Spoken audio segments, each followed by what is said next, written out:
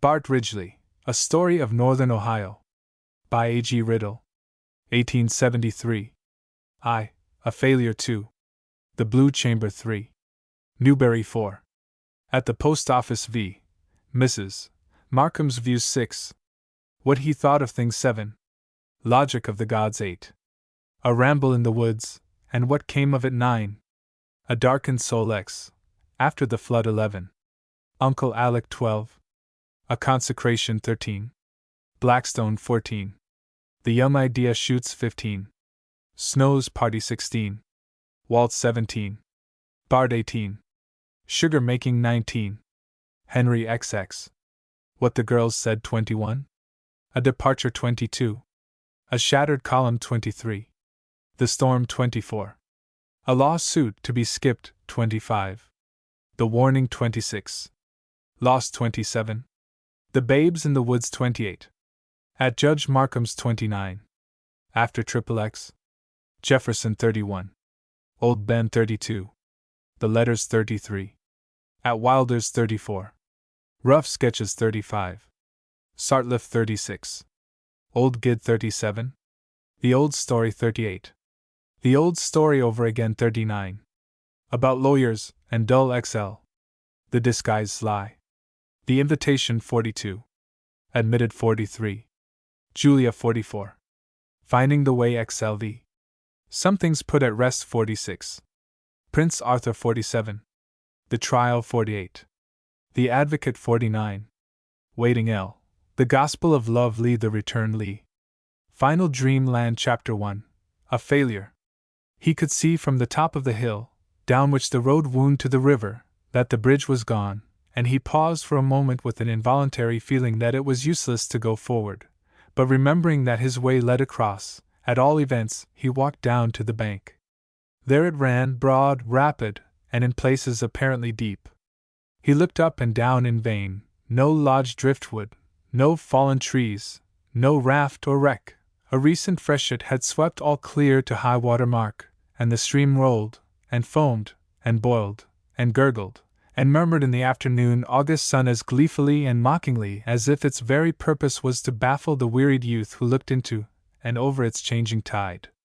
In coming from Cleveland that morning he had taken a wrong road, and now, at mid-afternoon, he found his progress stayed with half his day's journey still before him. It would have been but a moment's task to remove his clothes and swim over, but the region was open and clear on that side for a considerable distance, and notwithstanding his solitude, he hesitated to make the transit in that manner. It was apparent, from the little traveled road, that the stream had been forded by an indirect course, and one not easily determined from the shore. It occurred to him that possibly some team from Cleveland might pass along and take him over, and wearied, he sat down by his light valise to wait, and at least rest, and as he gazed into the rapid current a half-remembered line of a forgotten poet ran through his mind thus: which running runs, and will run forever on. His reflections were not cheerful. 3 months before he had gone over to Hudson with a very young man's scheme of maintaining himself at school, and finally in college, and finding it impracticable, had strayed off to the lower part of the state with a vague idea of going down the Mississippi, and perhaps, to Texas.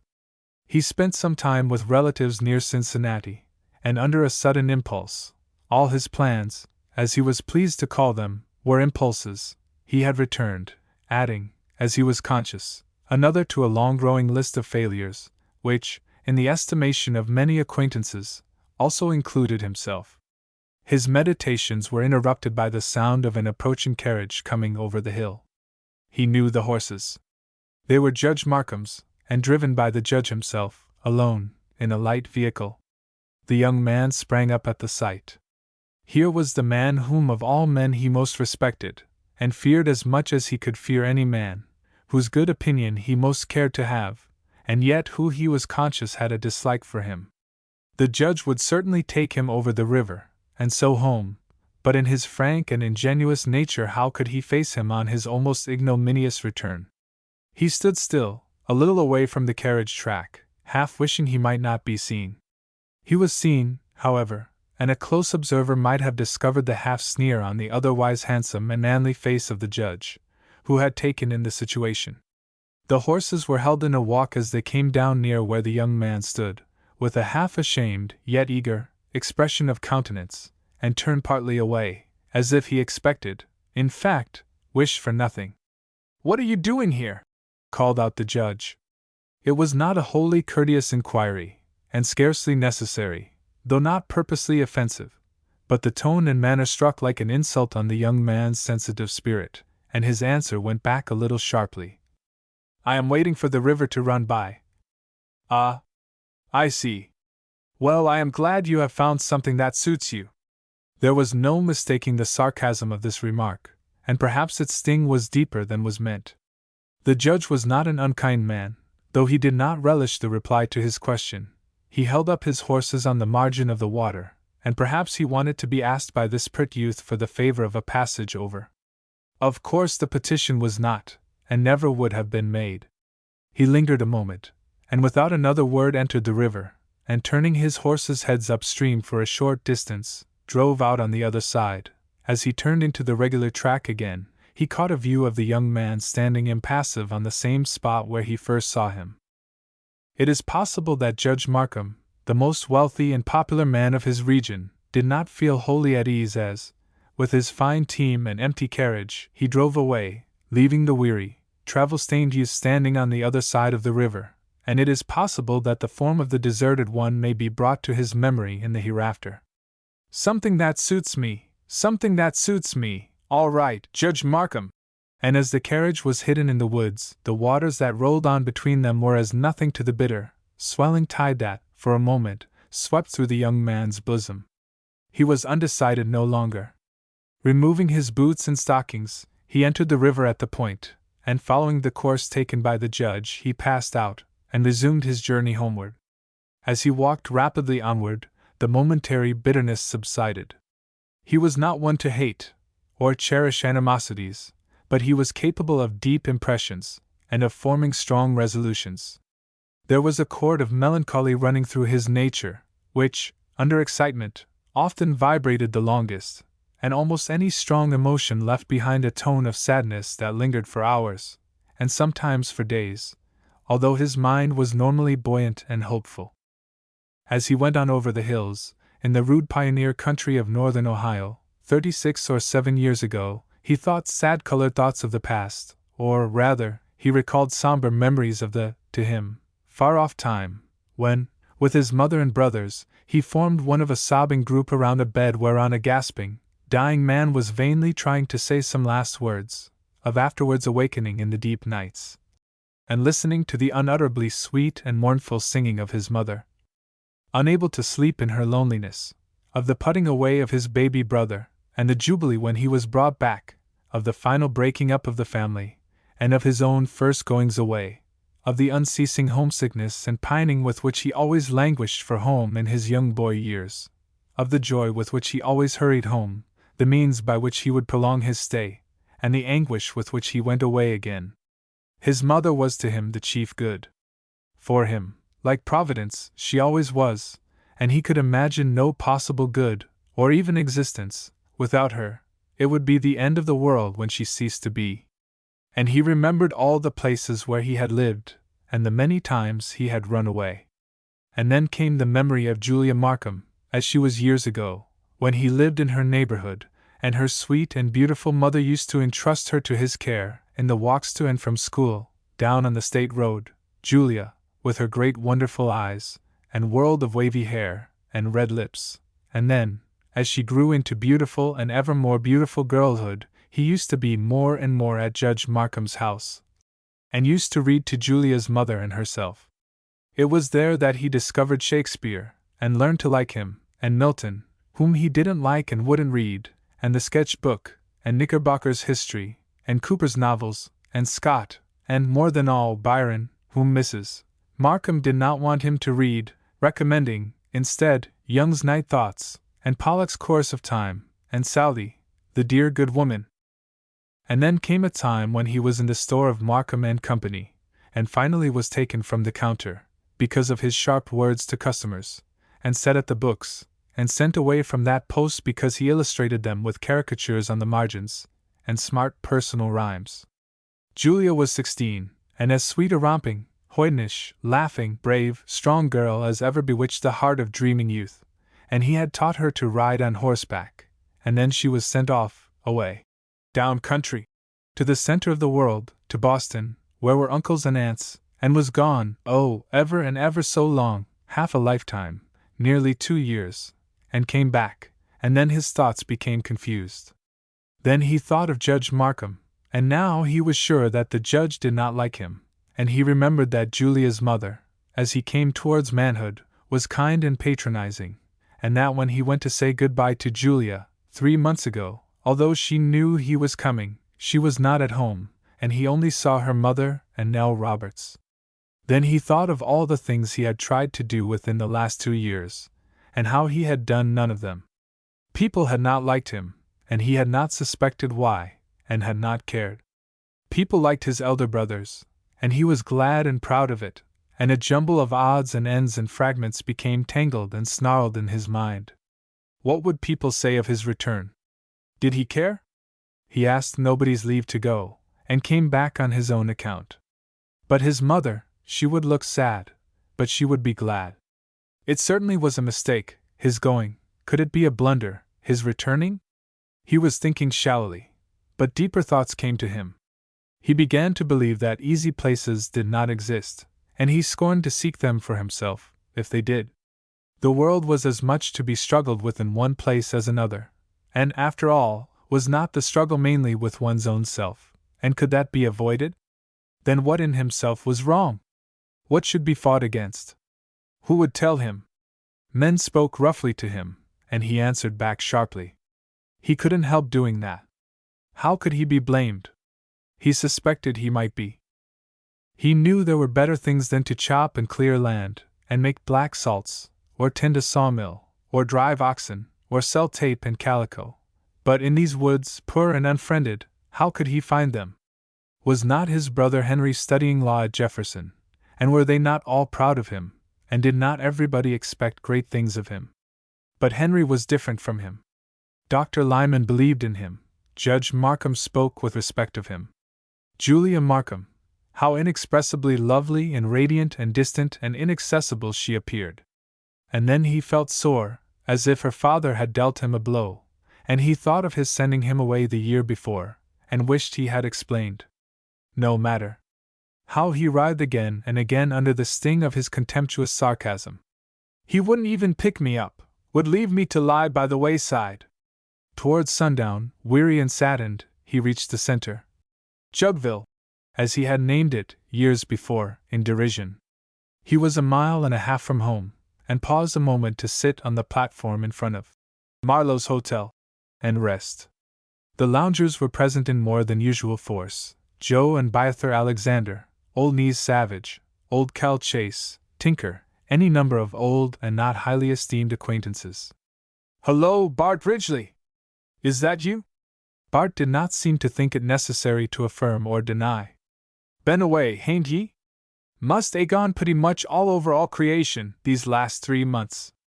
How's all the folks where you been?" No reply.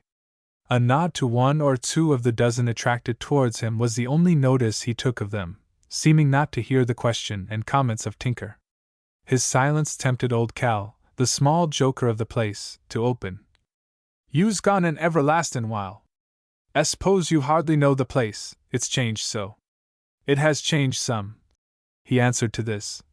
"Its barroom loafers are a good deal more unendurable, and its fools, always large, have increased in size."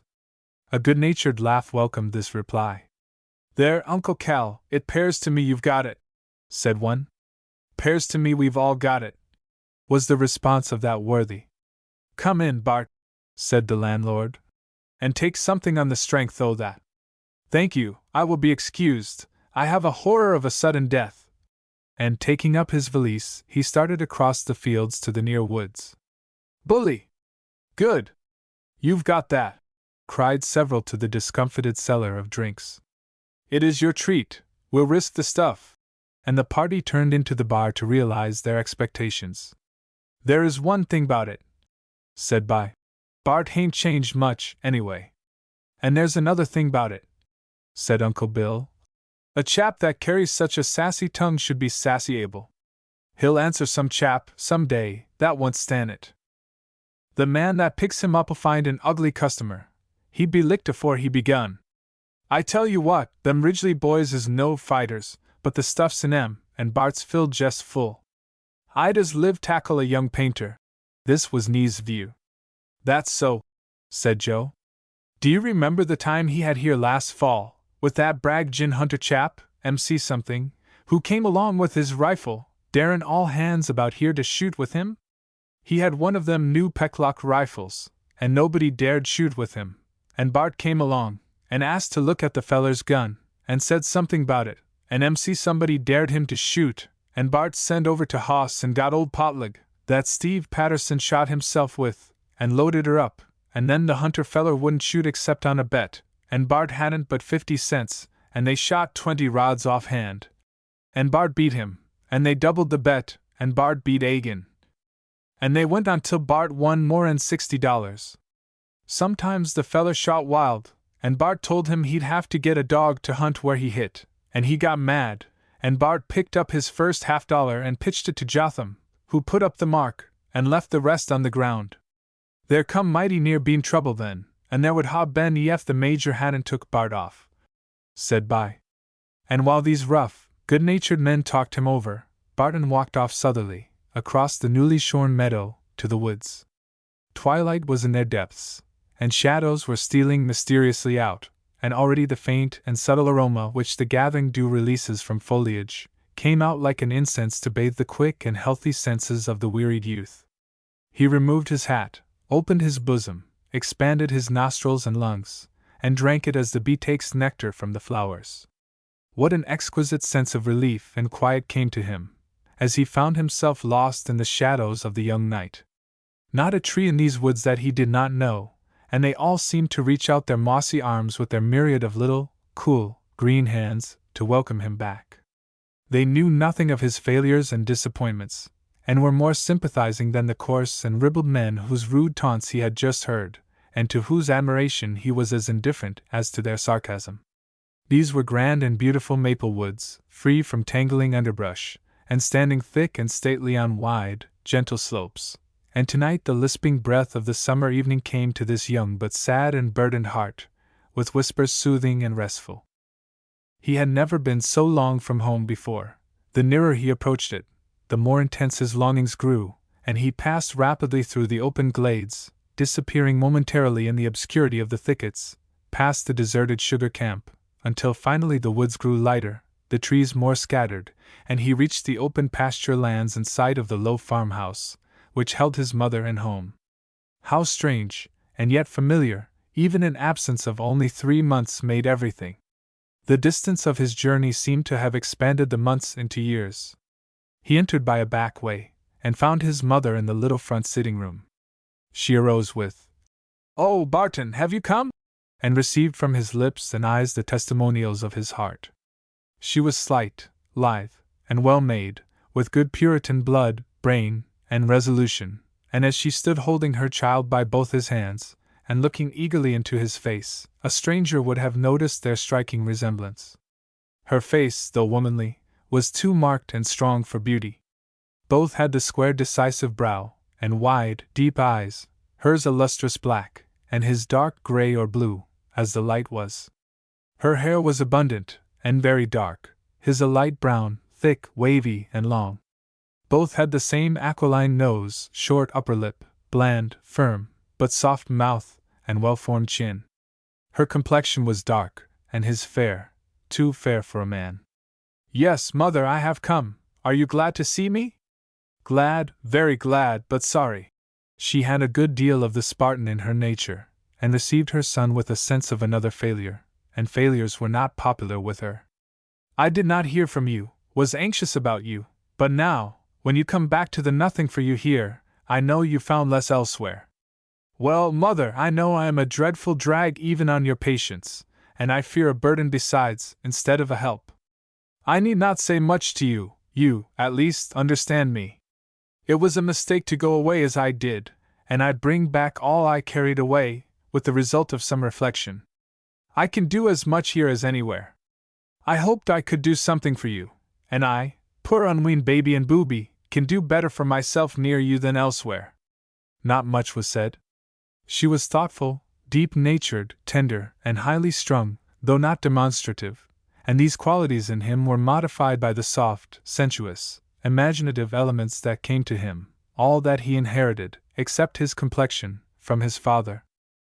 His mother gave him supper, and he sat and inquired about home events, and gave her a pleasant account of their relatives in the lower part of the state. He said nothing of the discovery he had made among them, her own family relatives, that she had married beneath her, and had never been forgiven, and he fancied that he discovered some opening of old sorrows, dating back to her girlhood days, as he talked of her relatives. The two younger brothers came rattling in, George, a handsome, eager young threshing machine, a bright, broad-browed boy, and Edward, older, with drooping head and thoughtful face, and with something of Bart's readiness at reply. George ran to him. "Oh, Bart, I am so glad! And there is so much, a flock of turkeys, and a wolverine, and oh, so many pigeons and everything, more than you can shoot in all the fall! Well, Captain, we will let them all live, I guess, unless that wolverine comes around. There is a real, true wolverine, several have seen him, and he screeches, and yells, and climbs trees, and everything. There is something around," said Edward. "Theodore and Bill Johnson heard him, over in the woods, not a week ago." "Likely enough," replied Bart. "But wolverines don't climb. There may be a panther. Now, Ed, what has been going on the farm? Is the haying done?" "Yes, and the wheat is all in, and most all the oats. The corn is splendid in the old elm lot, and then the Major has been chopping down your old sugar camp, where we worked when you came home from old Hewitt's. Oh dear, that was the loveliest bit of woodland, in the bend of the creek, in all the magnificent woods. Well? He has nearly finished the Jenks house," resumed Edward, "and is now at Snow's in Auburn. He said you would be home before now. What about his colts? Oh, Arab runs about wild as ever, and he has Dolph with him. How many hands has he with him?" "4 or 5. Dr. Lyman asked about you," said George, "and wondered where you were. He said you would be back in 3 weeks, and that something must have happened."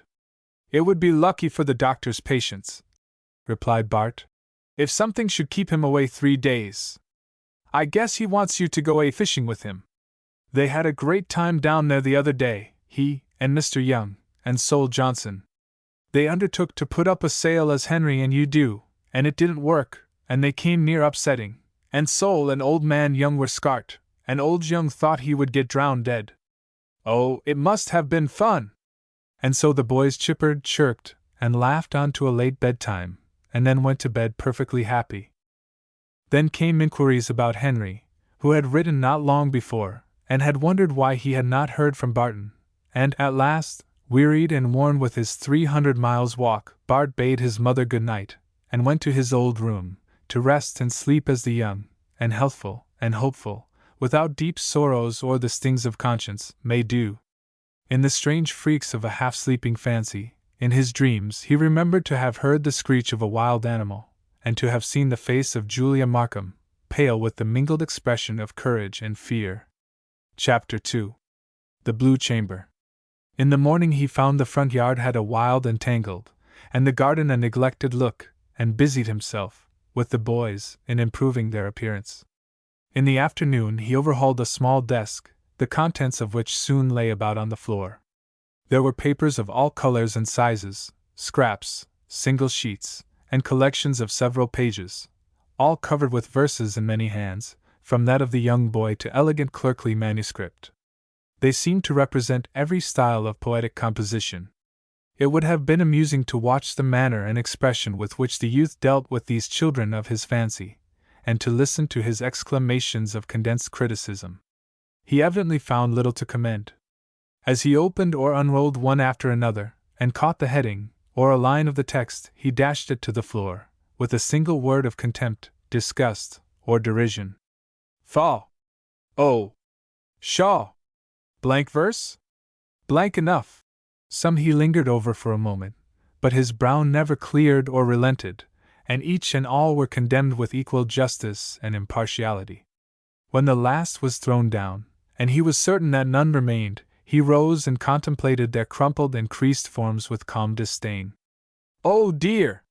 You thought, some of you, that you might possibly be poetry, you miserable weaklings and beguilers! You are not even verses, are hardly rhymes. You are, one and all, without sense or sound." His brow grew severe in its condemnation. "There! Take that! And that! And that!" stamping them with his foot. "Poor broken-backed, halting, limping, club-footed, no-going, unbodied, unsouled, nameless things. How do you like it? What business had you to be? You had no right to be born, never were born, had no capacity for birth, you don't even amount to failures. Words are wasted on you, let me see if you'll burn." Lighting one, he threw it upon the hearth. "It does! I am surprised at that. I rather like it. How blue and faint the flame is, it hardly produces smoke and," watching until it was consumed, "no ashes. Too ethereal for smoke and ashes. Let me try the rest." And he did. He then opened a small drawer and took out a portfolio, in which were various bits of Bristol board and paper, covered with crayon and pen sketches, and some things in watercolors, all giving evidence of a ready hand which showed some untaught practice. Whether his sense of justice was somewhat appeased, or because he regarded them with more favor, or reserved them for another occasion, was, perhaps, uncertain. Singularly enough, on each of them, no matter what was the subject, appeared one or more young girls' heads, some full-faced, some three-fourths, and more in profile, all spirited, all looking alike, and each having a strong resemblance to Julia Markham. 2 or 3 were studied and deliberate attempts. He contemplated these long and earnestly, and laid them away with a sigh. They undoubtedly saved the collection. That night he wrote to Henry. "Dear brother, I am back, of course. It is an unpleasant way of mine, this coming back.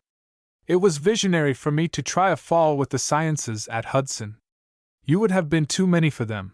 I ran away. I found Colton sick at Cincinnati. The Texan Rangers had left. I looked into the waters of the Ohio, running and hurrying away returnlessly to the southwest. Lord, how they called to me in their liquid offers to carry me away! They seemed to draw me to linger, and gurgle, and murmur in little staying, coaxing eddies at my feet, to persuade me to go. How near one seems to that far-off region of fever and swamp, of sun and sea, of adventure and blood, and old buccaneering, standing by those swift waters, already on their way thither. Should I go? Was I not too good to go, and be lost? Think of the high moral considerations involved. No matter, I didn't go, I came. Well, on reflection, and I thus assume that I do reflect, I think men don't find opportunities, or, if they do, they don't know them. One must make an opportunity for himself, and then he will know what to do with it. The other day I stood on the other side of the chagrin waiting for an opportunity, and it didn't come, and I made one. I waited through, and liked it, and that was not the only lesson I learned at the same time. But that other was for my personal improvement. A man can as well find the material for his opportunity in one place as another. See how I excused myself. Just now, I am a reformed young blue beard. Fatima and her sister may go, have gone. I have just overhauled my blue chamber, taken down all my suspended wives, and burned them. They ended in smoke. Lord! There wasn't flesh and blood enough in them all to decompose, and they gave out no odor even while burning. I burned them all, cleaned off all the blood spots, ventilated the room, opened the windows, and will turn it to a workshop. No more sighing for the unattainable, no more grasping at the intangible, no more clutching at the impalpable. I am no poet, and we don't want poetry. Our civilization isn't old enough. Poets, like other maggots, will be produced when fermentation comes. I am going about the humdrum and the useful. I am about as low in the public estimation as I can well go. At any rate I am down on hard land, which will be a good starting point. Now don't go off and become sanguine over me, nor trouble yourself much about me. The world will find me after many a day, as Southey says of one of his books. I doubt if it ever did. The doctor contends that Southey was a poet, but then he thinks I am, also. What a deuce of a clamor is made about this new comet or planet!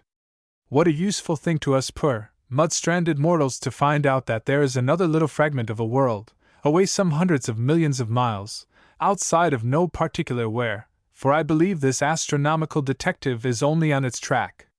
The doctor is in ecstasies over it, takes it as a special personal favor, and declaims luminously and constellation-ally about writing one's name among the stars, like that frisky cow who, in jumping over the moon, upon a time, made the Milky Way.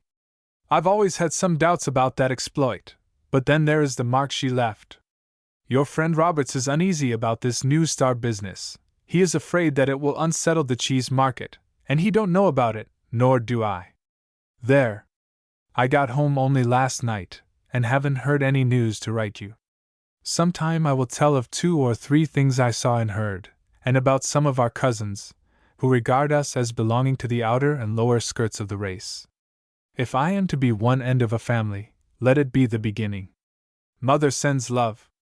Edward and George speak of you constantly. I've not seen our Major since my return. Write me a good, sharp, cutting, criticizing, deuced brotherly letter soon. As ever. Bart. P.S. Have you read Pickwick? B. It was full of badinage, with only a dip or two into an absorbing purpose that he had fully formed, and which he evidenced to himself by the summary expulsion of the Muses. In the world of nature and humanity, is there such an embodiment of contradictions and absurdities as a youth in his transit from the dreamland of boyhood to the battlefield of manhood, through a region partaking of both, and abounding with strange products of its own? I am not speaking of the average boy, such boys as make up the male mass of the world, the undreaming, unthinking, plodding, drudging, sweating herd, whose few old commonplace, well-worn ideas don't possess the power of reproduction, and whose thoughts are 13th or 1300th-handed, and transmitted unimpregnated to other dullards, and whose life and spirit is that of the young animal merely, but a real young man. One of possibilities, intended for a man, and not merely for a male. One in whom the primitive forces of nature are planted, and who may develop into a new driving or forming power. What a mad, impulsive, freaky thing it is! You may see him bruising his still soft head a score of times against the impossible, and he will still contend that he can do it. He will spring frantically up the face of an unclimbable precipice, as the young salmon leaps up a cataract, and die in the faith that he can go up it. Oh, sublime faith! Oh, sublime folly! What strides he is constantly taking to the ridiculous, and not always from the sublime. How strong! How weak! How wise! How foolish! Consistent only in folly, and steady in the purpose of being foolish. How beautiful, and how ugly! What a lovable, detestable, desirable, proud, willful, arrogant, supercilious, laughing, passionate, tender, cruel, loving, hating good sort of a good-for-nothing he is. He believes everything, he believes nothing, and, like Mary's son, questions and mocks the doctors to their beards in the very temple. Patience! He must have his time, and room to grow in, develop, and shape out. Let him have coral for his teeth, and climbing, and running, and jumping for his muscle. No man may love him, and no woman but his mother, and she is to be tried to the extent of endurance. Wait for him.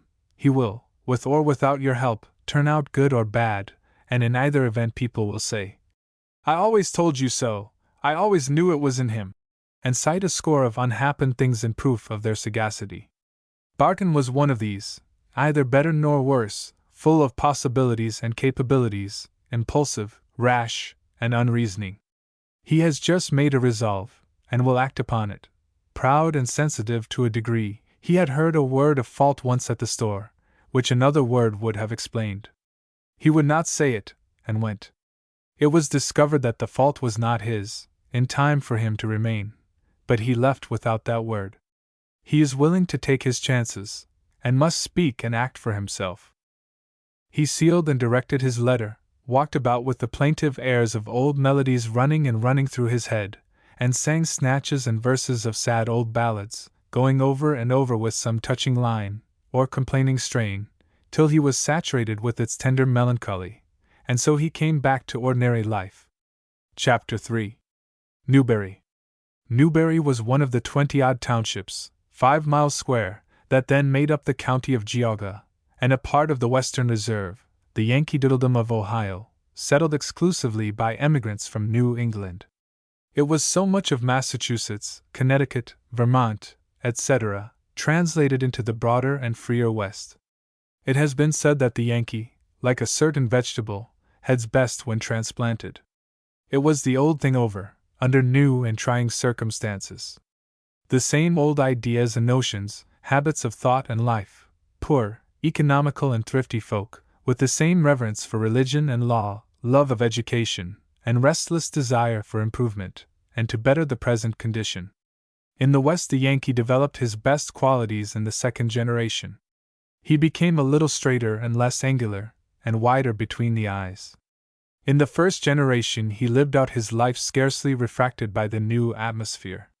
This crop still stood firm and hardy on the reserve, and they often turned homesick eyes, talked lovingly and lingeringly of down country, as they all called, loved, and cherished New England. Most of the first settlers were poor, but hardy and enterprising. The two last qualities were absolutely necessary to take them through the long, wearisome journey to Ohio, the then far West. They took up lands, built cabins, and forced a subsistence from the newly cleared, stumpy virgin soil. This homogeneous people constituted a practical and thorough democracy. Their social relations were based on personal equality, varied only by the accident of superior talents, address, or enterprise, and as yet but little modified by wealth or its adventitious circumstances. Among the emigrants scattered here and there was occasionally found a branch of a down country family of some pretensions, dating back to services in the Revolution, to old wealth, or official position. Among these were 1 or 2 families at Painesville, near the lake, at Parkman, several at Warren, and more at Cleveland, who had made each other's acquaintance, and who, as the country improved and the means of communication were perfected, formed and kept up a sort of association over the heads, and hardly within the observation, of the people generally. Of these, as we may say, by right of his wife, was Judge Markham. He was a hardy, intelligent, and, for his day, a cultivated man, who came early into the woods as an agent for many large stockholders of the old Connecticut Land Company, and a liberal percentage of the sales placed in his hands the nucleus of a large fortune. Sagacity in investments and improvements, with thorough business capacity, had already made him one of the wealthiest men on the reserve, while a handsome person, and frank, pleasant address, rendered him very popular. He had been for several years an associate judge of the Court of Common Pleas for Geauga County, and had an extensive acquaintance and influence. Mrs. Markham, a genuine daughter of the old Puritan ancestry, dating back to the first landing, a true specimen of the best Yankee woman under favorable circumstances, was a most thoroughly accomplished lady, who had gone into the woods with her young husband, and who shed and exercised a wide and beneficent influence through her sphere. So simple, sweet, natural, and judicious was she ever, that her neighbors felt her to be quite one of themselves, as she was. Everybody was drawn to her, and so approachable was she, that the lower and more common declared that she was no lady at all. Their only child, Julia, just maturing into womanhood, was one of the best and highest specimens of the American girl, to whom refinement, grace, and a strong, rich, sweet nature came by right of birth. While she inherited beauty from both parents, she seemed, however, unconscious of this last possession, as she was of the admiration which filled the atmosphere that surrounded her. She, too, must speak and act for herself. At the time of the incidents to be narrated, the northern and eastern part of Newbury had a considerable population. It was traversed by a highway leading west through its center to Cleveland, and by a stage road leading from Painesville to the Ohio River through its eastern part. This was called the State Road, and on it stood Parker's Hotel, a stage house much frequented, and constituting the center of a little village, while further south was the extensive trading establishment of Markham and Company, using the name and some of the capital of the judge, and managed mainly by Roberts and another junior. Judge Markham's spacious and elegant dwelling stood about half a mile south of the store. The southwestern part of the township, with much of 2 adjoining townships, remained an unbroken forest, belonging to an eccentric landholder who refused to sell it. This was spoken of as the woods, and furnished cover and haunts for wild game and animals, hunting ground for the pioneers, and also gave shelter to a few shiftless squatters, in various parts of its wide expanse. In the eastern border of the township was Punderson's Pond, a beautiful, irregular-shaped body of limpid water, embosomed by deep wooded hills, and of considerable extent, well stocked with fish, and much frequented on that account. In the afternoon of the second day after his return, Bart went down a highway leading east to the state road, to the post office, kept at Markham's store, and this road took him down by the southern end of the pond, and thence southerly on the state road. He passed along by Dr. Lyman's, Jonah Johnson's, and so on, past houses, and clearings, and woodlands, looking almost wistfully, as if he expected pleasant greetings, but the few he saw merely nodded to him, or called out, "Are you back again?"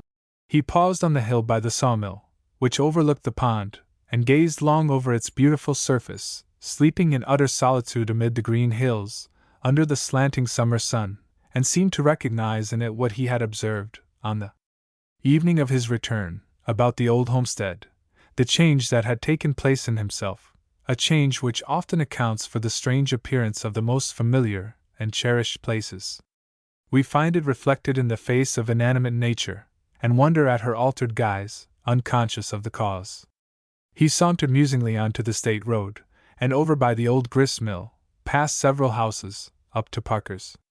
Here, by a beautiful spring under the shade of old apple and cherry trees, near the carriage-way, was an indolent group of afternoon idlers.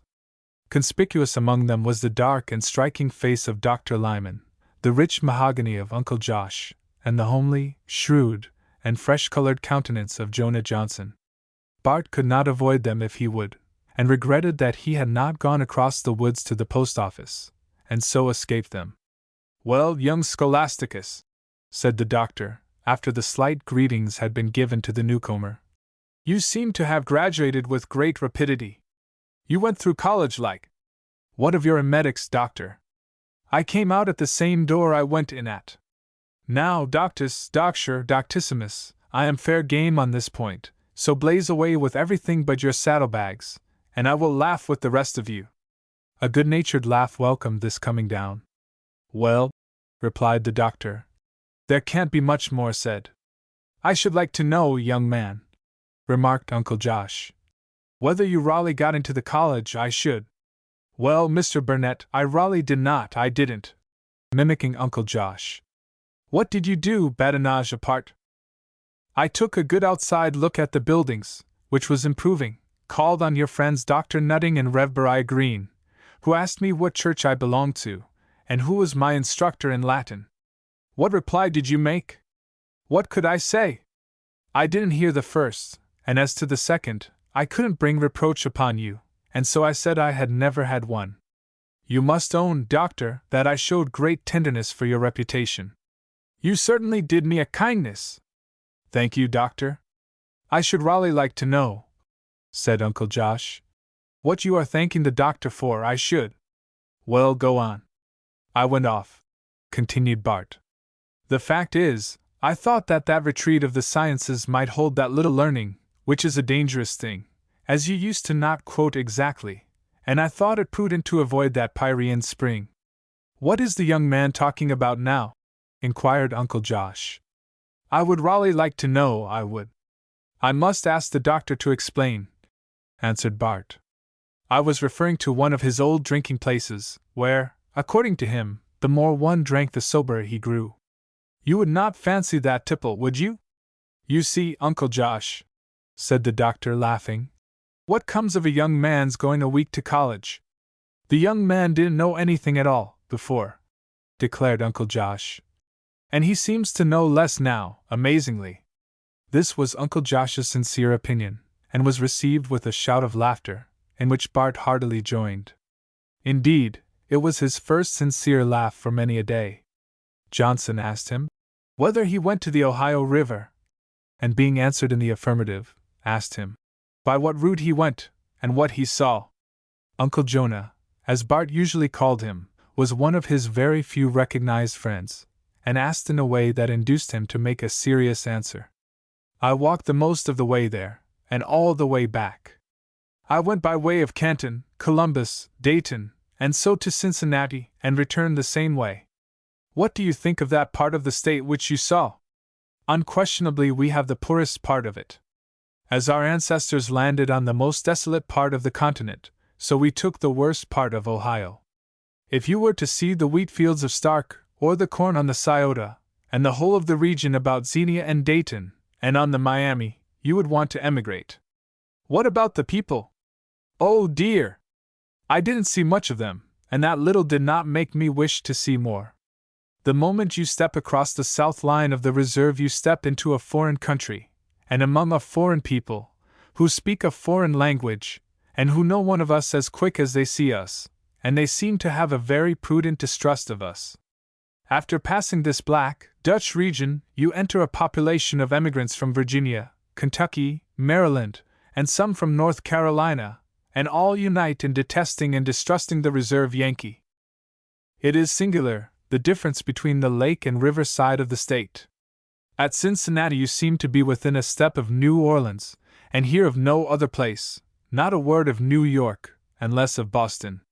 There everything looks and goes southwest, while we all tend eastward. In reply to questions, Bart told them of Columbus and Cincinnati, giving fresh and graphic descriptions, for he observed closely, and described with a racy, piquant exaggeration what he saw. Breaking off rather abruptly, he seemed vexed at the length of his monologue, and went on towards the post office. That young man will not come to a single darn, said Uncle Josh. Not one darn. He is not good for anything, and never will be. His father was a very likely man, and so is his mother, and his older brothers are very likely men, but he is not worth a cuss. Uncle Josh is thinking about Bart's sketch of him, clawing old Noah Morton's face, said Uncle Jonah. I did not like that. I did not like it at all. It made me look like hell amazingly, said the old man, much moved. You had good reason for not liking it, rejoined Uncle Jonah, for it was exactly like you. Dr. Lyman, what do you think of this young man? He was with you, wa'n't he, studying something or other? Asked Uncle Josh. Don't you agree with me? I don't know, answered the doctor. I am out of all patience with him. He is quick and ready, and wants to try his hand at every new thing, and the moment he finds he can do it, he quits it. There is no stability to him. He studied botany a week, and Latin a month, and Euclid 10 days. He hunts well, and fishes well, don't he? Asked another. They say he shoots well, said Uncle Josh. But he will wander in the woods all day, and let game run off from under his eyes, amazingly. They said at the big hunt, in the woods, he opened the lines and let all the deer out. He isn't good for a thing, not a cussed thing. Isn't he as smart as his brother Henry? Asked Uncle Jonah. It is not a question of smartness, replied the doctor. He is too smart, but Henry has steadiness, and bottom, and purpose, and power, and will, and industry. But Bart, if you start him on a thing, runs away out of sight of you in an hour. The next you see of him he is off loafing about, quizzing somebody, and if you call his attention back to what you set him at, he laughs at you. I have given him up utterly, though I mean to ask him to go fishing one of these nights. Exactly, said Uncle Jonah. Make him useful. But Dr. Lyman and Joshua Burnett, the boy has got the stuff in him, the stuff in him. Why, he told you here, in 15 minutes, more about the state of Ohio than you both ever knew. You will see. You will see, too, that he will not come to a darn, said Uncle Josh, regarding that as a sad doom indeed. Chapter 4. At the post office. Barton found a more attractive group at the store. The post office occupied a window and corner near the front of the large, old-fashioned, square storeroom, and, as he entered the front door, he saw, in the back part of the room, a gay, laughing, warbling, giggling, chirping group of girls gathered about Julia Markham, as their natural center. Barton was a little abashed. He might have moved up more cautiously, and reconnoitered, had he not been taken by surprise. There was no help for it. He deposited his letters and called for his mail, which gave him time to gather his forces in hand. Now Barton was born to love and serve women in all places, and under all forms and circumstances. His was not a light, silly, vapid, complimentary devotion, but deep in his nature, through and through, he reverenced woman as something sacred and high, and above the vulgar nature of men. This reformed his mind, and inspired his manners, and while he was generally disliked by men, he was favorably regarded by women. It was not in woman's nature to think ill of a youth who was always so modestly respectful, and anxious to please and oblige, and no man thus constituted was ever awkward or long embarrassed in woman's presence. She always gets from him, if not his best, what is proper. If he can lose self-consciousness, and receive the full inspiration of her presence, he will soon be at his ease, if not graceful. The last thing absolutely that ever could occur to Barton, and it never had as yet, was the possibility of his being an object of interest personally to a woman, or to women. He was modest, almost to bashfulness, but as he never presumed, he was never snubbed, and now, on this summer afternoon, he had came upon a group of 7 or 8 of the most attractive girls of the neighborhood, accompanied by 1 or 2 strangers. There was Julia, never so lovely before, with a warm color on her cheek, and a liquid light in her dark eyes, in whose presence all other girls were commonplace, and her friends Nell Roberts and Kate Fisher, Lizzie Munn and Pearlie Burnett, and several others. The young man was seen and recognized, and had to advance. Think of walking 30 feet alone in the faces of 7 or 8 beautiful girls, and at the same time be easy and graceful. It is funny what a hush the presence of one young man will bring over a laughing, romping cluster of young women. At his entrance, their girlish clamor sunk to a liquid murmur, and when he approached, they were nearly silent, all but Julia and a stylish blonde, whom Barton had never seen before. They were gathered around a cloud and tangle of women's mysterious fabrics, whose names are as unknown to men as their uses.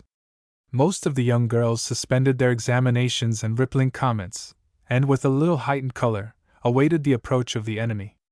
He came on, and gracefully bowed to each, was permitted to take the hands of 2 or 3, and greeted with a little chorus of, "You have come back!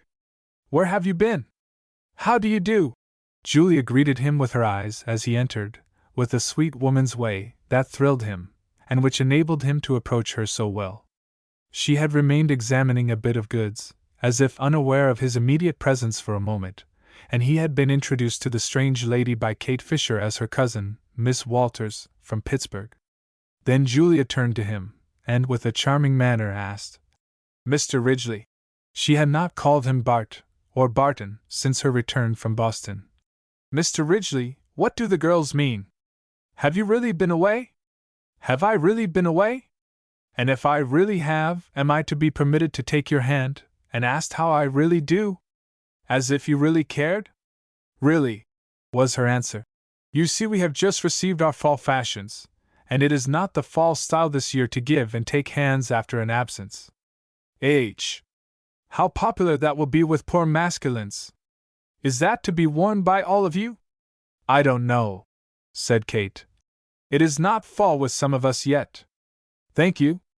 And may I ask Miss Markham if it was the spring and summer style not to say good-bye at a parting?" The tone was gay, but there was something more in it, and the girl replied, "That depends upon the lady, I presume. Both styles may be varied at her pleasure." "Ah, I think I understand. You are kind to explain." "Mr. Barton," said Lizzie, "Flora and I here cannot determine about our colors," holding up some gay ribbons, "and the rest can help us out. What do you think of them?" "That they are brilliant," answered Barton, looking both steadily and innocently in the faces, in a way that deepened their hues. "Oh, no! These ribbons?" exclaimed the blushing girl, thrusting them towards his eyes. "Indeed, I am color blind, though not wholly blind to color." And a little ripple of laughter ran over the bright group, and then they all laughed again. Can anyone tell why a young girl laughs, save that she is happy and joyous? If she does or says anything, she laughs, and if she don't, she laughs, and her companions laugh because she does, and then they all laugh, and then laugh again because they laughed before, and then they look at each other and laugh again. Thus they did now, and Barton could no more tell what they were laughing at than could they. He was not so foolishly jealous as to imagine that they were laughing at him. Then Kate turned to him. "You won't go away again, I hope? We are going to have a little party before long, and you must come, and I want to see you waltz with my cousin. She waltzes beautifully, and I want to see her with a good partner. Will you come? Indeed, I would be most happy, but your compliment is ironical. You know we don't waltz, and none of us can if we try.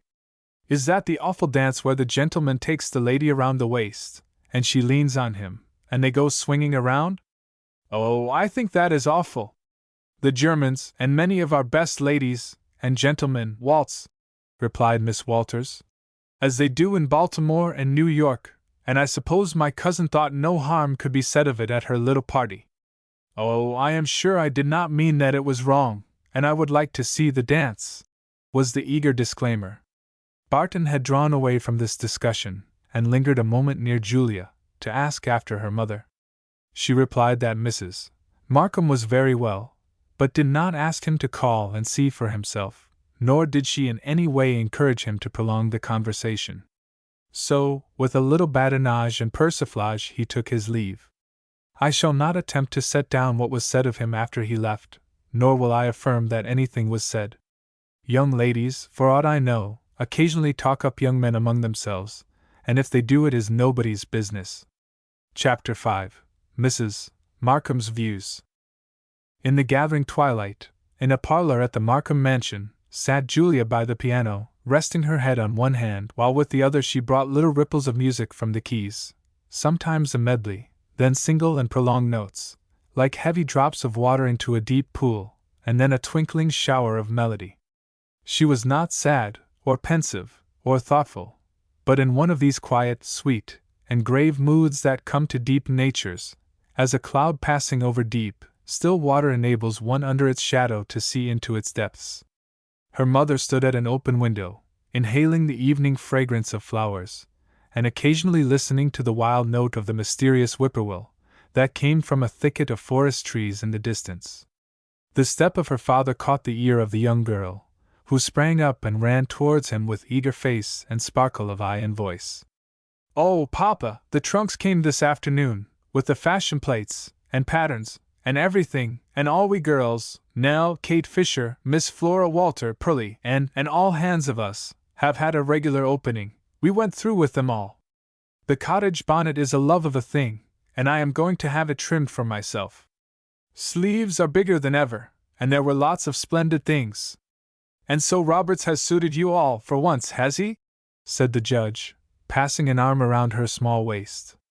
"Roberts! Fall, he had nothing to do with it. Aunt Mary selected them all herself. They are the latest and newest from Paris, almost direct. Does that make them better? Well, I don't know that there is anything in their coming from Paris, except that one likes to know that they come from the beginning place of such things. Now, if they had been made in Boston, New York, or Baltimore, one would not be certain they were like the right thing, and now we know they are the real thing itself. Do you understand? Oh, yes, as well as a man may, and it is quite well put, too, and I don't know that I ever had so clear an idea of the value of things from a distance before. Well, you see, when a thing comes clear from the farthest off, we know there ain't anything beyond, and when it comes from the beginning, we don't take it second hand. I see, but why do you care, you girls in this far-off, rude region? Mamma, do you hear that? Here is my own especial father, and your husband, asking me, a woman, and a very young woman too, for a reason. It is because you are a very young one that he expects you to give a reason. Perhaps he thinks you will not claim the privilege of our sex. Well, I won't. Now then, Papa Judge, this is not a far-off, rude region, and you see that the French ladies want these styles and fashions, and all that. Well, if they want them, we want them too. Now I don't quite see. How do you know they want them? Perhaps they are sent here because they don't want them, and besides, why should a backwoods girl in Ohio want what a high-born lady in the French capital wants? Because the American girl is a woman, and besides, the court must hear and decide, and not ask absurd questions. And who is to see you in French millinery, here in the woods? Oh, bless its foolish man's heart, that thinks a woman dresses to please its taste, when it hasn't any. We dress to please ourselves and plague each other, don't you know that? And we ain't pleased with poky homemade things. Julia! Mother! Appealed the judge, with uplifted hands to Mrs. Markham. Where did this young lady get her notions? From the common source of woman's notions, as you call them, I presume, her feelings and fancies, and she is merely letting you see the workings of a woman's mind. We should all betray our sex 100 times a day, if our blessed husbands and fathers had the power to understand us, I fear. And don't we understand you? Of course you do, as well as you ever will. My dear husband, don't you also understand that if you fully comprehended us, or we you, we should lose interest in each other? That now we may be a perpetual revelation and study to each other, and so never become one and common. There, Papa Judge, are you satisfied, not with our arguments, but with us? The man who was not would be unreasonable and manlike, put in Julia. Let me sing you my new song. A piano was a novelty in northern Ohio. Julia played with a real skill and expression, and her father, though no musician, loved to listen, and more to hear her sing, with her clear, strong, sweet voice, and so she played and sang her song. When she had finished, "By the way," remarked her father, "I understand that our traveled young townsman, who has just returned from foreign parts, was at the post office this afternoon, and perhaps you met him." "Whom do you mean?" asked Julia. "Your mother's pet, Bart Ridgeley." "Now, Papa, that is hardly kind, after what you said of him the other day. He is not Mother's pet at all.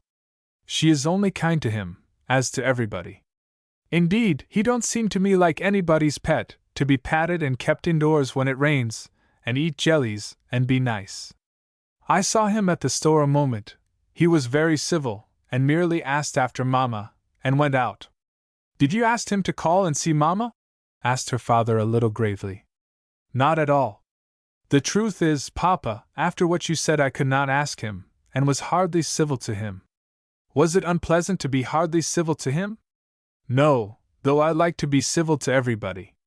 You know I have seen little of him since I came home, and when I have, he was sometimes silent and distant, and not like what he was before I went away."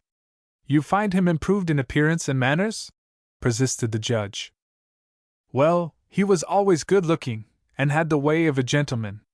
Miss Walter seemed quite taken with him, and was surprised that he had grown up here in the woods." Her father was silent a moment, and the subject was changed. Mrs. Markham was attentive to what was said of poor Bart, but made no comment at the time. In their room that night, in her sweet, serious way, she said to her husband, "Edward, I do not want to say a word in favor of Barton Ridgeley. I do not ask you to change your opinion of him, or your course towards him, but I wish to ask if it is necessary to discuss him, especially with Julia?" "Why?" "Well, can it be productive of good? If you are mistaken in your estimate of him, you do him injustice, and in any event you will call her attention to him, and she may observe and study him, and almost any young woman who should do that might become interested in him. Do you think so? Men don't like him. Is that a reason why a woman would not? Have you discovered any reason to think that Julia cares in the least for him?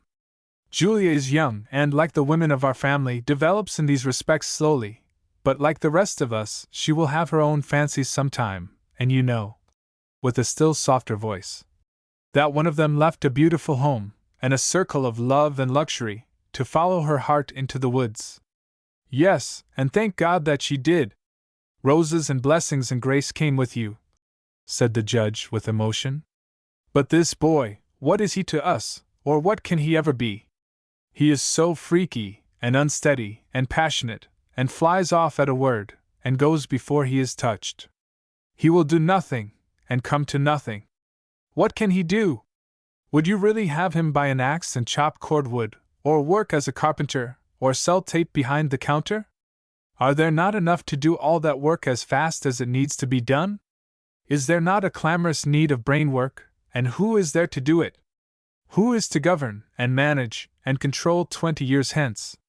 Look over all the young men whom you know, and who promises to be fit to lead? Think over those you know in Cleveland, or Painesville, or Warren. Is somebody to come from somewhere else? Think of your own plans and expectations. Who can help you? I see possibilities in this wayward, passionate, hasty, generous youth. He is a tender and devoted son, and I am glad he came back, and nobody knows how he may be pushed against us and others. Well, said the judge, after a thoughtful pause, what can I do? What would you have me do, change myself, or try to change him? I don't know. Thoughtfully. I think there is nothing you can do now. I would wish you to cultivate a manner towards him that would leave it in your power to serve him or make him useful, if occasion presents. He needs a better education and perhaps a profession. He should study law.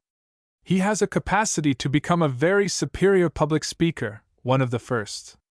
I don't think there is much danger of his forming bad habits or associations. He avoids and shuns everything of that kind. You know he deeded his share of his father's land to his brother, to provide a home for his mother, and I presume will remain, both from choice and necessity, with her for the present. The judge mused over her words. He did not tell her of having met and left Bart on the other side of the chagrin, nor did he disclose fully the dislike he felt for him, or the fears he may have entertained at the idea of any intimacy between him and Julia. His wife mused also in her woman's way. She, too, would have hesitated to have Barton restored to the old relations of his boyhood. While she knew of much to admire and hope for in him, she knew also that there was much to cause anxiety, if not apprehension. In thinking further, she was inclined to call upon his mother, whom she much esteemed for her strong and decisive traits of character, soft and womanly though she was. Cares and anxieties had kept her from association with her neighbors, among whom, as she knew, she seldom appeared, except on occasions of sickness or suffering, or when some event seemed to demand the presence of a deciding woman's mind and will. She remembered one or two such times in their earlier forest life, when Mrs. Ridgeley had quietly assumed her natural place for a day, to go back to her round of widowed love, care, and toil. She would make occasion to see her, and perhaps find some indirect way to be useful to both mother and son. Chapter 6. What he thought of things. How grateful to the sensitive heart of the young man would have been the knowledge that he was an object of thoughtful interest to Julia's mother, who, next to his own, had his reverence and regard. He knew he was generally disliked, his intuitions assured him of this, and in his young arrogance he had not cared. Indeed, he had come to feel a morbid pleasure in avoiding and being avoided. But now, as he sat in the little silent room in the late night, he felt his isolation. He had been appalled at a discovery, or rather a revelation, made that afternoon. He knew that he loved Julia, and that this love would be the one passion of manhood, as it had been of his boyhood. He had given himself up to it as to a delicious onflowing stream, drifting him through enchanted lands, and had not thought or cared whither it might bear, or on what desolate shore it might finally strand him. Now he felt its full strength and power, and he knew, too, that it was a force to be controlled, when perhaps that had become impossible. He had never asked himself if a return of his passion were even possible, until now, when his whole fervid nature had gone out in a great hungry longing for her love and sympathy. She had never stood so lovely and so inaccessible as he had seen her that day. How deeply through and through came the first greeting of her eyes! It was an electric flash never received before, and which as suddenly disappeared. How cool and indifferent was her manner and look as he approached, and stood near her. No inquiry, save that mocking one. Not a word, not a thought of where he had been, or why he had returned, or what he would do, the shortest answer as to his inquiry about her mother, no intimation that he might even call at the house. Thus he went over with it all, over and over again. What did he care? But he did, and could not deceive himself. He did care, and must not, and then he went back over all their intercourse since her return home, 2 or 3 months before he left, and it was all alike on her part, a cool, indifferent avoidance of him. Oh, she was so glorious, so beautiful! The whole world lay in the span of her slender waist, a world not for him. Was it something to be adventured for, fought for, found anywhere?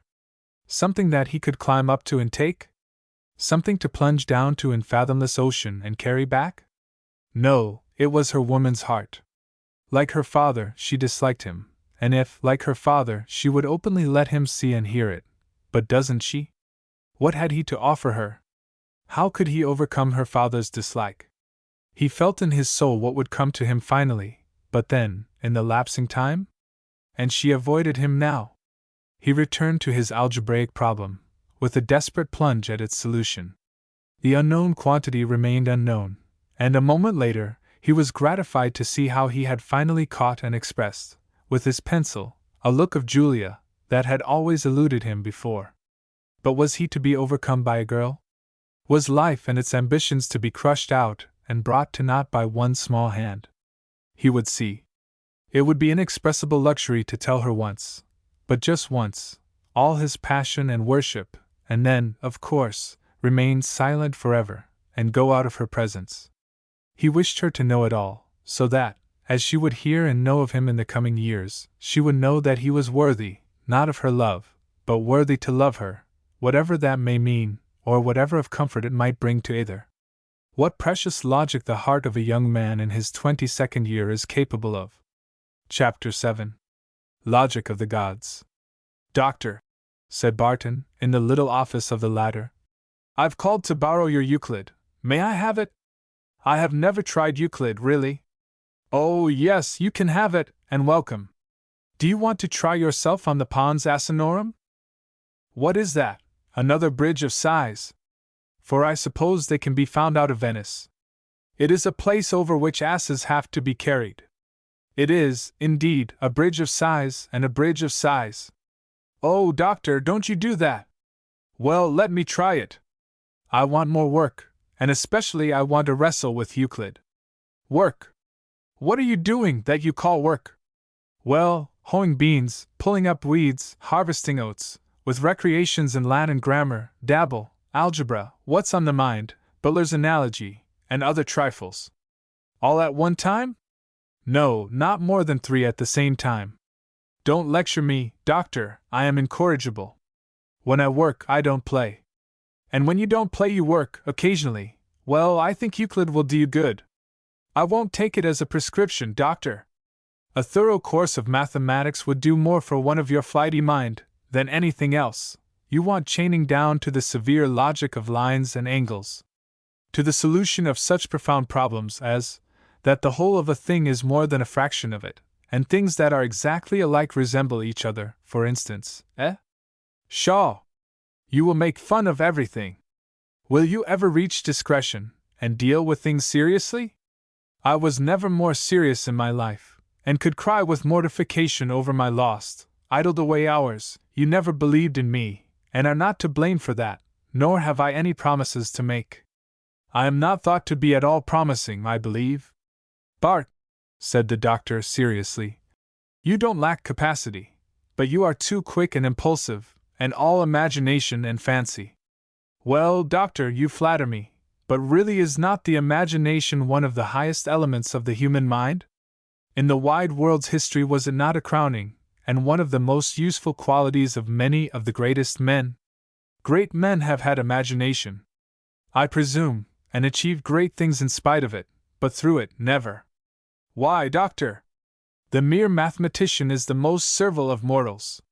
He is useful, but cannot create, or even discover. He weighs and measures. Project one of his angles into space, and though it may reach within 10 feet of a blazing star that dazzles men with eyes, yet he will either see nor know of its existence. His foot rule won't reach it, and he has no eyes. Imagination!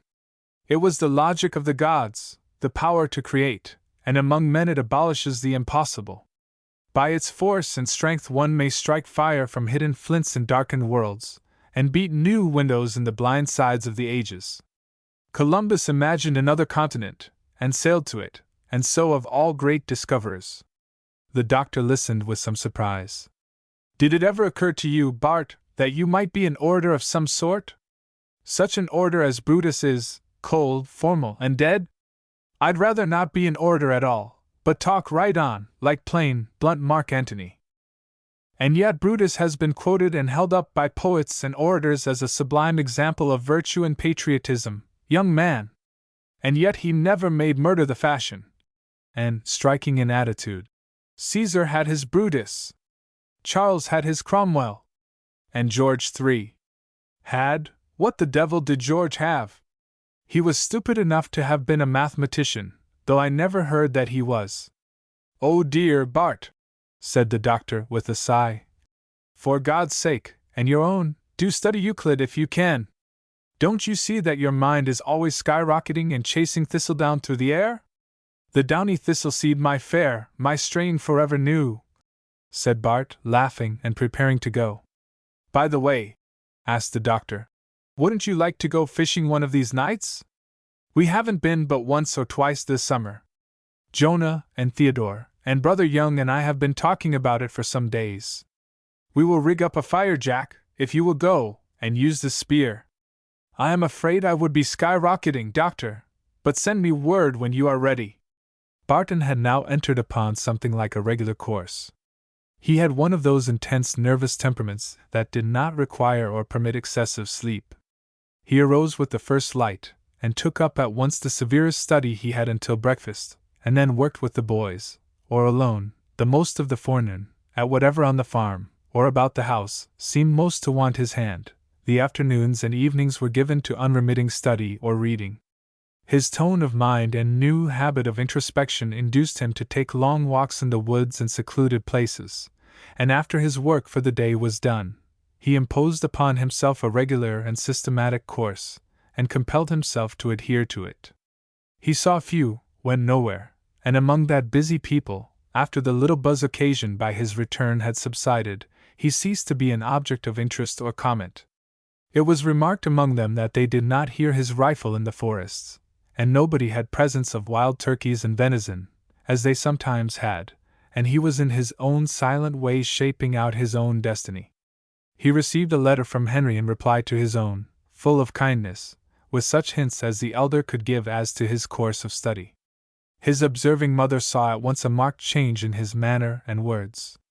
Thoughtful and forbearing, his arrogance disappeared, and his impetuous, dashing way evidently toned down, while he was more tender towards her, and seemed to fall naturally into the place of an elder brother, careful and gentle to the young boys. Chapter 8. A ramble in the woods, and what came of it. Already the summer had deepened and ripened into autumn. The sky had a darker tint, and the breeze had a plaintive note in its voice, and here and there the footprints of change were in the tree-tops.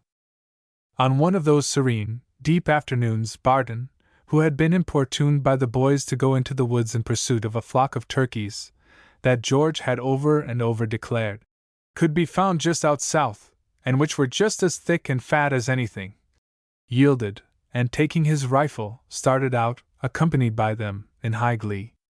George's declaration about the turkeys was, without much difficulty, verified, and Bart, who was a practiced hunter, and knew all the habits of the shy and difficult bird, managed in a short time to secure two.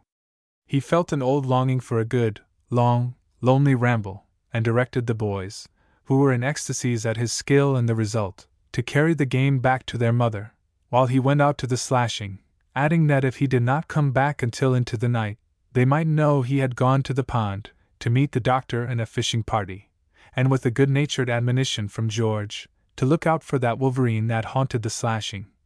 They separated. The slashing was a large tract of fallen timber, all of which had been cut down years before, and left to decay as it fell. Near this, and to the east, an old roadway had been cut, leading south, which was often used by the neighbors to go from the Ridgeley neighborhood to settlements skirting the eastern border of the woods before mentioned.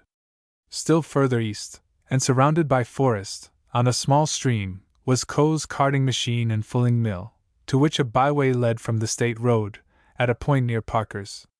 The Coes, a shiftless, harmless set, lived much secluded, and were often the objects of charity, and as such somewhat under the patronage of Mrs.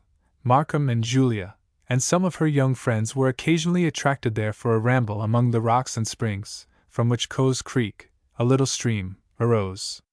From the old road a path led to the fields of Judge Markham, about a fourth of a mile distant, which was the shortest route from his house to Coe's. On his return ramble, just as Bart was about to emerge from the woods into the opening made by the old road from the west, he was surprised to see Julia approaching him, going along that track towards home. She was alone, and walking with a quick step. Lifting his hat, he stepped forward towards the path in which she was walking. The meeting in the wild, still woods, under the deepening shades of approaching night, was a surprise to both, and by the light in the eyes of the youth, and warmer color in the face of the maiden, seemed not unpleasant either. "This is a surprise, meeting you here alone," said Barton, stepping to the side of the footway, a little in advance of her. "It must be," answered Julia. "Poor old Lady Coe is quite ill, and I've been around there, and, as it was latish, I have taken this short way home, rather than go all the way around the road." "Indeed, if you are really going this way you must permit me to attend you," said Bart, placing his gun against a stump. "It is a good half-mile to the path that leads out to your father's, and it is already darkening." And he turned and walked by her side. "It is really not necessary," said the girl, quite decidedly. "I know the way, and am not in the least afraid. Forgive me, Miss Markham, but I really fear that you must choose between my attendance out of these woods and turning back around the road," replied Bart. His manner, so frank and courteous, and his voice, so gentle, had nevertheless, to her woman's ear, a vibration of the man's nerve of force and will, to which the girl seemed unconsciously to yield. They walked along. The mystery of night was weaving its weird charm in the forest, and strange notes and sounds came from its depths, and these young, pure natures found an undefined sweetness in companionship. On they walked in silence, as if either cared to break it. The young girl at length said, "Mr. Ridgeley." Not Barton, or his first name, as in her childhood. What a heart swoon smote the youth at the formal address. "Mr. Ridgeley, there is something I must say to you. My father does not care to have me in your company, and I must not receive the most ordinary attention from you. He would not, I fear, like to know that you were at our house." Did it cost her anything to say this? Apparently not, though her voice and manner diminished its sting. A moment's pause, and Barton's voice, cold and steady, answered back, "I know what your father's feelings towards me are." And then, with warmth, "But I am sure that he would think less of me, if possible, were I to permit any woman to find her way, at this hour, out of this wilderness."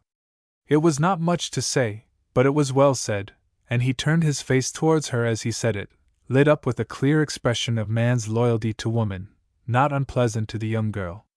Why could not he leave it there and to the future? They walked on, and the shadows deepened. "Miss Markham, I, too, must say a thing to you. From my boyhood to this hour, deeply, passionately, with my whole heart and soul, have I loved you." There was no mistaking. The intensity of his voice made his words thrill. She recoiled from them as if stunned, and turned her face, pale now, and marked, fully towards him. "What? What did you say?" "I love you," with a deep, full voice. "How dare you utter such words to me?" Her eyes flashed, and nostrils dilated. "Because they are true, because I am a man and you are a woman," steadily and proudly. "A man! You a man! Is it manly to waylay me in this lonely place, and force yourself upon me, and insult me with this? You compel me to scorn and despise you," supplied the youth, in a bitter tone. "Take the words, then, if you choose them." She was simply grand in her style, till this last expression, which had the angry snap of an enraged woman. Some high natures might have answered back her scorn, a lower one might have complained, and still another would have left her in the woods. Barton said nothing, but with a cold, stony face, walked on by her side. If, in his desperation, he wanted this killing thrust, which must ever rankle and never heal, to enable him to overcome and subdue his great passion, he had got it. That little hand, that emphasized her words with a gesture of superb disdain, would never have to repeat the blow. It raised about her a barrier that he was never after to approach. He was not a man to complain. He would have told her why he said these words, he could not now. Some men are like wolves in traps, and die without a moan. Barton could die, and smile back into the face of his slayer, and say no word. Night was now deepening in the woods, with the haughty maiden, and high, proud and humiliated youth, walking still side by side through its shadows. They at length reached the path that led from the open way to the left, approaching Julia's home. There was a continuous thicket of thrifty second-growth young trees bordering the track along which the two were journeying, and the opening through it made by this narrow path was black with shadow, like the entrance to a cave. "This is the way," said Bart, turning into it. These were the first words he had uttered, and came as if from a distance. Without a word of hesitation, Julia turned into the path with him, yet with almost a shudder at the darkness. They had not taken a dozen steps when an appalling, shrieking yell, a brute yell, of ferocious animal rage, the rage for blood and lust to mangle and tear, burst from the thicket on their right. A wild plunge through tangled brush and limbs, another more appalling shriek, and a dark, shadowy form, with a fierce, hungry growl, crouched in the pathway just before them, with its yellow, tawny, cruel eyes flashing in their faces. The first sound seemed to heat every fiery particle of the blood of the youth into madness, and open an outlet to the burning elements of his nature. Here was something to encounter, and for her, and in her presence, and the brute had hardly crouched as if for its spring, when, with an answering cry, a man's shout, a challenge and a charge, he sprang forward, with his unarmed strength, to the encounter. As if cowed and overcome by the higher nature, the brute turned, and with a complaining whine like a kicked dog, ran into the depths of the woods. Barton had momentarily, in a half-frenzy, wished for a grapple, and felt a pang of real disappointment. "The brute is a coward," he said as he turned back, where the white robes of Julia were dimly visible in the darkness. She was a daughter of the Puritans, and had the blood and high courage of her race. The first cry of the animal had almost frozen her blood, but the eager, proud, manly shout of Barton affected her like a trumpet call. She exulted in his dashing courage, and felt an irresistible impulse to rush forward to his aid. It all occurred in the fraction of a moment, and when she realized that the peril was over, she was well nigh overcome. "You were always brave," said Barton cheerily, with just a little strain in his voice. "You were in no danger, and it is all over." No answer. "You are not overcome?" with an anxious voice. "Oh," coming close to her, "if I might offer you support." He held out his hand, and she put hers in it. How cool and firm his touch was, and how her tremor subsided under it. He pulled her hand within his arm, and hers rested fully upon his, with but their light summer draperies between them. "But a little way further," he said, in his cheery voice, and they hurried forward. Neither spoke. What did either think? The youth was sorry for the awful fright of the poor girl, and so glad of the little thing that eased his own humiliation. The girl, who can tell what a girl thinks? As they reached the cleared land, a sense of relief came to Julia, who had started a dozen times, in her escape out of the woods, at imaginary sounds. Day was still in the heavens, and the sight of her father's house gladdened her. "Will you mind the dew?" asked her companion. "Not in the least," she answered, and he led her across the pastures to the rear of an enclosure that surrounded the homestead. He seemed to know the way, and conducted her through a large open gate, and so to a lane that led directly to the rear of the house, but a few yards distant. He laid his hand upon the small gate that opened into it, and turning to her said, "I may not intrude further upon you. For your relief, I ought perhaps to say that the words of madness and folly which I uttered to you will either be recalled nor repeated. Let them lie where they fell, under your feet.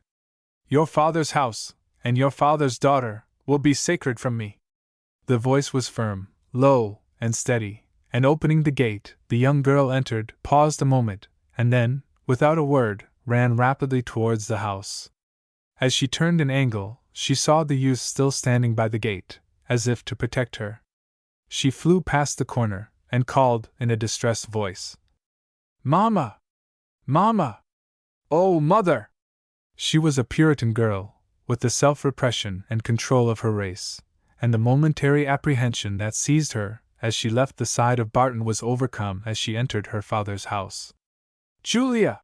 exclaimed her mother, coming forward. "Is that you? Where have you come from?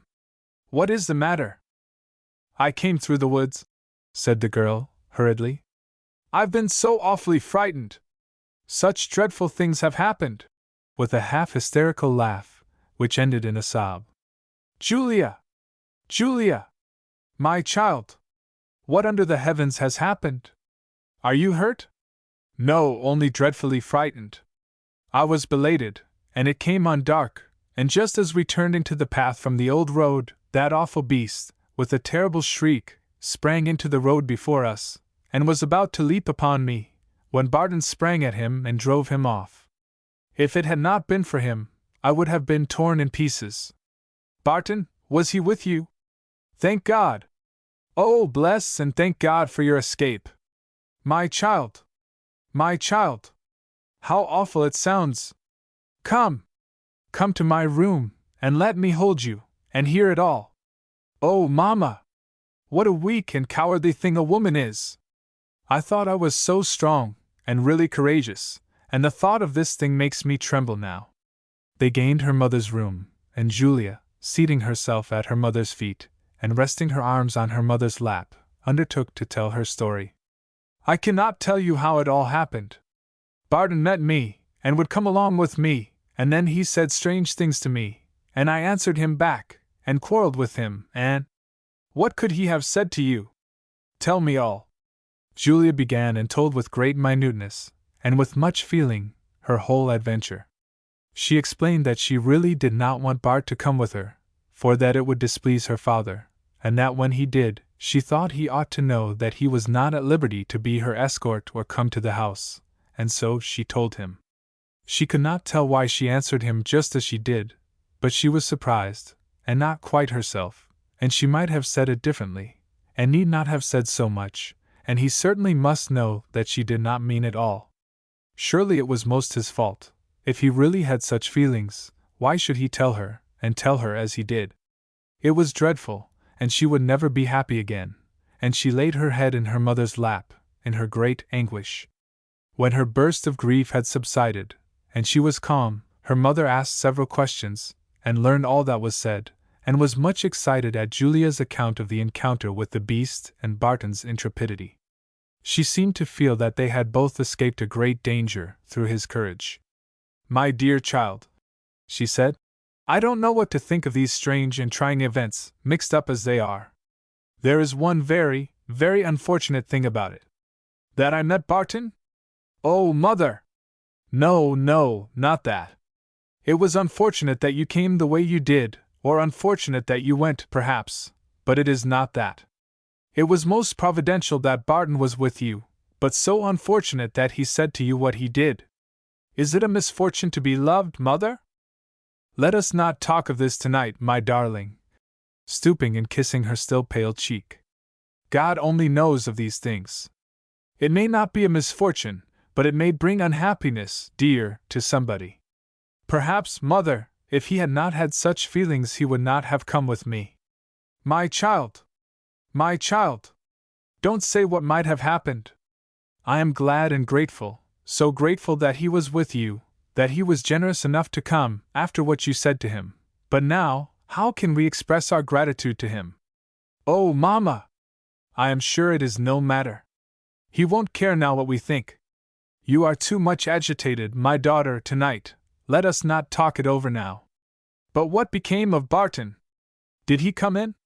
No, I left him at the back gate, without a word, only waiting for me to run in. Of course he went back to the woods and wild beasts. What other place was there for him? Don't, Julia! Don't say such words.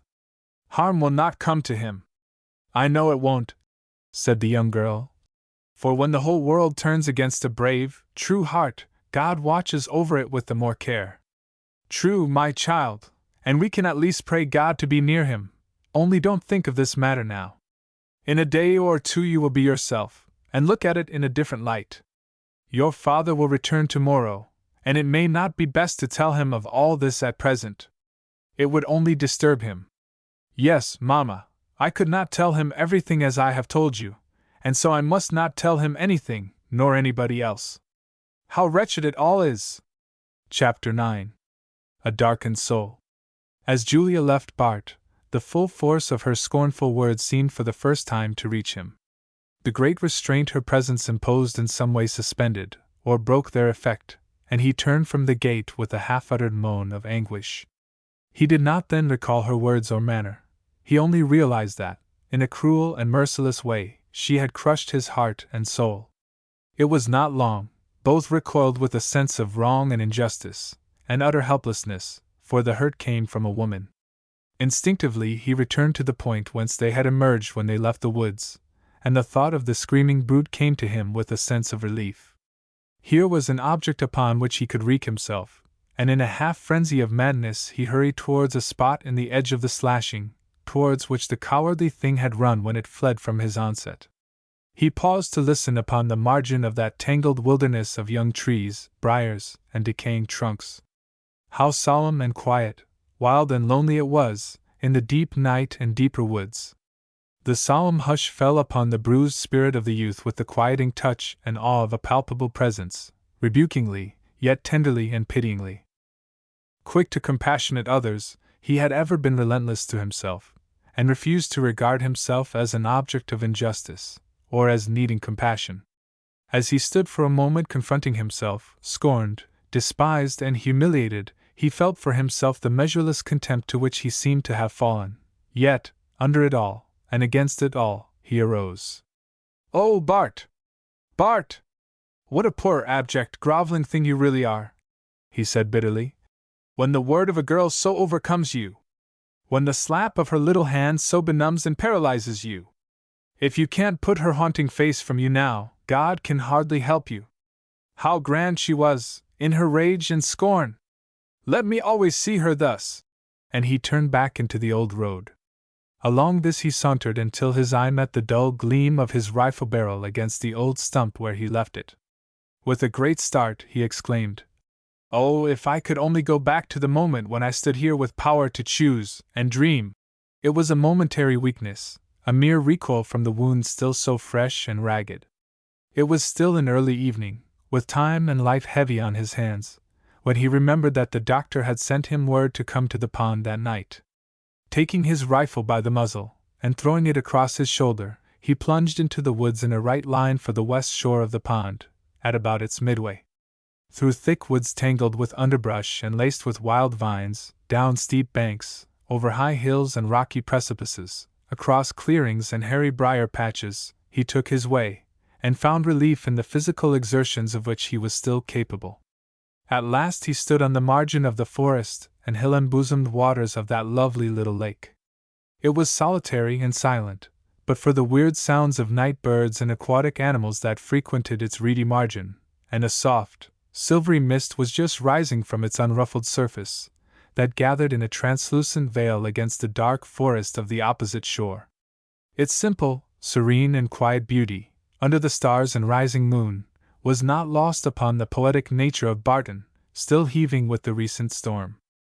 He ran his eye along the surface of the water, and discerned in the shadow of the wood, near the island, a fourth of a mile distant, a light, and below it the dark form of a boat.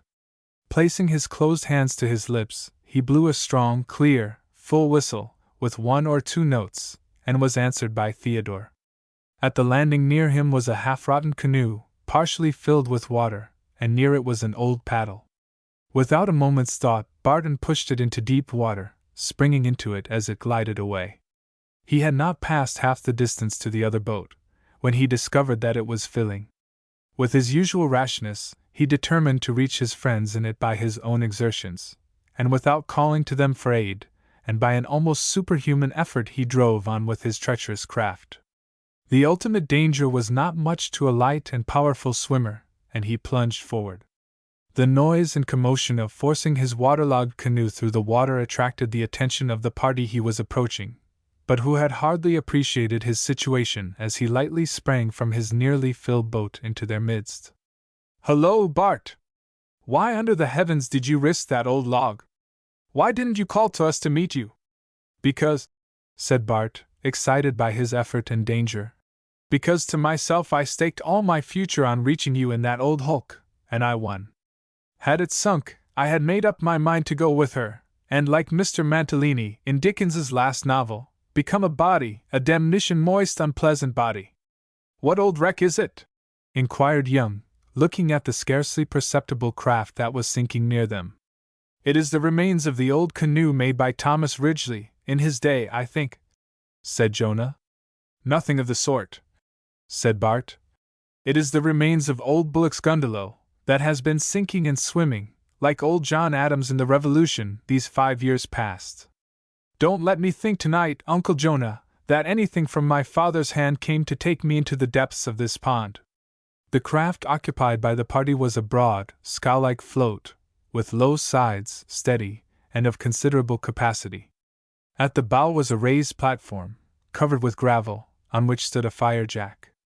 The crew were lying on the silent water, engaged with their lines, when Bart so unceremoniously joined them. He went forward to a vacant place and lay down in the bottom, declining to take a line. "What is the matter, Bart?" asked the doctor. "I don't know. I've been wandering about in the woods, and I must have met something, or I have lost something, I don't know which." "I guess you saw the wolverine," said Theodore. "I guess I did.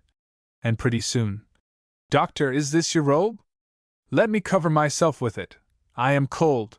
And there was something almost plaintive in his voice. "Let me spread it over you," said the doctor, with tenderness. "What ails you, Bart? Are you ill?" "If you left your saddlebags at home, I think I am. If they are here, I am very well.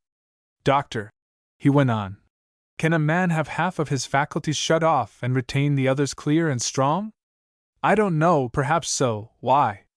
Well, I feel as if one of your astringents had placed its claws on a full half of me and drawn it all into a pucker, and the other half is in some way set free, and I feel clairvoyant." "What do you think you can see?" asked the doctor. "A young man, quite a young man, blindfolded, groping backward in the chambers of his darkened soul, and trying to escape out of it," said Bart. "What a queer fancy," said the doctor. "He must have an unusually large soul," said Uncle Jonah. "Every soul is big enough for the man to move in, small as it is," said Bart. "What is your youth doing in his, now?" asked the doctor. "He is sitting down, resigned," answered Bart. "If his soul was dark, why was he blindfolded?" asked the doctor. "Well, I don't know. For the same reason that men with eyes think that a blind man cannot see so well in the dark, perhaps," was the answer. "And see here," looking into the water. "Away down here is a beautiful star. There, I can blot it out with my hand. And see, now, how I can shatter it into wavelets of stars, and now break it into 100 by merely disturbing the water where I see it, like sunshine broken in a rill. Who knows but it may be the just arrived light of an old star which has just come to us. How easy to climb back on one of these filmy rays, myriads of millions of leagues, home to its source. I will take off the bandage and let the poor boy see it, and climb if he may." "You are fanciful and metaphysical," said the doctor. "Euclid has not operated, I fear. Why would you go up to the source of that ray?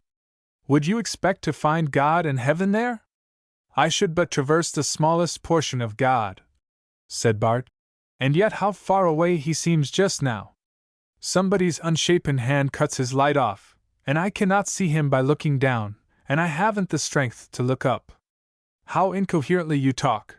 After all, suppose that there is no God, for do your best, it is but a sentiment, a belief without demonstrative proof." "Oh, doctor, don't! You are material, and go by lines and angles. Cannot you understand that a God whose existence you would have to prove is no God at all? That if his works and givings out don't declare and proclaim him, he is a sham? You cannot see and hear, doctor, when you are in one of your material moods. Look up, if you can see no reflection in the waters below. Well, when I look into the revealed heaven, for instance, Bart, I see it peopled with things of the earth, reflected into it from the earth, showing that the whole idea is of the earth, earthy." "Oh, doctor!" Like the poor old Galilean, when he thought it was all up, he went out and dug bait, and started off a-fishing. You attend to your fishing, and let me dream. If God should attempt to reveal himself to you tonight, which I wouldn't do, he would have to elevate and enlarge and change you to a celestial, so that you could understand him, or shrink and shrivel himself to your capacity, and address you on your level, as I do, using the language and imagery of this earth, and you would answer him as you do me, it is all of the earth, earthy. I want to sleep.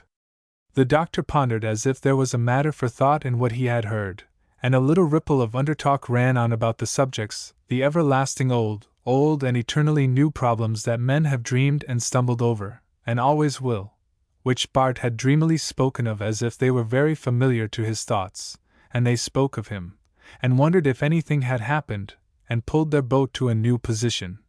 While the overtaxed youth subsided into fitful slumber, Theodore finally awoke him, and said that they proposed to light up the jack, if he would take the spear, and they would push out to deeper water, and try for base.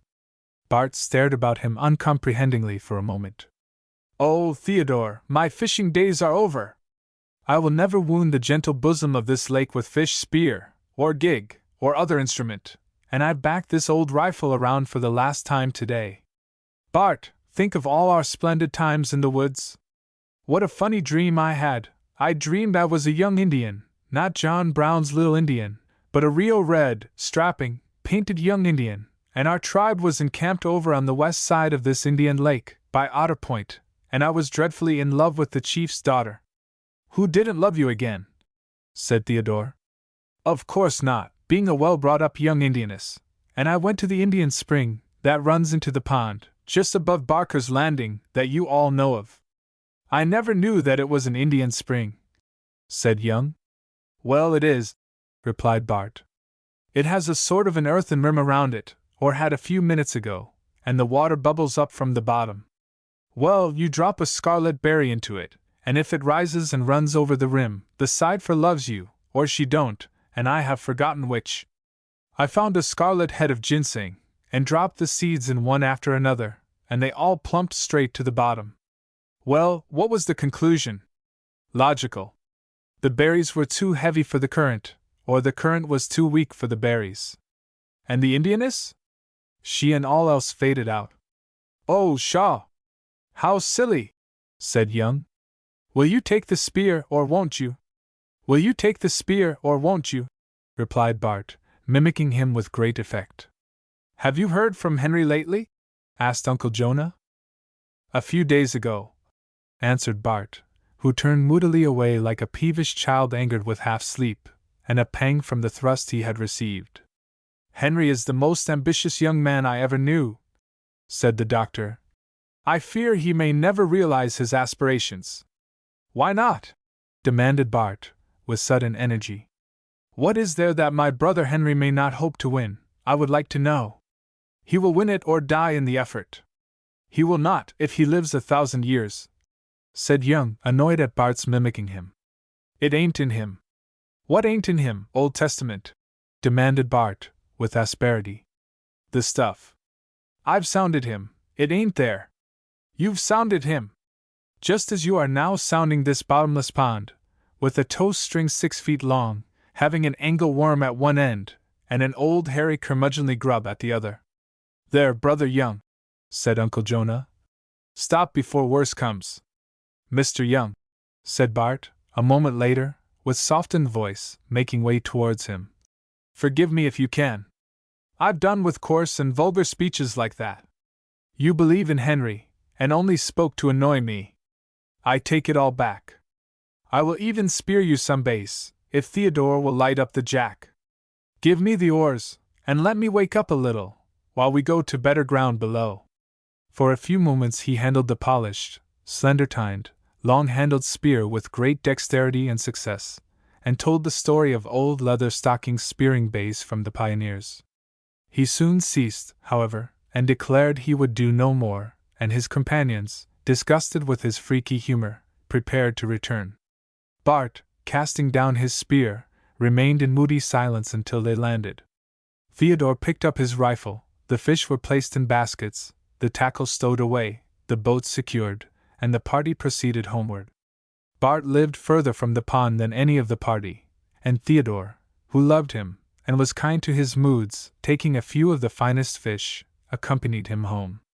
As they were about to separate from Uncle Jonah, the father of Theodore, he turned to Bart, and said, "Something has happened, no matter what, don't be discouraged, you stick to them old books, there's souls in 'em, and they will carry you out to your place some time."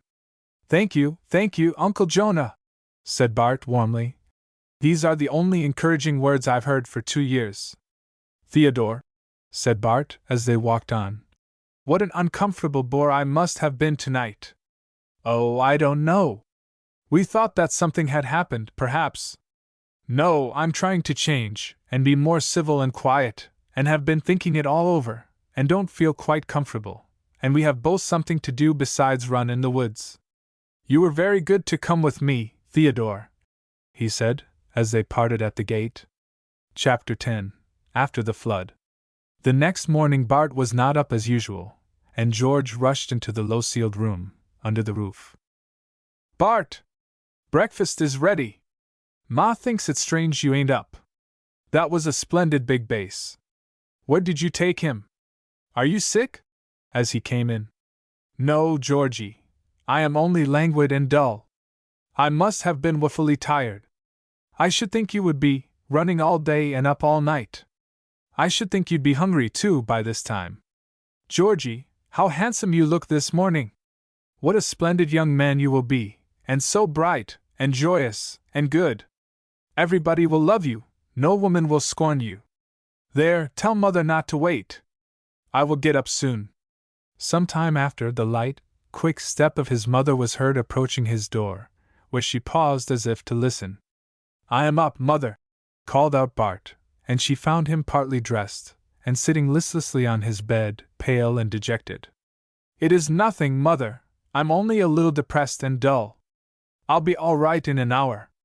I ran in the woods a good deal, took cold, and am tired." She looked steadily and wistfully at him. The great change in his face could not escape her.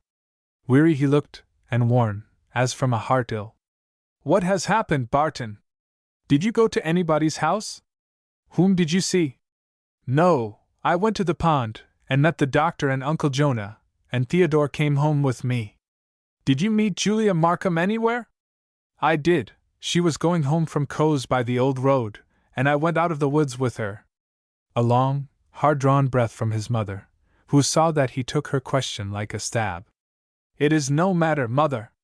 It had to be over some time." "Barton! You don't mean Barton?"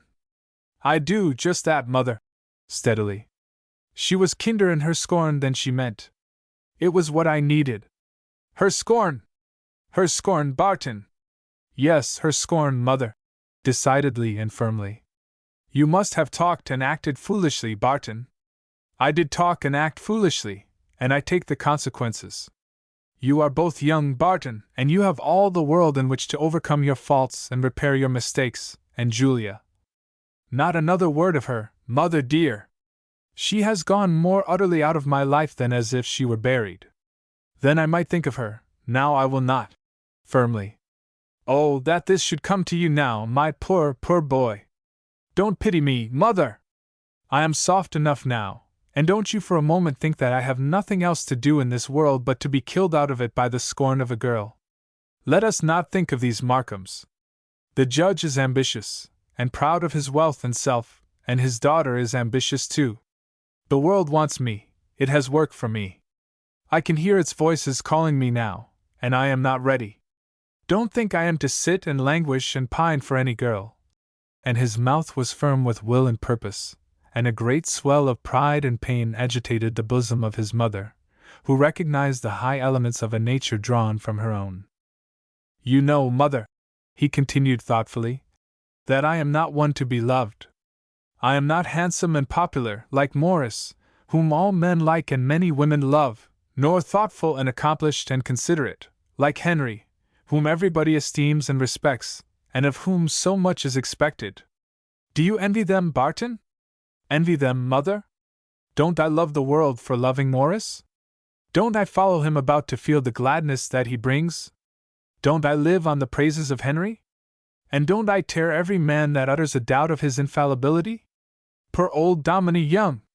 I was savage on him last night, for an unnecessary remark about Henry, and I'll go and hear him preach, to show my contrition, and penitence can't go further. Now, mother dear, I probably wanted this, and I am now down on the flat, hard foundation of things. Don't blame this Julia, and don't think of her in connection with me. No girl will ever scorn one of your boys but once. She lingered, and would have said more, but he put her away with affected gaiety, and said he was coming down immediately, and he did. But the melancholy chords vibrated long.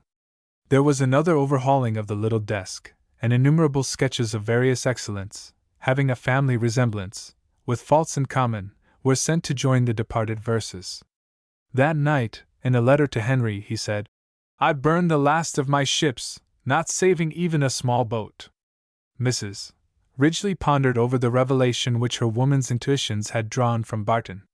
No woman can understand why a son of hers should fail with any natural-born daughter of woman, and she suspected that poor Bart had, with his usual impetuosity, managed the affair badly.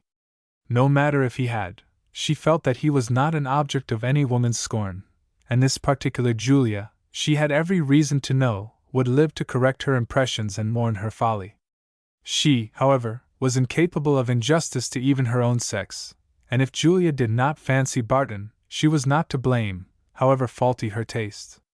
She remembered with satisfaction that she and hers were under no obligations to the Markhams, and she only hoped that her son would be equal to adhering to his purpose. She had little fear of this, although she knew nothing of the offensive manner of his rejection, and had no intimation of what followed it. To her, Julia was to be less than the average girl of her acquaintance. In the afternoon the two mothers met by accident, at the store, whither Mrs. Ridgeley had gone to make a few small purchases, and Mrs. Markham to examine the newly arrived goods. Mrs. Ridgeley had no special inducement to waste herself on Mrs. Markham, and none to exhibit any sensibility at the treatment of Barton. Her manner was an admirable specimen of the cool, neighborly, indifferently polite. She was by nature a thoroughbred and high-spirited woman, and had Julia openly murdered poor Bart, the manner of his mother would not have betrayed her knowledge of the fact to Mrs. Markham. That lady busied herself with some goods until Mrs. Ridgeley had completed her purchases, when she approached her with her natural graciousness, which was so spontaneous that it was hardly a virtue, and was met with much of her own frank suavity. These ladies never discussed the weather, or their neighbors, or hired girls, which latter one of them did not have, and with a moment's inquiry after each other's welfare, in which each omitted the family of the other, Mrs. Markham asked Mrs. Ridgeley's judgment as to the relative qualities of 2 or 3 pieces of ladies' fabrics, carelessly saying that she was choosing for Julia, who was quite undecided. Mrs. Ridgeley thought Miss Markham was quite right to defer the matter to her mother's judgment, and feared that her own ignorance of goods of that quality would not enable her to aid Mrs. Markham. Mrs. Markham casually remarked that there was much demand for the goods, and that Julia had had a long walk around to the coast the day before, and home through the woods, and was a little weary today, and had referred the matter to her. Mrs. Ridgeley understood that Miss Markham was accustomed to healthy outdoor exercise, and yet young girls were sometimes, she presumed, nearly as imprudent as boys, etc. She trusted Miss Markham would soon be restored. If either of the ladies looked the other in the face while speaking and spoken to, as is allowable, either discovered anything by the scrutiny. Mrs. Markham thought Mrs. Ridgeley must suffer much on account of the rashness of so many spirited boys, though she believed that Mrs. Ridgeley was fortunate in the devotion of all her sons. Mrs. Ridgeley thanked her. As to her boys, she had become accustomed to their caring for themselves, and when they were out she seldom was anxious about them. Mrs. Markham thought that they must have some interesting adventures in their hunting excursions. Mrs. Ridgeley said that Morris always enjoyed telling of what he had done and met in the woods, while Barton never mentioned anything, unless he had found a rare flower, a splendid tree, or a striking view, or something of that sort. The ladies gave each other much well-bred attention, and Mrs. Markham went on to remark that she had not seen Barton since his return, but that Julia had mentioned meeting him once or twice. Mrs. Ridgeley replied that soon after Barton came home, she remembered that he spoke of meeting Miss Markham at the store. The faces of the ladies told nothing to each other. Mrs. Markham gave an animated account of her call at the house being built by Major Ridgeley for Mr. Snow, in Auburn, and said that Mr. Snow was promising that Major Ridgeley might give a ball in it, and the Major undertook to have it ready about New Year's, and that the ball would be very select, she understood. The house was to contain a very fine ballroom, etc. Had Mrs. Ridgeley received a letter recently from Henry? She had. Would Barton probably go and study with his brother? She thought that would be pleasant for both. Mrs. Markham was very kind to inquire about the boys. Would Mrs. Ridgeley permit Mrs. Markham to send her home in her new buggy? It stood at the door. Mrs. Ridgeley thanked her. She was going up by Cowes, and so out across the bit of woods home. Did not Mrs. Ridgeley fear the animal that had been heard to scream in these woods? Mrs. Ridgeley did not in the least, and she doubted if there was one. The ladies separated. Mrs. Markham decided that Barton had not told his mother of meeting Julia the day before, nor of their adventure afterwards, and she was relieved from the duty of explaining anything, and she thought well of the young man's discretion or pride. Mrs. Ridgeley thought that Mrs. Markham was talking at her for a purpose, perhaps to find out what Barton told her, and it was some little satisfaction, perhaps, to know that Julia did not feel like being out, but then Julia was a noble girl, and would feel regret at inflicting pain. Poor Bart! Generous Mrs. Ridgeley! It also occurred to Mrs. Ridgeley that Mrs. Markham did not return to the subject of the goods, and she was really afraid that Julia might lose her dress. Chapter 11. Uncle Alec. The marvelous power of Christianity to repeat itself in new forms apparently variant, and reveal itself under new aspects, or rather its wonderful fullness and completeness, that enables the different ages of men, under ever-varying conditions of culture and development, to find in it their greatest needs supplied, and their highest civilization advanced, may be an old observation. A change in the theological thought and speculation of New England was beginning to make its way to the surface at about the time of the migration of its sons and daughters to the far-off Ohio wilderness, and many minds carried with them into the woods a tinge of the new light. Theodore Parker had not announced a heresy that there was an important difference between theology and religion, and that life was of more consequence than creed. But Calvinism had come to mean less to some minds, and there was another turning back to the great source by strong new seekers, to whom the accepted formulas had become empty, dry shells, to be pulverized, and the dead dust kneaded anew with the sweet waters of the ever-fresh fountain. Those who bore the germs of the new thought to the wild freedom of nature, in the woods, found little to restrain or direct it, and, as is usual upon the remolding of religious thought, while the strong religious nature questions only as to the true, many of different temperament boldly question the truth of all. The seeds and sources of a religious revolution are remote, and its apparent results a generation of heretics and infidels.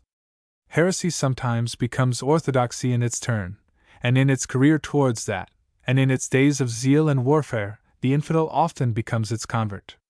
Those in the new colony, who turned to the somewhat softer and sweeter givings out of the great teacher, and to whom these qualities made the predominant elements of his doctrines, were few in numbers, scattered and weak, while the mass of the immigrants were staunch in the theology of their old home.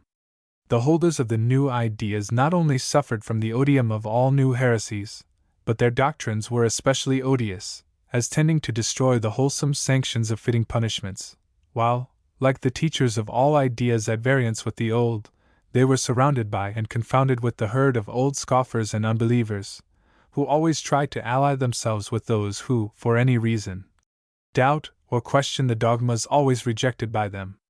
And so it is that the apostles of a new dogma come to be weighted with whatever of odium may attach to the old rejectors of the old, and there is always this bond of sympathy between the new heretic and the old infidel. They are both opposed to the holders of the old faith, and hence so far are allies. In Newbury, in that far-off time, a dozen families, perhaps, respectable for intelligence and morality, were zealous acceptors of the new ideas, and about these, to their great scandal, gathered the straggling, rude spirits and doubtful characters that lightly float on the wave of emigration, to be dropped wherever that subsides. The organizing power of the new ideas in itself was not great. Their spirit was not, and cannot be aggressive. They consisted in part of a rejection of much that made Puritanism intolerant in doctrine, and that furnished it with its organizing and militant power.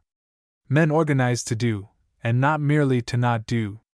Among the most earnest in the support of these ideas were Thomas Ridgeley and his wife, who were also among the most prominent in their neighborhood. Their public religious exercises were not frequent, and were holden in a schoolhouse in their vicinity, the most attractive feature of which was the excellent singing of the small congregation. Mrs. Ridgeley came from a family of much local celebrity for their vocal powers, while her husband was not only an accomplished singer, but master of several instruments, and in the new settlements he was often employed as a teacher of music. The preacher of this small congregation was Mr. Alexander, Uncle Alec, as everybody called him, who lived in the west part of the town, on the border of the woods. A man well in years, inferior in person, with a mild, sweet, benevolent face, and blameless, dreamy life, he spent much time in searching the Scriptures, as he expressed it, in constant conversations and mild disputations of Bible texts and doctrines, and sermonizing at the Sunday assemblies of his co-believers. He was a man without culture, without the advantage of much converse with cultivated people, of rather feeble and slender mental endowments, but of a wonderfully sweet, serene, cheerful temper, and a most abiding faith. His was a heart and soul whose love and compassion embraced the created universe. He believed that God created only to multiply the objects of his own love, and that the ultimate end of all providence was to bless, and he did not doubt that he would manage to have his way. That he had ever generated forces and powers beyond his control, he did not believe. The Gospels, to him, were luminous with love, mercy, and protecting providence, and while his sermons were faulty and confused, his language vicious, and his pronunciation depraved, so that he furnished occasional provocation to scoffers among the profane, and to critics among the orthodox, there was always such sweetness and tenderness, and love so broad, deep, rich, and pure, that few earnest or thoughtful minds ever heard him without being moved and elevated by his benignant spirit. He was always in converse with the Master in his early ministrations, in beautiful, far-off, peaceful Galilee. He was a contented and happy feeder upon the manna and wine of those early wanderings and preachings among a simple and primitive people, and was forever lingering away from Jerusalem, and avoiding the final catastrophe, which he could never contemplate without shuddering horror. No power on earth could ever convert his simple faith to the idea that this great sacrifice was an ill-devised scheme to end in final failure, and he preached accordingly. The elder Ridgeley had been dead many years. The simple faith had gained few proselytes. Uncle Alec's sermons made little impression, and gained nothing in clearness of statement or doctrine, but ripened and deepened in tenderness and sweetness. His people remained unpopular, and nothing but the force of character of a few saved them from personal proscription. The Ridgeley boys, the older ones, were steady in the faith of their parents. Morris openly acknowledged it, and Henry had been destined by his father to its teachings. Barton stood by his mother, however he esteemed her faith, and occasionally said sharp and pungent things of its opponents, which confirmed the unpopular estimate in which he was undoubtedly held. The Markhams were orthodox. Dr. Lyman was a nearly unbelieving materialist at this time, but had several times wobbled, as Bart expressed it, from orthodoxy to infidelity, without touching the proscribed ground of Uncle Alec.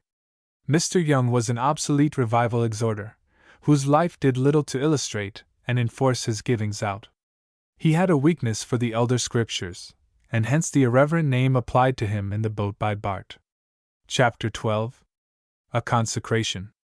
Among the adherents of Uncle Alec were the Coes, a mild, moony race, and recently it was understood that Emmeline, the only daughter in a family of 8 or 9, a languid, dreamy, verse-making mystic, had expressed a wish to receive the rite of Christian baptism, at that time practiced by Uncle Alec and his associates in northern Ohio.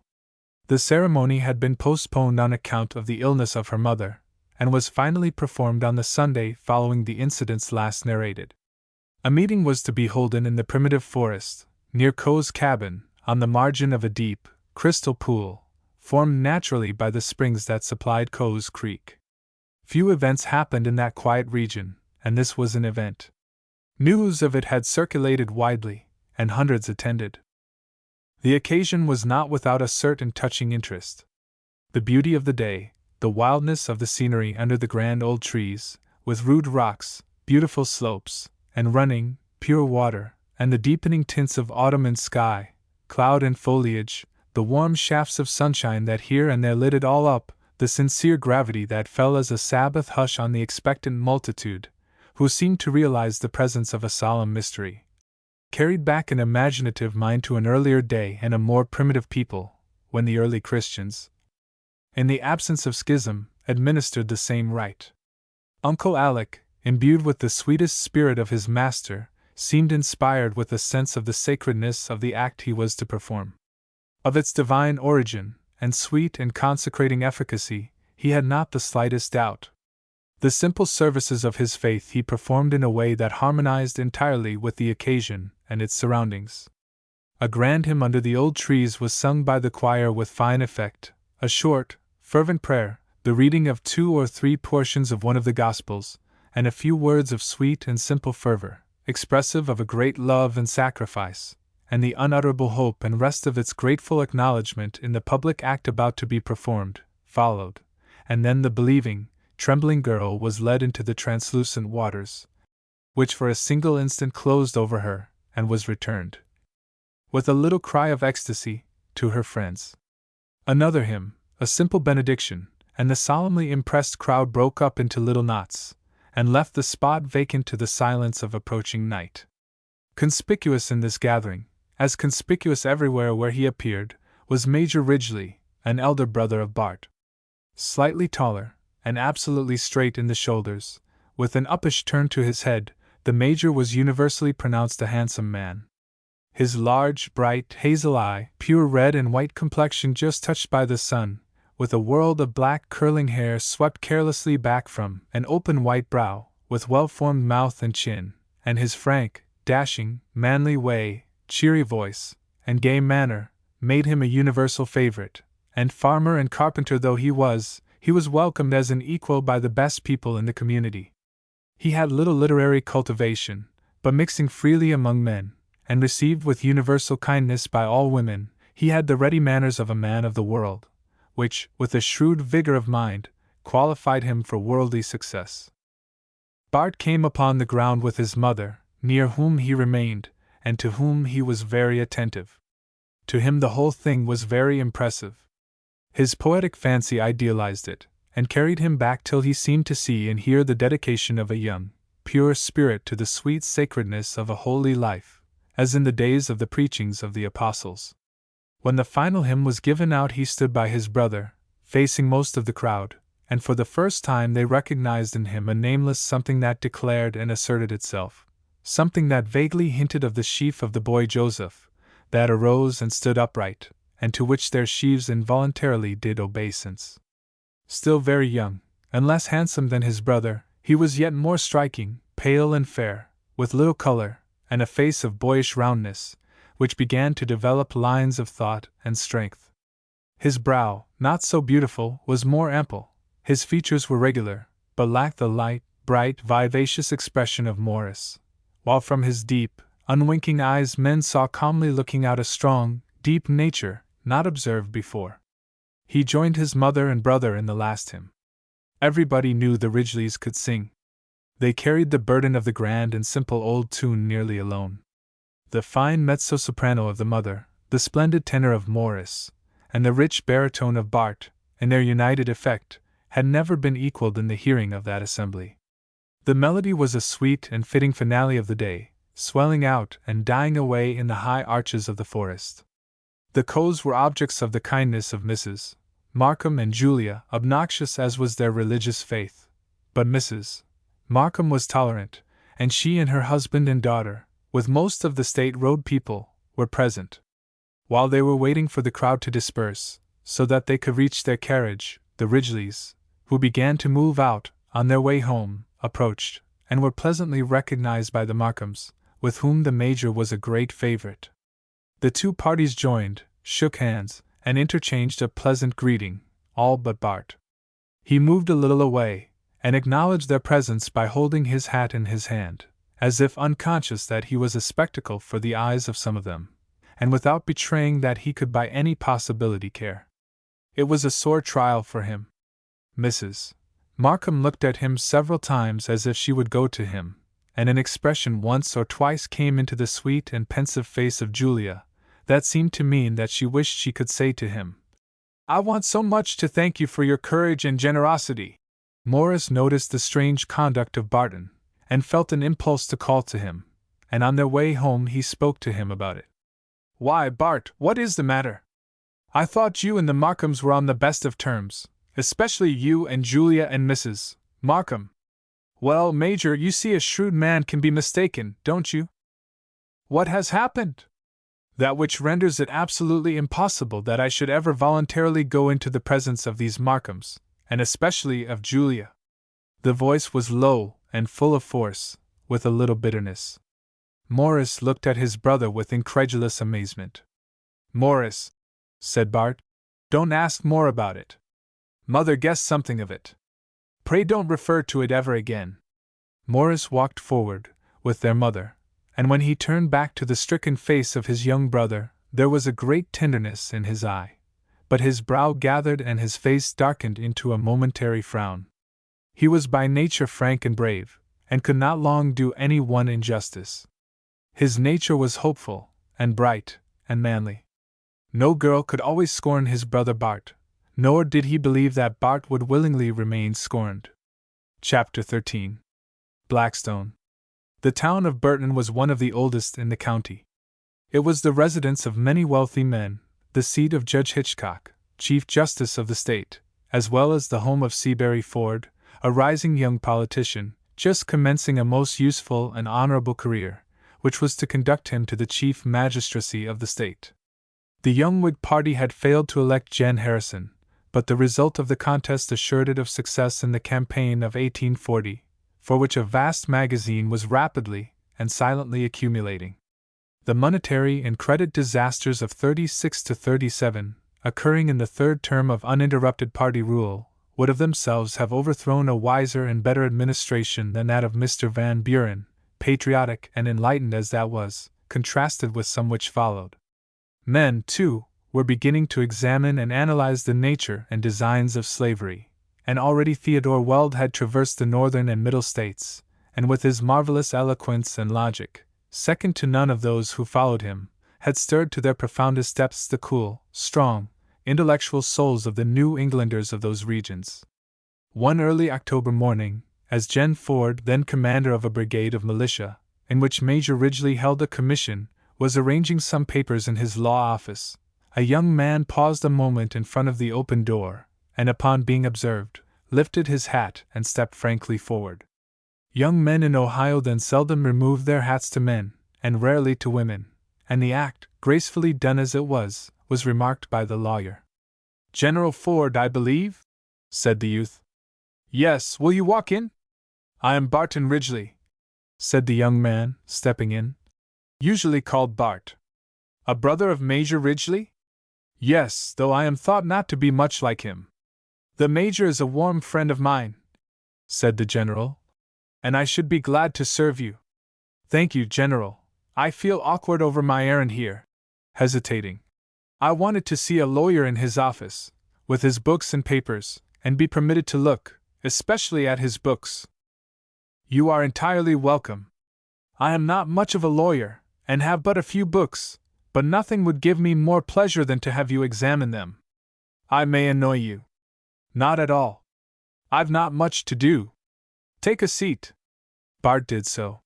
He found the General, whom he had only seen at a distance on muster days, a man of the ordinary height, with heavy shoulders, with a little stoop in them, a very fine head and face, and a clear, strong, grayish, hazel eye, and on the whole, striking in his appearance.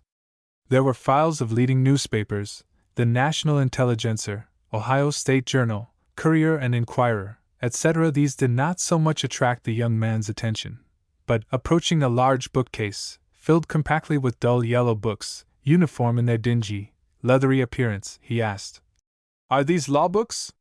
"Yes, those are law books."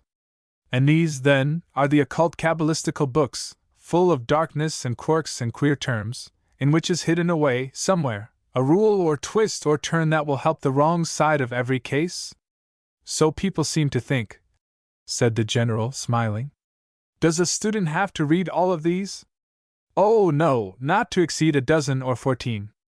H. Not more than that? Will you show me some of them?" "Certainly. There, this is Blackstone, for volumes, which covers the whole field of the law. All the other elementary writers are only amplifications of the various titles or heads of Blackstone." "Indeed? Only 4 volumes? Can one be a lawyer by reading Blackstone?" "A thorough mastery of it is an admirable foundation of a good lawyer." "How long is it expected that an ordinary dullard would require to master Blackstone?" "Some students do it in 4 months. I have known 1 or 2 to do it in 3. They oftener require 6, and some a year." Bart could hardly repress his astonishment. 4 months! A month to one of these books, running them over. They have some notes, I see, but, General, a man should commit it to memory in that time. The general smiled. "This is an English work. Is there an American which answers to Blackstone?" "Yes, Kent's Commentaries, for volumes, which many prefer." "I have not got it." "Also Swift's work, in 2 volumes, which does not stand so high. Judge Cowan, of New York, has also written a book of some merit. Shall I annoy you if I sit down and read Blackstone a little?" "Not at all." He read the title page, glanced at the American preface, etc., and then plunged in promiscuously. "It has less Latin than I expected." "Is it good classical Latin?" A smile. "It is law Latin, and most of it would have puzzled Cicero and Virgil, I fear." "Are you a Latin scholar?" "I'm not a scholar at all. I've been an idler, generally, and have picked up only a few phrases of Latin. I've a brother, a student with Giddings and Wade, at Jefferson, who would have told me all I want to know, but I had a fancy to find it out first-hand." "Exactly." And the general thought he looked like a youth who would not take things second-hand. "They are able lawyers, and it is said Giddings will retire from the bar and run for Congress. It is thought that Mr. Whittlesey will resign and make an opening." Bart thought that the general spoke of this with interest, and he made another dab at Blackstone. He then wandered off to a small but select case of miscellaneous books. "Adam Smith," he said with animation. "I never saw that before. How interesting it must be to get back to the beginning of things. And here is Junius, whom I have only read about. And Hume. And Irving. And Scott's novels. Oh dear, oh dear. General, what a happy man you must be, with all these about you, and these newspapers, to come and go between you and the outside world." "Oh, I don't know. I have but few books, compared with real libraries, and yet I must say I have more than I make useful." Bart plunged into Ivanhoe for a moment, and then laid it down with a sigh. The general, who found much in the frank enthusiasm of Bart to attract him, asked him many questions about himself, surroundings, etc., all of which were answered with a modest frankness that one much on the open, manly nature afford. Bart said he most of all wanted to study law, but he did not know how to accomplish it.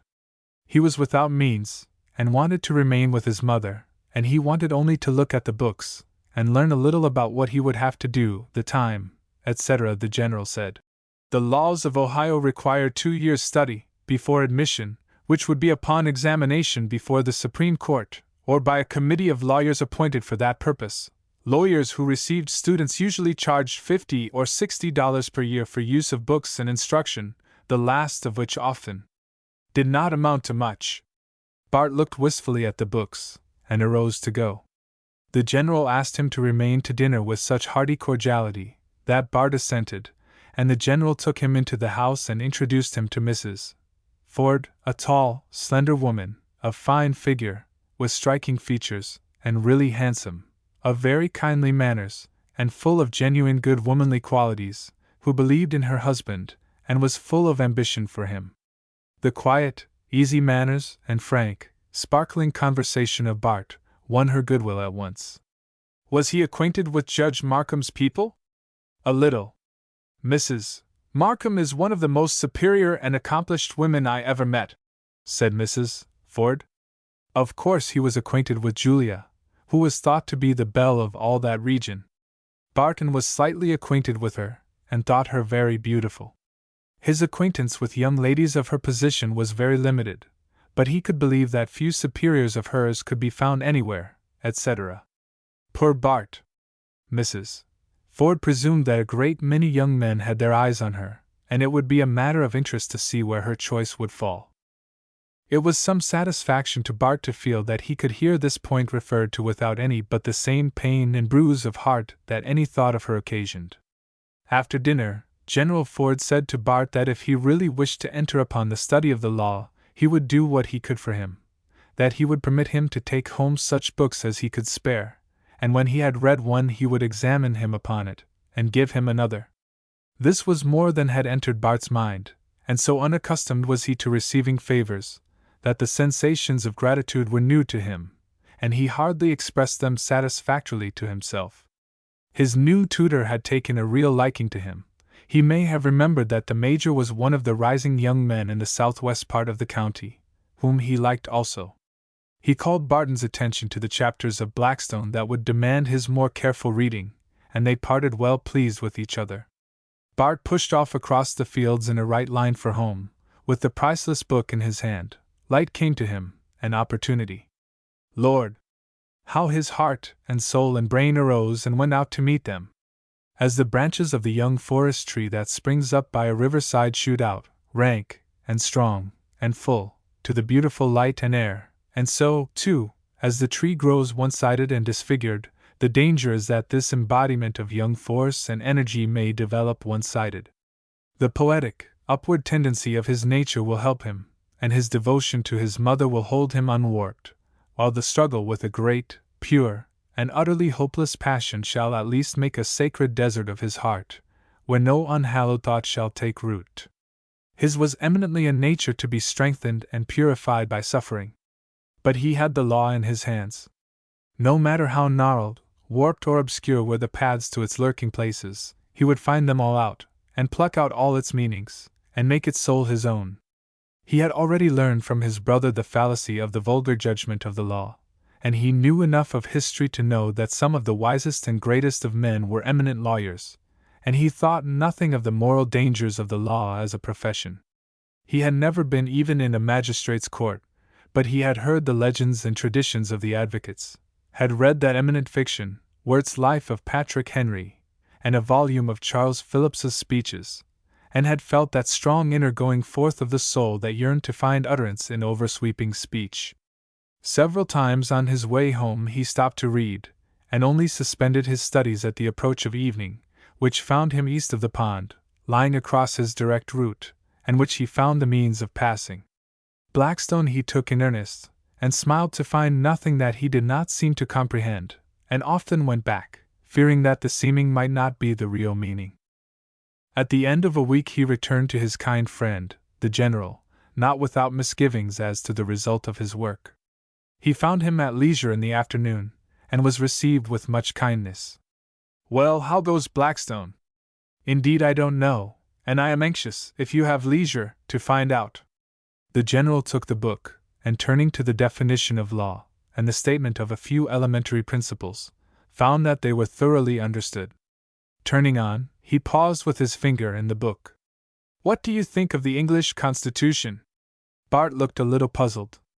"The English government seems to be an admirable structure, on paper, but as to the principles that lie below it, or around it, that govern and control its workings, and from which it can't depart, I am cloudy." "Yes, a good many are, but then there is, as you know, a great unwritten English Constitution, certain great fixed principles which from time to time have been observed through many ages, until their observance has become a law, from which the government cannot depart, and they take the form of maxims and rules."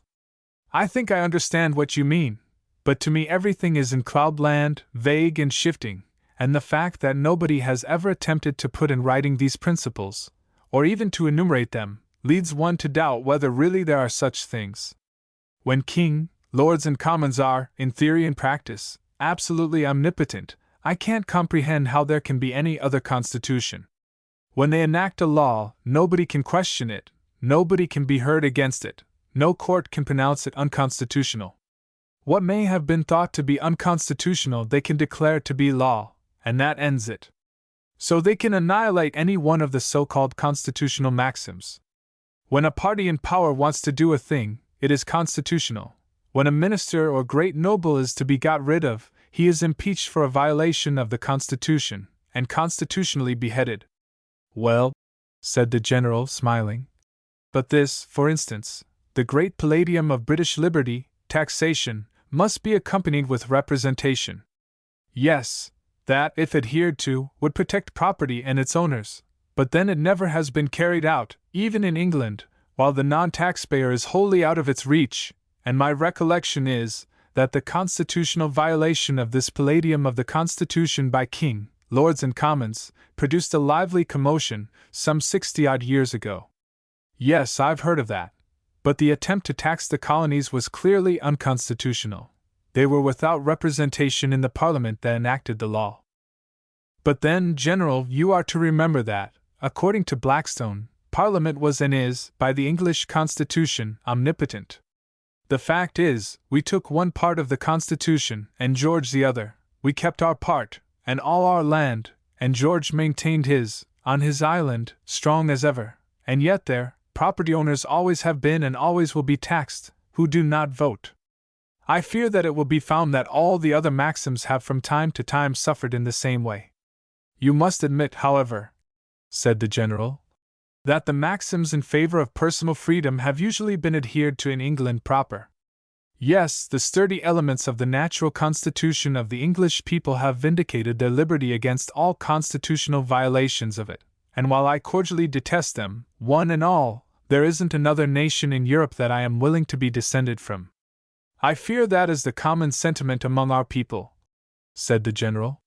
And so you think the world-famous British Constitution may be written in one condensed sentence, the old English formula, Parliament is omnipotent. Yes, just that. Parliament is the Constitution, everything else is ornamental. Without expressing any opinion, the general resumed, and turning at hop, skip and jump, he found that Bart happened to be at home wherever he alighted. He finally turned to the last page, and asked questions with the same result, closing the book with, "Well, what else have you been doing this week?" "Not much. I've worked a little, dabbled with geometry some, read Gibbon a little, newspapers less, run some in the woods, and fooled away some of my time," answered Bart, with a self-condemning air. "Have you slept any?" "Oh, yes." "Oh, dear," said the general, laughing good-humoredly, and then looking grave. "This will never do, never." "Well, General," said Bart, crestfallen, "I've only had the book a week, and although I don't memorize easily, I believe I can commit the whole before a month is out, except the notes." "Oh, my dear boy, it isn't that. I don't know but there is a man in the world who, without having seen a law book before, has taken up and mastered the first volume of Blackstone in a week, but I never heard of him. What will never do is, it will not do for you to go on in this way. You would read up a library in a year, if you lived, but will die in 6 months, at this rate." With tears in his eyes, Bart said, "Do not fear me, General. I am strong and healthy. Besides, there are a good many things worse than death." "I am serious," said the general. "No mortal can stand such work long." "Well, General, I must work while the fit is on. I am thought to be incapable of keeping to any one thing long." "How old are you?" "In my 22nd year." "Have you ever practiced speaking in public?" "I am thought to make sharp and rough answers to folks, quite too much, I believe," answered Bart, laughing. "But save in a debating school, where I was ruled out for creating disorder, I've never tried speech-making." "You will grow more thoughtful as you grow older," said the general. "If I do," said Bart, "I know those who think I can't grow old fast enough." The general gave him the second volume of Blackstone, with the injunction to be 2 weeks with it. Suppose I finish it in a week? You must not, but if you do, bring it back, and take a scolding. Certainly, said Bart. The general asked him to go in to tea. Bart thought that would not do, and excused himself. The end of another week found Bart at the end of the second volume, and also at General Ford's office. The general was away, but he found an opportunity further to cultivate the acquaintance of Mrs. Ford, who introduced him to several of her circle of acquaintance, and permitted him to take the third volume of Blackstone. The work was finished with the fourth week, to General Ford's satisfaction, and Bart was then set to try his teeth on Buller's Nisi Prius, made up of the most condensed of all possible abstracts of intricate cases, stated in the fewest possible words, and those of old legal significance, the whole case often not occupying more than 4 or 5 lines. The cases, as they're stated, convey no shadow of an idea to the unlearned mind. What a tussle poor Bart had with them! How often he turned them over, and bit at and hammered them, before they could be made to reveal themselves. The general looked grim when he handed him the book, and said that he did so by the advice of Judge Hitchcock. He also loaned him Adam Smith and Junius, with permission to take any books from his library during the winter, and they parted, the general to go to his duties in the legislature, and Barton to work his way on through the winter and into the law. The devotion of Bart to his books took him wholly from association with others. He wrote occasionally to Henry, saying little of what he was doing, and going rarely to the post office, and never elsewhere. He developed more his care of his mother, and a protecting tenderness to his younger brothers. Kate Fisher's little party came and went, without Bart's attendance. The Major was spreading himself out in building houses, clearing land, and unconsciously preparing the way to a smash-up, and the immediate care of the family devolved more and more upon the younger brother. Chapter 14. The Young Idea Shoots. There was a region south, on the State Road, partly in the townships of Auburn and Mantua, that, like the woods, long remained a wilderness, and was known as the Mantua Woods. Within the last year or two, the whole of it had been sold and settled, with the average of new settlers strong, plain, simple people, with a sprinkling of the rough, and a little element of the dangerous. They had built there a neat frame schoolhouse, just on the banks of Bridge Creek, and were fully bent on availing themselves of the benefits of the Ohio Common School Fund and laws. Here, on one bleak, late November Monday morning, in front of the new schoolhouse, stood Bart Ridgeley, who appeared then and there pursuant to a stipulation made with him, to keep their first school. He undertook it with great doubt of his ability to instruct the pupils, but with none of his capacity to manage them. He stood surrounded by some 40 young specimens of both sexes and all ages, from rough, stalwart young men, bold and fearless in eye and bearing, down to urchins of 5. One half were girls, and among them several well-grown lasses, rustic and sweet. There had also come up 7 or 8 of the principal patrons, to see the young schoolmaster and learn of the prospects. They were evidently disappointed, and wondered what Maury could be thinking of to hire that pale, green boy, with his neat dress and gloves, to come down there.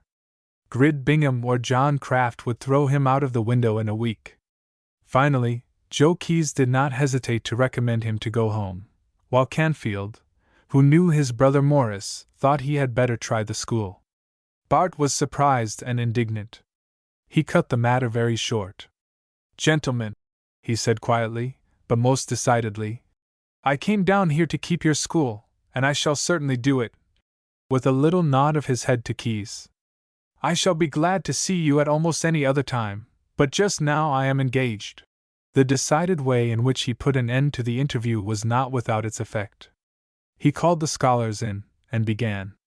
They brought every sort of reading book, from the Bible, English Reader, American Preceptor, Columbian Orator, Third Part, etc., to a New England Primer. But beyond reading, and spelling, and writing, he had only arithmetic, grammar, and geography. On the whole, he got off well, and before the end of the first week was on good terms, apparently, with his whole school, with 1 or 2 exceptions, and so on through the second, which closed on Friday, and Bart turned gladly and eagerly toward home, to his mother and brothers. The close of that week had been a little under a cloud, which left just a nameless shadow over the commencement of the third, and Bart began it with an uneasy feeling. Bingham, a short, stout, compact young ruffian, of 22 or 23, not quite as tall as Bart, but a third more in weight, and who had an ugly reputation as a quarrelsome fellow of many fights, had at first treated Bart with good-natured toleration, and said he would let him go on a while. With him consorted John Kraft, a chap of about his age, but of better reputation. Bingham had broken up a school the winter before, just below in Mantua, and was from the first an object of dread to parents in the new district. He was a dull scholar, and his blunders had exposed him to ridicule, which the teacher could not always repress. He left the school on that Friday, moody and sullen, and came back on Monday full of mischief. Not a word was said that reached Bart's ears, but the young women had a scared look, and an ominous dread seemed to brood over the schoolroom. Monday and Tuesday came and went, as did the scholars, and also Wednesday forenoon. The room was arranged with 3 rows of desks on 2 sides, and 1 on the third. Behind these sat the large scholars, with Grid, near the door. When he called the scholars in, after the recess, Bart quietly locked the outside door, and put the key in his pocket. He was cool, collected, and on the alert. The first class began to read, each rising while reading, and then sitting down. Bart had observed that Bingham sat with his book closed, and wholly inattentive to the exercise, and quietly placed himself within a few feet of his desk. As it came Bingham's turn, he sat with an assumed look of swaggering indifference. "Mr. Bingham," said Bart very quietly, "will you read?" "I'm not going to read for any goddamned." The sentence was never finished, though Grid was, yet just how, nobody who saw it could quite tell. Something cracked, and Grid and his desk went sprawling into the middle of the floor. A hand came upon his collar as the last word was uttered. It was so sudden that he only seized his desk, which was taken from its fastening at the bottom as if it were pasteboard, and went in ruins with its occupant. As he struck, half stunned and surprised, he arose partly to his feet, and received on the side of his head a full blow from the fist of Bart.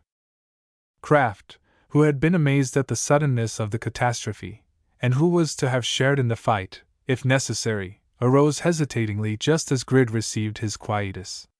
Bart turned upon him with his white, galvanized face, and watery, flashing eyes.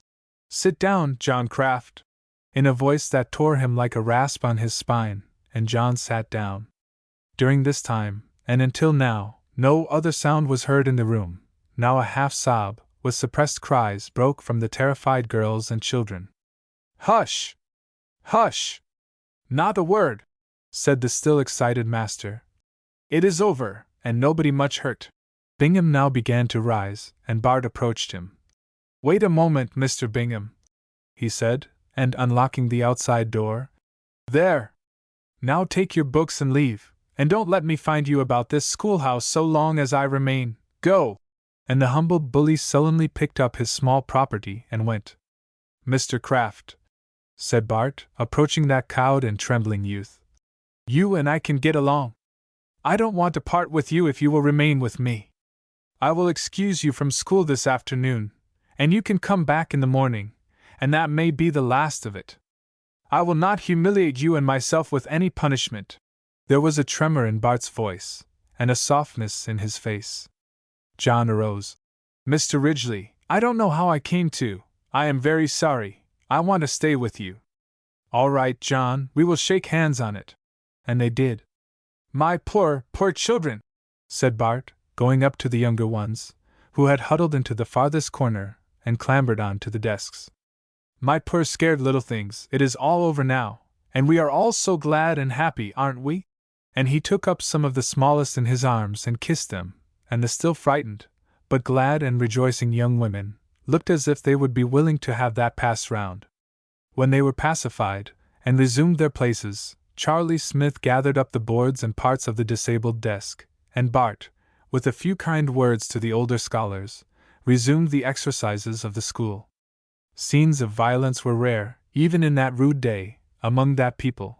The sensibilities of the children were deeply wounded, and none of them were in a fitting condition to profit by their exercises, which were barely gone through with, and they were early dismissed to their homes, with the marvelous tale of the afternoon's events. Bart was in the habit of remaining to write up the copies, and place everything in order before he left. The young men and older maidens lingered at the door, and then returned in a body, to say how glad they were that it had ended as it did. They knew something would happen, and they were so glad, and then they shook hands with him, and went hurrying home.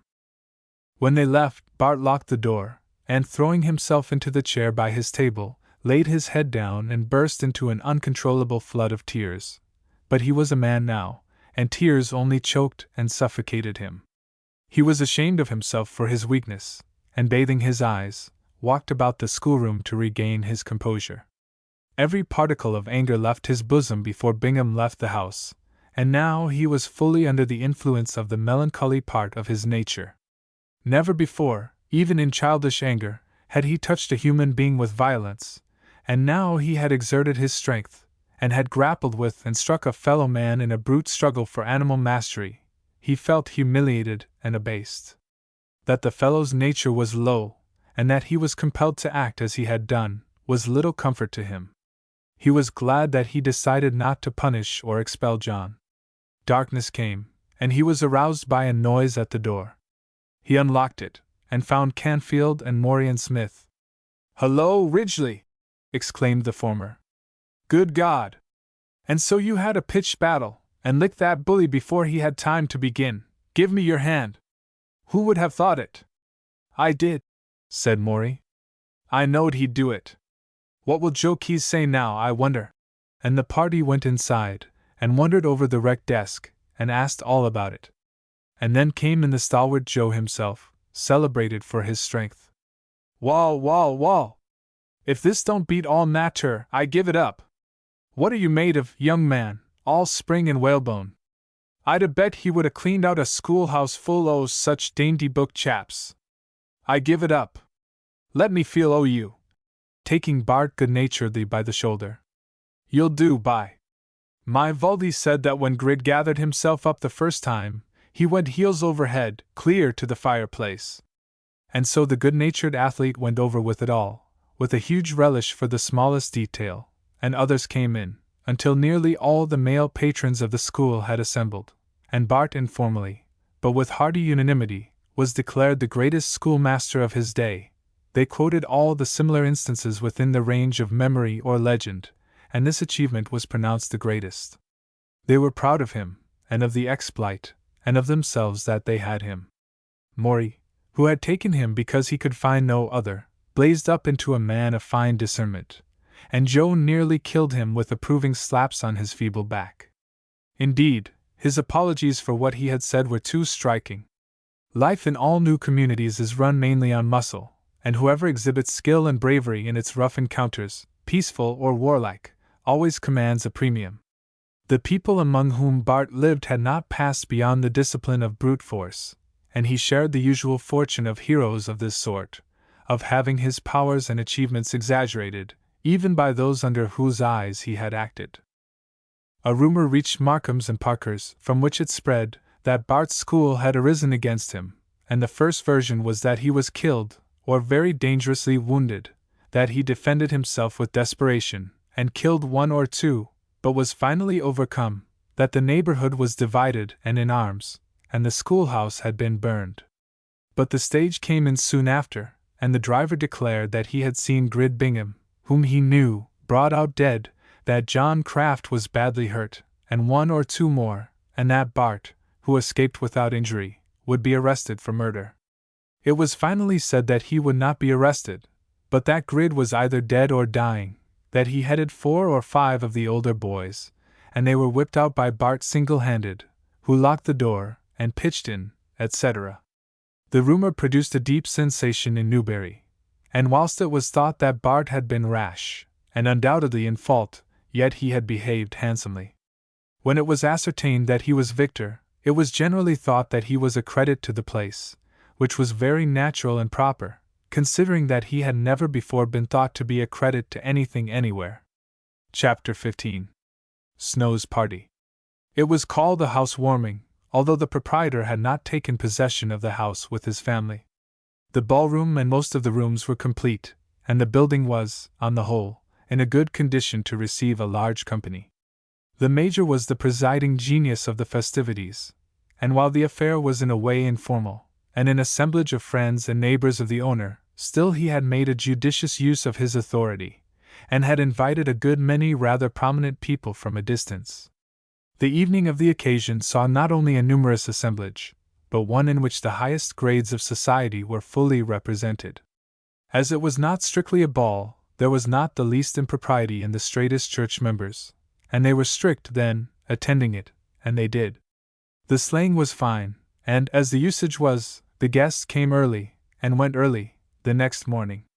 The barns, stables, and neighboring houses were freely offered, and an efficient corps of attendants were on hand, while the absence of public houses in the immediate neighborhood relieved the occasion of the presence of the unbidden rough element that would otherwise have volunteered in attendance. The Markhams were there, with Julia, and the bevy of beautiful girls we saw with her at the store, Mrs. Ford from Burton, with some of her set, 2 or 3 from Chardon, the Harmons from Mantua, some of the Kings from Ravenna, 2 or 3 Perkinses from Warren, and many others. A rather showy young Mr. Greer, a gentleman of leisure, and who floated about quite extensively, knew everybody, and seemed on pleasant terms with them all, was among the guests. The essential elements of pleasure and enjoyment, high and gay spirits, good nature, with a desire to please and be pleased, where everybody was at their best, and where was a large infusion of good breeding, were present, and a general good time was the logical result. There was a plenty of good music, and the younger part of the company put it to immediate and constant use. The style of dancing was that of the medieval time, between the stately and solemn of the older, and the easy, gliding, insipid of the present, and one which required, on the part of the gentlemen, lightness and activity, rather than grace, and allowed them great license in the matter of fancy steps.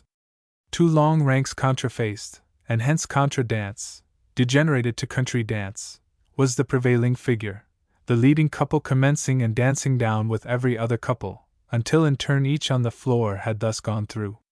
The cotilin, with its uniform step and more graceful style, had been already introduced by instructors, who had found short engagements under the severe reprobation of the Orthodox churches, but the waltz was unknown, except in name, and the polka, schottische, etc., had then never been mentioned on the reserve.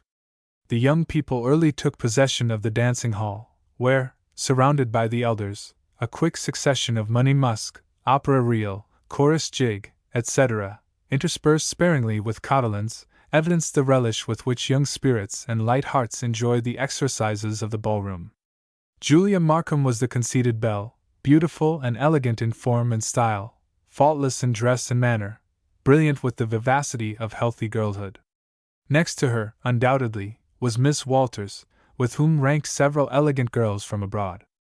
And of the young people here may be remarked what is usually true in all country places, that there were about 3 cultivated and refined girls to 1 young man of corresponding accomplishments. As the ball went forward, the elders did not dance in the young Ohio in those days, rarely or never, gathered into various groups, discussing the dancers and various kindred topics, and the little odds and ends of graceful, they says, that append themselves to the persons of those at all noticeable. Mrs. Ford and Mrs. Markham were the center of the principal of these. They were really good friends, and liked each other. Their husbands were friends, and possible rivals, and watched each other. Both were ambitious, and lived too near each other. "Who is Miss Walters?" Mrs. Ford asked. "She is from Pittsburgh. Her brother is in New Orleans, and she remains with the Fishers, relatives of hers, till he returns. She is very elegant."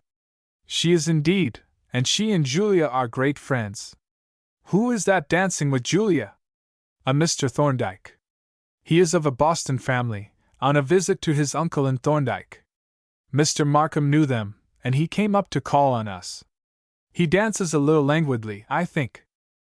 He feels a little out of place in this mixed company, I presume. His notions are high Boston. How does that suit Julia? It amuses her. He was telling her how this and that is done in Boston, and she in return told him how we do not do the same things here, and claimed that our way is the best. Here comes Major Ridgeley. He seems much at home in a ballroom. Yes, he is one of those ready men, who always appear best in a crowd.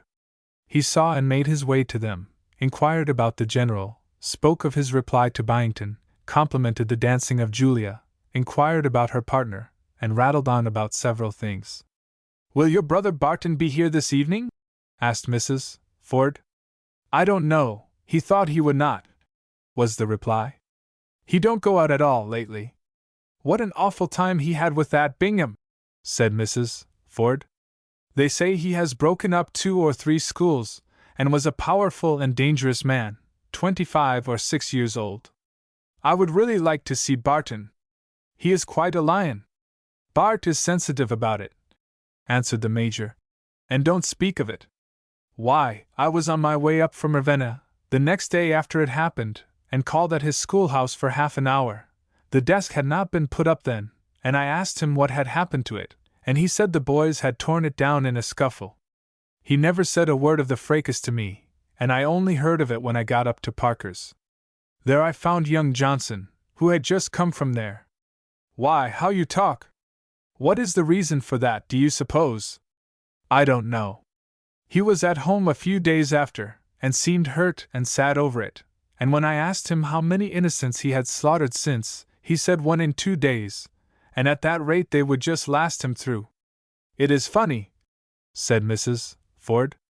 "As I have observed, Barton is not much inclined to talk about what he does," said Mrs. Markham. "And, do you know, Major, he has not given me a chance to speak to him since his return." "He thinks, possibly, that he is under a cloud," answered the Major. "He chooses to think so, then," said Mrs.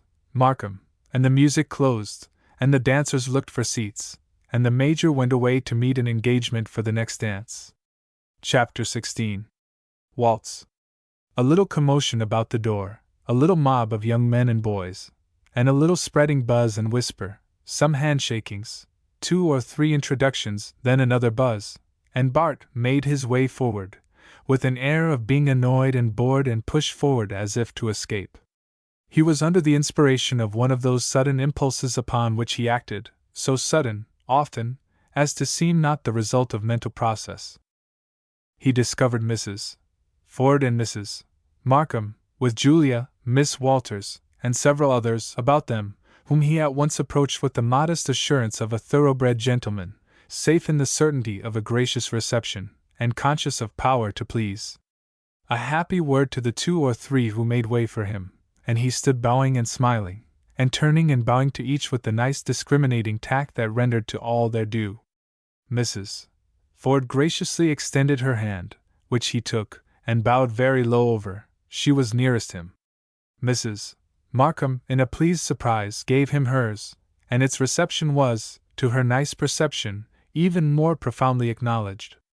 To Miss Markham and Miss Walters precisely the same, with a little of the chivalrous devotion of a knight to acknowledged beauty. "The fall and winter style prevails, I presume," he said in gay banter, as if anticipating that their gloved hands were not to be touched. "Your memory is good, Mr. Ridgeley," said Julia, with a little laugh and a little flush.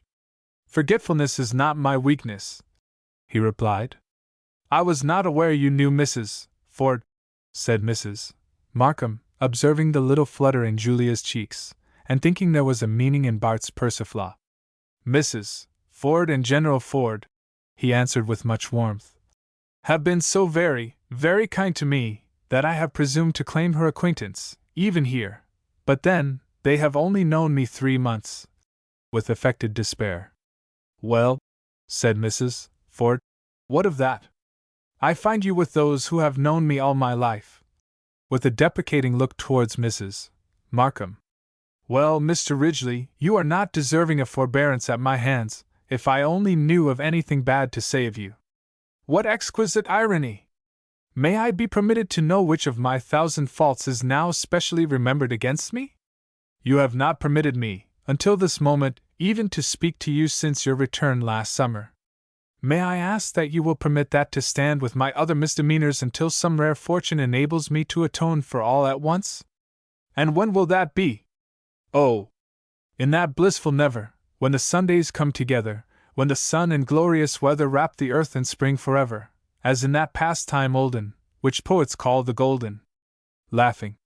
And so I have poetry and inspire it myself, that is some compensation, certainly, said Mrs. Markham, smiling.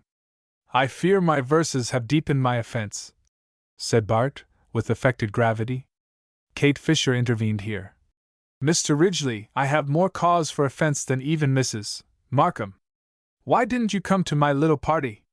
I made it on your account. The offense was great, he answered, but then staying away was ample punishment, as you must know. No, I don't know it. I know you weren't there, and your excuse was merely a regret, which always means one don't want to go. Oh, Mrs. Ford, said Bart, see what your coming here, or my coming here, exposes me to. Have I heard the worst? Well, you see, Mrs. Ford, said Kate, that Mr. Ridgeley can waltz, and so can Miss Walters, and I made a little party to see them waltz, and he didn't come. That is grave. Will you leave it to me to pass judgment upon him? I will. And do you submit, Mr. Ridgeley? She's so very kind to you, remarked Mrs. Markham. I do, said the young man, and will religiously perform the sentence. Well, it won't be a religious exercise. You are to waltz with Miss Walters, now and here. A little clapping of little hands marked the righteousness of the award. Mrs. Ford, observed the culprit, your judgment, as usual, falls heaviest on the innocent. Miss Walters, it remains for you to say whether this sentence shall be executed. If you will permit me the honor, I shall undergo execution with an edifying resignation. The smiling girl frankly placed her hand in his. I should be sorry to prevent justice, she said, which was also applauded. Major Ridgeley was spoken to, and it was understood that the next dance would be a waltz, which had never before been more than named in a Yankee ballroom, on the reserve, and it was anticipated with curiosity, not unmixed with horror, by many. The floor was cleared, a simple waltz air came from the band, and the pleased Miss Walters, in the arms of Barton, was whirled out from her mob of curious friends, onto and over the nearly vacant floor, the center of all eyes, few of which had witnessed such a spectacle before. The music went on with its measured rise and fall, sweet and simple, and youth and maiden possessed with it, seemed to abandon themselves utterly to it, and were controlled and informed by it. With one impulse, one motion, and one grace, each contributing in exact proportion, they glided, circling, and while the maiden thus yielded and was sustained, her attitude, so natural, graceful, and womanly, had nothing languishing, voluptuous or sensuous, a sweet, unconscious girl, inspired by music and the poetry and grace of its controlling power, in the dance. Miss Walters dearly loved to dance, and above all to waltz. She had rarely met a partner who so exactly suited her step and style, and who so helped the inspiration she was apt to feel. Bart had had little practice as a waltzer, but natural grace, and the presence of ladies, usually brought him to his best, and it was not in nature, perhaps, that he should not receive some inspiration from the beautiful girl, half given to his embrace, and wholly to his guidance. So around and around through the hushed and admiring throng they went, whirling, turning, advancing, retreating, rising and falling, swaying and sinking, yet always in unison, and in rhythmic obedience to the music. Sometimes the music rose loud and rapid, and then languished to almost dying away, but whatever its movement or time, it was embodied and realized by the beautiful pair, in their sweeping, graceful motions. The maiden's face was wrapped with a sweet, joyous light in her half-shut eyes. His, pale, but lit up and softened in the lamplight, seemed fairly beautiful, like a poet's. How beautiful! How exquisite! From the ladies. What a dance for lovers! Said Mrs. Ford. They are lovers, are they not? Asked a lady from Warren. I think not, said Mrs. Markham, with a glance at Julia, who, never withdrawing her eyes, stood with lips slightly apart, and her face bright with unenvying admiration. A little ripple, a murmur, and a decided clapping of hands around the room, with other sounds from the crowd at the entrance, marked the appreciation of the beautiful performance. The moment that this reached Barton, he led his delighted partner towards her group of friends, remarking, "Your admirers are sincere, Miss Walters, but too demonstrative, I fear." "Oh, I don't mind it," said the straightforward girl. "And I have to thank you for your courtesy to me," he went on, "and only hope that all my punishments may come in the same form. Mrs. Ford, is the judgment satisfied?" "Satisfactory as far as you went, but then you did not serve out your time. Have consideration, I pray, for the Minister of Justice," bowing to Miss Walters. "She seemed rather to like it," said Mrs. Ford. "Indeed I did," and the young ladies gathered about to congratulate her, and cast admiring glances at her partner. "Mr. Ridgeley," said Mrs. Markham, "I was not aware that you were an accomplished waltzer." "You forget," Bart answered mockingly, "that I am traveled, and you know my only aptitude is for the useless." "I did not say that. You are too kind. I sometimes supply words to obvious thoughts, and sometimes to those that have no existence." The floor filled again, and the music struck up. Standing, a moment later, at a window, Julia saw a figure pass out, pause at the roadway, turn and look up. The full glare of the lamps revealed the face of Bart, from which the light had faded, and its beauty and spirit of expression had departed. He gazed for an instant up at the brilliant and joyous scene, where a moment before he had been a central and applauded figure, and then, muffling his face in his cloak, he turned away. He had not intended to go, and sat melancholy through the darkness of the early night, but somehow, a hungry, intense longing came to him to go and look for a moment upon the loveliness of Julia, as she would stand open to the eyes of all, just for one moment, and then to go away. He felt that he ought not to do it, but he went. He could not help it. When he reached the place, 3 miles away, he was annoyed by being recognized and pointed at, and talked at, on account of his late encounter with Grid. "He ain't a powerful lookin' chap. I wouldn't be afeard o' him. He's a darned sight harder 'an he looks," etc. When he escaped into the ballroom, the impulse to go into the immediate presence of Julia was followed, and ended by as sudden a retreat. He had not known how utterly weak and helpless he was, and felt angry with himself that he could ever wish for the presence of one who had so scorned him. He was ashamed, also, that the music, the dance, and gay joyance of the scene he had just left, had still such a seductive charm for him, and he recorded a mental resolution to avoid all similar allurements for the future. Having made this resolution, and strong in his faith of keeping it, he merely turned to take final leave, as he fell under the eyes of Julia, and without seeing her. The night outside was cold, dark, and thick, with a pitiless snow that was rapidly filling the track along the highway. Bart turned, without the remotest touch of self-pity, to face it, with a heart as cold and dark as the night that swallowed him up. He felt that there was not a heart left behind that would throb with a moment's pain for him, that would miss him, or wonder at his departure, and he was sure that he did not care. Yet with what a sweet, remonstrating, expostulating call the music came after him, with its plaining at his desertion. Fainter and sweeter it came, and died out with a wailing sob, as the night, with its storm and darkness, blotted him out. Mrs. Ford, who may have anticipated his attendance at the supper table, missed him. His late partner in the dance cast her eyes inquiringly through the thronged rooms. She remarked to Julia that she believed Mr. Ridgeley had left, and thought it very strange. Julia said she presumed he had, and did not say what she thought.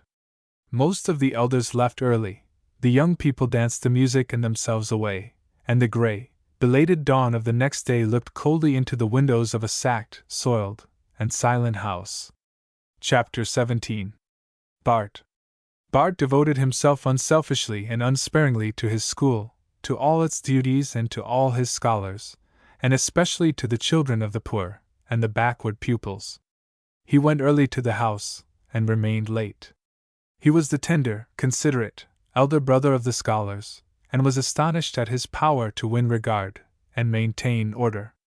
Order maintained itself after one memorable occasion, one to which he never referred, and of which he did not like to hear.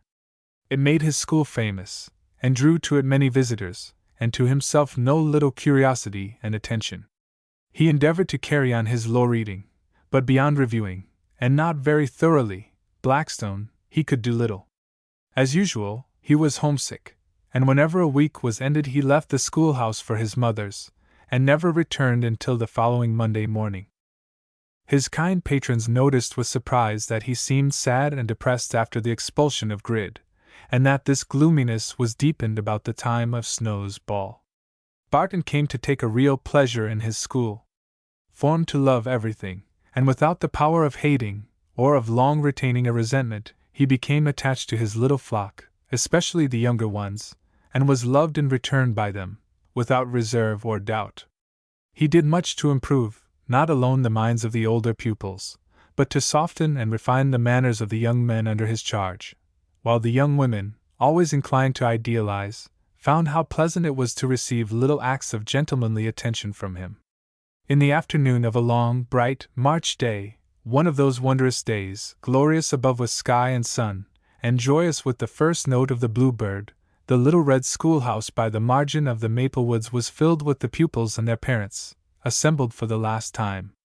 Bart, in a low voice, tremulous with emotion, bade them all good-bye, and most of them forever, and taking his little valise, walked with a saddened heart back to his mother.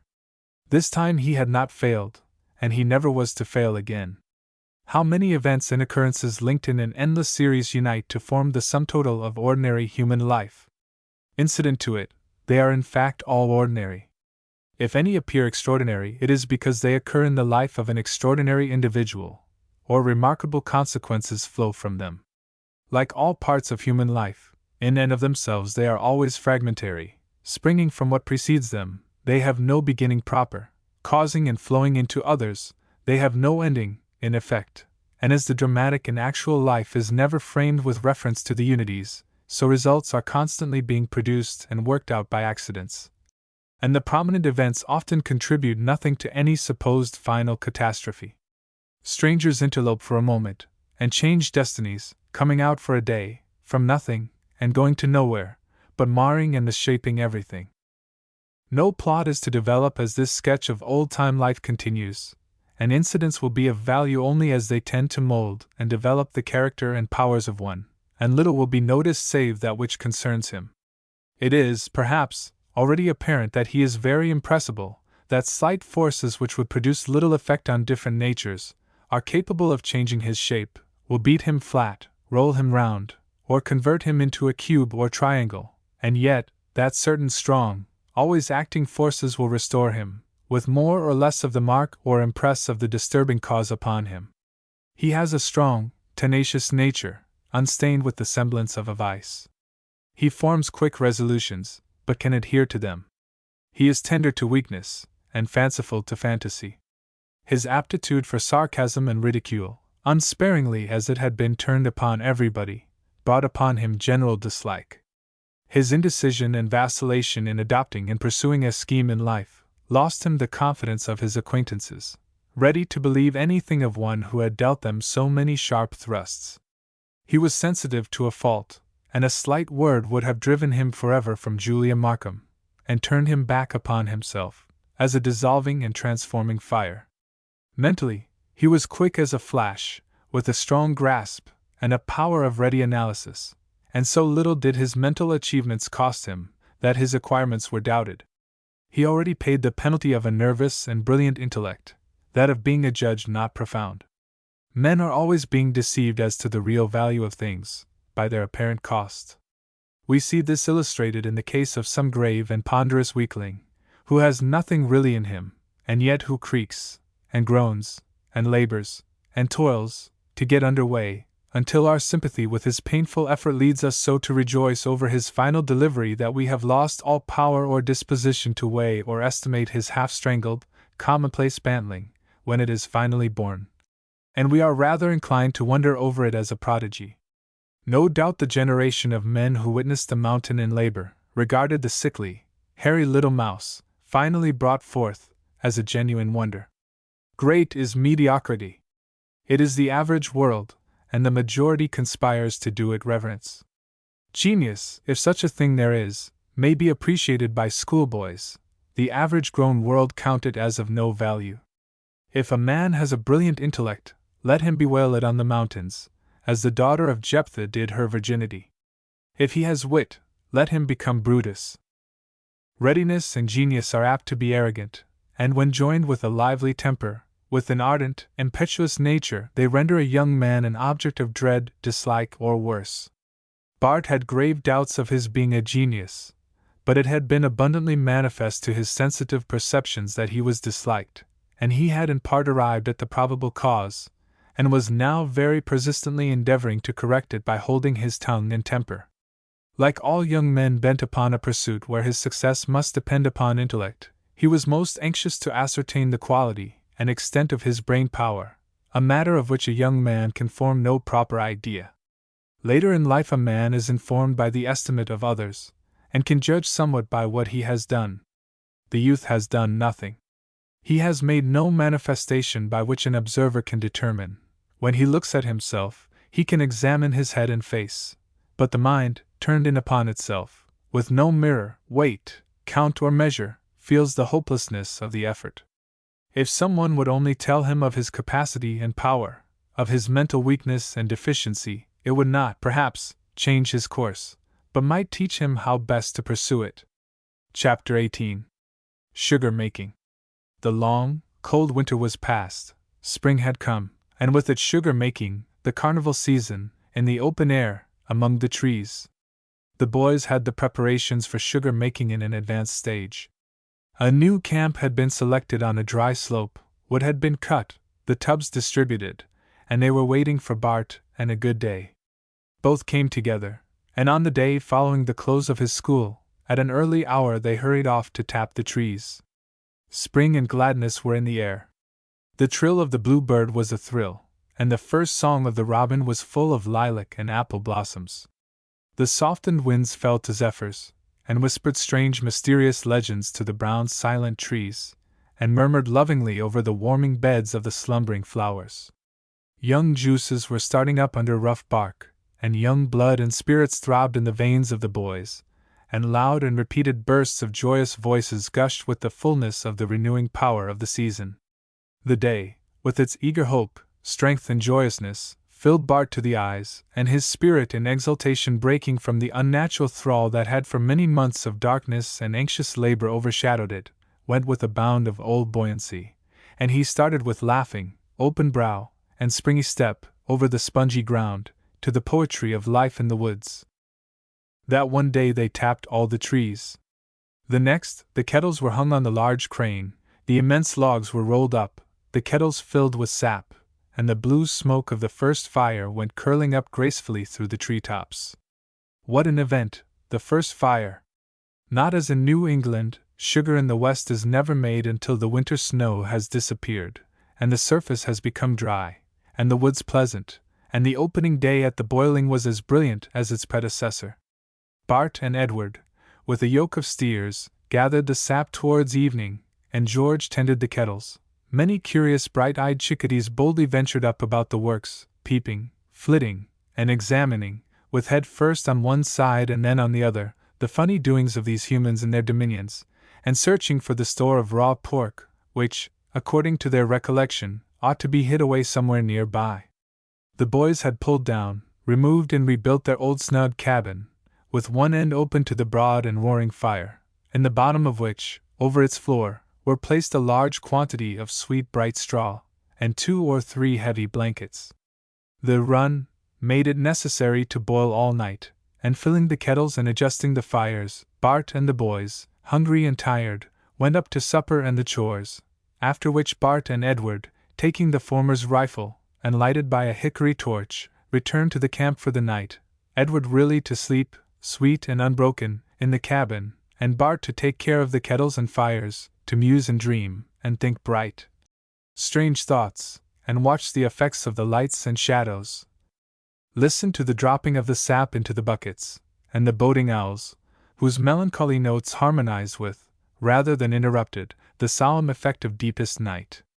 Man easily reverts to savagery and nature, and this tendency was marked in Bart, whom this new recurrence to old habits of wood life, so dear to him, filled with such pleasant sensations of joyous unrest, that until near the coming dawn he was disinclined to sleep, and when he did, the first note of an old robin from the topmost twig of a giant old maple awoke him fresh to the labor and enjoyment of another resplendent day.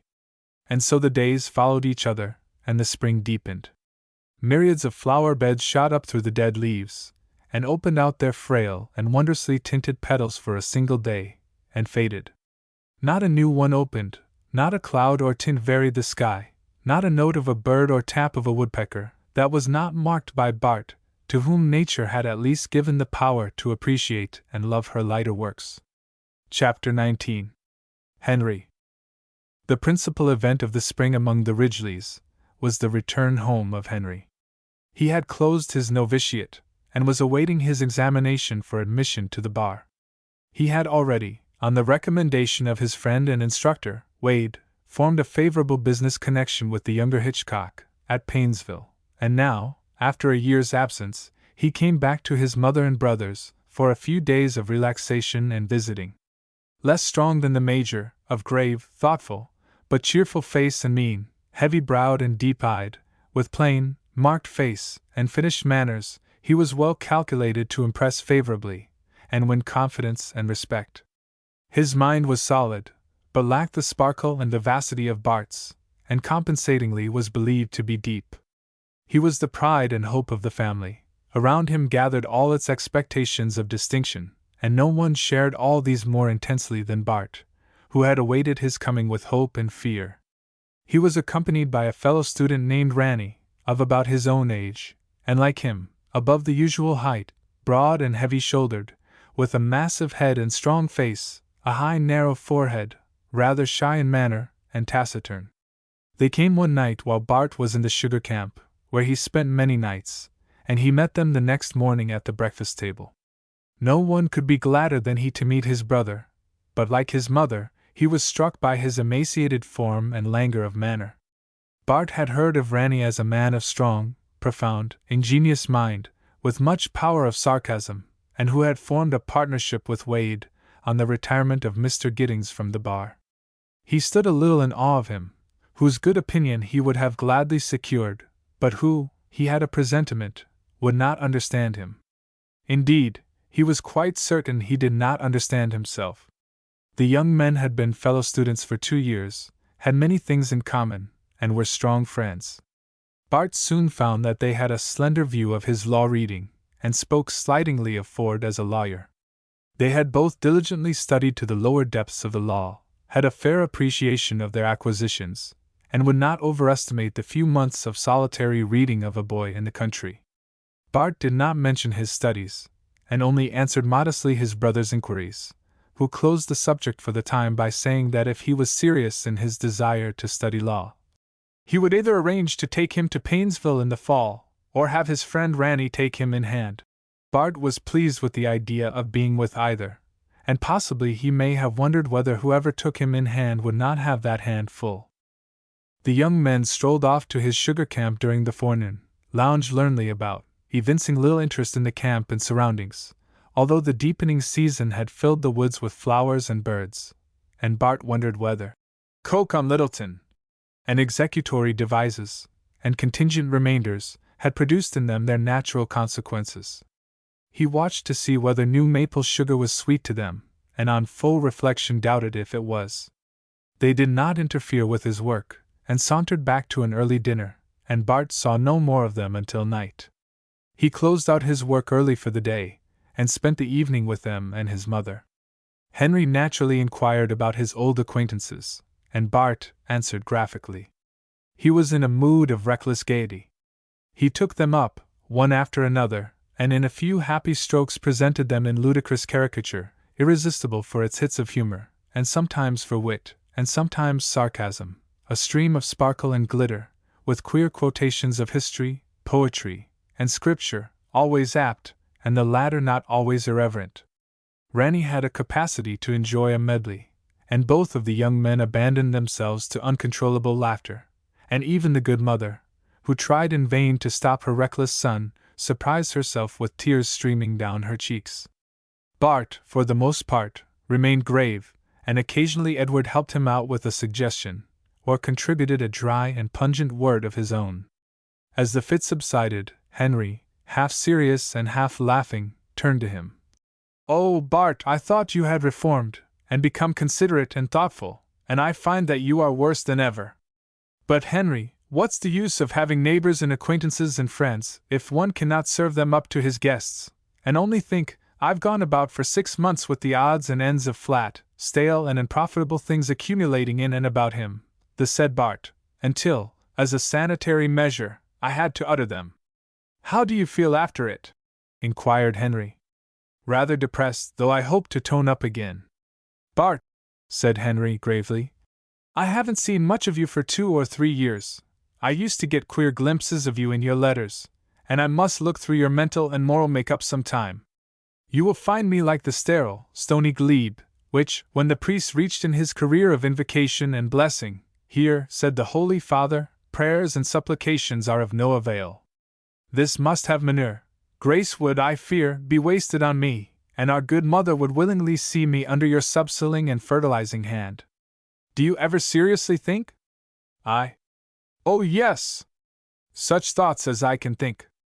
I think of the wondrously beautiful in nature, and am glad. I think of the wretched race of men, and am sad. I think of my shallow self, and am mad. Henry, with unchanged gravity. Do you believe in anything? Yes, I believe fully in our mother, a good deal in you, though my faith is shaken a little just now, and am inclined to great faith in your friend Mr. Ranney. All smiled but Henry. Yes, all that of course, but abstract propositions. Have you faith in anything? Well, I believe in genius, I believe in poetry, though not much in poets, music, though that is not for men. I believe in love, for those who may have it. I believe in woman and in God. When I draw myself close to him, I am overcome with a great awe, and dare not pray. It is only when I seem to push him off, and coop him up in a little crystal-domed palace beyond the stars, and out of hearing, that I dare tell him how huge he is, and pipe little serenades of psalmody to him. Oh, Barton, you are profane! No, mother, men are profane in their gorgeous egotism. We are the braggarts, and ascribe egotism to God himself, while we are the sole objects of interest in the universe. God was and is on our account only, and when men fancy that they have found a way of running things without him, they shove him out entirely. I put it plainly, and it sounds bad. This is a compendious confession of faith, said Henry, and pausing. Why do you put genius first? As the most doubtful, and, at the same time, an interesting article. I am at the age when a young man queries anxiously about it. Has he any of it, the least bit? Well, what is your conclusion? Sometimes I fancy I feel faintly its stir and spur and inspiration. When it may be only dyspepsia, said Henry. It may be. I haven't ranked myself among geniuses. Yet you believe in it. What is it? I can't tell. Can you tell what is electricity or life? That is not logical. You answer one question by asking another. I am not sure, but that is allowable, interrupted Ranney. You pose your opponent with an unanswerable question, and he in turn proposes several, thereby suggesting that there are things unknown, and that if you will push him to that realm you are equally involved. It may not be logical, but it usually silences. Not quite in this instance, said Henry, for we know by their manifestations that life and electricity are, they manifest themselves to us. And by the same rule genius manifests itself to your brother, although it may not to you. Thank you, Mr. Ranney, said Bart. Now I do not suppose, he went on, that genius is a beneficent little imp, or genie, lodged in the brain of the fortunate or unfortunate, who is all-powerful, and always at hand to give strength, emit a flash of light, or pour inspiration into the faculties, nor does it consist in anything that answers to that idea. But there are men endowed with quick, strong intellects, with warm, ardent, intense temperaments, and with strong imaginations, where these, or their equivalents, are found happily blended, the result is genius. There is a working power that can do anything, and with apparent ease. If it plunges down, it need not remain long. If it mounts up, it alights again without effort or injury. And such a working power, you suppose, would of itself be a constant self-supply, and always equal to emergencies, and of its own unaided spontaneous inspirations and energies, I suppose, said Henry, and has nothing to do but float and plunge about, diving and soaring, in the amplitude of nature? Well, Henry, you can't get out of a man what isn't in him. You need not draw on a water bottle for nectar, or hope to carve marble columns from empty air. Genius can't do that. An unformed, undeveloped mind never threw out great things spontaneously, as the cloud throws out lightning. Men are not great without achievement, nor wise without study and reflection. Nor was there ever a genius, however strong and brilliant in the rough, that would not have been stronger and more brilliant by cutting, said Bart, with vehemence. All I contend for is that genius, as I have supposed, can make the most and best of things, often doing with them what other and commoner minds cannot do at all. This is not the schoolboy's idea of genius, said Ranny. And, said Bart, a little assertively, I am not a schoolboy. So I perceive, said Ranny coolly. The fault I find with you geniuses. We geniuses is, said Henry, you perpetually fly and caracole about, and just because you can, apparently, and for the fun of the thing. Eagles fly, said Bart. And so do butterflies, and other gilded insects. Therefore, flying should be dispensed with, I suppose, said Bart. Because things of mere painted wings, all wing and nothing else, can float in the lower atmosphere, are all winged things to be despised. Birds of strong flight can light and build on or near the ground, but your barnyard fowl can hardly soar to the top of the fence for his crow. But your geniuses, Bart, will not work, will not strip to the long, patient, delving drudgery necessary to unravel, separate, analyze, weigh, measure, estimate, and count, and come to like work for work's sake, and so grow to do the best and most work. They deal a few heavy blows, scatter things, pick up a few glittering pebbles, and leave to dullards the riches of the mines they never would have found, broke in Bart. And fly away into upper air, pursued Henry. Oh, I know that some chaps rise for want of weight, as you would say, but mere weight will keep a man always at the surface. Your men who are always plunging into things, digging and turning up the earth, who believe with the ancients that truth is in a well, often lose themselves, and are smothered in their own dirt holes, and call on men to see how deep they are. God coins with his image on the outside, as men mint money, and your deep lookers can't see it, they are for rushing into the bowels of things. There is force in that, Bart. Men may see God in his works if they will, but men don't so stamp their works. At his best, man is weak, unknowing truth, he puts false brands on his goods, mixes and mingles, snarls and confuses, covers up, hides and effaces, so far as he can, God's works, and palms off as his the works of the other. And it is with these that the lawyer has to do, a work in which your mere genius would make little headway. He would go to it without preparation, he would grow weary of the hopelessness of the task, and fly away to some pleasant perch, and plume his wing for another flight, I fear. Might not his lamp of genius aid him somewhat? Put in Bart. It might, said Ranny, and he might be misled by its flare. He would do better to use the old lights of the law. Some are a little lurid, and some a little blue, but always the same in tempest or calm. The law, as you have doubtless discovered, is founded in a few principles of obvious right. Their application to cases is artificial. The law, for its own wise purposes, takes care of itself, of its own force, it embraces everything, investigates everything, construes itself, and enforces itself, as the sole power in the premises. Its rules in the textbooks read plain enough, and are not difficult of apprehension. The uncertainty of the law arises in the doubt and uncertainty of the facts, and hence the doubt about which, of many rules, ought to govern. A man of genius, as you describe him, ought to become a good lawyer. He would excel in the investigation and presentation of facts, but none but a lawyer saturated with the spirit of the law until he comes to have a legal instinct can with accuracy apply it. This was clear and strong to Barton, and profitable to him. Now Barton, said Henry, turning to Ranny, as if Bart were absent, went through with Blackstone in a month, and probably would go through it every month in the year, and then he might be profitably put to read Blackstone. If I were to shut him up with the institutes, in 4 days there might be nothing of poor Coke left but covers and cords. And what would become of Bart? Asked Ranny. Go mad, but not for much learning, answered the youth for himself. Or you would find him like a dried geranium leaf hid in the leaves of the yearbooks, where thy mates of the garden lie scentless and dead. There was a touch of sarcasm in his mocking voice, and flashing out with his old sparkle. Be patient with me, boys, the future works miracles. There are mountains ungrown, and fountains unflown, and flowers unblown, and seed never strown, and meadows unmown, and maids all alone, and lots of things to you unknown, and every mother's son of us must always blow his own nose, you know. And while the young men were a little astonished at the run of his lines, the practical and unexpected climax threw them into another laugh. Soon Henry took a candle, and the 2 young men retired. They paused a moment in the little parlor. Was there ever such a singular and brilliant compound? Said Ranny. What a power of expression he has!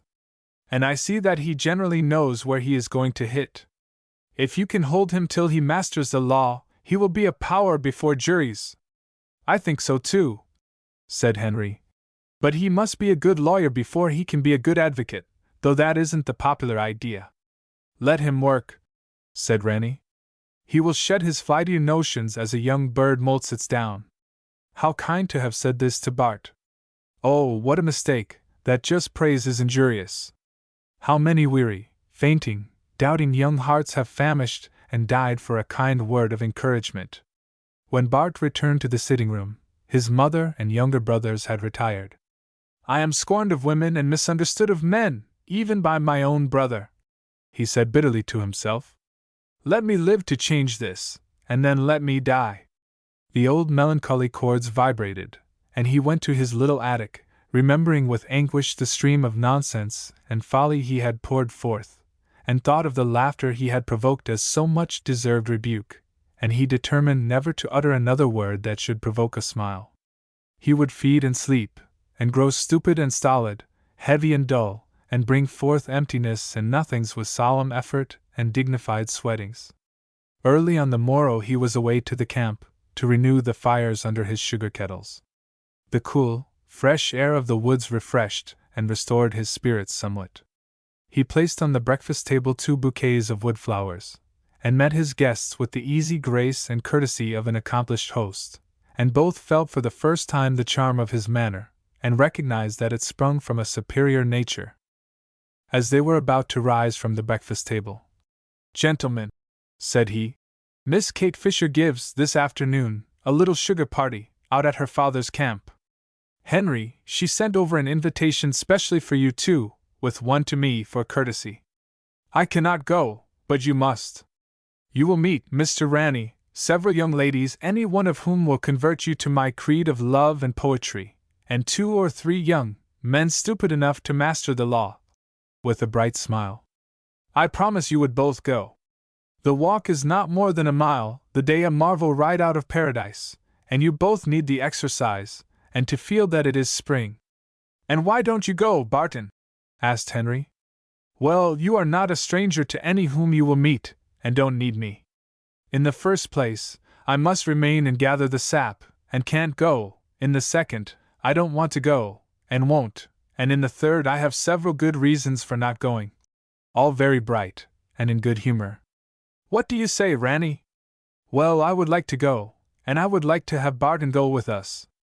"Would you, though?" brightening. "No, I can't go, though I would be glad to go with you anywhere." Chapter 20. What the girls said.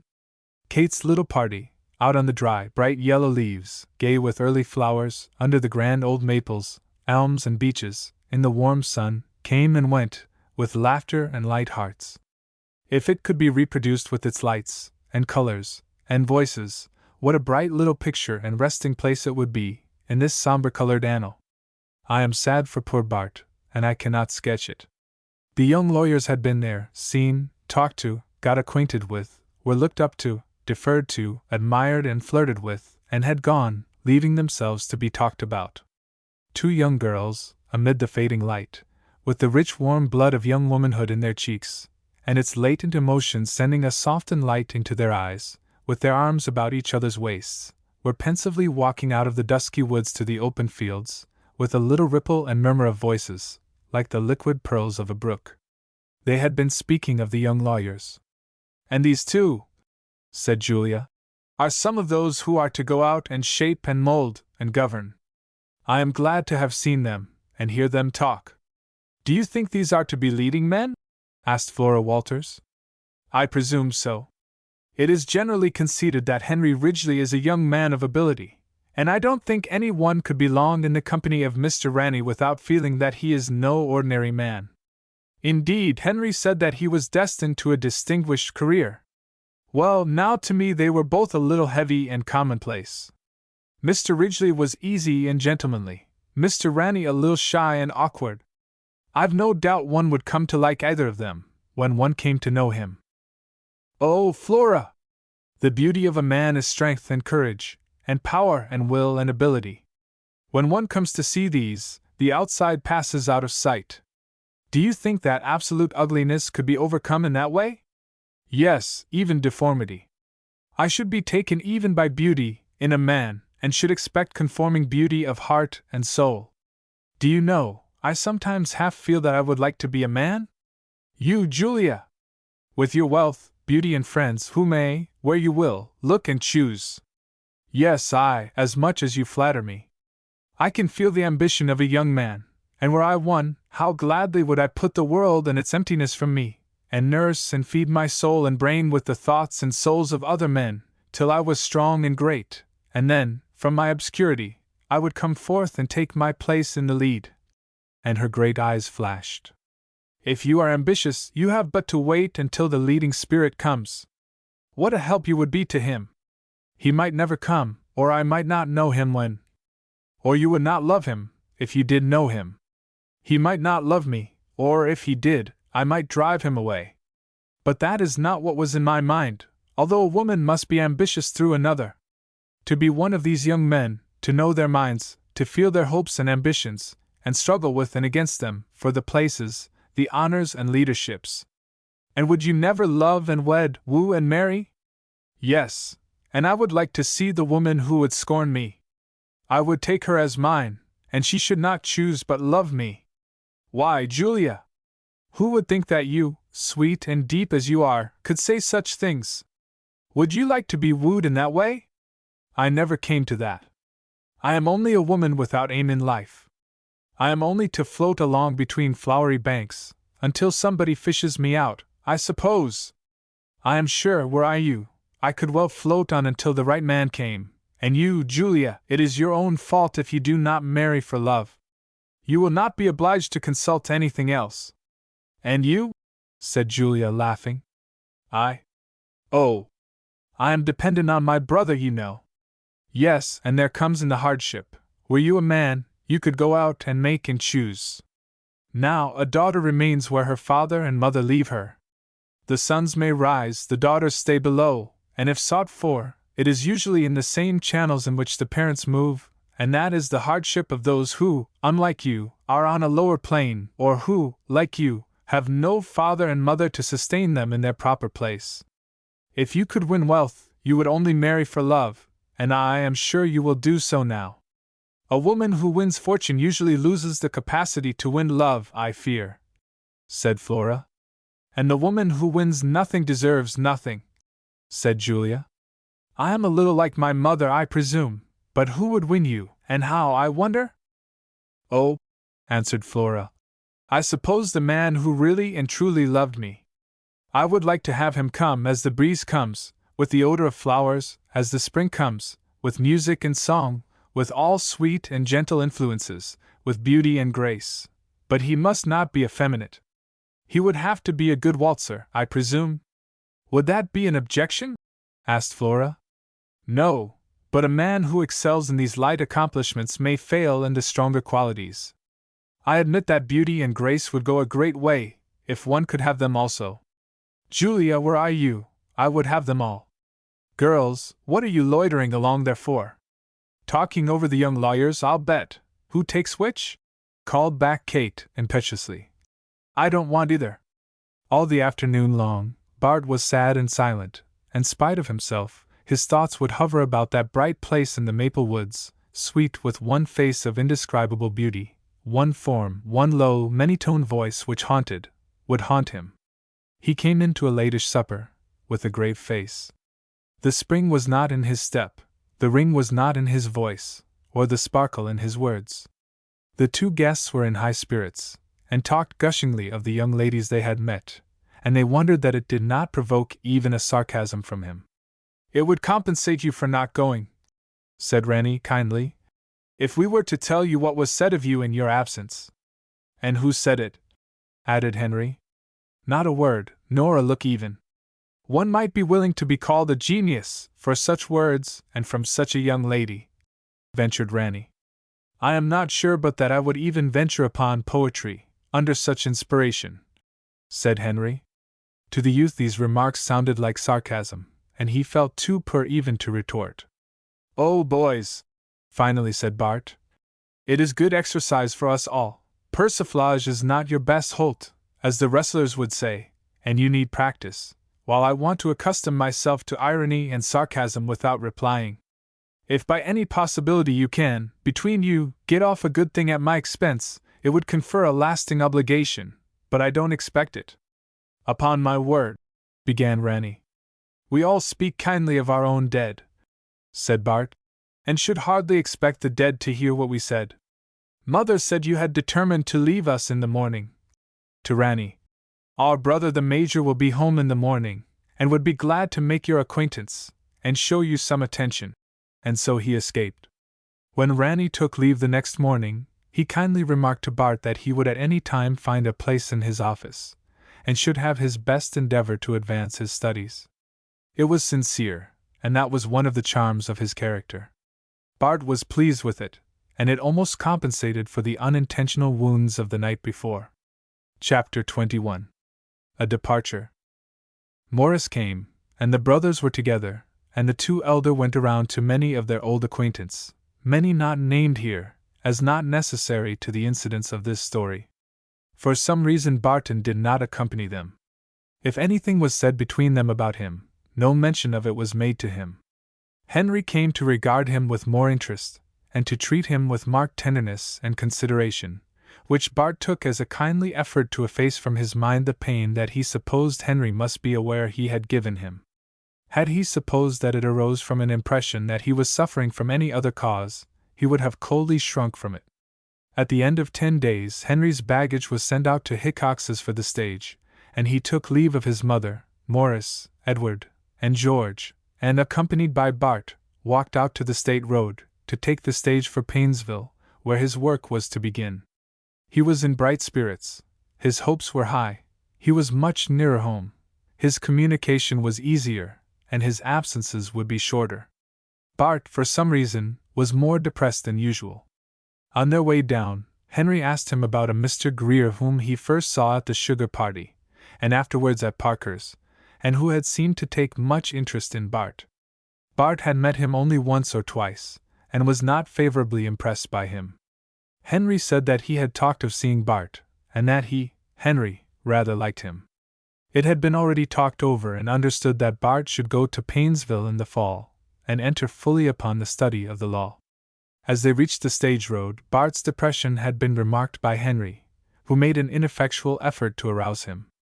Finally the stage came rattling down the hill, and drew up. The brothers shook hands. Henry got in, and the stage was about to move away, when Bart sprang upon the step, and called out, "Henry!"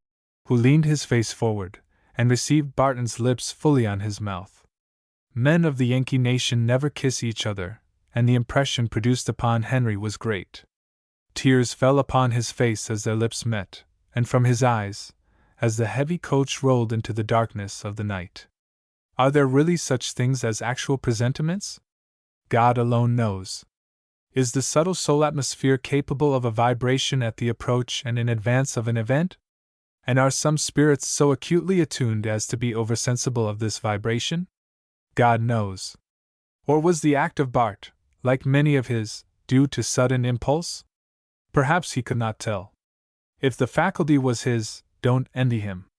Barton had already resumed his connection with Jen Ford's office. The general had returned full of his winter's labors, and found an intelligent and sympathizing listener in Bart, who had a relish for politics and the excitements of political life, although he was resolved to owe no consideration that he might ever win to political position. Under the stimulus from his intercourse with his brother and Ranny, and profiting by their hints and suggestions, he plunged more eagerly into law books than ever. He constructed a light boat, with a pair of sculls, and rigged also with a spar and sail, with which to traverse the pond, with places to secure it on the opposite shores, and early passers along the state road, that overlooked the placid waters, often marked a solitary boatman pulling a little skiff towards the eastern shore. And once, a belated picnic party, returning from Barker's Landing, discovered a phantom sail flitting slowly in the night breeze over the dark waters to the west. They lingered on the brow of the hill, until it disappeared under the shadow of the western wooded shore, wondering and questioning much as to who and what it was. One, the loveliest, knew, but said nothing. The Markhams, one day, in their carriage, passed Bart with his books toiling up Oak Hill. He removed his hat as they passed, without other recognition. All of them felt the invisible wall between them, and two, at least, silently regretted that they might not invite him to an unoccupied seat. They were at the Fords to dinner that day, and Bart, being invited to join them by the general, politely declined. The general was a little grave at the table, while Mrs. Ford was decided and marked in her commendation of the young student, and described, with great animation, a little excursion they had made over to the pond, and the skill with which Bart had managed his little sailboat. Chapter 22. A Shattered Column. In mid-June came the blow. George brought up from the post office, one evening, the following letter. Painesville, June 18, 1837. Bart Ridgeley Esq. Dear Sir, I write at the request of my sister, Mrs. Hitchcock. Your brother is very ill. Wanders in his mind, and we are uneasy about him. He has been sick about a week. Mr. Hitchcock is absent at court. Sincerely yours, Edward Marshall. Henry is ill, said Barton, very quietly, after reading it. This letter is from Mrs. Hitchcock. He has been poorly for a week. I think I had better go to him. He did not write himself, it seems, said his mother. He probably doesn't regard himself as very sick, and did not want us sent for, said Bart, and they may have written without his knowledge. I will take Arab, and ride in the cool of the night. You are alarmed, Barton, and don't tell me all. Read me the letter. And he read it. I will go with you, Barton. Very quietly, but decidedly. How can you go, mother? As you do. Firmly. You cannot ride 30 miles on horseback, mother, even if we had a horse you could ride at all. I shall go with you, was her only answer. An hour later, with a horse and light buggy, procured from a neighbor, they drove out into the warm, sweet June night. At Chardon, they paused for half an hour, to breathe the horse, and went on. Bart was a good horseman, from loving and knowing horses, and drove with skill and judgment. They talked little on the road, and at about 2 in the morning they drove up to the old American house in Painesville, and with his mother on his arm, Barton started out on River Street, to the residence of Mr. Hitchcock. How silent the streets! And how ghostly the white houses stood, in the stillness of the night! And how like a dream it all seemed! They had no difficulty in finding the house, with its ominous lights, that had all night long burned out dim into the darkness. The door was open, and the bell brought a sweet, matronly woman to receive them. We are Henry Ridgeley's mother and brother, said Barton. Is he still alive? The question indicated his utter hopelessness of his brother's condition. Come in this way, into the parlor, said the lady, and stepping out. Mother, she called. Mr. Ridgeley's mother has come. Please step this way. A moment later, a tall, elderly lady, sad-faced as was her daughter, and much agitated, entered the room. My mother, said the younger lady. I am Mrs. Hitchcock. Your son, said the elder lady. Take me to him at once, I pray you. Let me see him. I am his mother! Who shall keep me from him? Mother, said Barton, stepping up and placing his hands about her. Don't you feel it? Henry is dead. I knew it ere we stepped in. Dead? Who says he is dead? He is not dead. Tell her, said Barton. She is heroic. Let her know the worst. Take me to him, she said, as they remained silent. Up the stairs, in a dimly lighted room, past 2 or 3 young men, and a kind neighbor or two, they conducted her, and there, composed as if in slumber, with his grand head thrown back, and his fine strong face fully upward, she found her third-born, growing chill in death. She sprang forward, arrested herself when within a step of him, and gazed. The light passed from her own eye, and the warmth from her face. A spasm shook her, and nothing more. She did not shriek, she did not faint, she made no outcry, scarcely a visible sign, but steadily and almost stonily she gazed on her dead, until the idea of the awful change came fully to her. The chill passed from her face and manner, and seating herself on the bed. You won't mind me, ladies. You can do no more for him. Leave him to me for a little. And she bent over and kissed his pallid lips, and laid her face tenderly to his, and lifted with her thin fingers the damp masses of his hair, brown and splendid, like Bart's, but darker, and without the wave. What a grand and splendid man you had become, Henry! And I may toy with and caress you now, as when you were a soft and beautiful baby, and you will permit me. And lifting herself up, she steadfastly gazed at his emaciated face and shrunken temples, and opening his bosom, and baring its broad and finely formed contour, she scanned it closely. Oh, why could not I see and know, and be warned? I thought he could not die. Oh, I thought that all I had would remain. That in their Father God had taken all he would reclaim from me. That I should go, and together we should adorn a place where they should come to us. Oh, merciful Father! And the storm of agony, such as uproots and sweeps away weak natures, came upon her. As for Barton, his sensibilities were stunned and paralyzed, while his mind was left to work free and clear. All his anguish was for his mother; for himself, the moment had not come. He was appalled to feel the almost indifference with which he looked upon the remains of his manly and high-souled brother, and he repeated over and over to himself, "Henry is dead! He is dead! Don't you hear? Don't you know? He is dead! Why don't you mourn?" An hour later came a gentle tap at the door. Barton went to find Mrs. Hitchcock standing there. "Your mother must be aroused and taken away. My mother and I will take you to her house. She must be cared for now." "Mother," said Bart, taking her lightly in his arms, "these dear good ladies must care for you. Let me take you out, and our dear Henry must be cared for, too." How unnatural his voice sounded to him. Had he slain his brother, that he should care so little, that his voice should sound so hoarse and hollow? His mother was passive in his hands, wearied, broken, and overwhelmed. He carried her across a small open space, and into a large house, where her kind hostess received and cherished her as only women experienced and chastened by sorrow can. Barton was conducted to a spacious, cool room, luxurious to his eyes, yet he felt no weariness, but somehow supernaturally strained up to an awful tension. "Why don't I shriek, and tear my hair, and make some fitting moan over this awful loss? Why can't I feel it? O God! Am I a wretch without nature or heart or soul? He is dead!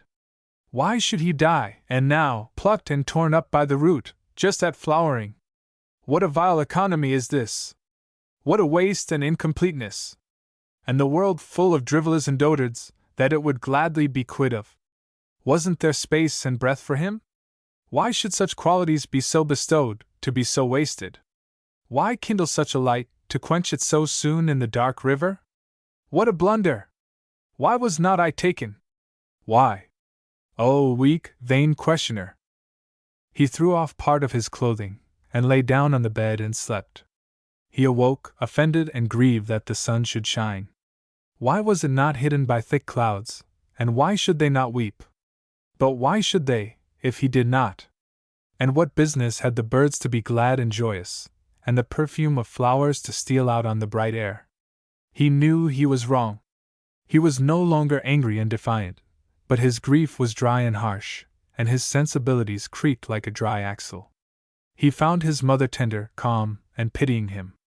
Awful as was the bereavement to her, she felt that the loss was, after all, to him. Her strong nature, quivering and bleeding under the blow, had righted itself, and the sweet influence of faith and hope was coming up in her heart. She saw Barton with his pallid face, and steady but bright eyes. She knew that she never quite understood, had never quite fathomed, his nature. Gentle voices, assuaging hands, and sweet charities were about the stricken ones, and pious hands, with all Christian observances, ministered to their beautiful dead. Nothing more could be done, and before midday Barton, with his mother, started on their return, to be followed at evening by the remains of the loved one, arrayed for sepulture. Barton, with every faculty of mind intensely strong and clear, and weighted with the great calamity to absolute gravity, had struck those he met as a marvel of clear apprehension and perception of all the surroundings and proprieties of his painful position. The younger members of the Painesville Bar, who had begun to know and love their young brother, had gathered about him in his illness, and now came forward to take charge of and prepare his remains for final rest, and to render to his friends the kindness of refined charity. Barton knew that somehow they looked curiously at him, as he introduced himself to them, and fancied that his dazed and dreamy manner was singular, but knew that such considerate and kind, such brotherly young men, would make allowances for him. When they gathered silently to take leave, he turned. "Gentlemen, you know our obligations to you. Think of the most grateful expression of them, and think I would so express them if I could. Some day I may more fittingly thank you." They thought he never could. He remembered the fitting words to Mrs. Hitchcock and her mother, Mrs. Marshall, and drove away, with his pale, silent mother. All the way home in a dream. Something awful had happened, and it was not always clear what it was, or how it had been brought about. Chapter 23. The Storm. About midnight the Painesville hearse drove up, accompanied by the 4 young pallbearers of the Painesville Bar, who attended the remains of their young brother. The coffin was deposited in the little parlor, and the carriages drove to Parker's for the night. The stricken and lonely mother was in the sanctity of her own room. The children had cried themselves to sleep and forgetfulness. The brother, who had been sent for, could not reach home until the next morning. Barton had declined the offers of kind friends to remain, and was alone with his dead. The coffin lid had been removed, and he lifted the dead cloth from the face. He could not endure the sharp angle of the nose, that so stabbed up into the dim night, unrelieved by the other features. The wrath of a strong, deep nature, thoroughly aroused, is sublime. Its grief, when stirred to its depths, is awful. Barton knew now what had happened, and what he had lost. The acuteness of his fine organization had recovered its sharpest edge.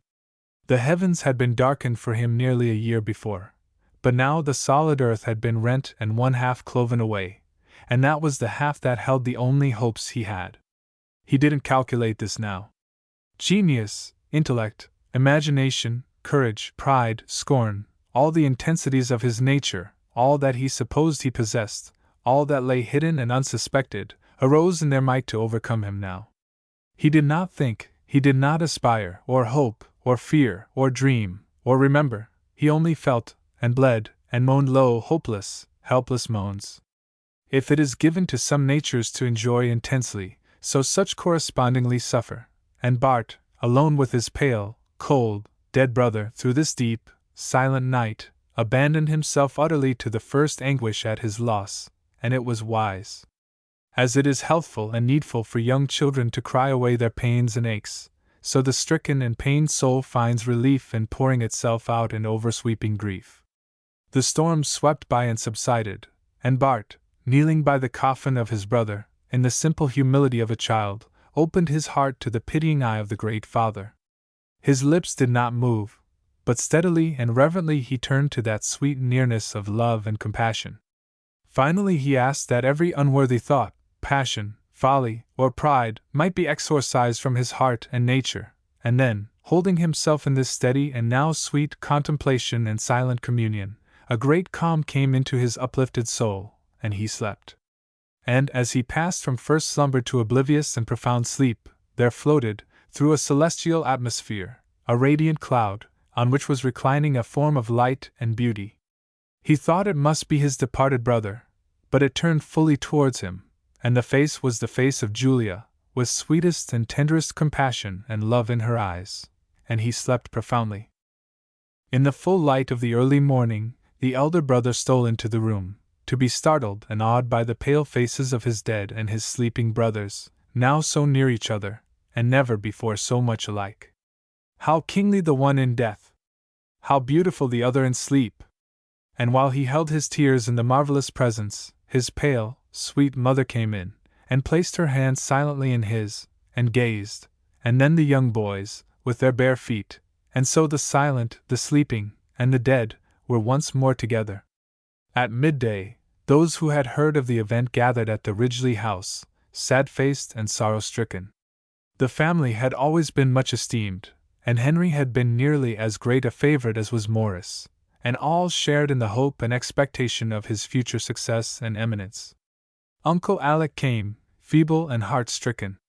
A sweet prayer, a few loving words, a simple hymn, and the young pallbearers carried out their pale brother, and preceding the hearse in their carriage, followed by the stricken ones and the rest in carriages and on foot, the little procession went sadly to the burying ground. Their innumerous company, attracted from various parts where the news had reached, were assembled and awaiting the interment. The idle and curious were rewarded by the sight of a hearse, and the presence of the deputation of the Painesville bar, and impressed with a sense of the importance and consideration of the young man in whose honor such attentions were bestowed. The ceremony of interment was short, and of the simplest. The committing of the dead to final rest in the earth is always impressive. Man's innate egotism always invests the final hiding away of the remains of one of his race in perpetual oblivion, with solemnity and awe. One of the lords has departed.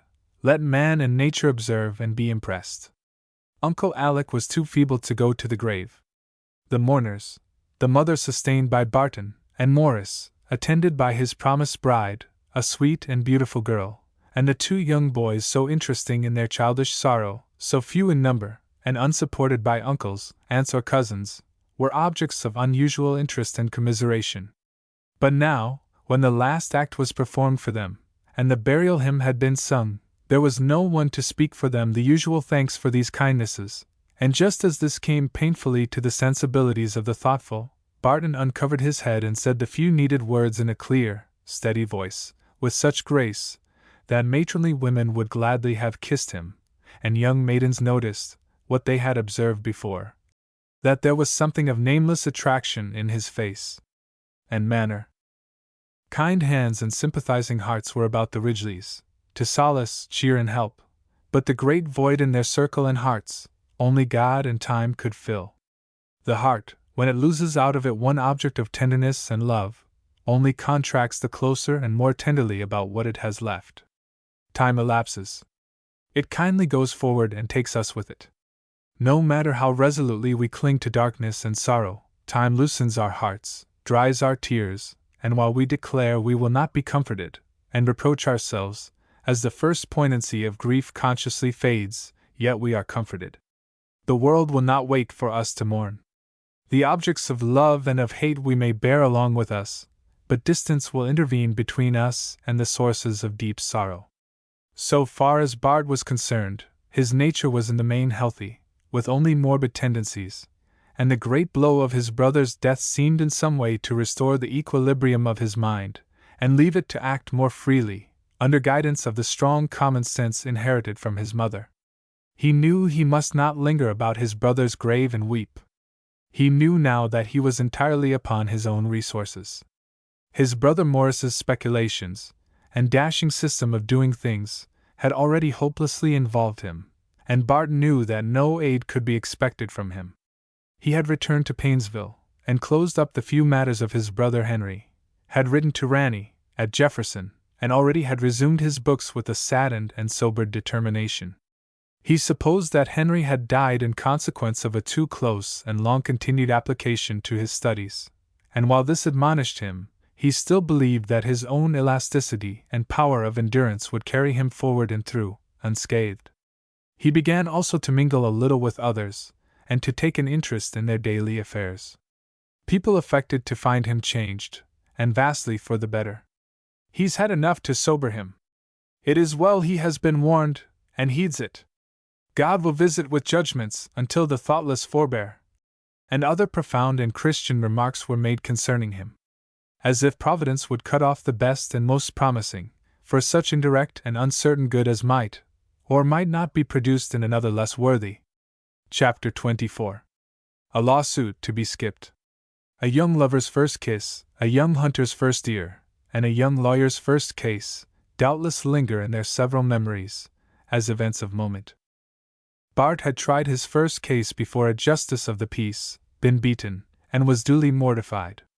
It is very likely he was on the wrong side, but he did not think so, and if he had thought so, he would not have been fully consoled. A poorer advocate than he could have convinced himself that he was right, and fail, as he did, to convince the court. It was a case of little importance to any but the parties. To them, every case is of the gravest moment. He acquitted himself creditably, showed that he understood the case, examined his witnesses, and presented it clearly. Others came to him, and he advised with caution and prudence, and as fall approached, he was in request in various small matters. Men were surprised at the modesty of his deportment, and the gentleness of his speech. Instead of provoking his opponents, and answering back, as was to be expected of him, he was conciliating and forbearing. A case finally arose, of unusual importance in the domestic tribunals. It attracted much attention, helped to bring him forward in a small way, and gained him much reputation among some persons whose esteem was enviable. Old Man Cole, Old King Cole, as the boys derisively called him, an inoffensive little man, with a weak, limp woman for a wife, and 3 or 4 weaker and limper children, had for many years vegetated on one corner of 160 acres of woods, having made but a small clearing, and managed in some unknown way to live on it. His feeble condition exposed him to imposition, and he was the butt for the unthinking, and victim of the unscrupulous and unruly. For some years his land, a valuable tract, had been coveted by several greedy men, and especially by one Sam Ward. Failing to induce Cole to sell what right it was admitted he had, Ward, as was supposed, attempted to intimidate, and finally to annoy Cole to such an extent, that for peace and safety he would willingly part with his possession. He was one of the earliest settlers, had become attached to his land, and declined to be driven off. A lawless set of young men and boys were Ward's agents, although his connection with them was never made very apparent, and had committed various depredations upon the old man, until one night they made a raid upon his premises, cut down several fruit trees, filled up his spring, tore down his old barn, and committed various acts of trespass of a grave character. It would seem as if some intelligence controlled their movements. No act criminal by the statutes of Ohio had been committed, and so far as was suspected, none but those under age had been concerned in the affair. Poor old Cole, an object of derision, was barely within common sympathy, and living remote, few knew of, and fewer cared for his misfortunes. He applied for advice to Bart, who was indignant at the recital, and entered upon an investigation of the outrage with great energy. He was satisfied that the fathers of the trespassers could not be held for their acts, that no breach of the criminal laws had been committed, but that the boys themselves could be made liable in an action, and that on failure to pay the judgment, they could themselves be taken in execution and committed to jail. He at once commenced a suit for the trespass before a magistrate, against all whom he suspected. The commencement of the suit caused greater excitement than the perpetration of the outrage. Many of the young men belonged to respectable families, while many were old offenders, who had been permitted to escape for fear of provoking graver misdemeanors. It was known that Bart had taken up the case, and there was a feeling that he had at least the courage to encounter the dangerous wrath of the young scamps. The only ground of apprehension was that he had mistaken the law. The popular impression was that an action could not be maintained against minors. On the return day of the summons Barton appeared, and demanded a jury, then allowable, and the time for trial was fixed for the 5th day afterwards. In that day, with the exception of 1 or 2 small lawyers at Chardon and Ford at Burton, there were none within 25 miles of Newbury, and the legal field was gleaned in the magistrates' courts, as in all new countries, by pettifoggers, of whom nearly every township was made luminous with one. Of these, the acknowledged head was Brace. In ordinary life he was a very good sort of a man, not without capacity, but conceited, obstinate, and opinionated. He never had any law learning. In his career before justices of the peace, he was bold, adroit, unscrupulous, coarse, browbeating, and sometimes brutal, anything that occurred to his not uninventive mind, as likely in any way to help him on or out, he resorted to without hesitation. At this time he was in full career, and was constantly employed, going into 2 or 3 counties, occasionally meeting members of the profession, who held him in detestation, and whom he was as likely to drive out of court as he was to be worsted by them. He had been employed by the young scamps to defend them. He and Bart had already met, and the latter was worsted in the case, and had received from Brace the usual Billingsgate. He was on hand well charged on the day for the appearance of the defendants, and was at no pains to conceal the contempt he felt for his young opponent. Bart said no more than the occasion demanded, and seemingly paid no attention to Brace. The magistrate, a man of plain, hard sense, adjourned the case to a large schoolhouse, and invited Judge Markham to sit in and preside at the trial, to which the judge consented, which secured a decorous and fair hearing. On the day, parties, witnesses, court, jury, and counsel were on hand, a larger crowd than Newbury had seen for years. The case was called and the jury sworn, when Brace arose, and with a loud nourish demanded that the plaintiff be non-suited, on the ground of the nonage of the defendants, and concluded by expressing his surprise at the ignorance of the plaintiff's counsel. Everybody knew that a minor could not be sued. He even went so far as to express his pity for the plaintiff. Bart answered that it did not appear that any of the defendants were under age. If they were infants, and wanted to escape on the cry of baby, they must plead it, if their counsel knew what that meant, so that the plaintiff might take issue upon it, and the court be informed of the facts. The court held this to be the law, and Brace filed his plea of infancy. Bart then read from the Ohio statutes that when a minor was sued in an action of tort, as in this case, the court should appoint a guardian ad litem, and the parole should not demur, and he moved the court to appoint guardians ad litem for the defendants. Brace's eyes sparkled, and springing to his feet, he thundered out, "The parole shall not demur! The parole shall not demur! I have got this simpleton where I wanted him! I didn't suppose he was fool enough to run into this trap. I set it on purpose for him. Anybody else would have seen it. Anything will catch him. The case can go no farther. The phrase, 'May it please the court,' is Latin, and means that the case shall be dismissed. The parole, the plaintiff shall not demur, shall not have his suit. Why didn't Ford explain this matter to this green bumpkin, and save his client the costs?" Barton reminded the court that the statute made it the duty of the court to appoint guardians ad litem, which was a declaration that the case was to go on. If it was to stop, no guardians were needed. Brace had said the terms were Latin. He presumed that his Latin was like his law. He thought it was Old Law French. He produced a law dictionary, from which it appeared that the meaning was, the case should not be delayed till the defendants were of age. Guardians should be appointed for them, and the case proceed, and so the court ruled. Bart went up immensely in popular estimation. Any man who knew a word of Latin was a prodigy. Bart not only knew Latin, but the difference between that and Old Law French. Who ever heard of that before? And he had lived among them from babyhood, and they now looked upon him in astonishment. "It does beat hell, amazingly," said Uncle Josh aside. After brief consultation, the court appointed the fathers of the defendants their guardians, when Bart remarked that his learned and very polite opponent having found nurses for his babies, he would proceed with the case, and called his witnesses. Against 2 or 3 of the ringleaders, the evidence was doubtful. When Bart moved to discharge 3 of the younger of the defendants, Brace opposed this. Bart asked him if he was there to oppose a judgment in favor of his own clients. The court granted his motion, when Bart put the young men on the stand as witnesses, and proved his case conclusively against all the rest. What wonderful strategy this all seemed to be to the gaping crowd, and all in spite of Brace, whom they had supposed to be the most adroit and skillful man in the world, and who, although he objected, and blustered, and blowed, really appeared to be a man without resources of any sort. Barton rested his case.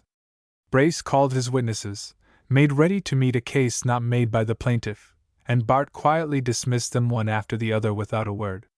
Then Ward, who had kept in the background, was called, in the hope to save one of the defendants. Him Bart cross-examined, and it was observed that after a question or two he arose and turned upon him, and plied him with questions rapid and unexpected, until he was embarrassed and confused.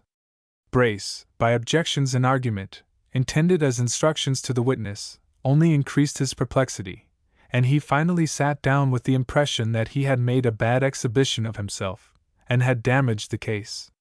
It was now midnight, when the evidence was closed, and Barton proposed to submit the case without argument. Brace objected. He wanted to explain the case, and clear up the mistakes, and expose the rascalities of the plaintiff's witnesses, and the trial was adjourned until the next morning. When the case was resumed the following day, Bart, in a clear, simple way, stated his case, and the evidence in support of it, making 2 or 3 playful allusions to his profound and accomplished opponent. Brace followed on full preparation for the defense. Of course it was obvious, even to him, that he was hopelessly beaten, and mortified and enraged, he emptied all the vials of his wrath and vituperation upon the head of Bart, his client and witnesses, and sat down, at the end of an hour, exhausted. When Bart arose to reply, he seemed to stand a foot taller than he ever appeared before. Calmly and in a suppressed voice he restated his case, and with a few well-directed blows, demolished the legal aspects of the defense. He then turned upon his opponent. No restraint was on him now. He did not descend to his level, but cut and thrust and flayed him from above. Even the Newbury mob could now see the difference between wit and vulgarity, and were made to understand that coarseness and abuse were not strength. His address to the court was superb, and when he finally turned to the jury, with a touching sketch of the helplessness of the plaintiff, and of the lawless violence of the defendants, who had long been a nuisance, and had now become dangerous to peace and good order, and submitted the case, the crowd looked and heard with open-mouthed wonder. Had a little summer cloud come down, with thunder, lightning and tempest, they would not have been more amazed. When he ceased, a murmur, which ran into applause, broke from the cool, acute, observing and thinking New Englanders and their children, who were present. Judge Markham promptly repressed the disorder, and in a few words gave the case to the jury, who at once returned a verdict for the largest amount within the court's jurisdiction. Judgment was promptly rendered, execution for the bodies of the defendants issued, and they were arrested. The excitement had now become intense. Here were 60 of young men in the hands of the law, under orders to be committed to jail. No one remembered such a case in Newbury. Breaches of the law, in that usually orderly community, were unknown, until the acts which gave rise to this suit, and some fainter demonstrations of the same character. The poor youths and their friends gathered helpless and anxious about Brace, who could suggest nothing. Finally, Barton came forward, and offered to take the promissory notes of the parties and their fathers, for the amount of the judgment and costs, and release them from arrest, which offer they gladly accepted, with many thanks to their prosecutor, and the blow which he thus dealt was the end of disorder in Newbury. For the time being Cole was left at peace, and enjoyed more consideration than had ever been conceded to him before. He was destined, however, not long after, to appear in the higher court, to defend the doubtful title of his property, as will appear in the progress of this narrative. As a general rule, the people of new communities are more curious and interested in law, suits, and trials, and lawyers, than in almost anything else to which their attention can be called. Lawyers, especially, are the objects of their admiration and astonishment. Unaccustomed to mental labor, conscious of an inability to perform it, and justly regarding it as holding the first place in human effort, the power and skill to conduct and maintain a long-continued mental conflict, to pursue and examine witnesses, answer questions as well as ask them, make and meet objections, make impromptu speeches and argue difficult propositions, and finally, to deliver offhand an address of hours in length, full of argument, illustration, sometimes interspersed with humor, wit, and pathos, and sometimes really eloquent, is by them always regarded, and not without reason, as a marvel that cannot be witnessed without astonishment. And here was this young Bart Ridgeley, who had been nowhere, had read next to nothing, whom they had esteemed a lazy, shiftless fellow, without capability for useful and thrifty pursuits, and who had in their presence, for the last 2 days, taken up a hopeless case, and conducted it against a man who, in their hearts, they had supposed was more than a match for Joshua R. Giddings or Chief Justice Hitchcock, beaten and baffled him, and finally thrashed him out of all semblance of an advocate. When the case was over, and he came out, how quickly they made way for him, and eagerly closed in behind and followed him out, and looked, and watched, and waited for a word or a look from him. "What did I tell you? What do you say now? I always knew it was an I'm. He'll do," etc., rained about him as he went into the open air. Greer had attended the trial, and was one of the warmest admirers of Bart's performance. Nobody knew much about this man, except that he was often on hand, well dressed, drove good horses, was open, free and pleasant, with plenty of leisure and money, always well received, and often sought after. He had, at the first, taken a real liking to Bart, and now, when the latter came out, he pleasantly approached him, and offered to carry him home in his carriage, an offer the tired youth was glad to accept. On their way, he mentioned to Bart something about a very profitable and pleasant business, conducted by a few high-minded and honorable gentlemen, without noise or excitement, which consisted in the sale of very valuable commodities. They employed agents, young, active, and accomplished men, and on terms very remunerative, and he thought it very likely that if Bart would enter their service, it could be made much for his advantage to do so. He would call again after Bart had thought it over. His remarks made an impression on Bart's mind, and excited his curiosity, and he remembered what Henry had said about Greer when at home. Judge Markham had been very much impressed by Bart's management of his case. Perhaps to say that he was very much astonished would better express its effect upon him. He had always given him credit for a great deal of light, ready, dashing talent, but was wholly unprepared for the exhibition of thought, reflection, and logical power which he had witnessed. The young man's grave, cautious, and dignified manner won much upon him, and he was surprised when he reflected how slender was the ground of his dislike, and how that dislike had somehow disappeared. Then he recalled the favorable estimate which his wife had always put upon the qualities of Bart, and that he had usually found her opinions of persons accurate. The frank appeal of Bart to him was manly, and almost called for some acknowledgment, and he felt that the invisible barrier between them was unpleasant. After all, was not this young man one of the few destined to distinction, and on all accounts would it not be well to give him countenance? And in this the judge was not wholly politic. He felt that it would be a good thing to do, to serve this struggling young man, and he came out of the crowded room with the settled purpose of taking Bart home to his mother's. If he would ride with him, let what would come of it. He would frankly tell him what he thought of his conduct of his case, and at least open the way to renewed intercourse. He was detained for a moment, to answer questions, and got out just in time to see Bart, apparently pleased, get into Greer's carriage and ride away. The judge looked thoughtful at this, and a close observer would have noticed a serious change in the expression of his face. Of course he was well and intimately known to all parties present, and his frank and cordial manners left him always open to the first approach. He listened to the comments upon the trial, which all turned upon Bart's efforts, and the judge could easily see that the young advocate had at once become the popular idol. He was asked what he thought of Bart's speech, and replied that one could hardly judge of a single effort, but that the same speech in the higher courts would undoubtedly have gained for its author much reputation, and that if Bart kept on, and did himself justice, he was certainly destined to high distinction. It was kind, judicious, and all that was deserved, but it was not up to the popular estimate, and one remarked that the judge never did like him. Another, that the judge was afraid that Julia would take a liking to Bart, and he hoped she would. And a third, That Bart was good enough for her, but he never did care for girls, who were all after him. How freely the speech of the common people runs. Chapter 25. The Warning. 2 or 3 things occurred during the autumn which had some influence upon the fortunes of Barton.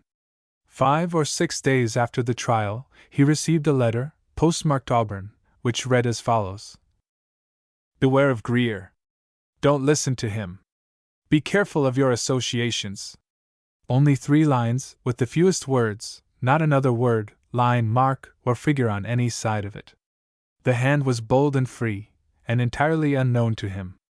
The paper was fine-tinted note, and Bart seemed to catch a faint odor of violets as he opened it, a circumstance which reminded him that a few days before he had found on the grave of his brother a faded bouquet of flowers.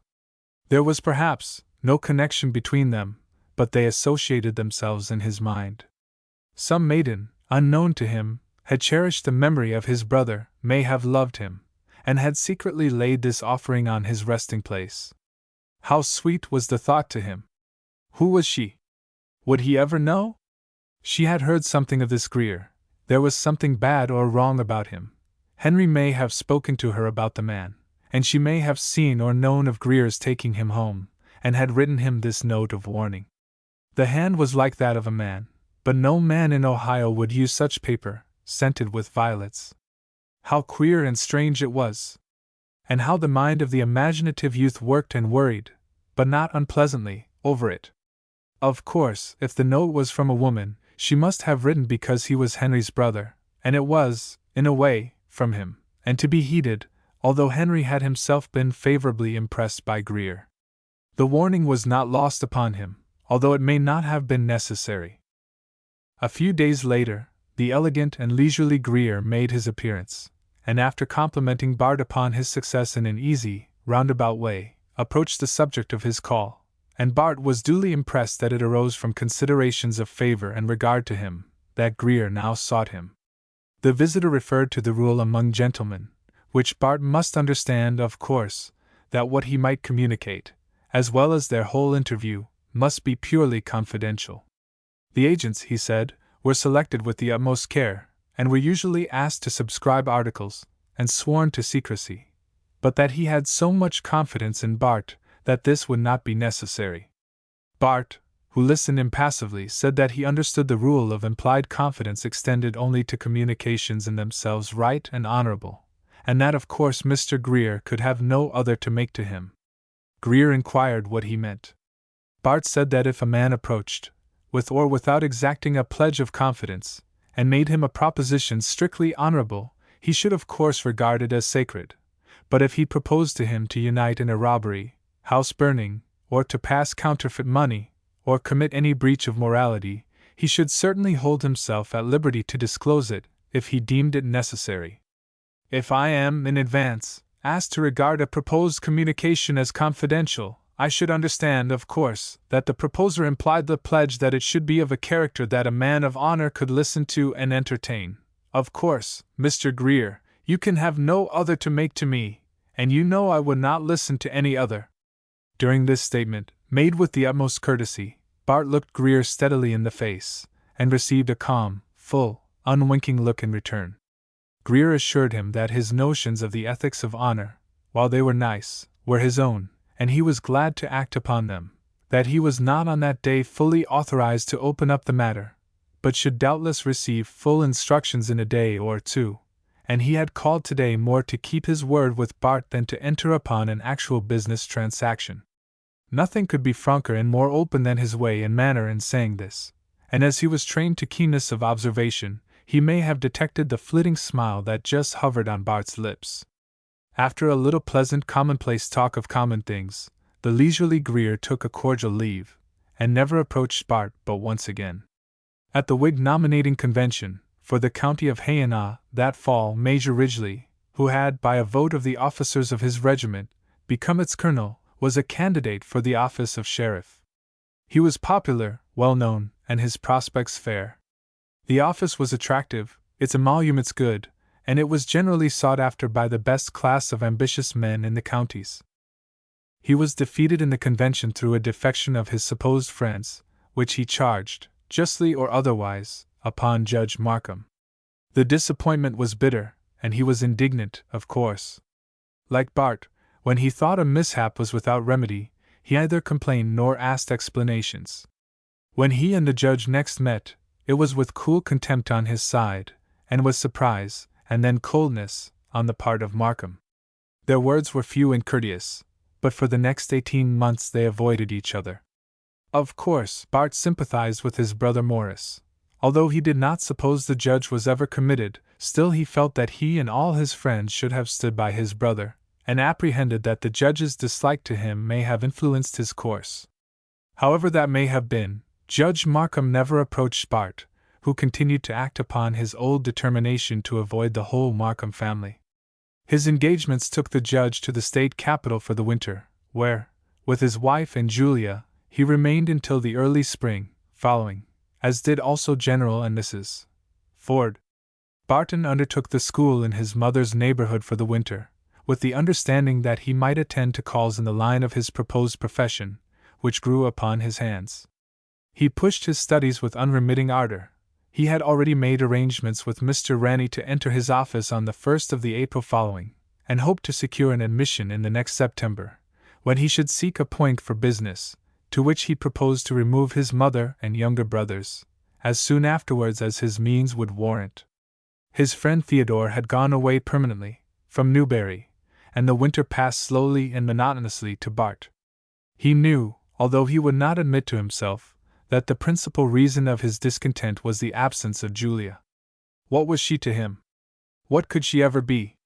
And yet, how dreary was Newbury, the only place he had ever loved, when she was away. Of course she would wed, sometime, and was undoubtedly much admired, and sought, and courted, by elegant and accomplished men, this winter, upon whom she smiled, and to whom she gave her hand when she met them, and who were permitted to dance with her, and be near her at any time. And what was it all to him? How sore, after all, his heart was, and how he hated and cursed himself, that he must still think of her. He would go forever and ever away, and ever so far away, and would hear and think of her no more. But when she came back, with March, he somehow felt her return, and spring seemed naturally to come with her, and bright thoughts, and beautiful and poetic figures and images, would arrange themselves in couplets and stanzas, with her in the center, in spite of him. Then came sugar-making, with life and health of spirit, in the woods. His brother was arranging to dispose of his interests, and had gone further west, to look for a new point, for new enterprises. Chapter 26. Lost. March and sugar-making had gone, and Bart had completed his scanty arrangements to depart also, and no matter what the future might have for him, he knew that he was now leaving Newbury, that whatever might happen, his home would certainly be elsewhere, although it would forever remain the best, and perhaps sole home of his heart and memory. What he could do for his mother he had done. His limited wardrobe was packed. He went to the pond, to all the dear and cherished places in the woods, and one night he was guilty of the folly, as he knew it was, of wandering up the state road, past Judge Markham's house.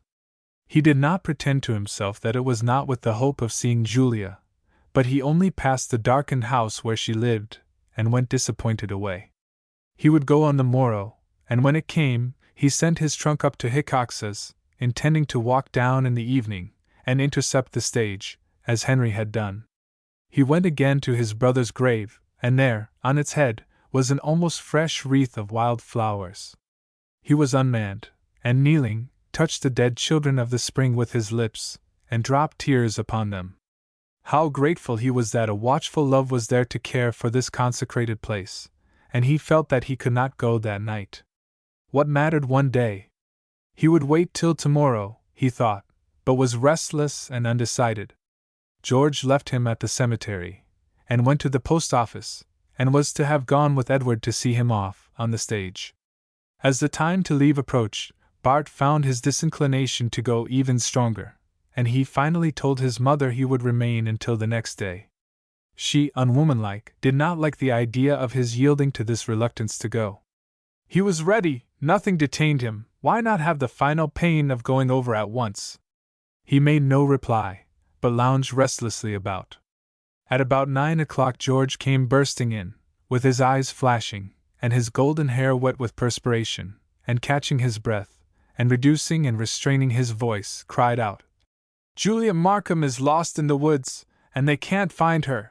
The words struck Bart like electricity, and at once made him his best self. "Lost, George?" taking him by both hands and speaking coolly. "Tell me all about it." A few great gasps had relieved George, and the cool, firm hands of Bart had fully restored his quick wits. She and Nell Roberts had been to Cowes, and Orville started to go home with Julia, and he did go down to Judge Markham's fields, where he left her. Well? She did not go home, nor anywhere, and they have been looking for her, all through the woods everywhere. All through what woods, Georgie? Down between Cowes and the State Road. They will never find her there. There is a new chopping, back of Judge Markham's fields, which she mistook for the fields, and when she found out the mistake she turned back to the old road, and I will wager the world that she went into the woods, confused and lost. After a moment, "Mother, put some of your wine in my hunting flask, and give me something that can be eaten. Edward, bring me 2 of those bundles of hickory, and George, let me have your hatchet and belt." He spoke in his ordinary voice, but he looked like one inspired. Throwing off his coat, and arraying himself in a red wamus, and replacing his boots with heavy, close-fitting brogans, he was ready. "Boys," said he, "go about and notify all in the neighborhood to meet at Markham's, at daylight, and tell them for God's sake, if she is not found, to form a line, and sweep through the west woods. If I am not back by daylight, push out and do all you can. Mother, don't be anxious for me. If it storms and grows cold, you know I am a born woodsman. I know now what kept me. I am anxious, Barton, only that you may find her. God go with you." With the other things, Edward placed in his hands a long wax taper, made for the sugar camp, lighted, and with a kiss to his mother, and a cheery good night to the boys, he sprang out. As Julia did not return at dark, her father and mother supposed she had stopped with Nell Roberts. Mrs. Markham remembered the adventure which signalized her last walk from Cowes, and was anxious, and the judge went down to Roberts's for her. Nell had been home 1 hour, and said Orville had gone home with Julia. A messenger was hurried off to Cowes, and word was sent through the neighborhood, to call out the men and boys. It had been years since an alarm and a hunt for the lost had occurred. The messenger returned with young Coe, who said that he went with Miss Markham to within sight of her father's fields, when she insisted that he should return, and he did. Cool and collected, the judge and his party, with lanterns and torches, accompanied by Coe, proceeded to the point where he parted with Julia, when it was discovered that what she had mistaken for her father's fields was a new opening in the woods, a considerable distance back from them. It was supposed that in endeavoring to find a passage through, or around the fallen timber, she had lost her way. Obviously, if she went back towards the old road, which was a broad opening through the woods, she would in no event cross it, and must be somewhere within the forest, east of it, and between the State Road and the one which led from it to Cowes. Through these woods, with flashing torch and gleaming lantern, with shout and loud halloo, the judge and his now numerous party swept. As often as a dry tree or combustible matter was found, it was set on fire, there being no danger of burning over the forest, wet with the rains of spring. This forest covered hundreds of acres, traversed by streams and gullies, and rocky precipices, rendered difficult of passage by fallen trees, thickets, twining vines and briars. The weather had been intensely hot for the season, ominously so, for the last 2 days, and on this day, the sun, after hanging like a fiery ball in the thickening heavens, disappeared at mid-afternoon, in the dark mass of vapor that gathered in the lower atmosphere. The night came on early, with a black darkness, and while there was no wind, there was a low, humming moan in the air, as if to warn of coming tempest, and the atmosphere was already chill with the approaching change. Chapter 27. The Babes in the Woods. "There, Orville, here are our fields. I am almost home, now hurry back. It is late. I am obliged to you." They had reached the opening, and the young man turned back, and the young girl tripped lightly and carelessly on, not to find the fence, as she expected, but an expanse of fallen timber, huge trunks, immense jams of treetops, and numerous piles of brush, under which the path was hidden. As she looked over and across, in the gloomy twilight, trees seemed to stand thick and high on the other side. Julia at once concluded that they had taken a wrong path, and she thought that she remembered to have seen one, which she and Barton passed on the memorable night of their adventure, and without attempting to traverse the chopping, or go around it, she turned and hurried back to the old road. As she went, she thought of what had then happened, and how pleasant it would be if he were with her, and how bad it had all been since that time. When she got back to the old road, it seemed very strange, and as if it had undergone some change. Looking each way, for a moment, undecided, she finally walked rapidly to the north, until she came to a path leading to the left, which she entered, with a sense of relief, and hurried forward. It was quite dark, silent, and gloomy in the woods, and she sped on past huge trees, through open glades, down through little sinks and swales, and up on high ground, until she came to an opening. "Thank God! Thank God!" cried the relieved and grateful child. "I am out at last. How glad I am!" And she reached the margin of the woods, to be confronted with an interminable black jungle of fallen and decaying tree trunks, limbs and thick standing brush, over which, and out of which, stood the dense tops of young trees. She paused for a moment, and turning to the left, thought to skirt about this obstruction, until she should reach the fence and field, which she was sure were now near her. On, and still on she went, over the trunks of fallen trees, through tangles of brush and pools of water, until, when she turned to look for the opening, she was alarmed and dismayed to find that it had disappeared. Her heart now for the first time sank within her.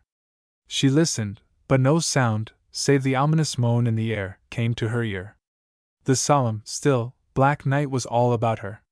She looked up, and a cold, starless, dim blank was all over her, and all around, standing thick, were cold, dark, silent trees. She stood and tried to think back. Where was she, and how came she there? She knew she had once turned back, from something to somewhere, to the old road, as she remembered, and it flashed across her, that in the strange appearance of things, and in her confusion, she had crossed it, and was in the awful, endless woods. How far had she gone? If lost, had she wandered round and round, as lost folks do? Then she thought of her dear, distracted mother, and of her brave and kind father. She had been missed, and they were looking for her. Everybody would hear of it, and would join in the hunt, and Barton might hear of it, and if he did, she knew he would come to find her. He was generous and heroic, and what a wonder and a talk it would all make, and she didn't care if it did.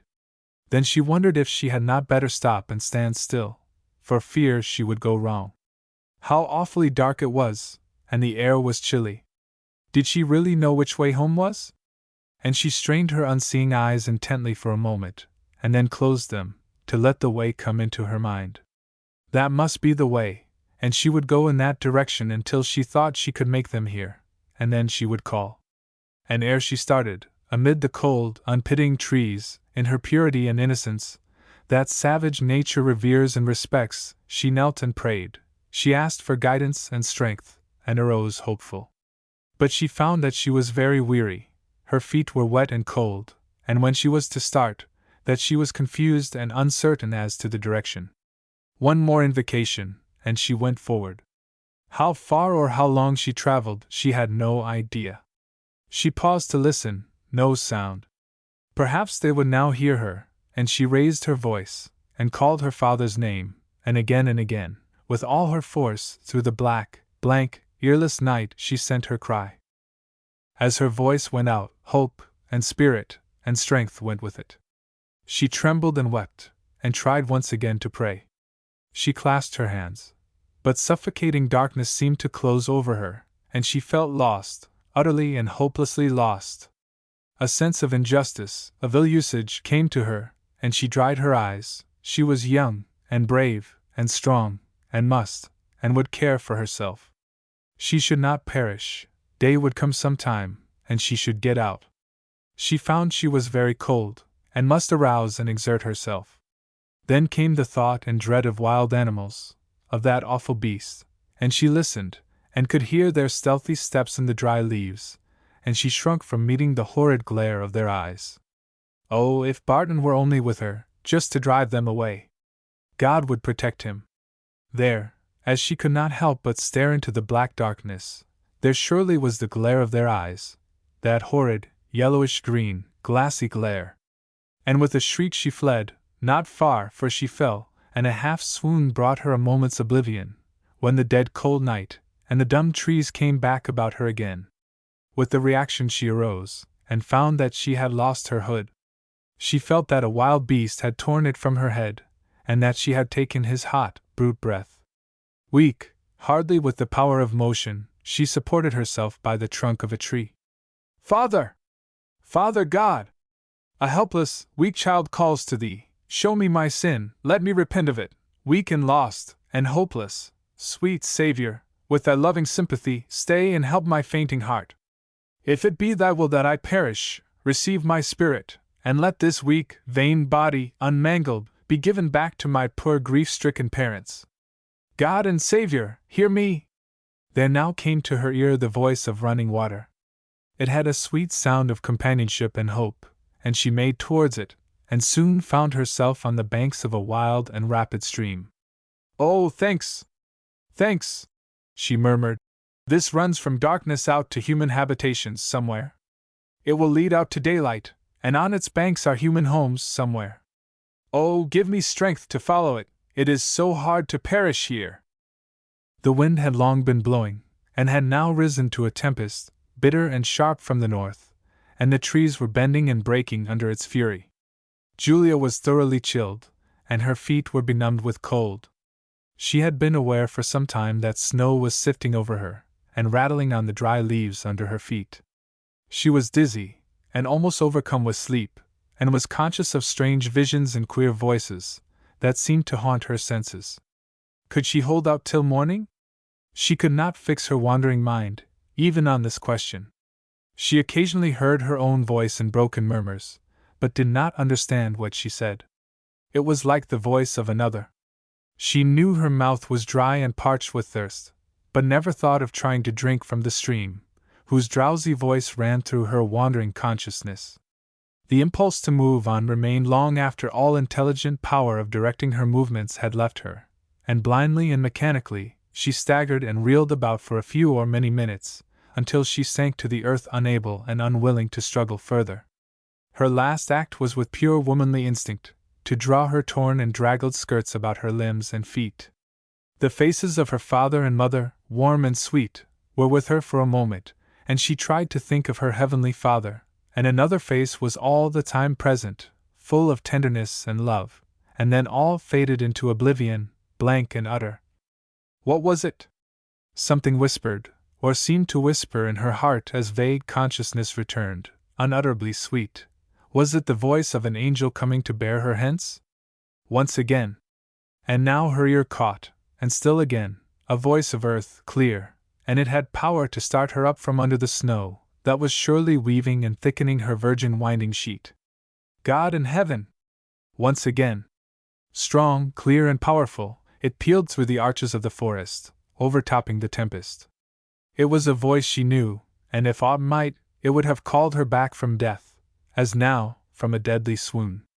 And once again, and nearer, with a cadence of impatience, and almost doubt, a faint answer went back, and then a gleam of light, a broad, wavering circle of glory, and Barton, with his flashing eyes, and eager, flushed face, with his mass of damp curls filled with snow, and dashed back, sprang with a glad cry to her side. "Barton!" she cried, trying to rise and throwing out her hands to him. "Oh, Julia! You are found! You are alive! Thank God! Thank God!" Throwing himself on his knees by her, and clasping her cold hands in his, and in a paroxysm, pressing them to his lips and heart, and covering them with kisses and with tears. "God sent you to me! God sent you to me!" murmured the poor, dear, grateful girl. Bart's self-command returned in a moment. He lifted her to her feet, and supported her. "You are nearly frozen, and the snow had already covered you. See what my mother sent to you," filling the top of his flask and placing it to her lips. "It is nothing but old wine." How revivingly it seemed to run through her veins. "I am very thirsty," she said, and he brought her a full draught from the running stream. "Can you walk? Let me carry you. We must get to some shelter. I thought you would come. Where is my father?"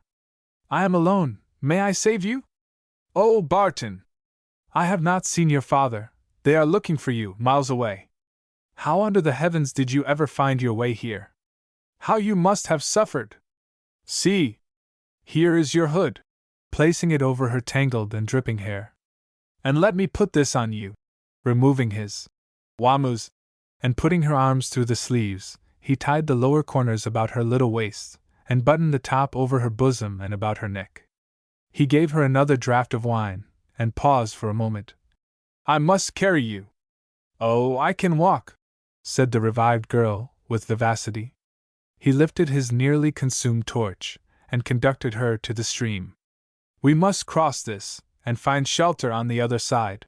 He let himself at once from the abrupt bank, into the cold, swift water that came to his middle. "I must carry you over."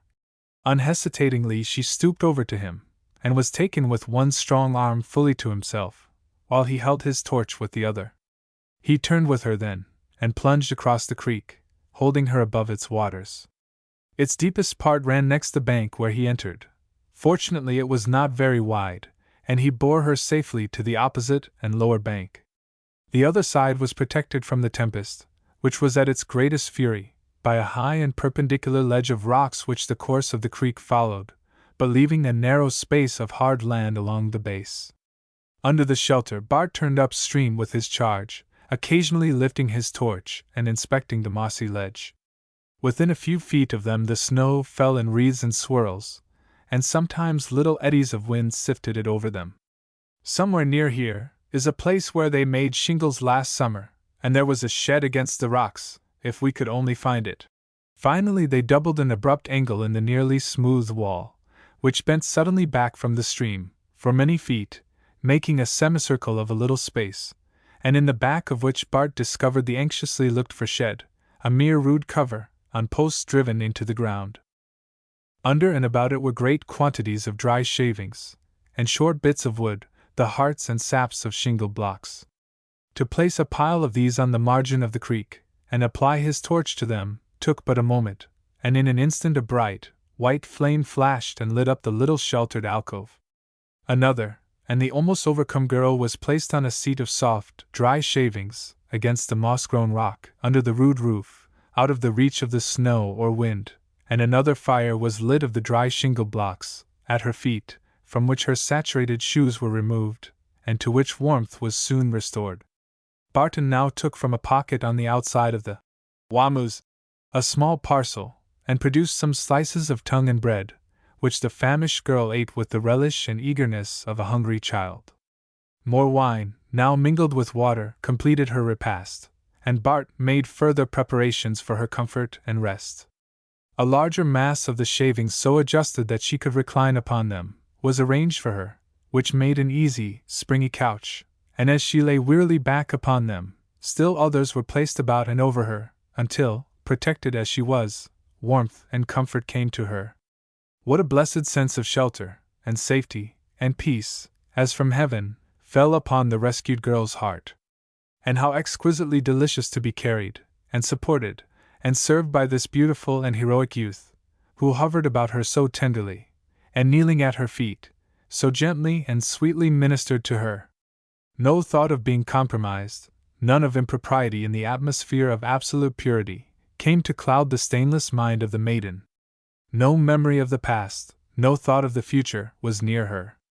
She was lost, exhausted, and dying, and God sent him to her, and she accepted him as from the hand of God. He had restored, warmed, and cheered her. She was under shelter and protection, and now heavy with sleep, and still the storm raged all about and over their heads, and the snow still fell within a few feet of them, while in that little circle warmth and light pulsated, like a tender human heart. When all was done that occurred to the tender, thoughtful youth, and the eyes of the maiden were dreamily closing, Have you said your prayers? Asked Bart, who had spoken barely a word since lighting the fires. Not of thanks for my deliverance, replied the girl. Will you say a prayer for us? In a low, sweet voice. The youth knelt a little from her. Our Father, whose presence is heaven, and whose presence is everywhere, let this weary, wandering one feel that presence in its sweetest power, let her repose in it, and through all time rest in it. Hush the storm, and make short the hours of darkness, and with the dawn give her back to her home of love. Impress her parents with a sense of her safety. Remember my widowed mother and young brothers. Be with all wanderers, all unsheltered birds, and lambs on bleak hillsides, and with all helpless, hopeless things. He ceased. You ask nothing for yourself, Barton, in her tenderest voice. Have I not been permitted to save you? What remains for me to ask? How these words came to her afterwards. She turned, moved a little, as if to make room, and slept. Barton shall at some time, in his own way, tell of his experiences of that strange night. It had never come near him, the thought of seeking and saving her for himself, and when he found her perishing, and bore her over the water, and found shelter, and cheered and restored her, and as he now sat to protect her, the idea that she was or could be more to him, or different from what she had been, never approached him. It had been an inspiration to seek her, and a great possession to find her. It had brought back to him his self-respect, and had perhaps redeemed him, in her eyes, from the scorn and contempt with which she had regarded him, and in his heart he gratefully thanked God for it. Now his path was open and serene, although unwarmed and unlighted with this precious love, and so, in the heart of the forest, in the soul of the night, in the bosom of the tempest, he had brought life and hope and peace and rest to her, and an angel could not have done it with a purer self-abnegation. He sat near her, at the foot of an old hemlock, waiting for the dawn. The forest and night and storm thus held in their arms these two young, strong, brave, sweet, and rich natures, so tender, and so estranged, till the morning light brightened and flashed up in the serene sky, and sent a new day over the snow-wreathed earth. The tempest subsided, the snow ceased, the wind sunk to whispers, and the young morning was rosy in the east.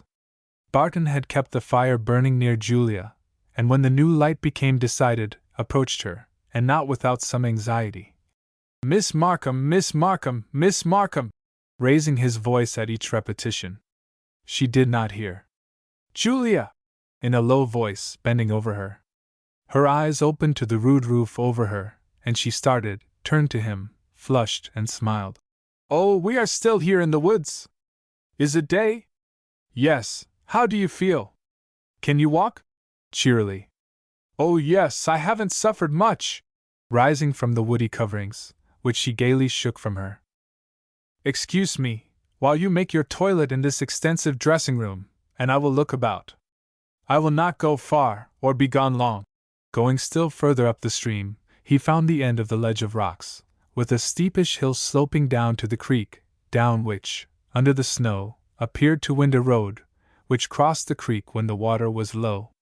He turned into this road, and went up to the top of the hill, from which he could see an opening in the otherwise unbroken woods, and a little farther on he was gladdened with the sight of a smoke, rising like a cloud column, above the trees.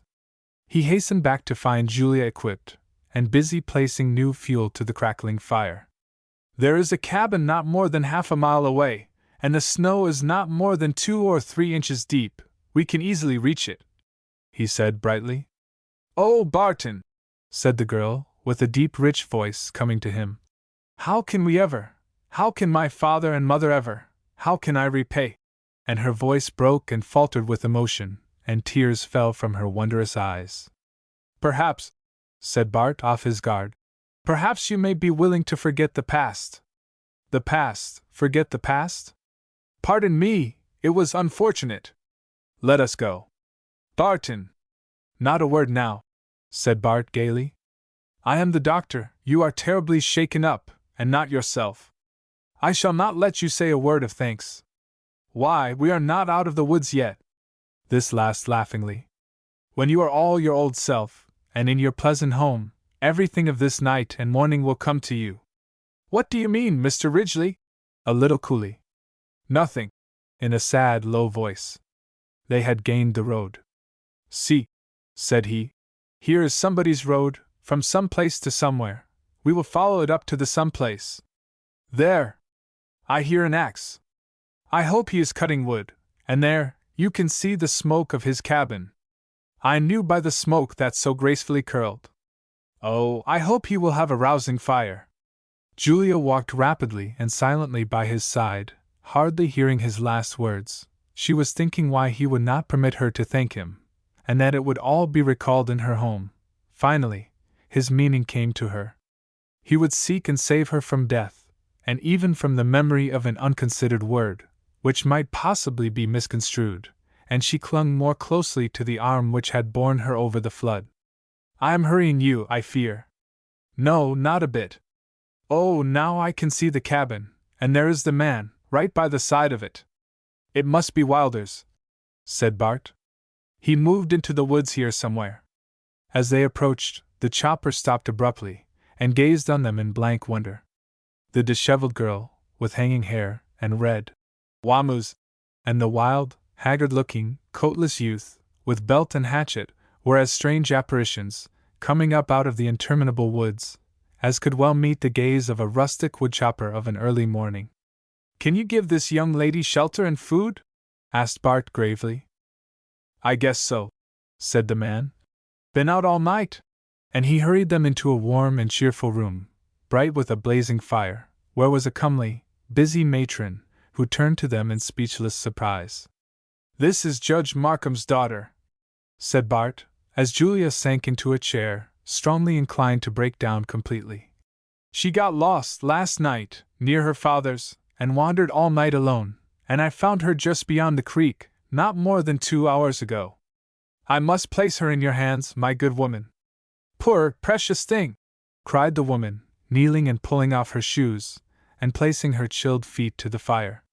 "What a blessed mercy you did not perish, you darling! I should, if it had not been for him." Now giving way, Mrs. Wilder stepped a moment into the other of the two rooms, into which the lower floor of the cabin was divided, and spoke to someone in it, and giving Julia a bowl of hot milk and tea, led her to the inner apartment. "Take care of him," were her words as she left, nodding her head towards Barton. "How far is it to Markham's?" asked Bart. "'Bout 7 mile round and 5 cross." "Have you a horse?" "Fust rate." "Saddle him, and go to Markham's at once. The father and mother of this girl are frantic. 1,000 men are hunting for her. You'll be paid." "I don't want no pay," said Wilder, hurrying out. 5 minutes later, sitting on his saddle, he received a slip of paper from Bart. "Who shall I say?" said Wilder, not without curiosity on his own account. "That will tell the judge all he'll want to know. He will hear my name as soon as he will care to." Wilder dashed off down the forest road by which Bart and Julia had approached his house. Bart went listlessly into the house. His energy and excitement had suddenly died out, with the exigency which called them forth. His mental glow and physical effort, both wonderful and long continued to an intense strain, left him, and in the reaction he almost collapsed. Mrs. Wilder offered him one of her husband's coats. He was not cold. She placed a smoking breakfast before him. He loathed its sight and fragrance, and drank a little milk. She knew he was a hero, so young and so handsome, yet a mere boy. His sad, grave face had a wonderful beauty to her, and his manners were so high, and like a gentleman born. She asked him some questions about his finding Julia, and he answered dreamily, and in few words, and seemed hardly to know what he said. "Is Miss Markham asleep? Is she quiet?" Mrs. Wilder stepped to the inner room. "She is," she answered. "Nothing seems to ail her but weariness and exhaustion. She will not suffer from it." "Is she alone?" "She is in bed with my daughter Rose." "May I just look at her one moment?" "Certainly." One look from the door at the sweetly sleeping face, and without a word he hurried from the house. He had felt a great heart throb when he came upon her in the woods, and now, when all was over, and no further call for action or invention was on him, the strong, wild rush of the old love for a moment overwhelmed him. It would assert itself, and was his momentary master. But presently he turned away, with an unspoken and final adieu. 2 hours later the judge, on his smoking steed, dashed up to the cabin, followed by the doctor and 2 or 3 others. As he touched the ground, Julia, with a cry of joy, sprang into his arms. She had murmured in her sleep, awoke, and would get up and dress. She laughed, and said funny little things at her looks and dress, and examined the wamus, with great interest. With a blush put it on, and tied it coquettishly about her waist, then seemed to think, and took it off gravely. Next she ran eagerly out to the other room, and asked for Bart, and looked grave, and wondered, when Mrs. Wilder told her he had gone, and she wondered that Mrs. Wilder would let him go. She kissed that good woman when she first got up, and was already in love with sweet, shy, tall, comely Rose, who was 17, and had made fast friends with Anne and George, the younger ones. Then she ran out into the melting snow and bright soft air. How serene it all was, and how tall and silent stood the trees, in the bright sun. How calm and innocent it all was, and looked as if nothing dreadful had ever happened in it, and a robin came and sang from an old tree, near by. And she talked, and wondered about her mother and father, and by little bits, told much of what happened the night before, and wondered, this time to herself, why Bart went off, and she looked sad over it. Mrs. Wilder looked at her, and listened to her, and in her woman's heart she pondered of these two, and wished she had kept Bart. She was sad and sorry for them, and most for him, for she saw his soul die in his eyes as he turned from Julia's sleeping face. Then came the tramp of horses, and Julia sprang out, and into her father's arms. 1 hour after came Julia's mother and Nell, in the light carriage, and kisses, and tears, and little laughy sobs, and words that ran out with little freshets of tears, and unanswered questions, and unasked answers, broken and incoherent. Yet all were happy, and all thankful and grateful to their Father in heaven, and blessings and thanks, many of them unsaid, to the absent one. And so the lost one was restored, and soon they started back. Chapter 28. At Judge Markham's. When Mrs. Markham at last realized that Julia was lost, she hastily arrayed herself and went out with the others to search for her, calmly, hopefully, and persistently. She went, and clambered, and looked, and called, and when she could look and go no further, as woman may, she waited, and watched, and prayed, and the night grew cold, and the wind and snow came, and as trumpets were blown and guns discharged, and fires lighted in the woods, and torches flashed and lanterns gleamed through the trees, she still watched, and hoped, and prayed. When at last the storm and exhaustion drove men in, she was very calm and pale, said little, and went about with chilled tears in her eyes. Judge Markham was a strong, brave, sagacious man, and struggled and fought to the last, but finally in silence he rejoined his silent wife. At about 3 in the morning, and while the storm was at its height, she turned from the blank window where she stood, with a softened look in her eyes from which full tides were now for the first time falling, and approaching her husband, who manlike, when nothing more could be done by courage and strength, sat with his face downward on his arms, resting on the table, and breathing great dry gasps and sobs of agony. "Edward," said she, stooping over him, "it comes to me somehow that Julia is safe, that she has somewhere found shelter, and we shall find her." And now she murmured, and whispered, and talked, as the impression seemed to deepen in her own heart, and she knelt, and once more a fervent prayer of hope and faith went up. The man came and knelt by her, and joined in her prayer, and grew calm. "Julia," said he, "we have at least God, and with him is all." When the morning came, 500 anxious and determined men, oppressed with sad forebodings, had gathered from all that region for the search. Persistently they adhered to the idea that the missing girl was in the lower woods. A regular organized search by men and boys, in a continuous line, was resolved upon. Marshals were appointed, signals agreed upon, and appliances and restoratives provided, and the men were hastening to their places. A little knot near the judge's house were still discussing the matter, as in doubt about the expediency of further search in that locality. George was in this group, and had, as directed, given Barton's opinion. Judge Markham, who was giving some last directions, joined these men, and listened while Uncle Jonah, in a few words, explained Bart's theory, that the girl would turn back from the chopping to the old road, and if they're confused, would be likely to go into the woods, and directly away from her home. "And where is Bart?" asked the judge. "He started at about 9 last night, with 2 big bundles of hickory," said George, "to look for her, and had not returned half an hour ago." "Where did he go?" asked the judge eagerly. "Into the woods." "And has not returned?" "No." "Your girl is safe," said Uncle Jonah. "The boy has found her, I'll bet my soul." While the judge stood, struck and a little startled, by this information, and Jonah's positive assurance, a man on a foaming steed came plunging down the hill, just south of the house, and pulling up, called out, "Where is Judge Markham?" "I am he." "Oh! Good morning, Judge! This is for you. Your girl is safe." The judge eagerly took the paper, gazed at it, and at the man, speechless. "She's at my house, Judge, safe and sound." And then the group of men gave a shout, a cheer, and then another, and the men forming in the near line heard it and took it up, and repeated it, and it ran and rang miles away, and all knew that the lost one was found, and safe.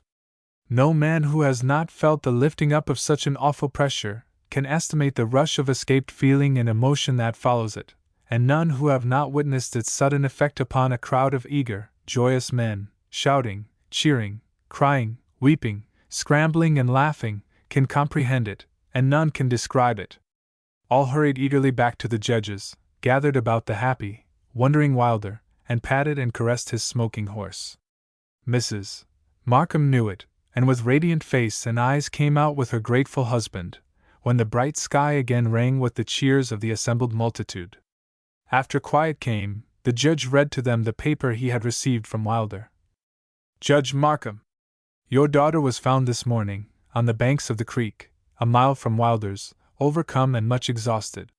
She rallied, got into Wilder's, and appears strong and well. Wilder will take you to her." "Whose name is to it, Judge?" "There is none. Who gave it to you?" "The young man who found the young lady, and he didn't give his name, said the judge would hear it as soon as he would want to," was the answer.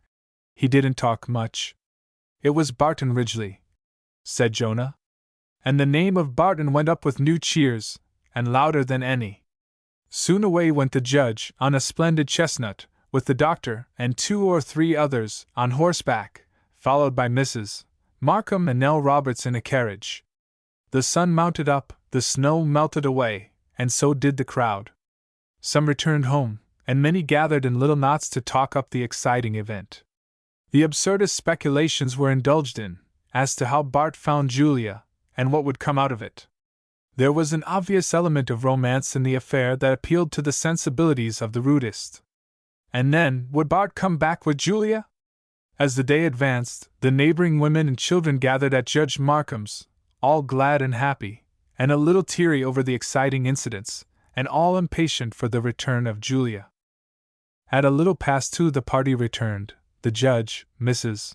Markham, Julia, and Nell in the carriage, Julia on the front seat with her father, a little pale, but with sparkling eyes, radiant, and never so lovely.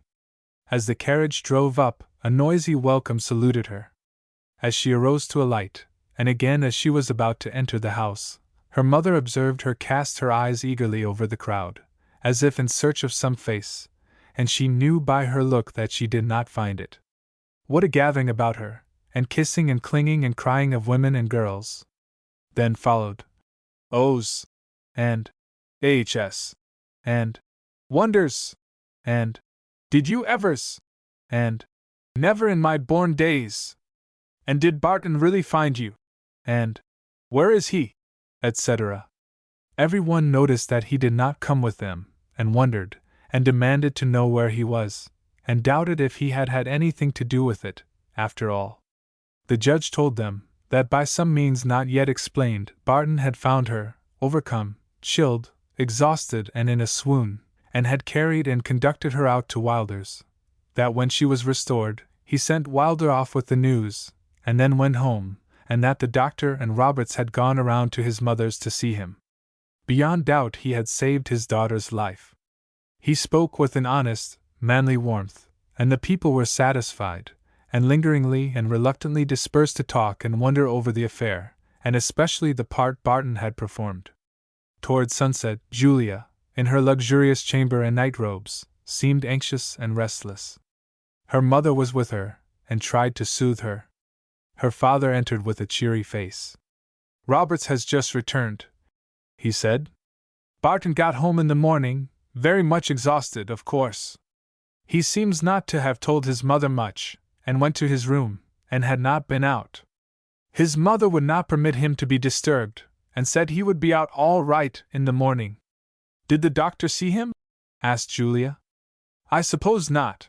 I will go and bring him around in the morning myself," said the judge.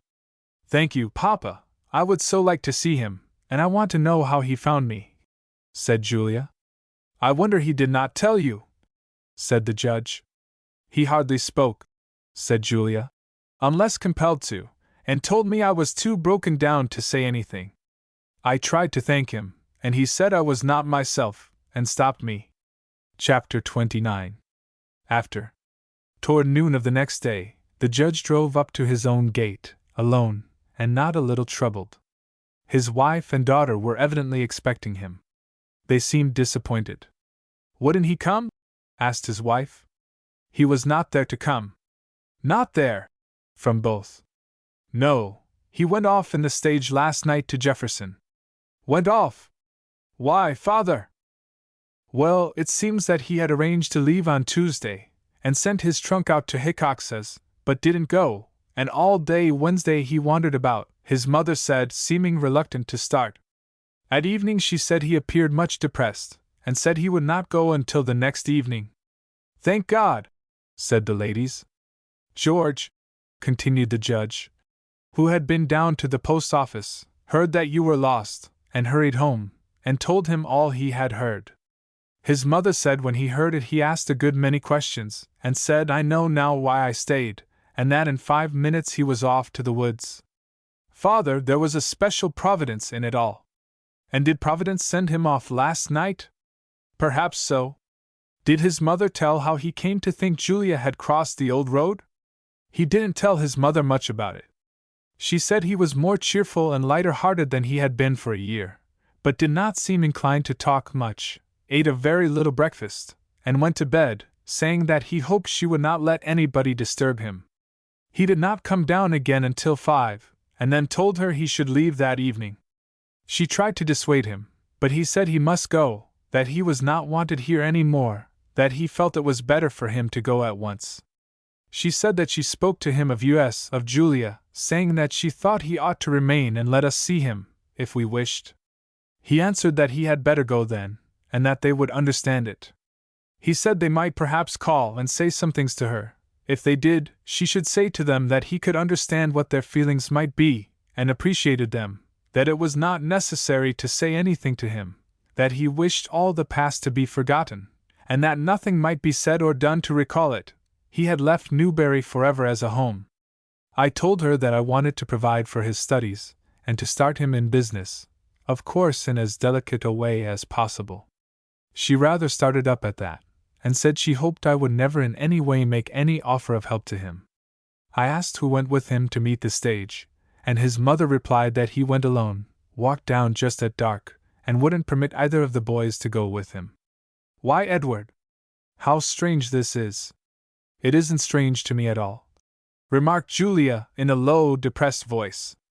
Father, I've a little story to tell you. I should have told it last night, and then you would have better understood some things that have occurred. It was nothing that happened between us yesterday morning.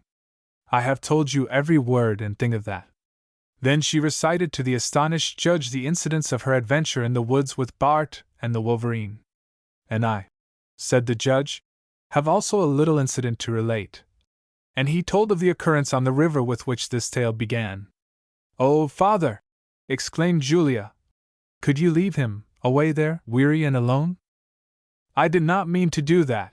I stopped, and lingered and looked back, and waited and thought he would ask or call to me, said the humiliated judge. And now he has repaid me by saving your life. Father!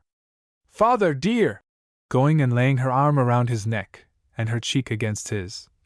You are my own dear papa, and could never purposely harm a living thing. It was all to be, I suppose. Mamma, do you remember the night of Snow's ball, when you playfully complained of his inattention to you? And he said he would atone for all offenses. In that blissful never, when the Sundays come together, and the sun and glorious weather wrap the earth in spring forever? And he has. I remember, but I could not recall the words. I can repeat the very words of the beautiful prayer that he made in the woods, said the young girl. And which I seem to hear, said her mother. And that blissful never came, mother, and all its good was for me, for us. Not wholly, I trust. This young man's mind and nature are their own law. His mother said he was lighter-hearted and more like himself than for a long time. He has suffered much. He mourned more for his brother than most could. He had lost his own self-respect somehow, and now he has regained it, and will come to take right views of things, and a blissful ever may come for him. And he wanted all the past forgotten, said the girl. Of all that happened between you before, he has only remembered what you said to him, said her mother. And you possibly remember what he said to you. I remember his generosity and bravery, mother, replied Julia. The judge remained thoughtful. Turning to his wife, would you have me follow him to Jefferson? No, he went away in part to avoid us. He will be sensitive, and I would not go to him at present. Write to him, write what you really feel, a warm and manly letter like your own true self. I am not certain, though, how he will receive it. A silence followed, which was broken by Julia. Father, do you know this Mr. Wade with whom Barton has gone to study? Yes, I have met him several times and like him very much. He was our senator, and made that awful speech against slavery last winter. He is a frank, manly, straightforward man. How old is he? 35, perhaps. Why? Nothing. Is he married? He is an old bachelor, but I heard someone joking him about a young lady, to whom it is said he is engaged. Why do you inquire about him? Oh, I wanted to know something of the man with whom he is. I met Mr. Ranney a year ago, you know. That night the fair girl remained long in a serious and thoughtful attitude. In the afternoon of the next day, the ladies drove to Mrs. Ridgeley's. The elders embraced cordially.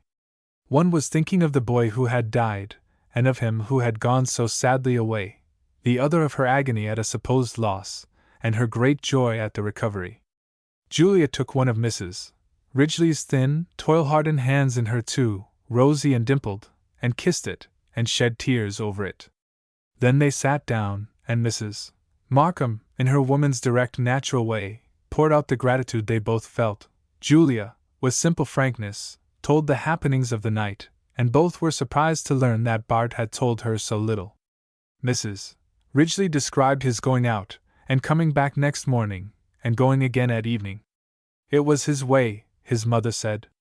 She was proud of Barton, and wondered that this sweet girl should not love him, and actually pitied her that she did not. She would not betray his weakness, but when she came to speak of his final going, the forlorn figure of the depressed boy walking out into the darkness, alone, came before her, and she wept. Then Julia knelt by her, and again taking her hand, said, "Let me love you, while he is gone. I want to care for all that are dear to him." And the poor mother thought that it was in part as a recompense for not loving Barton. There was another thing that Julia came to say, and opening her satchel, she pointed to something red and coarse, and putting her hand on it, she said, "This was Bart's. He took it off himself, and put it on me, and went cold and exposed. I did not think to restore it, and I want very much to keep it. May I?" The poor mother raised her eyes to the warm face of the girl, yet saw nothing. "Yes." And the pleased child replaced it, and closed her satchel. Then Mrs. Markham said their friends and neighbors were coming in on the Tuesday evening following, to congratulate them, and would Mrs. Ridgeley let them send for her? The gathering would be informal and neighborly. But Mrs. Ridgeley begged to be excused. Julia wanted to see the boys, and they came in from the garden, Ed shy, quiet and reserved, George dashing, sparkling and bashful. Julia went up and shook them by their brown hands, and acted as if she would kiss George if he did look very much like Bart. She talked with them in her frank girl's way, and took them captive, and then mother and daughter drove away. The gathering at the judge's was spontaneous almost, and cordial. The whole family were popular individually, and the young girls especially gathered about Julia, who was a real heroine and had been rescued by a brave, handsome young man. The affair was so romantic. They wondered why Bart should go away, and wouldn't he be there that night? They seemed to assume that everything would be a matter of course, only he behaved very badly in going off when he must know he was most wanted. Of course he would come back, and Julia would forgive him, and something they hinted of this. Kate and Anne, and sweet Pearlie Burnett, who had just come home from school, and was entitled to rank next after Julia, with Nell and Kate, were very gushing on the subject. Others took Bart to account. His sudden and mysterious flight was very much against him, and his reputation was at a sudden ebb. Why did he go? Then Greer's name was mentioned, and Brown, and New Orleans, and it was talked over that night at Markham's with ominous mystery, and one wouldn't wonder if Bart had not gone to Jefferson at all. That was a dodge. And another said that at Painesville he stopped and went west to Cleveland, or to Fairport, and took a steamer, and Greer went off about the same time. Julia caught these whispers and pondered them, and the judge looked grave over them. In the morning Julia asked him what it all meant. She remembered that he had spoken of Bart in connection with Greer, when he came home from the cold trial, which made her uneasy. She now wanted to know what it meant. The judge replied that there was a rumor that Bart was an associate of Greer, and engaged with him. In what? He didn't know. He was a supposed agent of Brown's, and a company. What were they doing? Nobody knew, but it was grossly unlawful and immoral. Did anybody believe this of Bart? He didn't know. Things looked suspicious. Do you suspect Bart of anything wrong? He did not, but people talked and men must be prudent. Be prudent, when his name is assailed, and he absent, and no brother to defend him? Why did he go? Asked the judge. And where did he go? Father! I don't suspect anything wrong of him, and yet the temptation to this thing might be great. Julia asked no more.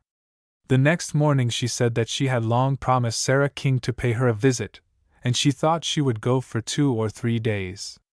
Sarah had just been to Pittsburgh, and had seen Miss Walters, and she wanted so much to hear from her. This announcement quite settled it. She had recently taken the possession of herself, in a certain sweet, determined way, and was inclined to act on her own judgment, or caprice. She would go down in the stage, she could go alone, and she went. The morning after, the elegant and leisurely Mr. Greer, at the Prentice House, Ravenna, received a dainty little note, saying that Miss Markham was at Mr. King's, and would be glad to see him at his early leisure. He pulled his whiskers down, and his collar up, and called. He found Miss Markham in the parlor, who received him graciously. What commands had she for him? Mr. Greer, I want to ask you a question, if you will permit me. Anything, he would answer cheerfully. You know Bart Ridgeley? Yes, without being much acquainted with him. I like him. Have you now, or have you ever had any business connection with him? I have not, and I never had. Will you say this in writing? Cheerfully, if you wish it. I do. Greer sat down to the desk in the library adjoining. Address my father, please. He wrote and handed her the following. Hon E. Markham. Dear Sir, I am asked if I have now, or have ever had any business relations of any kind with Bart Ridgeley. I have not, and never had, directly or indirectly, on my own, or on account of others. Very respectfully, Thos. J. Greer. Ravenna, April 1838. May I know why you wish this? A little gravely. You've heard something said about something in somebody, by other somebodies or nobodies, perhaps. I have. Mr. Ridgeley is away. You have heard of our obligations to him, and I have taken it upon myself to ask you. You are a noble girl, Miss Markham. A man might go through fire for you. Enthusiastically. Thank you. And now I hope your little heart is at rest. It was quite at rest before. I am much obliged, Mr. Greer, and it may not be in my power to make other returns. Good morning, Miss Markham. Good morning, Mr. Greer. In the afternoon, as the judge was in his office, a little springy step came clipping in. Good afternoon, Papa Judge, and 2 wonderful arms went about his neck, and 2 lips to his own. Why, Julia! You back? How is Sarah? Splendid! Your friend Miss Walters? Oh, she is well. See here, Papa Judge, holding out the Greer note. The judge looked at and read it over in amazement. Where under the heavens did you get this? Mr. Greer wrote it for me. Mr. Greer wrote it for you? I am amazed. No man could have dared to ask him for it. What put this into your head? You almost suspected Bart, with decidedly damp eyes, and others did quite, and while in Ravenna I wrote a note to Mr. Greer, who called, and I asked the direct question, and he answered. I asked him to write it, and he did, and paid me a handsome compliment besides. Papa Judge, when you want a thing done, send me. Well, my noble girl, you deserve a compliment. A girl that can do that can, of course, have a man go through night and storm and flood for her, said the judge with enthusiasm. Mr. Greer said a man should go through fire, said Julia, as if a little hurt. And so he may, said the judge, improving. That is for you, said Julia, more gravely, and gave him the note. Chapter 30. Jefferson. Bart has come well nigh breaking down on my hands 2 or 3 times. I find him unmanageable. He is pitched too high and tuned too nicely for common life, and I am only too glad to get him off out of Newbury, to care much how he went. To say, however, that he went off cheerful and happy, would do the poor fellow injustice. He did his best to show himself that it was all right. But something arose and whispered that it was all wrong. Of course Julia and her love were not for him, and yet in his heart a cry for her would make itself heard. Didn't he go voluntarily, because he would? Who was to blame? Yet he despised himself as a huge baby, because there was a half-conscious feeling of self-pity, a consciousness of injustice, of being beaten. Then he was lame from overexertion, and his heart was sore, and he had to leave his mother and Ed and George. Would it have been better to remain a day or 2 and meet Julia? He felt that he would certainly break down in her presence, and he had started, and shut her forever out. If she did not stay shut out, it would be her own fault. And that was logical. He got into the stage, and had the front seat, with wide soft cushions, to himself, and drawing his large camlet cloak about him, he would rest and sleep. Not a bit of it. On the back seat was an old lady and a young one with her, and a man on the middle seat. At Parker's, where they changed horses, they had heard all about it, and had it all delightfully jumbled up. Bart and Markham had rescued Miss Ridgeley from a gang of wolves, which had driven her into the Chagrin River, which froze over, etc., but it had all ended happily, and the wedding day was fixed. Miss Ridgeley was a lovely girl, but poor, and Bart was a hero, whom the ladies would be glad to see. The old lady asked Bart if he knew the parties. Yes. And he straightened out the tangle of names. Was Julia a beauty? Decidedly. And Bart? Well, he didn't think much of Bart, and didn't want to speak of him. He thought the performance no great shakes, etc. The ladies were offended. No matter, Julia would marry him? She would never think of it. At Hickox's somebody recognized Bart, and told the old lady who he was. Oh dear! He wished he had walked to Jefferson and had a good mind to get out. A few years ago, when Jefferson had become famous throughout the United States as the residence of 2 men, a stranger, who met Senator Wade, old Ben, somewhere east, asked him what were the special advantages of Jefferson. Political, was the dry response. Those privileges were not apparent to Bart, as he looked over the little mud-beleaguered town of 200 or 300 inhabitants, with its 2 taverns, court-house, 2 or 3 churches, and half a dozen stores and shops, and the high, narrow wooden sidewalks, mere foot-bridges, rising high above the quaggy, tenacious mud, that would otherwise have forbidden all communication. The town was built on a low level plain, every part of which, to Bart's eye, seemed a foot or two lower and more depressed than every other.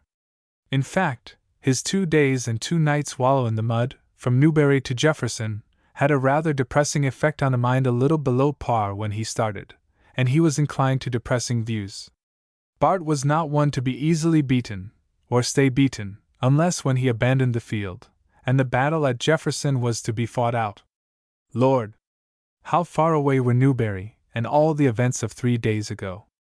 There was one that was not inclined to vacate, but Bart was resolute. It was dark, and he would shut his eyes and push straight forward till light came. This, then, was the place where Henry had lived, and which he had learned to like. He would like it too. He inquired the way, and soon stood in front of a 1-story wooden building, painted white, lettered Wade and Ranney, Attorneys at Law.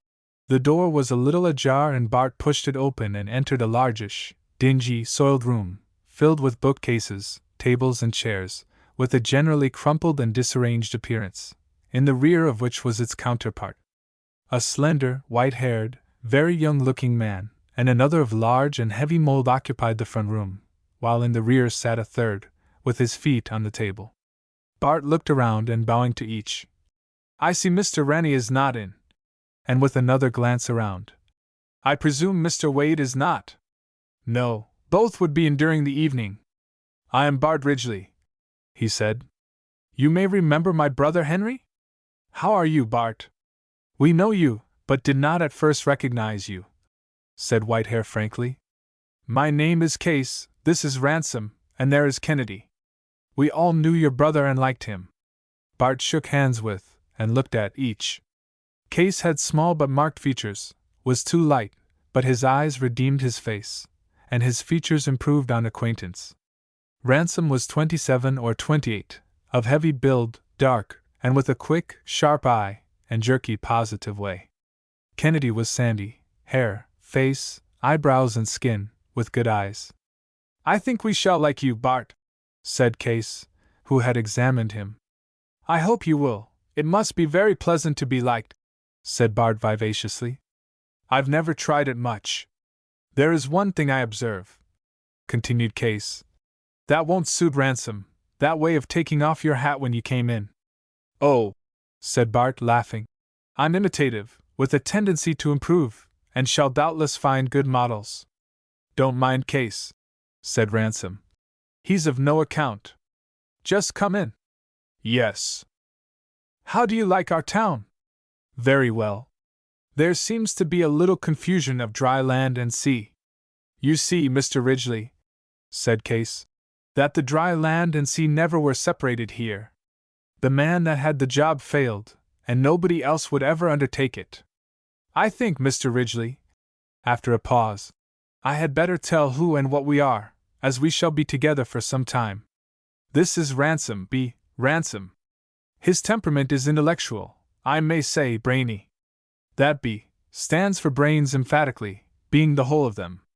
He is rather a matter of fact than a conclusion of law, and were you to apply a rule of law to him, although matter of fact, he would be found to be immaterial, and might be wholly rejected as surplusage.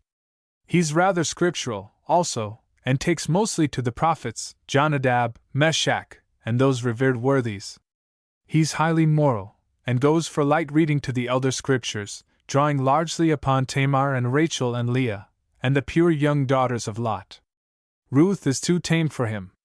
He was the inventor of our moral reform sidewalks, on which, as you see, no young man can walk beside a maiden. The effect on morals is salubrious." "Case! Case!" protested Ransom. "As for law, he goes into a law book as a mite goes through a cheese, head on, and with about." "Case! Case! Case!" broke in Ransom again. "Hold up your infernal gabble.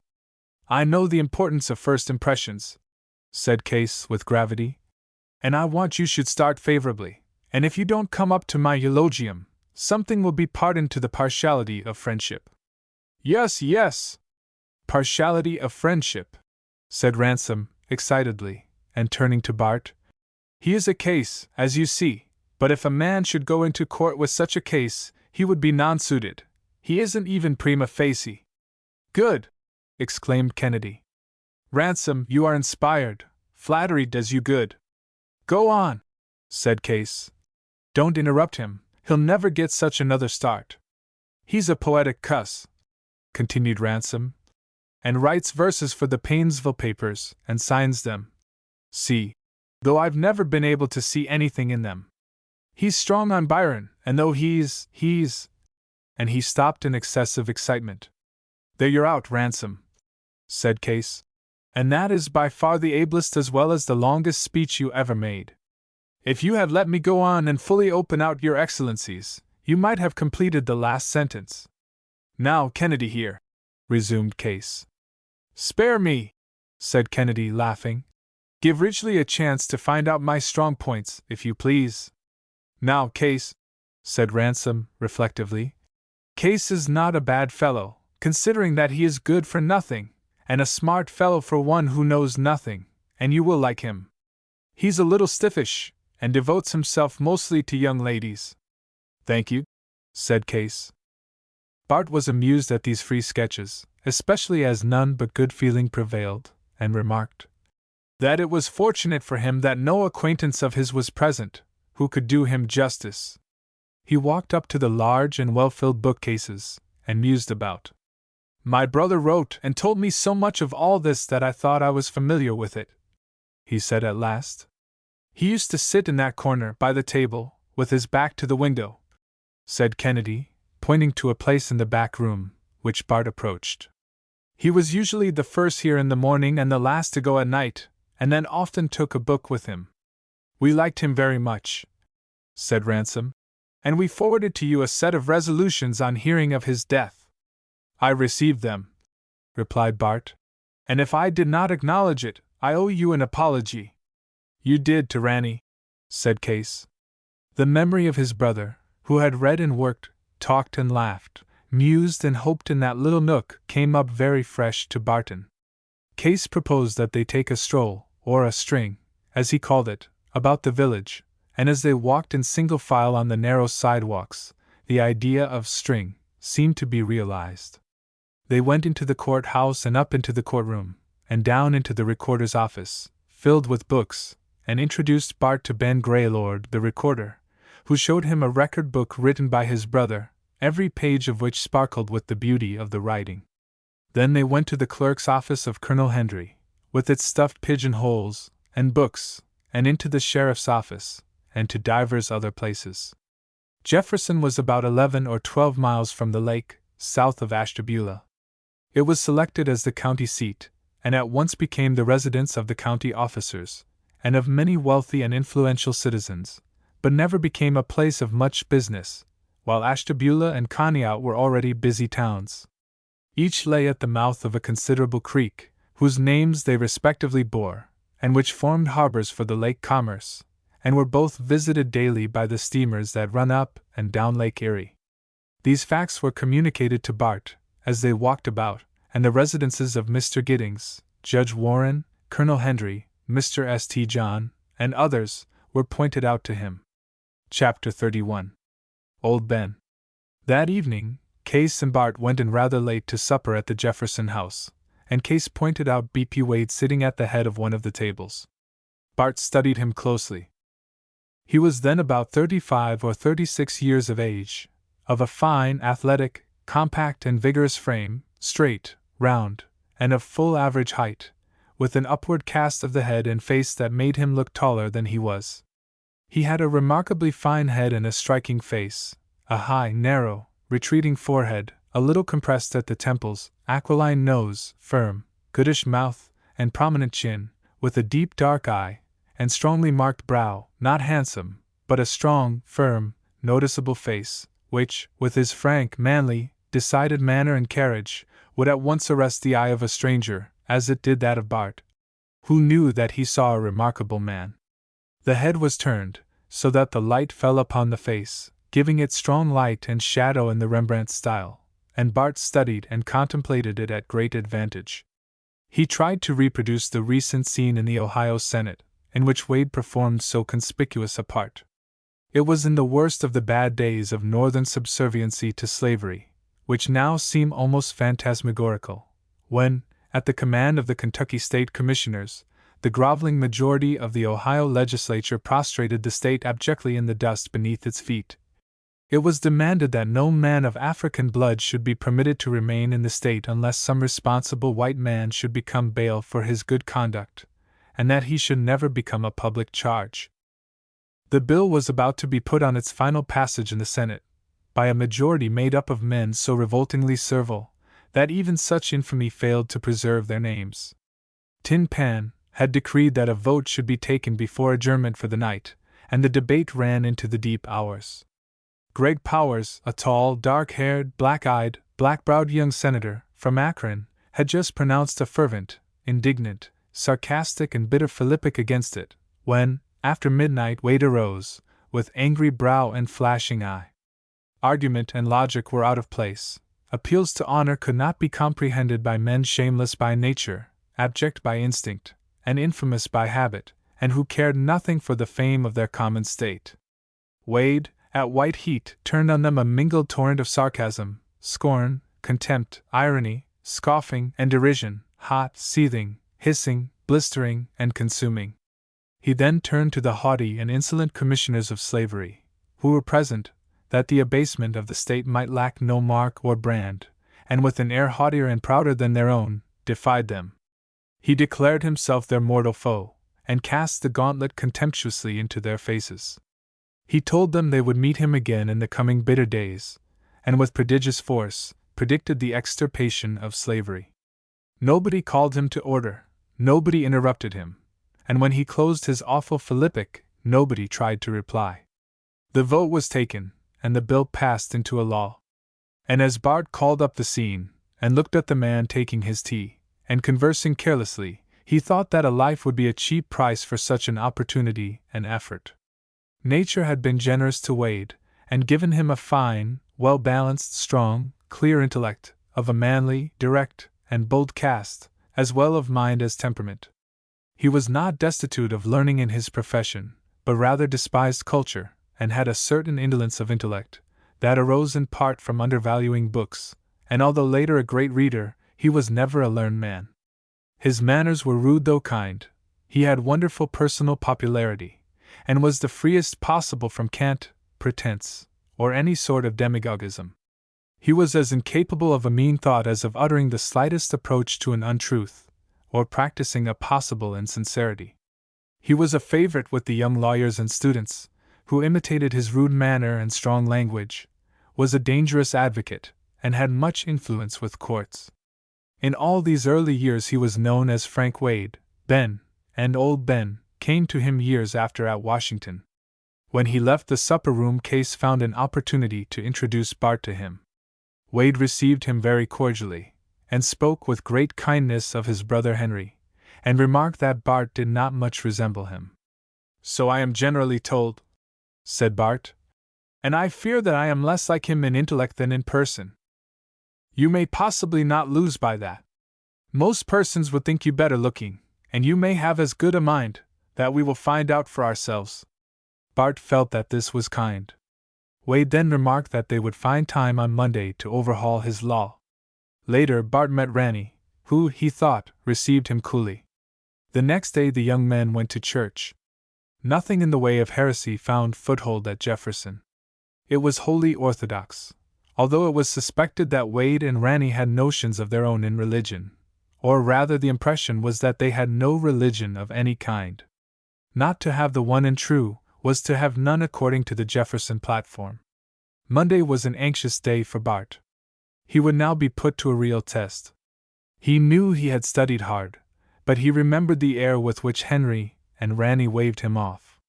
Then he was so poor, and was so anxious to get through, and be admitted in September, that he was a little nervous when the lawyers found leisure in the afternoon to overhaul his law, as Wade had expressed it.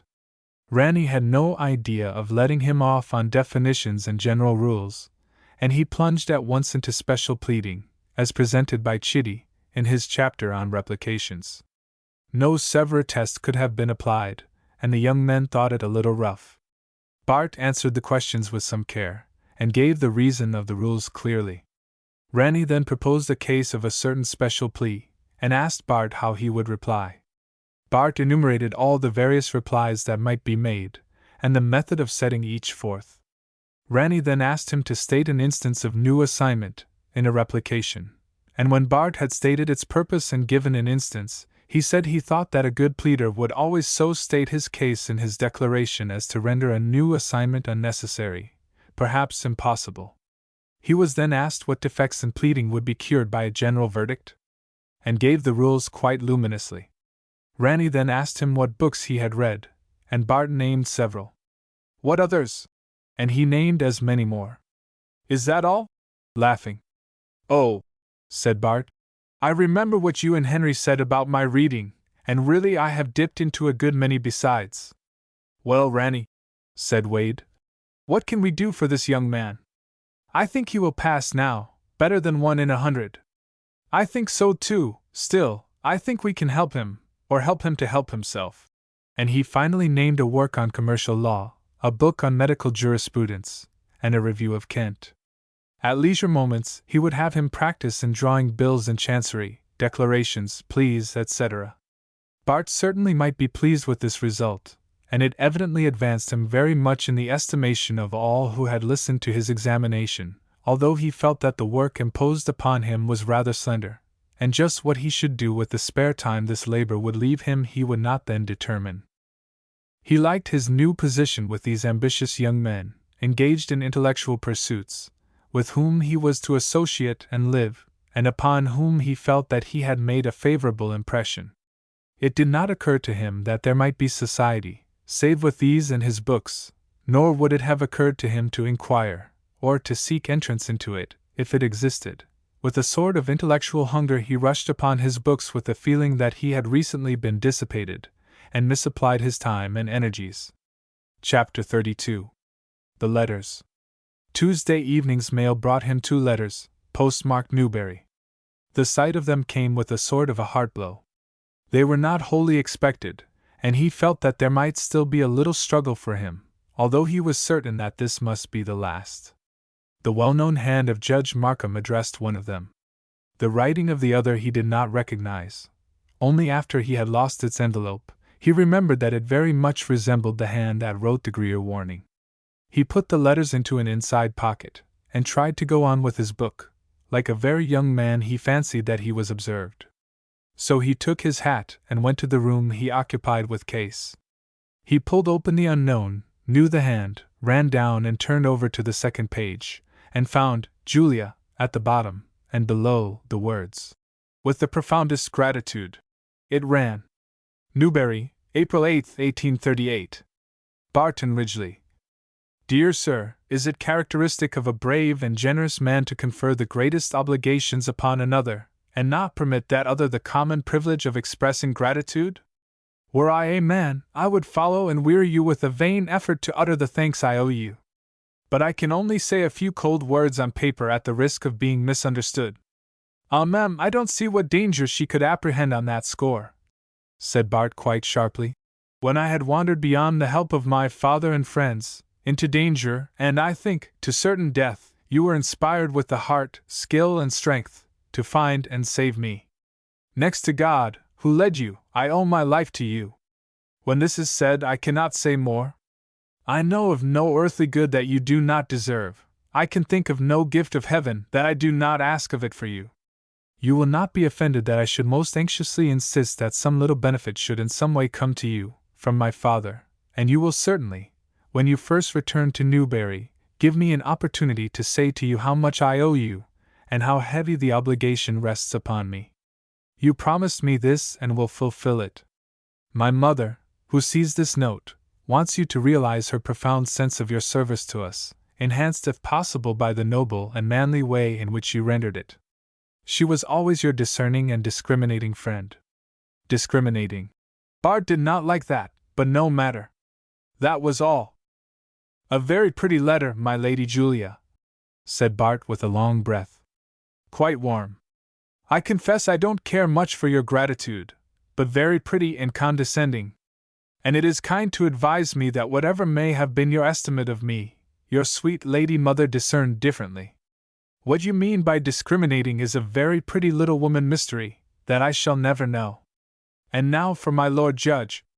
Newbury, April 8, 1838. Barton Ridgeley Esq. My dear sir, I was disappointed at not finding you at Wilder's, where your noble exertions had placed my daughter. I was more disappointed on calling at your mother's the following morning, hoping to carry you to my house. If anything in my conduct in the past contributed to these disappointments, I regret it. Very manly, Judge Markham, remarked Bart. Don't feel uneasy, I should have acted all the same. You saved to us, and to herself, our daughter, and can better understand our feelings for this great benefit than I can express them.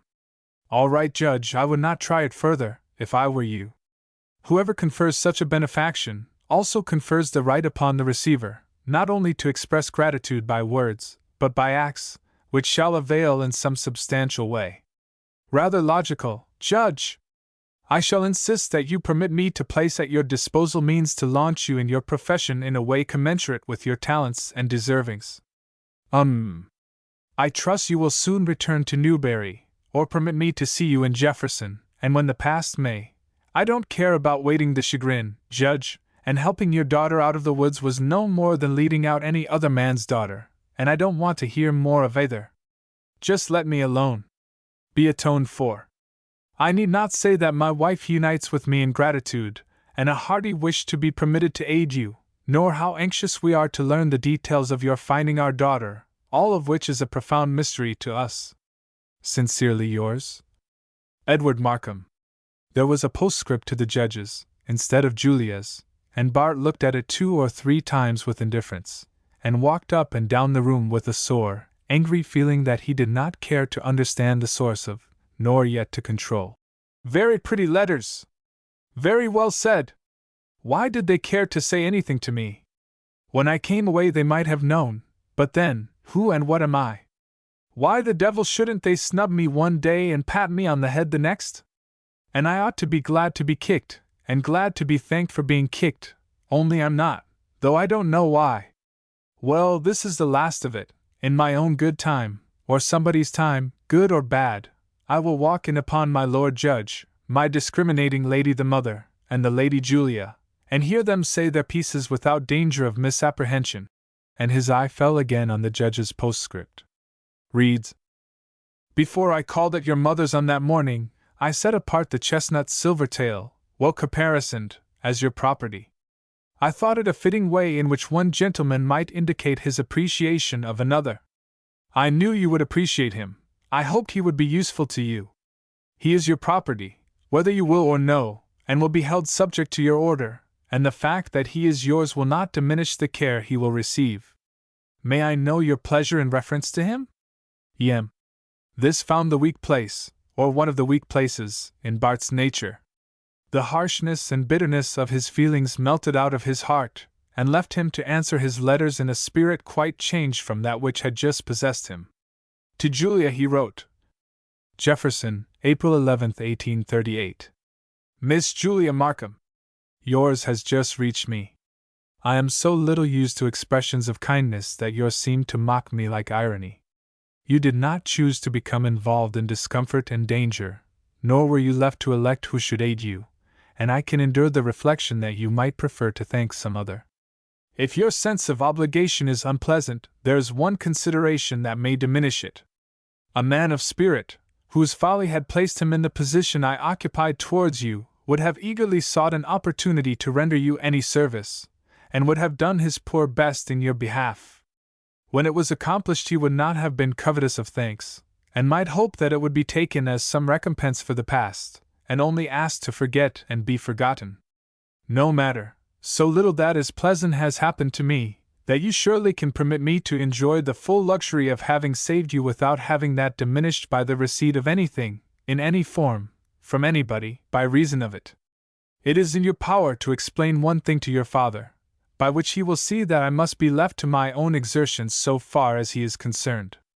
I do believe that your gracious mother was my one friend, who looked kindly upon my many faults, and who will rejoice if I ever escape from them.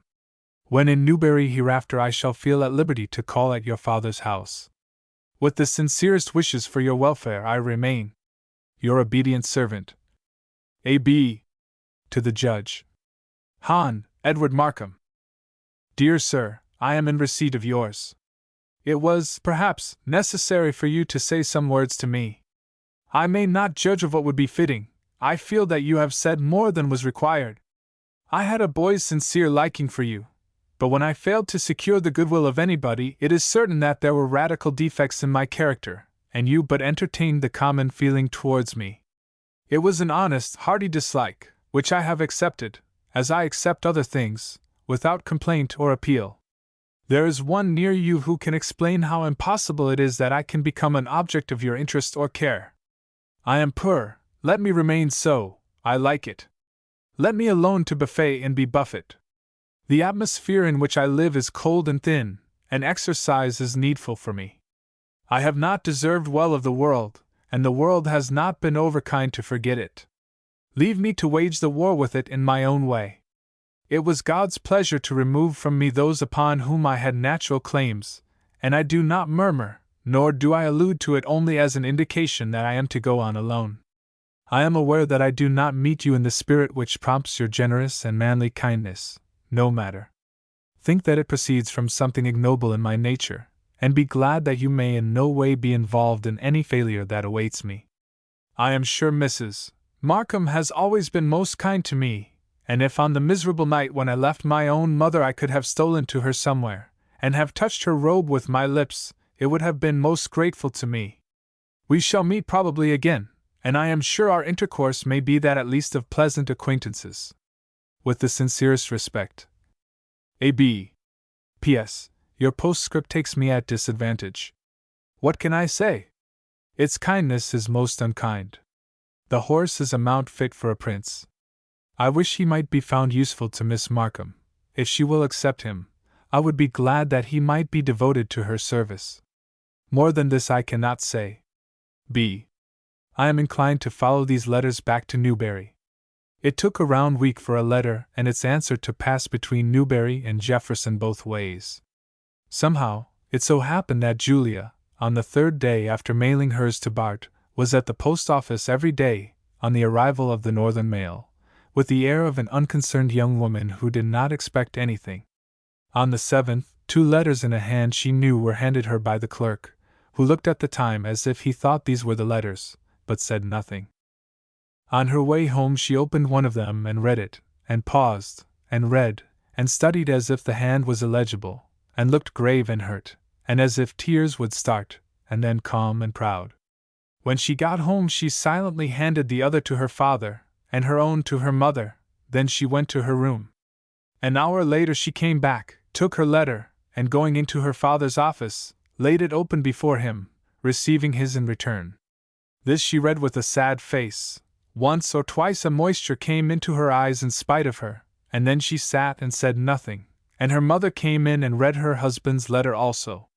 Mother, said Julia, are all young men really like this proud, haughty, sensitive fellow? And yet he is so unhappy. Was father at all like him? I don't know. You must remember that few at his age have been placed in such trying positions, and had he been less, or more, or different, we might have been without cause for gratitude to him. Well, he graciously permits us to know that he may at least once again approach your father's house. Julia! Could he have done it before? Could he not, mother, when he saved my life? Julia, was this poor youth more than human? Mother, I have sometimes felt that he was, and that somehow more was to be required of him than of common men. The judge sat in silence, with an expression that indicated that his reflections were not wholly cheerful. The frank words that this youth had always liked him, and that the judge had cause for dislike, so generous, were like so many stabs. Papa Judge, said Julia, suddenly springing to her father's side, may I have him? Have him? Who? Why, Silvertail, of course. Laughing. There is nobody else I can have. Rather gravely. Will you accept him? Of course I will, and ride him too. I've always coveted him. My old Twilight has almost subsided into night, and is just fit for Nell and Pearlie. They may ride her, and when this prince wants his charger, as he will, he must come to me for him, don't you see? An hour later a splendid dark chestnut, with silver mane and tail, round-limbed, with a high dainty head, small ears, and big nostrils, with a human eye, spirited and docile, was brought round, caparisoned for a lady, and Julia stood by him with his bridle in her hand, caressing and petting him, while waiting for something ere she mounted. Your name shall not be Silvertail any longer, you are Prince. Whispering something in his ear. Do you hear, Prince? You shall be my good friend, and serve me until your own true lord and master comes for you. Do you hope it will be soon?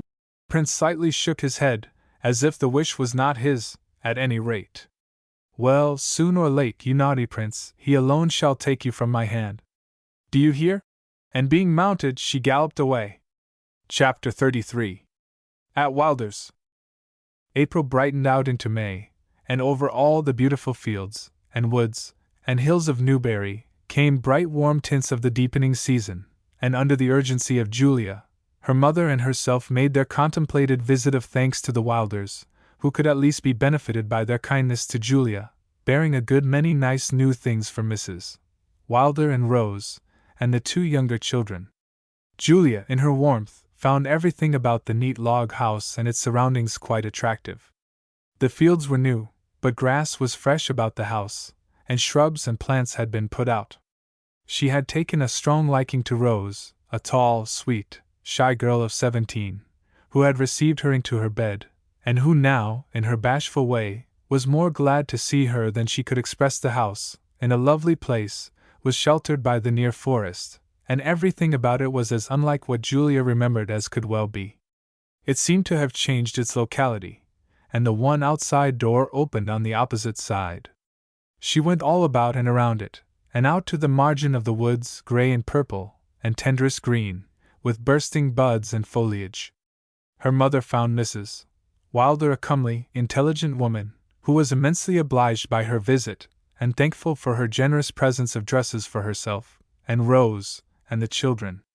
After dinner, Julia went with Rose out by the road into the woods through which, a month ago, Bart had conducted her. She recognized nothing in the surroundings. How bright and sweet, with sun and flowers, the woods were, with great maple trees opening out their swollen buds into little points of leaves, like baby fists into chubby fingers and thumbs. On they went down to the creek which flowed the other way. Julia remembered that they came up it to find the road, and they now turned down its bank. How sweet, and soft, and bright it looked, flecked with sunbeams, and giving out little gurgles of water laughs, as if it recognized her. Oh! It is you, is it, this bright day? Where is the handsome youth you clung to, on a winter morning we know of? I know you! With its little ripples. They soon came to where the rock cropped out from the sloping ground and formed a ledge along the margin of the diminished stream, and soon reached the little cove. There was the rude shelter which had covered Julia, and under it the couch of shavings on which she had rested, a little scattered and just as she had left it, and near its foot, the still fresh brands that almost seemed to smoke. How strong and real it all came to the sensibilities of the girl. Nothing had been there but the tender silent fingers of nature. Yes, as she sat down on her old bed, and glanced up, she saw a bright-eyed Phoebe bird who had built just over her head, and now was on her nest, while her mate poured out the cheery clang of his love song, on a limb near by.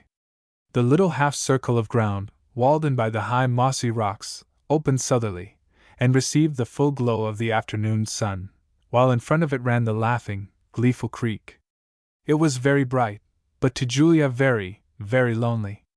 In a few words she pointed out to the sympathizing beaux the few localities, and mentioned the incidents of that awful morning, and then she turned very gravely and thoughtfully back. Rose very, very much wanted to ask about Barton. Her woman's instincts told her that here was a something sweet and yet mysterious, that made everything so dear to this beautiful and now pensive girl by her side. His name had not been mentioned, and Julia had only referred to him as he did this, he sat by that tree. At last Rose ventured. Where is he, this Mr. Ridgeley?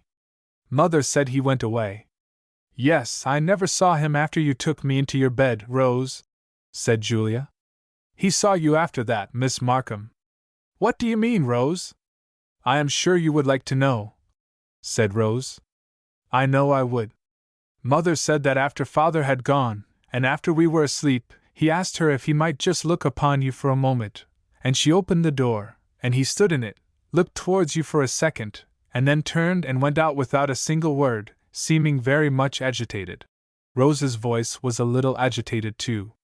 Though she felt the arm that was twined tenderly about her waist, she did not dare to look in the face so near her own. Mother says, she continued, that he was very handsome and very pale. I suppose he is very poor, but what, Rose? I am sure, she said hesitatingly, that will make no difference. Julia only answered with a little caress. When he comes back, said simple Rose, who was certain that it would all come right. He will want to come and see that lovely little place, and you will want to come with him. I would like to see him. When he comes back, said Julia brightly, you shall see him, little Rose. You are a dear, good girl, and if you are ever in peril, I am sure some brave, handsome man will come to you. Rose hoped he would. The older women had talked matters over also in their grave, prudent woman's way, and both learned from the brightness in Julia's face and eyes that the ramble in the woods had been pleasant. On their way home, Julia described it all to her mother. They drove around by way of Mrs. Ridgeley's, and found her busy and cheerful. She had a letter from Bart full of cheerful encouragement, and the Colonel had returned, and would remain in Newbury for the present. Julia caught George and this time actually kissed the blushing, half-angry, yet really pleased boy. The next day Mrs. Ridgeley visited the graves of her husband and son, on her way from her friend Mrs. Punderson's, and was touched by the evidences of a watchful care that marked them. At the head of Henry's grave was planted a beautiful rose tree, full of buds, and a few wild flowers lay withered among the green grass springing so freshly over him. The mother wondered what hand performed this pious act. Like Bart, she supposed that some gentle maiden thus evinced her tenderness for his memory, and was very anxious to know who she was. Chapter 34. Rough Sketches. The sun drank up the waters out of Jefferson, and the almanac brought the day for the May term of the court for Ashtabula County. Came the judge, the juries, and unfortunate parties. Came also some 20 lawyers, from the various points of northeastern Ohio. It was to be a great time for our young students. Bart had seen the court once or twice at Chardon, and had heard the advocates in the famous case of Ohio versus Joe Smith, the Mormon prophet, for conspiring to murder Newell, and came to know some of them by name and sight. The same judge presided on that trial as in the present court, Judge Humphrey. Bart was much interested, of course, in the proceedings, and observed them attentively from the opening proclamation, the calling and swearing of the grand jury, calling of the calendar of cases, etc. Much more interested was he in Case's graphic sketches of the members of the bar, who hit them off, well or ill, with a few words. That elderly man, shortish, with the soft, autumn-like face, is Elisha Whittlesey, 16 years in Congress, where he never made a speech, but where he ranks with the most useful members, sober colors that wear. He was a good lawyer, and comes back to practice. The old men will employ him, and wonder why they get beaten. That brisk, cheery, neat man by his side is Norton, lively, smirky and smiling. You see the hair leaves the top of his head, to lay the fact bare that there is not much there, and just why that snubby little nose should prick itself up, I can't tell, unless to find out whether there really is anything above it. He has quite a reputation with juries, and a tendency to bore, sometimes in very dry places, for water, and usually furnishes his own moisture. When he isn't damp he is funny. They both live in Canfield. Who is that fine-looking, fine-featured, florid man? That is Crowell, from Warren.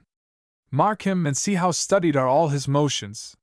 He tears up that paper with an air and grace only reached by long and intense practice and study. He is a little unpopular, but is a man of ability, and is often effective with a jury. The trouble is, his shadow is immense, and falls all about him on everything, and he sees everything through it.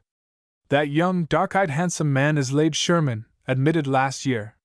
He and Ranney are the two young men of the democracy, but there is enough of Ranney to make two of him. He is a fine advocate. Look at that tall, rather overdressed, youngish man. The one with weak, washed-out gray eyes. Yes. Does he know anything? Not a devilish thing. His strong point, where he concentrates in force, is his collar and stock. From that he radiates into shirt bosom, and fades off into coat and pants. Law! He don't know the difference between a bill in chancery and the Pope's bull. Here's another knowledge cuss. He's from Warren McKnight. His great effort is to keep himself in, to hold himself from mischief, and working general ruin. He knows perfectly well that if he should let himself loose in a case, in open court, the other side would stand no chance at all, and his sense of right prevents his putting forth his real power. It would be equal to a denial of justice to the other side. An instance where the severity of the law is tempered and modified by equity, remarked Bart. Exactly. Who is that man on the left of Bowen, and beyond, with that splendid head and face, and eyes like Juno, if a man can have such eyes? That is Dave Todd, son of old Judge Todd, of Warren. Two things are in his way: he is a Democrat, and lazy as thunder, otherwise he would be among the first, and it will do to keep him in mind anyway. There is some sort of a future for him. Here's another minister of the law in the Temple of Justice, that man with the cape on. He always wears it, and the boys irreverently call him Cape Cod, Ward of Connaught. He puts a paper into the clerk's office and calls it commencing a suit. He puts in another and calls it a declaration. If anybody makes himself a party, and offers to go to trial with him, and nobody objects, he has a trial of something, at some time, and if he gets a verdict or gets licked it is equally incomprehensible to him, and to everybody else. There are Hitchcock and Perkins of Painesville, whom you know. What great wide staring eyes Hitchcock has, but they look into things. And see how elegantly Perkins is dressed. I'd like to hear Frank Wade on that costume, but Perkins is a good lawyer, for all that. Look at that stout, broad, club-faced man, that's old Dick Mattoon. You see the lower part of his face was made for larger upper works, and after puckering and drawing the under lip in all he can, he speaks in a grain whistle through an opening still left, around under one ear. He knows no more law than does necessity, but is cunning, and acts upon his one rule, that it is always safe to continue. Here is a man you must get acquainted with, this dark swarthy man with the black eyes, black curling hair, and cast-iron face, sour and austere. That is Ned Wade, Frank's younger brother, and one of the pleasantest and best-hearted men alive. He has more book than Frank, and quite as much talent, and will hammer his way towards the front. Who is that little, old, hump-backed, wry-necked chap hoisting his face up as if trying to look into a basket on his shoulder? That is the immortal Brainerd, of Unionville. He is the Atlas who has sustained the whole world of the law on his back until he has grown hump-backed, and that attitude is the only way in which he can look into the law on his back, as you remark. And there is Steve Matthews, mostly legs. His face begins with his chin, and runs right up over the top of his head. That head has no more brains inside than hair out. You see that little knob there in front? Well, that was originally intended for a bump, and, as you see, just succeeded in becoming a wart. Randy suggested to him at the last term that the books were all against his straddling about the bar, as he always does. That smallish man with the prominent chin and retreating forehead is Horace Wilder, one of the best men at the bar. You see, he is pleasant and amiable. He is a good lawyer, and give him a case which involves a question of morals and he develops immense power. Who is that dark, singular-looking young man, with full beard and open throat? Is he a lawyer? That, said Case sadly, is Sartliff, the most brilliant intellect our region has produced, full of learning, full of genius and strange new thoughts. He is a lawyer, and should equal Daniel Webster. What is the matter with him? God only knows. Men call him crazy. If he is, the rest of us never had intellect enough to become crazy. Look at his dress, he wears a kind of frock, tied with a hay rope, and is barefoot, I presume. Some strange new or old idea has taken possession of him to get back to nature. If he keeps on he will become crazy. I must introduce you. He and you will like one another. Because I am crazy too? Laughing. Because you have some out-of-the-way notions, Bart, and I want you should hear him. He will make you feel as if you were in the visible presence of the forces of nature. He knew your brother well and liked him. Where does he live? Nowhere. He remains in the open air when he can, day and night, drinks water and eats roots and herbs, sometimes a little plain bread, never meat. He was formerly vigorous, as you see, he is now thin and drooping. Has he had any unusual history, any heart agony? None that I ever heard of, nor was he particularly poetic or imaginative. He does not attempt any business now, but goes and comes with lawyers, the most of whom now avoid him. He has brothers, able and accomplished men, and whom he usually avoids. He commenced business with Giddings, with a brilliant opening 10 years ago. The calendar was finished, a jury sworn in a case, and the court adjourned. How closely the young men watched the proceedings of the court, all the trials and points made, and the rulings, and how stripped of mystery seemed the mere practice, as at that time in Ohio it really was.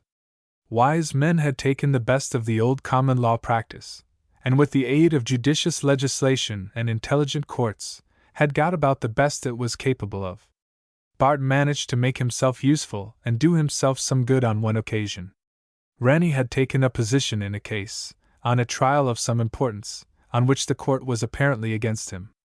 Bart had just gone over with it, in a textbook, and in a moment brought it in, with the case referred to, and received, as men often do, more credit than he was entitled to. Rennie carried his point, and could afford to be generous. Chapter 35. Sartliff. Bart had been introduced to Sartliff, who was an object of universal curiosity, even where he was best known, and coming out of the courtroom one delicious afternoon, he asked the young students to walk away from the squabbles of men to more quiet and cleaner scenes.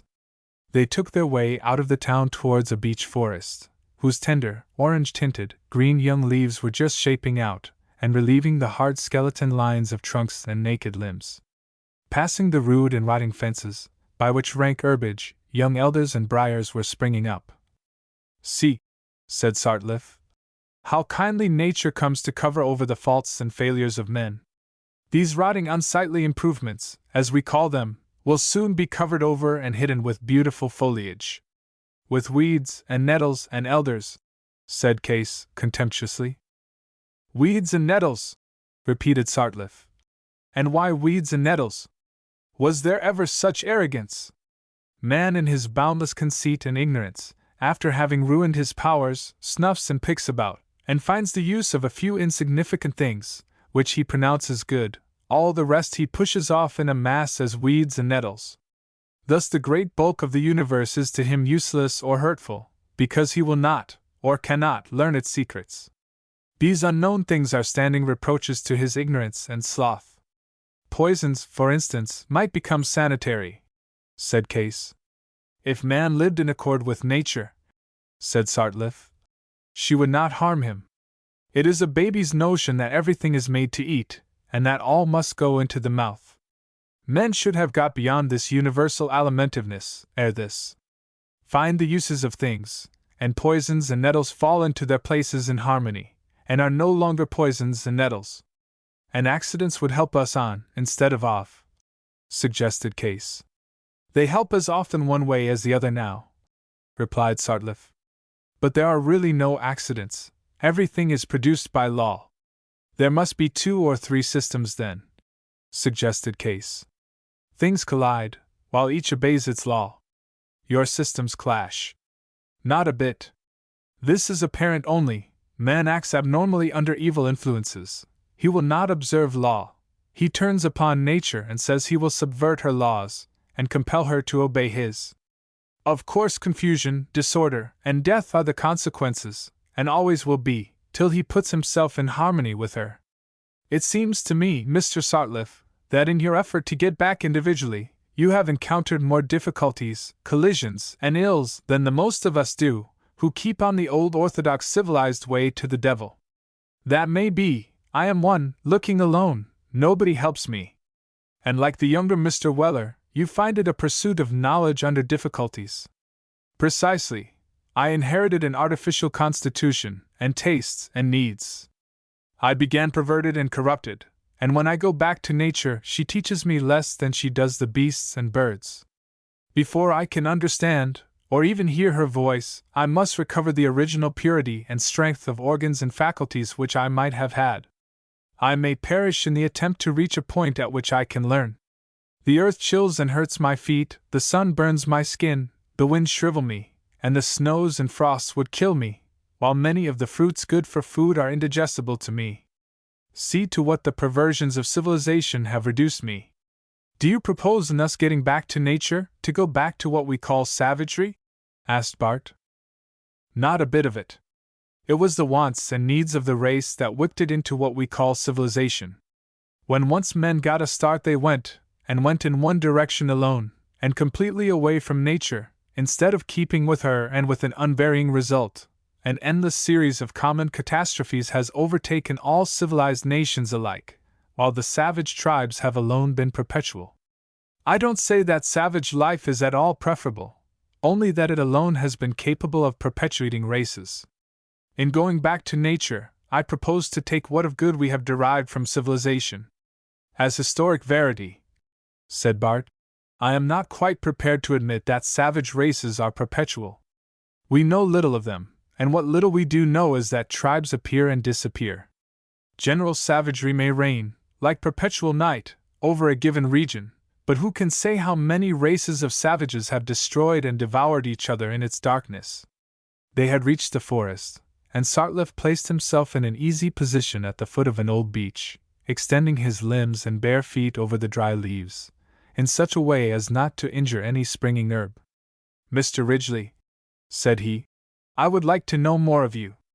You young men are fresher, see, and what is better, feel quicker and clearer than the older and more hackneyed. Are you already shelled over with accepted dogmas, and without the power of receiving new ideas? I hardly know. I fear I am not very reverent. I was born of a question-asking time, like that Galilean boy, whose mother, after long search, found him in the temple, disputing with the doctors, and asking them questions. Good! Good! That is it. My great mother will find me in her temple, asking questions of her doctors and ministers, exclaimed Sartlef. And what do you ask, and what response do you get? Asked Bart.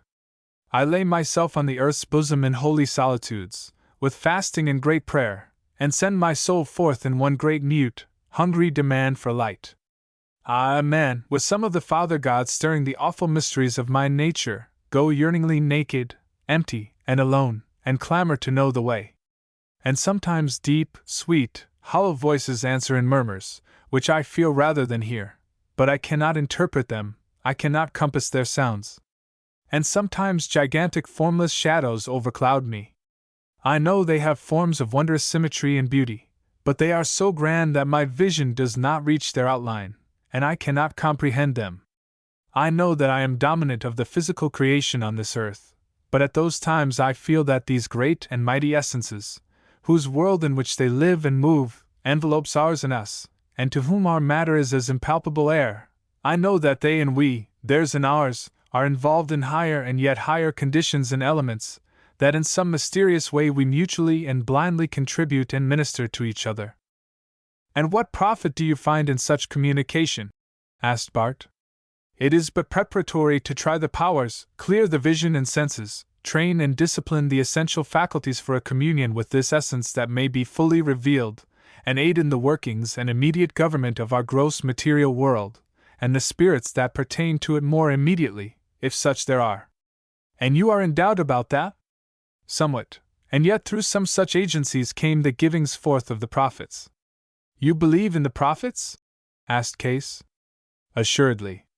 The many generations which inherited from each other the seer faculty, developed and improved, living the secluded, severe, and simple lives of the anchorite, amid the grand and solemn silence of mountain and desert, were enabled, by wondrous and protracted effort, to wear through the filament, impenetrable as adamant to common men, that screened from them the invisible future, and they told what they saw.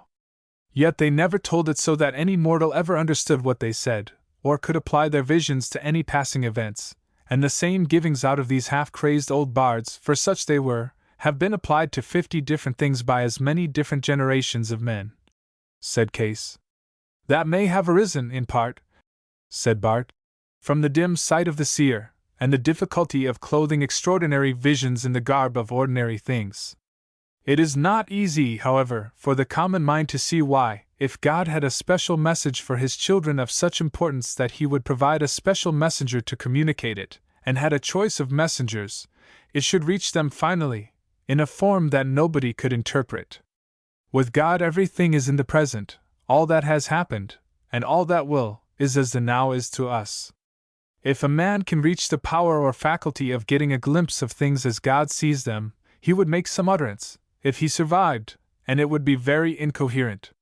Besides, human events repeat themselves, and a good general description of great human calamities would truthfully apply to several, and so might be fulfilled your 100 times, Mr. Case. That isn't a bad theory of prophecy, said Case approvingly. But all these marvels were in the old time. How came the faculty to be lost? Is it? Asked Bart. Don't you hear of it in barbarous and savage conditions of men now? Our friend Sartliff would say that the faculty was lost through the corruptions and clogs of civilization, and he proposes to restore it. No, I don't propose to restore that exactly.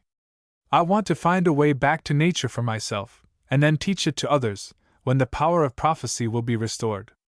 I want to see man restored to his rightful position, as the head of this lower universe. There are ills and powers of mischief now at large and operative, that would find their master in a perfect man. One such, under favorable auspices, was once born into this world, and we know that it is possible.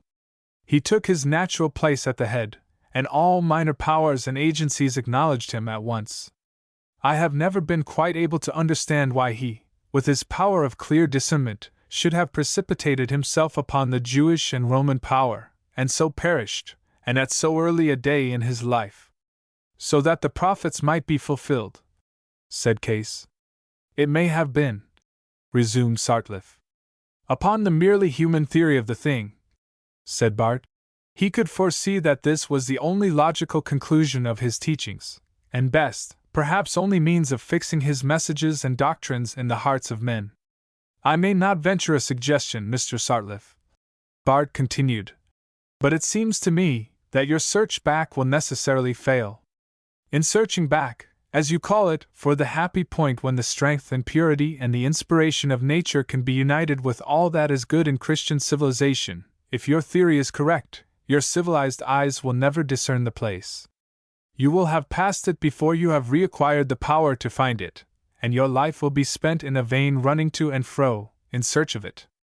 Miracles have ceased to be wonders, for we work them by ordinary means nowadays, and we don't know them when we meet them. Sartliff arose. He had been for some time silent. His face was sad. It may be. I like you, Barton. You have a good deal of your brother's common sense, uncommon as that is, and I shall come and see you often. And without another word he strode off deeper into the woods, and was lost to the eyes of the young men. Is it possible, said Bart, that this was an educated, strong, and brilliant mind capable of dealing with difficult questions of law? I fear that he has worn or torn through the filament that divides the workings of the healthy mind from the visions of the dreamer, wrecked on the everlasting old rocks that jut out all about our shores, and always challenging us to dash upon them. Shall we know when we die? Shall we die when we know?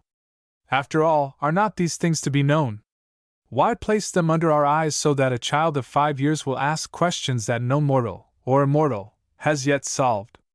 Have we lost the clue to this knowledge? Do we overlook it? Do we stumble over it, perish, wanting it, with it in our hands without the power to see or feel it? Has some rift opened to a hidden store of truth, and has a gleam of it come to the eyes of this man, filling him with a hunger of which he is to die? When the man arises to whom these mysteries shall reveal themselves, as he assuredly will, the old Gospels will be supplemented. Or superseded, said Case. And is it not about time? Have not the old done for us about all they can?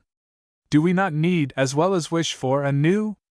A man may doubtless so abuse and deprave his powers, that old healthy food ceases to be endurable, and yields to him no nutrition.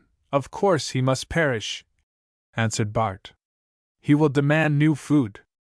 Chapter 36. Old Gid.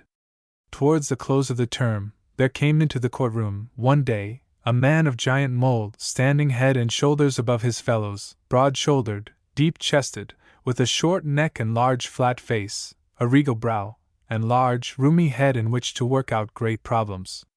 He had light grayish-blue, or bluish-gray eyes, and a scarlet mark disfiguring one side of his face. The proceedings paused, and men gathered about him. His manner was bland, his smile, that took up his whole face, very pleasant. Bart knew that this was J.R. Giddings, just home from Washington, where he had already overhauled the Seminole War, and begun that mining into the foundation of things that finally overthrew slavery. During the term Bart heard him before the court and jury, and found him a dullish, heavy speaker, a little as he thought the indifferently good English parliamentary speaker might be. He often hesitated for a word, and usually waited for it. Sometimes he would persist in having it at once, when he would close his eyes very tight, and compel it. His manner and gesture could not be called good, and yet Bart felt that he was in the presence of a formidable man. His mind was one of a high order, without a scintilla of genius or any of its elements. He had a powerful grasp, and elude, as it might, he finally clutched the idea or principle sought and never escaped him, and he never rested until its soul and blood were his, or rejected as useless, after the application of every test. It was a bad day for slavery when Giddings determined to enter Congress. Cool, shrewd, adroit, wary and wily, never baffled, never off his guard and never bluffed, with a reserve of power and expedience always sufficient, with a courage that knew no blenching, he moved forward.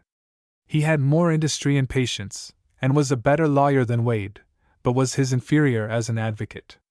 They were opposed in the case in which Giddings appeared, and Bart already felt that in the atmosphere of the contest was the element of dislike on the part of Wade, and of cool, watchful care on the part of Giddings. Wade made 2 or 3 headlong onsets, which were received and parried with bland, smiling coolness. From his manner no one could tell what Giddings thought of his case or opponent. 2 or 3 evenings after, an informal reception, as it would now be called, was held at the Giddings residence, to which the students and nearly everybody else went.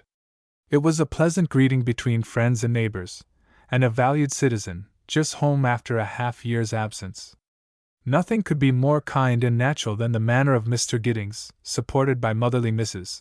Giddings, and the accomplished Miss Giddings, who had spent the winter with her father at Washington. She was like her father, in mind and person, softened and sweetened and much more gracious by sex, tall, graceful, and with the easy presence and manner of society and cultivation. Bart was taken to her, and taken by her at once. She seemed like an old acquaintance, and spoke in the kindest terms of his brother, told him of Washington, its society and customs, and called him Barton at once, as if they were to be on the best of terms. Bart could see that she was plain, but he forgot that in a moment, and it never occurred to him again. In the course of the evening she returned to him, and said she wished to introduce him to a young lady friend, whom she was sure he would like on her own account, and on that of his brother, to whom she was to have been all that woman might be. It took Bart's breath away. He was unaware that his brother had ever been engaged, or wished to be, to any lady. "She knows you are in Jefferson," said Miss Giddings, "and has wanted very much to see you." She conducted him into a small sitting room, and leading him up to a young lady in black, introduced him to Miss Akins, Ida Akins. The young lady came forward, gave him her little hand, and looked him full and sadly in the face. "You are like him," she said, "and I have much wanted to see you." "I received a letter from you," said Bart, "and fear my answer was a poor one. Had I known you better, I could have written differently. My brother was more to me than most brothers can be, and all who were dear to him come at once into my tenderest regard. You could not answer my letter better than you did.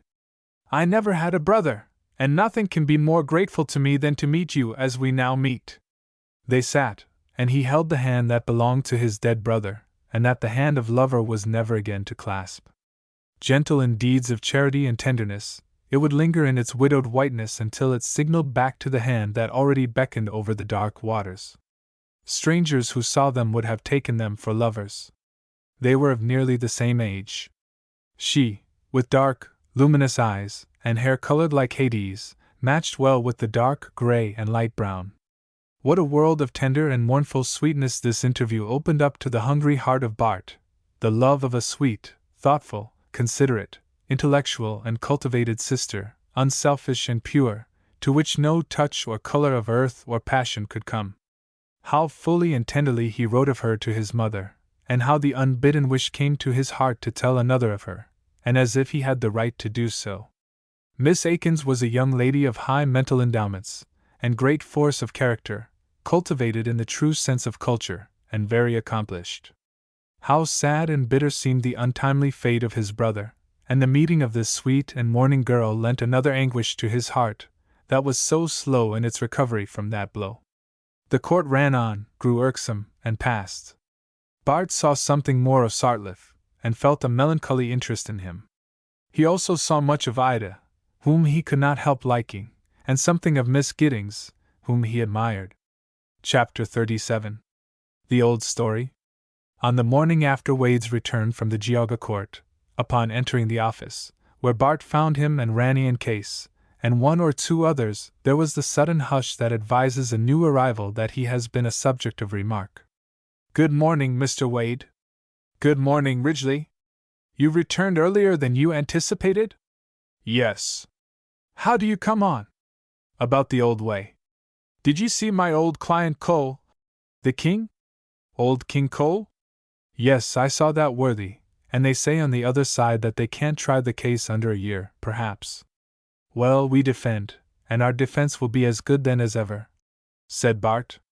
"The suit was commenced to save the statute of limitations," said Wade, "and if any defense exists I fear it will be in chancery." "My dear sir, we will make a defense at law," was the decided answer.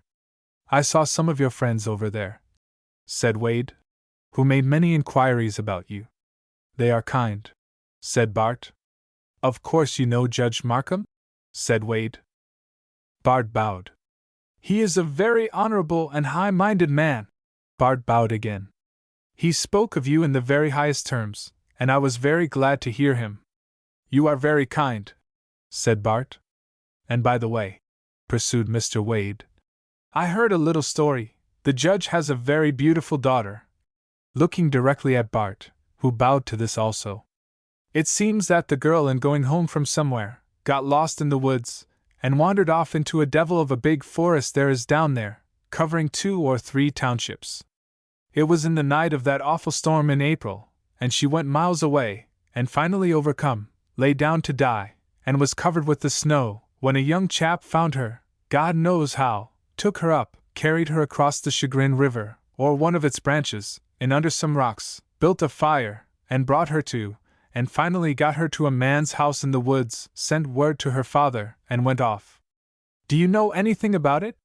The story is that you are the chap who did it." All eyes were on Bart. "I heard something of it," said he, smiling.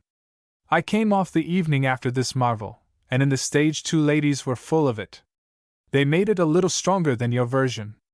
I think there were several wild animals in theirs. We stopped at a tavern 2 or 3 miles on, when somebody told the old lady that I was the chap that did it, but as I had told her that this Bart wasn't much of a fellow, she was inclined to doubt her informant. The old lady stopped in Chardon, and you must have heard her story.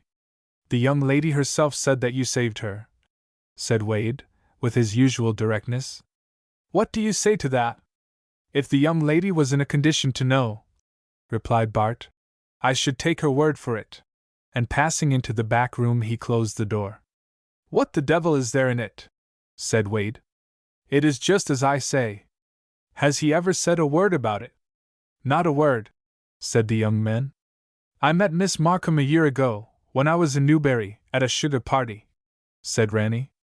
"She is one of the most beautiful girls I ever saw, and superior in every way. Bart was not there, he wouldn't go, and I remember her talking about him, with Henry. When we got back we undertook to tell him what she said, and he wouldn't hear a word. The fact is," said Case, decidedly, "her father is rich, and she is proud and ambitious. Bart wasn't good enough for her, and he has taken his revenge by saving her life, and now he won't yield an inch. They say he came off and won't have anything to do with them," said Wade. "That's it," said Case. "And I glory in his spunk. They have just found out their mistake." During the day Bart was asked by Wade if he had yet seen Mr. Windsor, and replied that he had not, but that he was anxious to do so, as his brother always spoke of him with gratitude, as one who had been very kind to him. Mr. Wade said that the day before he had seen Windsor, who expressed a wish to meet Henry's brother, and thought he would come to Jefferson in a day or two, when he would call on him. Bart was much gratified, and remarked that he was doing quite a business on his brother's popularity. Chapter 38. The old story over again. "Mr. Ridgeley," asked Miss Giddings, "what is this delightful little romance about the rich judge's beautiful daughter and the chivalrous young law student? I declare, if it does not bring back the days of knight-errantry, and makes me believe in love and heroism." It was one evening at her father's where Bart had called with his newly found sister Ida, to whom he was quite attentive. The young man looked annoyed in spite of his good breeding. "Has he told you the story?" to Miss Akins. "Not a word of it," said the latter. "You know," she then said to Miss Giddings, "that something so pleasant to hear may not be pleasant for a party concerned to tell about. Forgive me, Mr. Ridgeley. It never occurred to me that this could be of that sort, but as it was so delightful as told to me, I wanted to know if it was an actual occurrence, in this humdrum world." "I suppose," said Ida, "that a great many beautiful and heroic events are very prosy and painful to the actors therein, and they never dream the world will give them the gloss of romance." "Ladies," said the young man, with a gay and mocking air, "hear the romance of the judge's daughter, and the poor student, certainly a very poor student. There was a rich, powerful, and proud judge. He had an only daughter, more beautiful than a painter's dream, and proud as a princess born. In the neighborhood was a poor and idle youth, who had been the judge's secretary, and had been dismissed, and who loved the proud and beautiful maiden, as idle and foolish youths sometimes do. The beautiful maiden scorned him with a scorn that banished him from her sight, for he was prouder than judge and daughter, both. While disporting with her damsels among the spring flowers in the forest, one day, the beautiful maiden wandered away and became lost in the heart of an interminable wood, more wild and lonely than that which swallowed up the babes of the old ballad. Day passed and night came, and in its bosom was hidden a fierce tempest of wind and hail and snow. The poor maiden wandered on, and on, and on, until she came upon the banks of a dark, cold river. Wild and lost amid tempest and storm, she wandered down its banks, until, in despair, chilled and benumbed without heart or hope, she laid her down to die, and the pure snow covered her. Her father, the proud judge, and his friends were searching for her miles away. A little boy told the story to the poor student, who hurried into the forest, and under the inspiration of his scorned love, ran and ran until he found the swooning maiden under the snow, took her up in his arms, placed his garments upon her, and bore her through the cold and rapid stream, found a shelter under the rocks on the other side, kindled a fire, gave the maiden, proud no longer, a cordial, warmed and restored her, made her a couch of moss and dried leaves, and while she slept he watched over her until the day dawned. Then he conducted her to a woodchopper's cabin in the forest, where she was tenderly cared for. The poor, proud youth would hear no thanks from the maiden. He sent a note, without his name, to the proud judge, telling him where his daughter could be found, and never saw the beautiful maiden, or proud rich judge afterwards. This, ladies, with the same gay banter, is the romance of the judge's daughter and the poor student. And I suspect, said Miss Giddings seriously, that it is about the literal truth of the affair, and it is more romantic than I had thought. Barton has made the acquaintance of poor Sartliff, said Ida, willing to introduce a new subject, and was much struck by him. Do you think he is actually shattered? Asked Miss Giddings. I really have no opinion. His mind moves in such unaccustomed channels, we find it in such unusual haunts, that nobody can tell whether it remains healthy or not. It works logically enough, granting his premises. Of course he is under delusions, We should call them mistakes merely, if they occurred in ordinary speculations, but with him, in his abnormal pursuits, they are to be expressed under the vapory forms of delusions. Oh, it is the saddest sight to see this young man, with a nature so richly endowed, asking only for light, and the right way, to see him turning so blindly from the true given light, and searching with simple earnestness along sterile, rocky byways and thorny hedges, to find the path or opening that conducts back to a true starting place. He opens his bosom to sun and air, and bares his feet to the earth, thinking that inspiration will, through some avenue, reach his senses, and so inform him. It is the most pitiful spectacle that the eye can see, said Ida pathetically. Like a kind spirit sent from heaven to earth, said Bart, who, having forgotten his message, can never find his way back, but is doomed to wander up and down the uncongenial region, searching in vain for the starbeam by which he descended. My father has quite given him up, said Miss Giddings. He says he passed long since the verge of healthy thought and speculation. I used to think that possibly some new and powerful stimulus, such as might spring from some new cause. Love, for instance, suggested Bart. Yes, love, for instance. I declare, Mr. Ridgeley, you think as a woman. Do women really think? I thought their minds were so clear and strong that thought was unnecessary, and they were always blessed with intuitions. Well, sir, some of them are obliged to think, when they want to be understood by men, who don't have intuitions, and can't go at all without something to hold up by, and a woman would think, perhaps, that if Sartliffe could fall in love. And if he can't, he isn't worth the saving, interjected Bart. Exactly. And if he could, that through its medium he might be brought back to a healthy frame of mind, or a healthy walk of mind.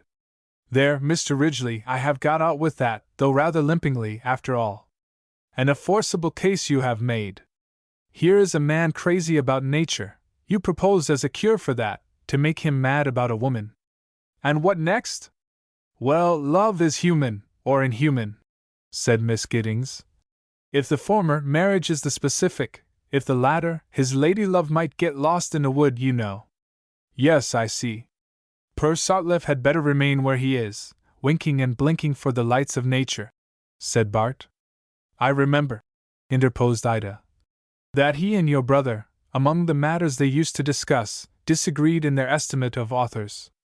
Sartliffe could never endure N.P. Willis, for instance. A sign, said Miss Giddings, that he was sane then, at least. Willis, in Europe, is called the poet's lapdog, with his ringlets and Lady Blessingtons. I believe he had the pluck to meet Captain Marryat, said Bart. Was that particularly creditable? Asked Miss Giddings. Well, poets' lapdogs don't fight duels, much, and Miss Giddings, do you think a lapdog could have written this? And taking up a volume of Willis, he turned from them and read Hagar. As he read, he seemed possessed with the power and pathos of the piece, and his deep voice trembled under its burthen. At the end, he laid the book down, and walked to a window while his emotion subsided. His voice always had a strange power of exciting him. After a moment's silence, Miss Giddings said, with feeling, I never knew before that there was half that force and strength in Willis. As you render it, it is almost sublime. Will you read another? Taking up the book, he read Jephthah's Daughter, reading it with less feeling, perhaps, but in a better manner. I give it up, said Miss Giddings, though I am not certain whether it is not in you, rather than in Willis, after all. 6 or 7 years ago, when my brother Henry came home and gathered us up, and rekindled the home fires on the old hearth, said Bart, he commenced taking the New York Mirror, just established by George P.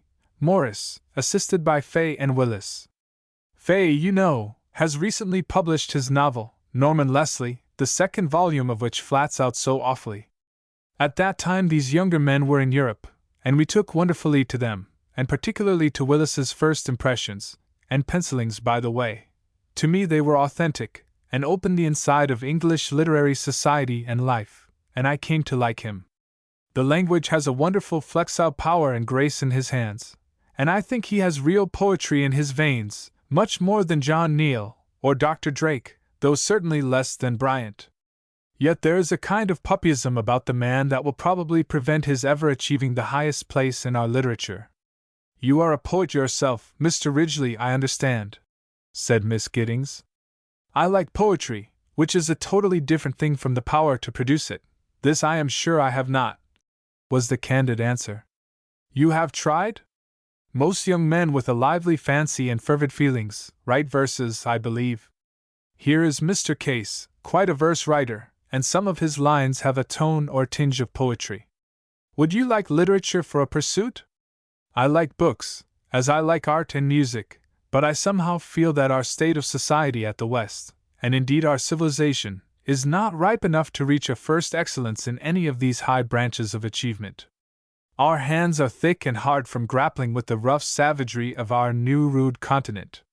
We can construct the strong works of utility, and shall meet the demands for the higher and better work when that demand actually exists. But does not that demand exist? Hasn't there been a clamor for the American novel?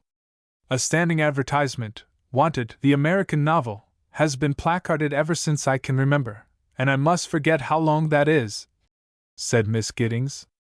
Yes, I've heard of that, but that is not the demand that will compel what it asks for.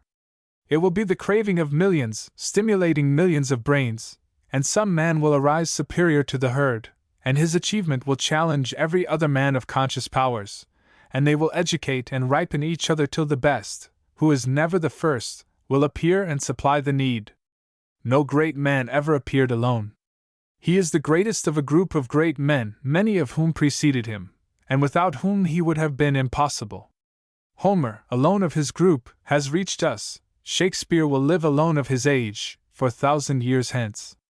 But, Mr. Ridgeley, our continent and our life, with our fresh, young, intense natures, seem to me to contain all the elements of poetry, and the highest drama, said Miss Giddings. So they seem to us, and yet how much of that is due to our egotism, because it is ours, who can tell? Of course there is any amount of poetry in the raw, and so it will remain until somebody comes to work it up. There are plenty of things to inspire, but the man to be inspired is the thing most needed. So that, Mr. Ridgeley, said Ida, we may not in our time hope for the American novel, the great American epic, or the great American drama? Well, I don't know that these will ever be. That will depend upon our luck in acquiring a mode and style, and habit of thought, and power of expression of our own, which for many reasons we may never have. An American new writes as much like an Englishman as he can, and the more servile the imitation, the better we like him, as a woman writes like a man as nearly as she possibly can, for he is the standard. What is there in Irving that is not wholly and purely English? And so of Cooper, his sturdiness and vigor are those of a genuine Englishman, and when they write of American subjects, they write as an Englishman would, and if better, it is because they are better informed. Mr. Ridgeley, said Miss Giddings, can't you give us an American book? When the little fishes fly like swallows in the sky. An American will write an American book, said Bart, laughing. But your question is a good answer to my solemn twaddle on literature. No, I don't quite rate it as twaddle, said Ida. Don't you, though? asked Bart. No, seriously. Now, what is the effect of our American literature upon the general character of English literature? We certainly add to its bulk. And much to its value, I've no doubt, said Bart. Well, with increased strength and vigor, we shall begin by imperceptible degrees to modify and change the whole, and the whole will ultimately become Americanized, till the English of this continent, partaking of its color and character, imparts its tone and flavor finally to the whole everywhere. I have not much faith in a purely American literature, notwithstanding Miss Giddings' advertisement. Mr. Ridgeley, said Miss Giddings, your notions are depressing. I don't believe in them, and will oppose my woman's intuitions to your man's argument. My dear Miss Giddings, said Bart, laughing, you value my notions quite as highly as I do, and I wouldn't take the criticisms of a young man who ran away from the only college he ever saw, and who has only heard the names of a few authors. I want. They are not American, and yet there seems to be force in them. Chapter 39. About lawyers and dull. Mr. Giddings was always much interested in all young men, and put himself in their way in society, and while he affected nothing juvenile, no man could make himself more winning and attractive to them. It was said by his enemies, who were of his political household, that in this, as in all else, he was politic, that he sought out and cultivated every young man in the circle of his acquaintance, made himself familiar with his make-up, flattered and encouraged him with little attentions, sent him speeches and books, and occasional letters, and thus attached nearly all the rising young men of northeastern Ohio to himself personally. This may have been one source of his great and long-continued popularity and strength. He thoroughly educated at least one generation of voters. However that may be, he was much in the old office where he had done so much effective work, and laid the foundations of his position at the bar, which was with those of the first in the state. He associated on terms of the pleasantest intimacy with the young men, and early evinced a liking for Bart, who, poor fellow, was ready to like anybody who would permit him. Mr. Giddings was at pains to impress them with the absolute impossibility of even moderate success at the bar, without industry, while with it, mediocrity of talents would ensure that. Of the whole number who were admitted, he said, about 10 or 15% succeeded, and 1 in 100 became eminent. Undoubtedly the greatest lawyer in the world did not possess the greatest intellect, but he must have been among the most industrious. Brilliant parts may be useful, they are always dangerous. The man who trusts to the inspiration of genius, or his capacity to get advantage by ingenious management in court, will find himself passed by a patient dullard. The admiring world who witness some of the really fine intellectual performances that sometimes occur in court, haven't the faintest conception as to when the real work was done, nor at all what it consisted in, nor when and how the raw material was gathered and worked up. The soldier in war is enlisted to fight, but really a small part of his time is spent in battle. Almost the whole of it is in preparation, training, gathering material, maneuvering, gaining strategic advantages, and once in a while producing a field day, which tests the thoroughness of the preparation. This illustrates the value of absolute thoroughness in the preparation of cases. A good case is often lost, and a bad one gained, wholly by the care or negligence in their preparation. You really try your cases out of court. Barton asked why it was that, while the world generally admired and respected the bar, there was a distrust of its honesty, at which there was a general smile.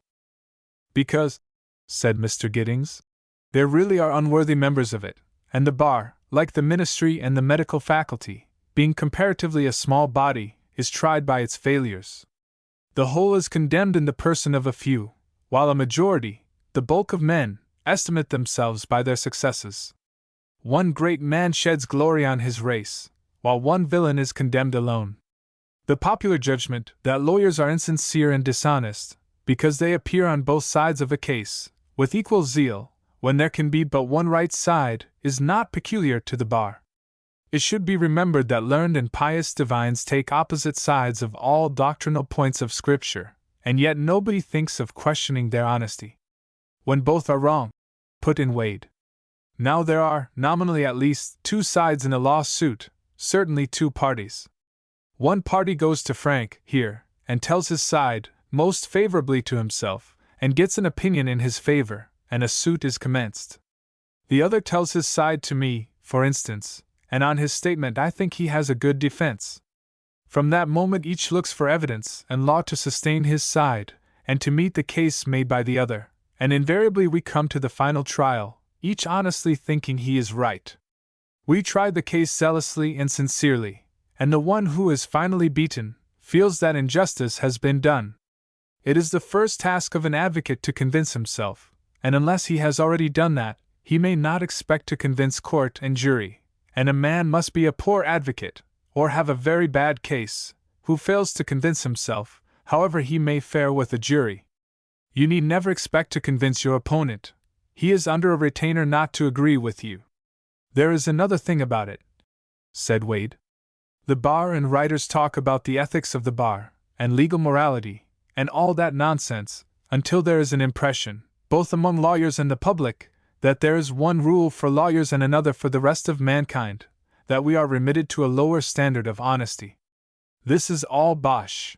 There can be but one standard of right and wrong, and that which is wrong out of court cannot be right in it. I'll have but one rule.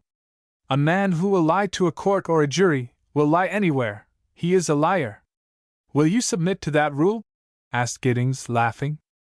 I always have, said Wade, and I won't have any other. Now of all men, a lawyer can the least afford to be dishonest, for a taint, a doubt of his honor, ruins him, and there cannot be a more honorable body of men in the world, and never was, than the fair majority of the bar.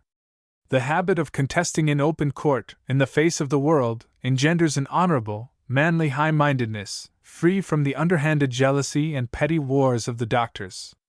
If a man lies or is mean, he is pretty certain to be detected and exposed at once. A lawyer cannot afford to lie and be mean.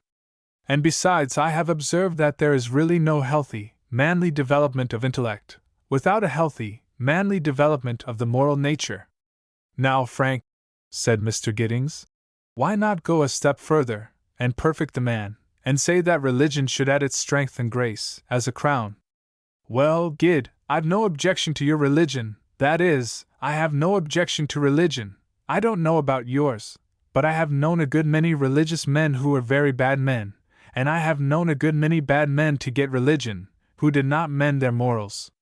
If a man is a good man, it don't hurt him to join a church, as far as I know, and a bad man usually remains bad. Well, Frank, leave these young men to form their own opinions. Certainly, I did not broach the subject. They ought to become better lawyers than we are, said Mr. Giddings. Their means of education are far in advance. The increase of new and valuable textbooks, the great progress in the learning and competency of the courts, as well as the general rapid improvement of the people in intelligence, are all in their favor. They ought to be better lawyers and better Christians. They couldn't well be worse, was the bluff response of Wade. The young men remained pondering the remarks of their seniors. Well, boys, said Rennie, you've heard the ideas of two observing men. They give you the result of their experience on 2 or 3 very important practical points. What do you think of it? Ransom, said the ready Case, is thinking who and what must be the 100, of whom he is to be the one. They would be a sad sight. And Case, rejoined the ever irate Ransom, that if John Doe and Richard Roe, with a declaration in ejectment, could only be turned into doggerel, he would be an eminent land lawyer. What has happened to Ransom? Asked Kennedy. I don't know, replied Case. He has sparkled up in this same way, 2 or 3 times. Can it be that an idea has been committed to his skull lately? If one has, a habeas corpus must be sued out for its delivery. Solitary confinement is forbidden by the statutes of Ohio. Never you mind the idea, said Ransom. I mean to find a lawyer in good practice, and go into partnership with him at once.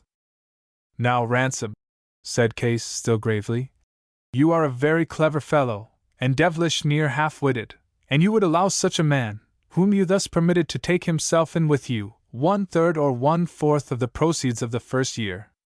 I would have no trouble about that, said Ransom, not quite feeling the force of Case's compliment. Well, said Rennie, I suspect that generally lawyers, desirable as partners, if they wish them, will be already supplied, and then, when one could secure an eligible connection of this kind, the danger is that he would be overshadowed and dwarfed, and always relying on his senior, would never come to a robust maturity. Well, Kennedy, what do you say? Not much. I hope to be able to work when admitted. I mean to find some good point further west, where there is an opening, and stop and wait. I don't mean to be a failure. Ridgeley, what are your views?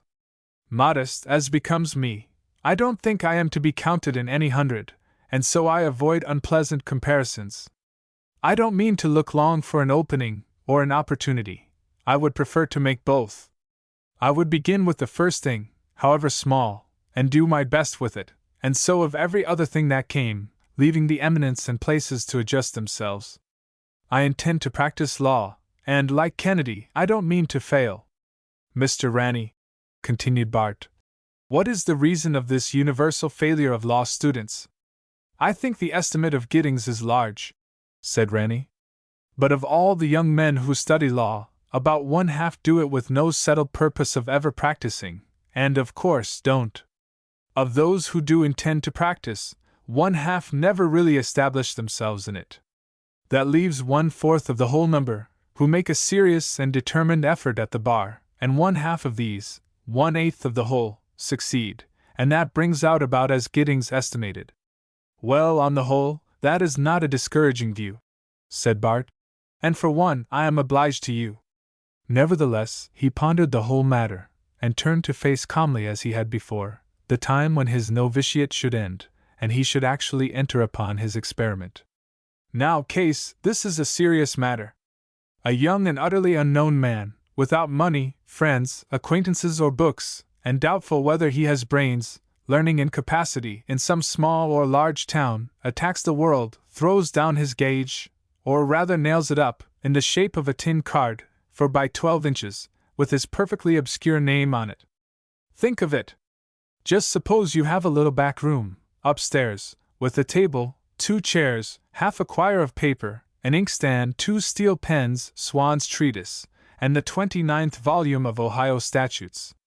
You would be very busy arranging all this array of things, and would whistle cheerfully till that was accomplished, and then you would grow sad, and sit down to wait and think of the rich judge's beautiful daughter, broke in Case. And wait, continued Bart. Oh, Bart!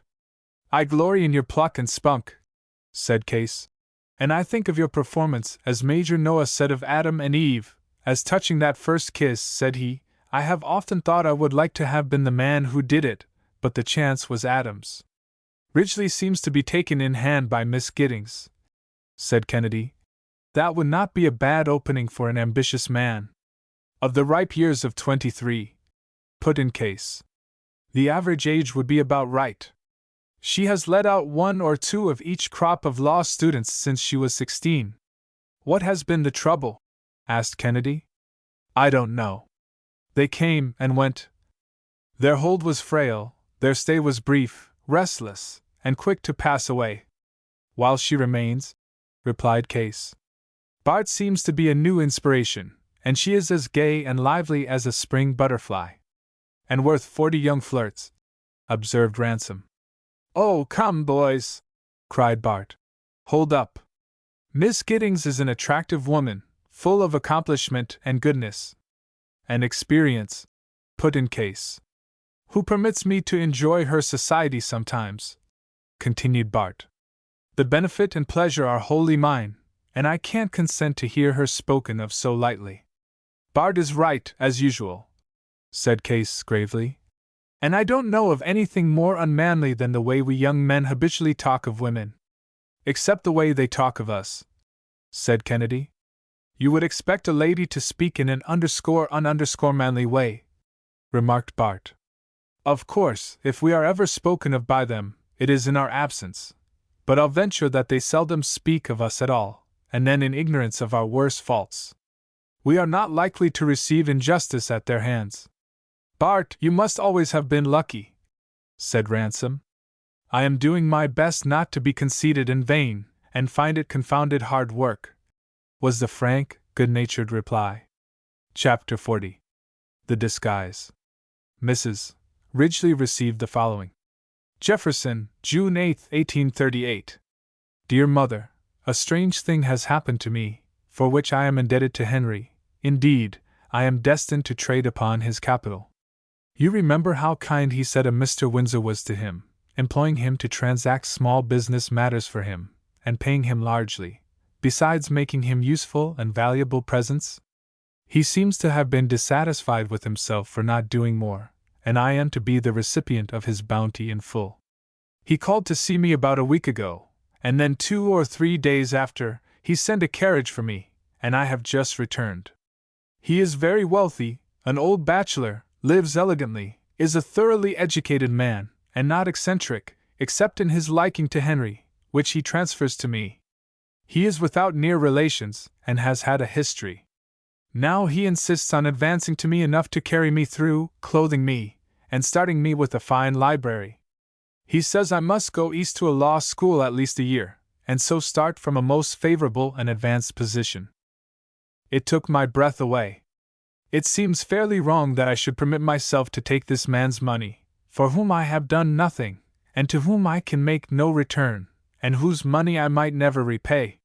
He laughed, and said I was very simple and romantic. Wasn't the money his? And couldn't he do what he pleased with it?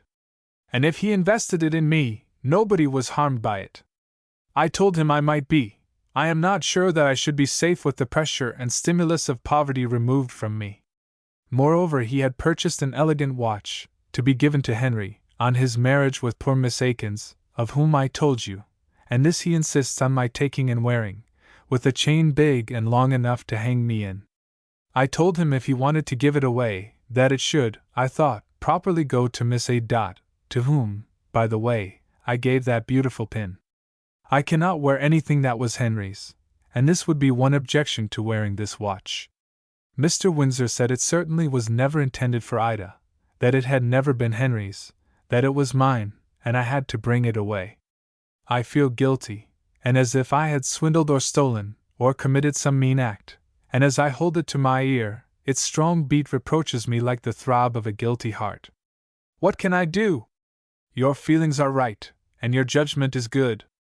I can't afford to be killed with a weight of obligation, nor must I remit or relax a single effort. This may stimulate me more. If I were to relax and lie down now, and let another carry me, I should deserve the scorn and contempt I have received. Write me upon this, and don't mention it to the Colonel. I have made the acquaintance of Miss Giddings, who is very kind to me, and she and Ida furnish that essential element of ladies' society which you desired I should have. I confess I don't care much for men, but I have so little to give in return for the kindness of these noble, refined and intellectual ladies, that here again I am a receiver of alms. No matter, women never receive any proper return from men anyway. Ask Ed and George to write, and tell me all the little pleasant details of the farm life and home. How tender and sweet and dear it all is to me, and what a gulf seems to have opened between me and all the past. Ever with love, dear mother. Bart. Mrs. Ridgeley received and read the letter in the store. While she was absorbed in it, Mrs. Markham came in, and was struck by the expression of her face. As she finished the perusal, she discovered Mrs. Markham, and her look of recognition induced the latter to approach her. The incidents of the last few weeks had silently ripened the liking of the two women into a very warm and cordial feeling. As Mrs. Markham approached, the other gave her her hand, and held out Bart's letter. Mrs. Markham received it, and as her eye ran over it, Mrs. Ridgeley could easily see the look of pleasure and warmth that lit up her face. "Oh, by all means," she said. "Tell him not hesitate a moment. Providence has sent him a friend, and means, and his pride should not be in the way of this offer." "He is proud," said Mrs. Ridgeley gravely, "but it is not wholly pride that makes him hesitate." "Pardon me," said Mrs. Markham. "I don't mean to blame him. I sympathize with even his pride, and admire him for the very qualities that prevented his allowing us to aid him, and I hope those high qualities will never lose a proper influence over him." The mother was a little more than appeased. "Am I to read the rest?" "Certainly." And she resumed. A little graver she looked at one or two lines, and then the sweet smile and light came back to her face, and she handed back the letter. "What a treasure to you this son must be," she said, and she again urged her to write to Bart at once, and induce him to accept the kind offer made to him. Mrs. Ridgeley explained who Miss Akins was, and her relations to Henry, that Miss Giddings was the daughter of the Member of Congress, and Mrs. Markham had noticed that Bart spoke of them as ladies, and not as young ladies, though what mental comment she made upon it was never known. People in the country go by the almanac, instead of by events, as in cities, and May quickened into June, June warmed into July, and ran on to fervid August. Quiet ruled in the Ridgeley cottage, rarely broken, save when Julia galloped up and made a pleasant little call, had a game of romps with George, a few quick words with Edward, an inquiry, or adroit circumlocution, would bring out Bart's name, which the young lady would hear with the most innocent air in the world. She always had some excuse. She was going, returning to, or from some sick person, or on some kind errand.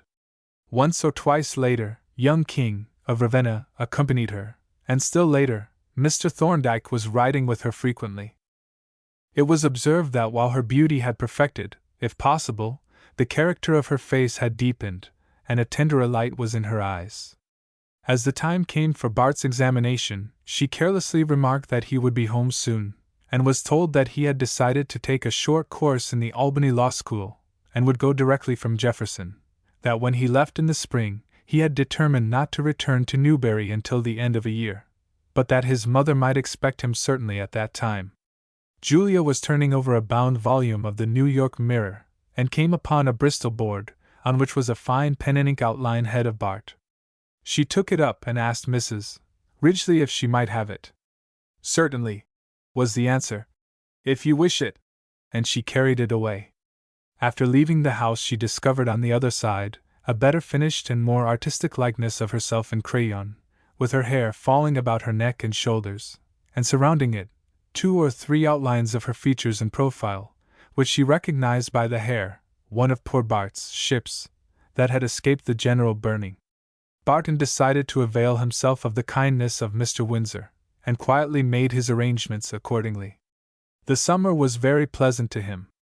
He devoted himself with his usual ardor to his books, but gave much of his leisure to Ida, who began to feel the approach of a calamity that gradually extinguished the light in her eyes. She was already suffering, although not anticipating a serious result, a pressure in the forehead, and a gradual impairing of vision, without pain. Under its shadow, that no medical art could dissipate, she found a wonderful solace in the tender devotion of her newly found brother, who read to her, walked with her, and occasionally rode with her, in all tender, manly ways, surrounding her with an atmosphere of kind and loving observances, which she more than repaid, with the strong, healthy, and pure womanly influence, which she exercised over him. Chapter 41. The Invitation. Late one wondrously beautiful August night, as Bart was returning from a solitary stroll, he was suddenly joined by Sartliff, bareheaded and barefooted, who placed his hand within his arm, and turning him about, walked him back towards the wood. Bart had not seen him for weeks, and he thought his face was thinner and more haggard, and his eyes more cavernous than he had ever seen them. "What progress are you making?" asked Bart quietly. "I am getting increase of power. I don't know that I need light, I think I want strength. I hear the voices oftener, and they are wonderfully sweeter. I find that they consist of marvelous musical sounds, and I can distinguish some notes. Meanings are conveyed by them. If I could only comprehend and interpret them. I shall in time if I can hold out. I find as the flesh becomes more spirit-like, that this power increases. If I only had some fine-fibered soul who could take this up where I must leave it. Barton, you believe God communicates with men through other than his ordinary works? I don't know. I see and hear God in the wondrous symbols of nature. When they say that he speaks directly, I don't feel so certain. I am so made up that the very nature, the character and quality of the evidence, is unequal to the facts to be proven, and so to produce conviction. If a score of you were to say to me that in the forest today you saw a fallen and decayed tree arise and strike down new roots, and shoot out new branches, and unfold new foliage and flowers, I would not believe it, nor though 500 men should swear that they saw a grave heave up, and its tenant come forth to life and beauty, would I believe. The quality of the evidence is not equal to sustain the burthen of the fact to be established, and it does not help the matter that alleged proofs come to me through uncertain historical media. Yet I can't say that I disbelieve. Who can say that there is not within us a religious spiritual faculty, or a set of faculties, that take impressions, and receive communications, not through the ordinary perceptions and convictions of the mere mind, that sees and hears, retains and transmits, loves, hopes and worships, in a spiritual or religious atmosphere of its own, whose memories are superstitions, whose realizations are ecstatic visions, and whose hopes are the future of blessedness, and that it is through these faculties that religious sentiments are received, transmitted and propagated, and to which God speaks and acts, spirit to spirit, as matter to matter? Who can tell how many sets of faculties are possible to us? We may have developed only a few of the lowest. I sometimes fancy that I feel the rudiments of a higher and finer set within me. Who shall say that I have them not? Go on, Barton, I like to hear you unfold yourself, said Sartliffe. I can't, said Bart. I can only vaguely talk about what I so vaguely feel. Barton, said Sartliffe, go with me, let me impart to you what I know. Perhaps you have a finer and subtler sense than I had. At any rate, I can help you. You can be warned by my failures and blunders, and possess yourself of my small gains. I know I have taken some steps. I shall last long enough to place you well on the road. You are silent. Do you think me crazy, mad? No, not that, nor do I think that we have occupied all the fields of human knowledge.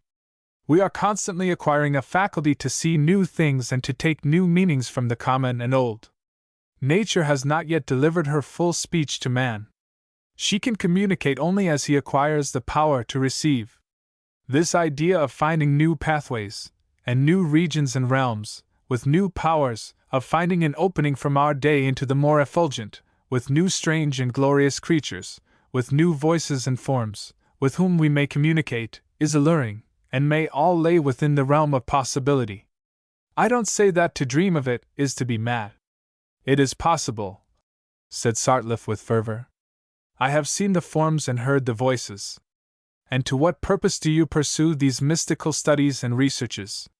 Partly for the ecstasy and glory of the present, mainly for the ultimate good to the races of men, when the new and powerful agencies that come of the wisdom and strength which will be thus acquired, the powers within and about us, are developed and employed for the common good, and man is emancipated from his sordid slavery to the gross and physical of his worst and lowest nature. And when woman through this emancipation takes her real position, glorified by the side of her glorified companion, when she seeks to be wife and mother, with free choice to be other, what a race will spring from them! Strong, brave, beautiful men, great, radiant, beautiful women, like the first mothers of the race, bringing forth their young, with the same joy and gladness, as that with which they receive their young bridegrooms. Go and help me find the way for our common race.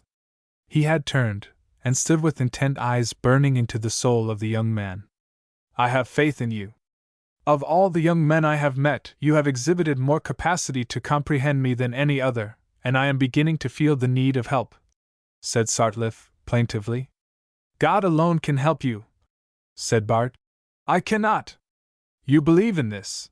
To me it is a dream, with which my fancy, when idle, willingly toys. I like to talk with you. I sympathize with you. I cannot go with you. I will not enter upon your speculations. Don't think me unkind. I don't, said Sartliffe. Nor do I blame you. You are young and gifted, and opportunities will come to you, and distinction and fame, and some beautiful woman's love await you, and God bless you. And he walked away. There was always something about Sartliffe that stimulated, but at the same time excited an apprehension in Bart, who regarded him as past recall to healthy life, and he felt a sense of relief when he was alone. But the old, melancholy chords continued to vibrate, and Bart returned to the village under a depression that lingered about him for days. Chapter 42. Admitted. At the September term of the Supreme Court, Mr. Ranney presented the certificates and applications for the admission of Case, Ransom, and Bart on the first day, and they were, as usual, referred to a committee of the whole bar, for examination and report. The committee met that evening in the courtroom, the Supreme Judges, Wood and Lane, being present. Old Webb, of Warren, whom Case ought to have sketched in his rough outlines as the senior of the bar, turned suddenly to Bart, the youngest of the applicants, and asked him if a certain estate could exist in Ohio? After a moment's reflection, Bart answered that it could not. Why? Bart explained the nature and conditions of the estate, and said that one of them was rendered impossible by a statute, and explained how. A good deal of surprise was expressed at this. The statute was called for, and on its being placed in his hands, Bart turned to it, read the law, and showed its application. Wood said, Judge Lane, I think this young man has decided your Hamilton Company case for you. Some general conversation ensued, and when it subsided, old Webb said, Well, Well, young man, we may as well go home, when we get such things from a law student. And they did not ask him another question. The examination was over at last. Case had acquitted himself well, and Ransom tolerably. Bart was mortified and disgusted. This was the extent then of the ordeal. All his labor, hard study, and anxiety ended in this. The next morning, on the assembling of the court, the three young men were admitted, sworn in, and became attorneys and counselors at law, and solicitors in chancery, authorized to practice in all the courts of Ohio. All this was made to appear by the clerk's certificate, under the great seal of the Supreme Court of the state, tied with a blue ribbon, and presented to each of them. It tended not much to relieve Bart to know that the question he had so summarily disposed of had much excited and disturbed the legal world of Middle and Southern Ohio, that the best legal minds had been divided on it, and that a case had just been reserved for the court in Bain, which turned on this very point. It was over. He had his diploma, but he felt that in some way it was a swindle. What a longing came to him to go to Newbury, and he was half mad and wholly sad to think that one face would come to him with the sweet, submissive, reproachful, arch expression it wore when he forbid its owner to speak, one memorable morning, in the woods and snow, and he found himself wondering if what Ida told him might by any possibility be true. He knew it could not be, and so put it all away. He took Ida over to Mr. Windsor's for a long day's visit, made a few calls, packed his trunk, bade Miss Giddings, who did not hesitate to express her sorrow at his departure, a regretful good-bye, and the next morning rode to Ashtabula, and there took a steamer down the lake. I am glad to have him off my hands for 6 months, and when he falls under them next time, seriously, I will dispose of him. Chapter 43. Julia. It will be remembered that Greer was a somewhat ambiguous character, about whom and whose movements some suspicions were at times afloat, but these did not much disturb him or interrupt his pleasant relations with the pleasant part of the world. He was at Jefferson during the first term of the court while Bart was there, and it so happened that there was a prosecution pending against a party for passing counterfeit money, who finally gave bail and never returned to take his trial, but nobody connected Greer with that matter. He was also there after Bart was admitted, and had an interview with the young lawyer, professionally, which was followed by some consequences to both, hereafter to be mentioned. Just before this last visit, a man by the name of Myers, Dr. Myers, a young man of fine address and a fair position, was arrested in Geauga for stealing a pair of valuable horses. The arrest created great astonishment, which was increased when it was known that in default of the heavy bail demanded he had been committed to the jail at Chardon.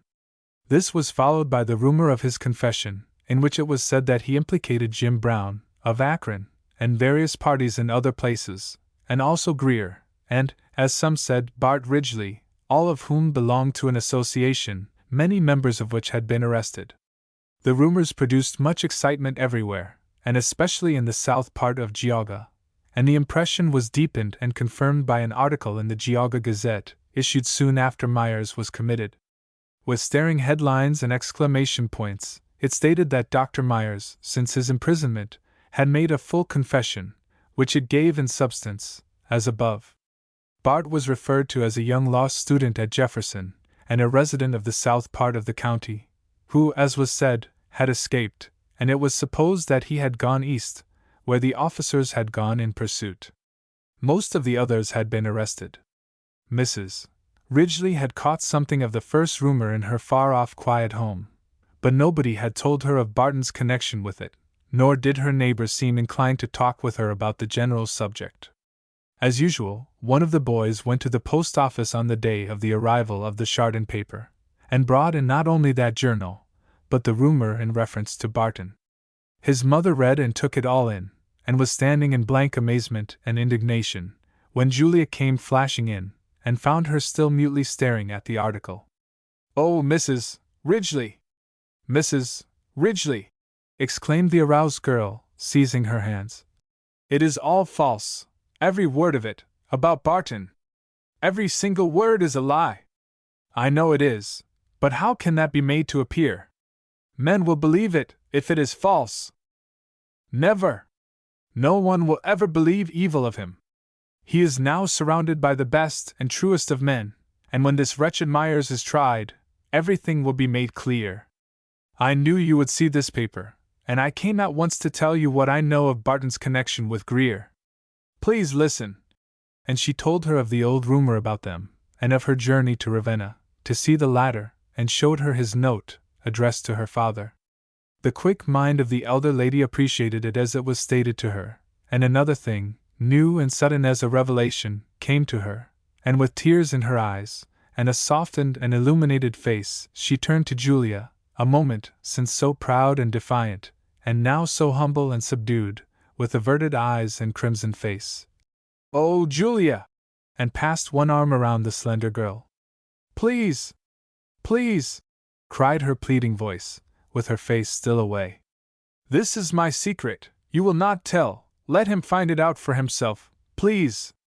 "Certainly, I will leave to him the joy of hearing it from you," said the elder, in her inmost soul sympathizing with the younger. What a deep and tranquil joy possessed the heart of the mother, and with what wonder she contemplated the now conscious maiden. And how she wondered at her own blindness. And so the threatening cloud broke for her, broke into not only a serene peace, but a heartfelt joy and gratitude, and she parted with Julia with the first kiss she had ever bestowed upon her. At the ensuing fall term of the Geauga Common Pleas, Myers was indicted for horse stealing. The prosecuting officer refused to make terms with him, and permit him to escape, on condition of furnishing evidence against others, as he had hoped when he made his confession, and when arraigned, he pleaded not guilty, and upon proper showing, his case was continued to the next term, in January. A great crowd from all parts of the adjacent country, and many from a distance, had assembled to witness the trial of Myers. The region of eastern Ohio had, like many new and exposed communities, suffered for years from the occasional depredations of horse thieves. It was supposed that an organization existed, extending into Pennsylvania. The horses taken were traced to the mountain region in that state, where they disappeared, and although Greer and Brown were never before connected with this branch of industry, it was thought that the horses in question, which had been intercepted, were in the regular channels of the trade, which it was hoped would now be broken up. One noticeable thing at the court was the presence of Greer, who apparently came and went at pleasure. He was cool and elegant as usual, and seemingly unconcerned and a little more exclusive. His being at large was much at variance with the understood program, and necessitated its reconstruction. Little was said about Bart, and it was apparent that the public mind had returned to a more favorable tone towards him. Chapter 44. Finding the Way. On an early December evening, in a bright, quiet room, at the Delavan House, in Albany, sat Bart Ridgeley alone, thoughtfully and sadly contemplating a manuscript that lay before him, which ran as follows: Unionville, N.O.V. 27, 1838. My dear Bart, poor Sartleff has, it seems, finally found the way. It was that short, direct, everlasting old way, so crowded, which everybody finds, and nobody loses or mistakes. You told me of your last interview with him, as did he, not long after you left. It seemed to have depressed him. He spoke of you as one who could have greatly aided him, but did not blame you. The next time I saw him, I found him much changed for the worse. He was thin and haggard, more so than I had ever seen him. His old hopefulness and buoyancy were gone, and he was given to very gloomy and depressing views of things. He thought he had made great progress, in fact had reached a new discovery, and it was not in the least encouraging.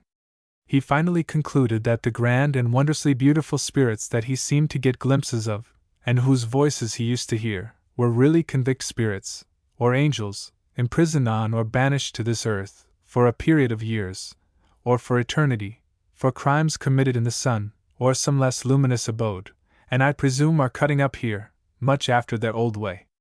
Though it must be conceded that this world is a place of severe punishment. He went on to a more depressing view of us mortals, and said he had concluded that our souls were also the souls of beings who had inhabited some more favored region of the universe, also sent here for punishment, and that each was compelled to enter and inhabit a human body, for the lifetime of that body, and to suffer by partaking of all of its wretched, sensual, and degrading vicissitudes, and that whenever the soul is sufficiently punished, the body dies and permits it to escape. I suggested that it made no difference where the soul came from, if there was one, nor how many bodies it had inhabited, and that it made against his idea that the soul was older than the body, for if it was, it would be conscious of that pre-existence. He said that every soul did at times have a consciousness of existence in another and older form, which was very dark from its transgressions.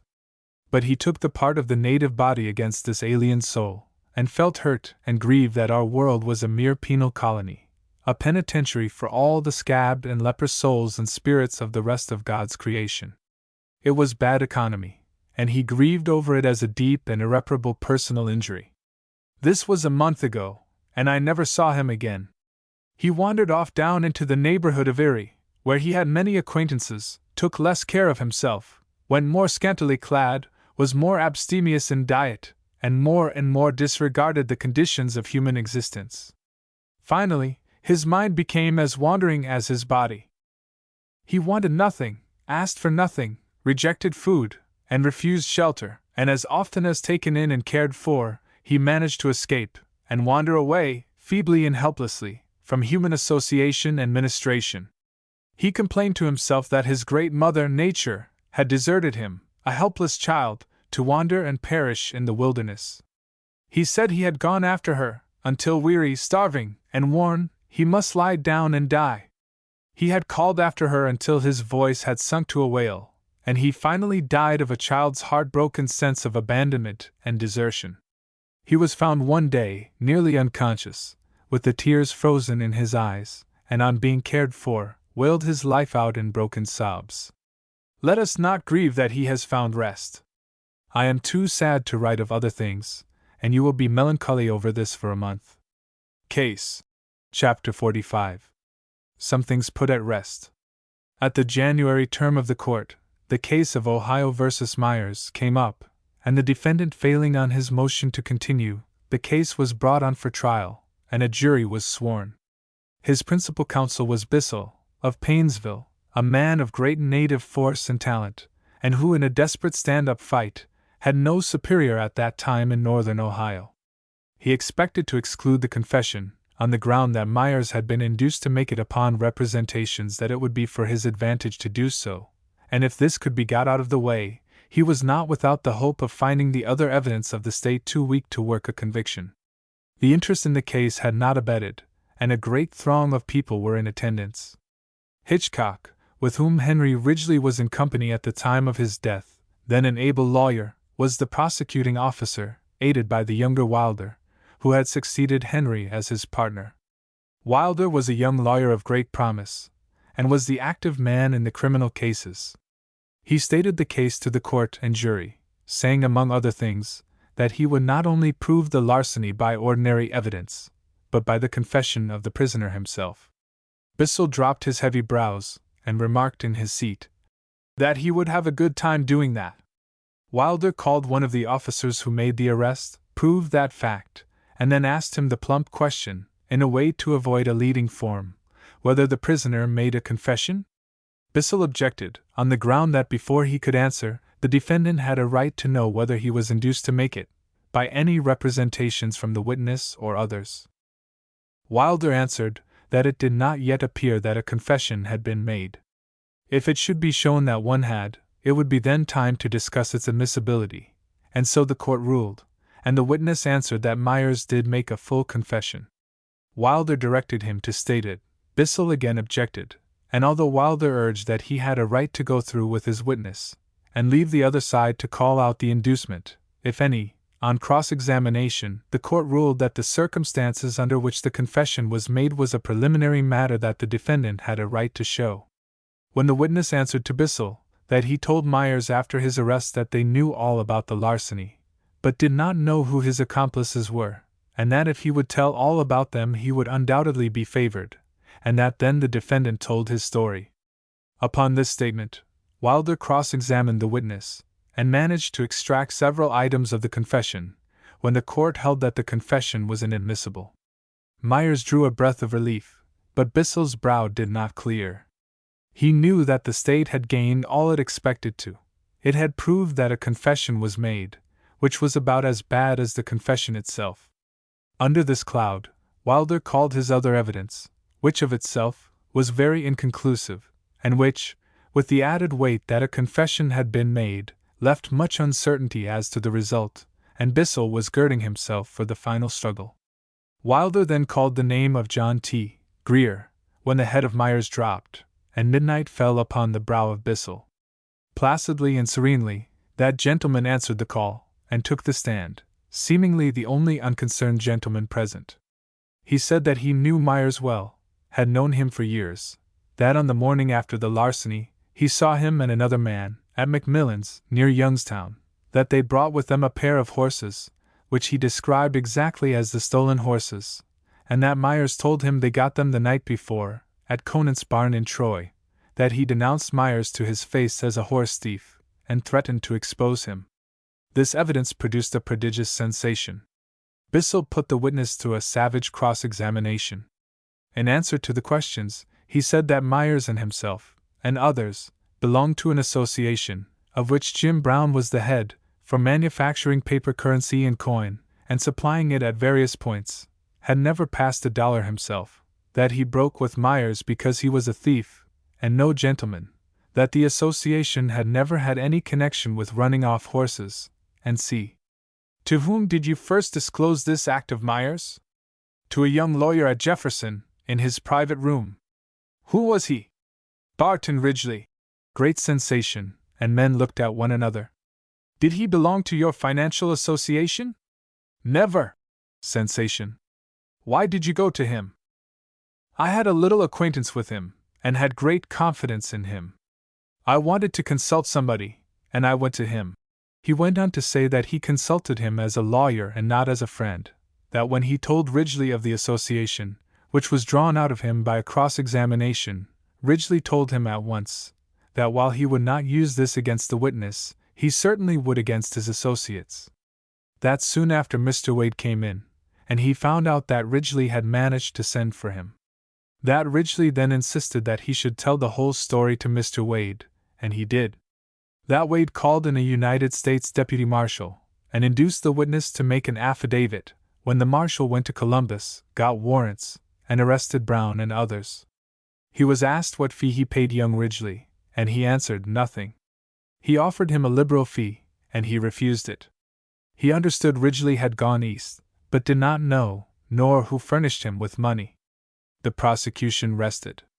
Wade was present, and Bissell called him, and in answer to Wilder, said he proposed to contradict Grier. Wilder replied that although he was not entitled to such a privilege, yet he had no objection, and Wade, in the most emphatic way, corroborated Grier throughout. He said that Ridgeley was at that time at the Albany Law School, and would soon be back to answer for himself, and when asked if he was not poor, answered that friends always came to such young men, with a glance at the bench, where Markham sat with Humphrey. The perfect desperation of his case alone warranted Bissell in calling Wade, with whose testimony the trial closed, and on the verdict of guilty, Myers was sentenced to the penitentiary for 10 years. And for the third or fourth time Barton's acquaintances were disposed to regard him as a hero. Chapter 46. Prince Arthur.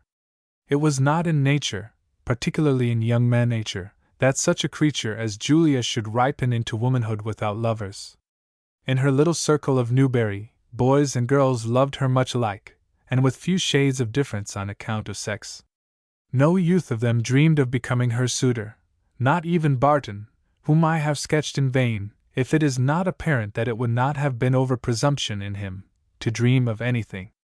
Of the numerous, and more or less accomplished young men from other places, who had met and admired her, 2 had somewhat singled themselves out, as her admirers, both of whom, I fear, had a good way past the pleasant, though dangerous, line of admiration. Young King, of Ravenna, a frank, handsome, high-spirited youth, had for a long time been at no pains to conceal his partiality. So far from that, he had sought many occasions to evince in a modest, manly way, his devotion. His observing sister, Julia's warm and admiring friend, had in vain looked wise, lifted her finger, and shaken her warning head at him. He would inevitably have committed himself, had not the high-souled and generous Julia, by her frank, ingenuous woman's way with him, made him see and feel in time the uselessness of a more ardent pursuit, and so content himself with the real luxury of her friendship. The peril to him was great, and if for a time he was not unhappy, he had a grave and serious mood that lasted many months. She had a real woman's warm, unselfish friendship for him, which has much of the sweetness and all the purity and unselfishness of a sister's love, and all unconscious as she seemed, that he could wish for more or other, she succeeded in placing him in the position of a devoted and trusted friend. Thorndyke, the fourth or fifth of aristocratic generations, of a good old colonial strain, elegant to a fault, and refined to uselessness, of tastes and pursuits that took him out of the ordinary atmosphere, languid more for the want of a spur than from lack of nerve and ability, and unambitious for want of an object, rather than from want of power to climb, was really smothered by the softness and luxury of his surroundings, rather than reduced by the poverty and feebleness of his nature, had really the elements of manly strength and elevation, and had misfortune or poverty fallen upon him early, he would undoubtedly have developed into a man of the higher type, like the first generations of his family. Like every man, he was struck as much as he could be with Julia, and when he saw her in the rudeness of pioneer surroundings, he began by pitying her, and finally ended by pitying himself. When it first occurred to him to carry her out of the woods, to the actual world, and real human life, he was not a little surprised. She was not born in Boston, nor did her father's family date back to the flood, but her mother's did. Indeed, that came over with it. In revolving this grave matter, the only factors to be considered were Mr. Thorndyke's own judgment, taste, and inclinations, and Julia has matured in these pages, to a small purpose, or Mr. T. was much less a man than I have supposed, if these parties should not finally unite in consenting to the alliance. Of course, Miss Julia could be had, both of herself and parents, for the asking. But his fastidious notions could alone be satisfied with a gentlemanly course of gradually warming and more devoted attentions, with all the forms and observances, so far as the disadvantages of her surroundings would permit. It was some time in the last summer that he had made up a definite judgment in the premises under which he commenced his Lambeth action. During the autumn he often met King at her father's, and the young men occasionally made up small parties with Julia and Nell or some other young ladies for rides and excursions. Towards winter, King was less at Newbury, and as winter approached, Mr. Thorndyke seemed left to monopolize the time and society of Julia. So gracious, frank, and open was her invariable manner to him, that he could not for a moment doubt that after a gentlemanly lapse of time, and a course of rides, calls, walks, and teas, he might in his own way dispose of the matter. His splendid grey West Wind was no mean companion for Prince, and many a gallop they had together, and Thorndyke was a gentlemanly rider and drove well, and during the winter he often drove Julia out in a single sleigh. In a moment of weakness it occurred to him that West Wind and Prince would go well in double harness, and he proposed to Julia to match them for a drive. "What?" exclaimed that young lady. "Put Prince in harness? Make a draft horse of him?" "With West Wind, certainly." "Why not?" "Because I don't choose it. There is but one man in the world who shall drive Prince, and I am sure he will not want to. I presume Judge Markham don't care to drive him?" "I presume he don't," laughing and blushing. That was the end of that, and not overly pleasing to the gentleman. It was apparent that she was disinclined to match the horses. And March was coming, and Julia was sweet and arch and gracious, and at times, as he came to know her better, he thought a little grave and pensive. This was certainly a good sign, and somehow, he found himself now often watching and calculating the signs, and somehow again they did not seem to deepen or change, or indicate much.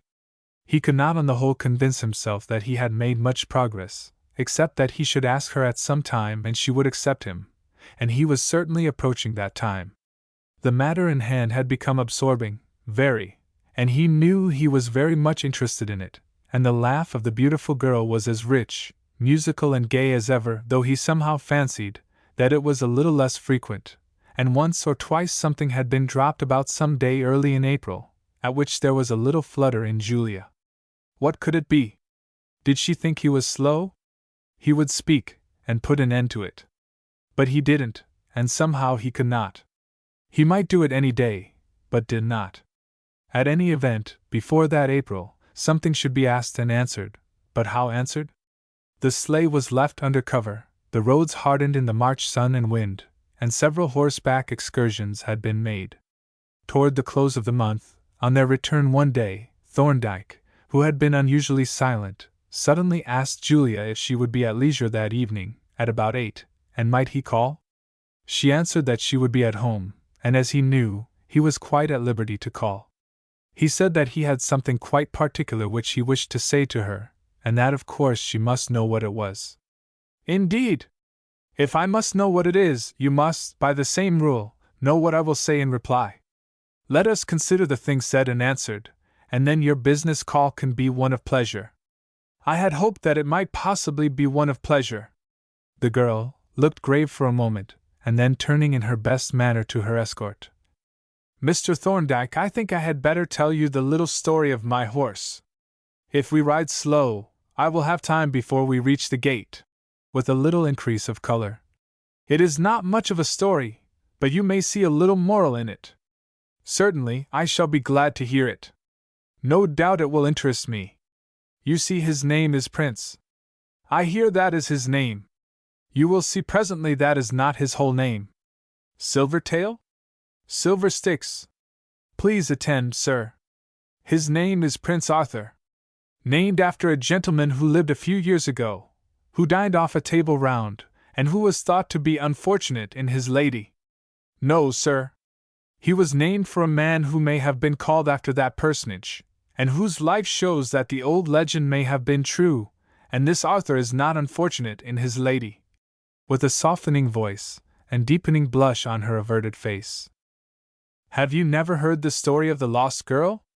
Who less than a year ago, bewildered and distracted, wandered away into the endless woods, in the night, mid darkness and storm, and who, o'ercome with fright and weariness and cold, lay down to die, and was covered over with snow, and that a young man with strength and courage was conducted by God to her rescue, and carried her over an icy stream, and revived and restored her to her father and mother.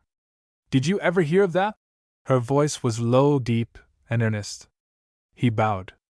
My father gave him this horse, and he gave him to me, and I gave him that young man's name. Prince is a prince among horses, and that youth is a prince among men. Proudly, and with increasing color. I thought that young man's name was Bart Ridgeley. Very much disgusted. Arthur Barton Ridgeley. Prince bears his first name, and he bears me. Lowering her voice and turning away. A very pleasant arrangement, no doubt. Querulously. Very pleasant to me. Very sweetly. It seems to me I have heard something else about this Arthur Barton Ridgeley Esq, and not quite so much to his credit. Oh dear! But then he was hardly responsible. I presume you have. And you've heard it with the same ears with which you hear everything disconnected with your precious self. Were their acuteness equal to their length, you would also have heard that in this, as in everything else, he was true and noble. The voice was shaken a little by 2 or 3 emotions, and tears sprang to her eyes and dried there. When Thorndyke recovered, they had reached Judge Markham's gate, and springing unaided from her saddle, Julia turned to him with all her grace and graciousness fully restored. Many thanks for your escort, Mr. Thorndyke. I shall expect you at 8. At about that hour, a boy from Parker's brought her the following note. Thursday evening. Miss Markham, pardon, if you can, my rudeness of this afternoon. Kindly remember the severity of my punishment. Believe me capable of appreciating a heroic act, and the womanly devotion that can alone reward it. From my heart, I congratulate you. With the profoundest respect. W. Thorndyke. As she read, a softer light, almost a mist, came into the eyes of the young girl. I fear I have done this man a real injustice. Chapter 47. The Trial.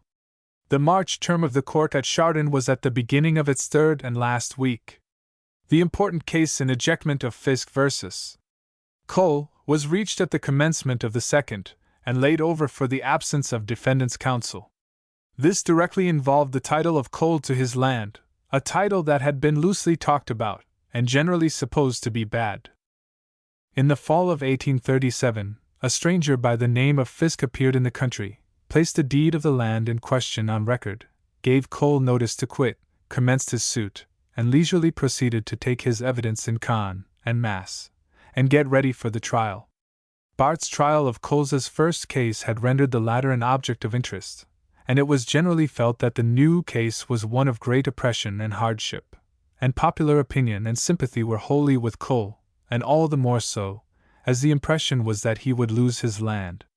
The people of Newbury, however, really believed that if Bart would return and take the case in hand, in some way, he would win it, but the court had commenced, the case was called, and he still lingered in the East.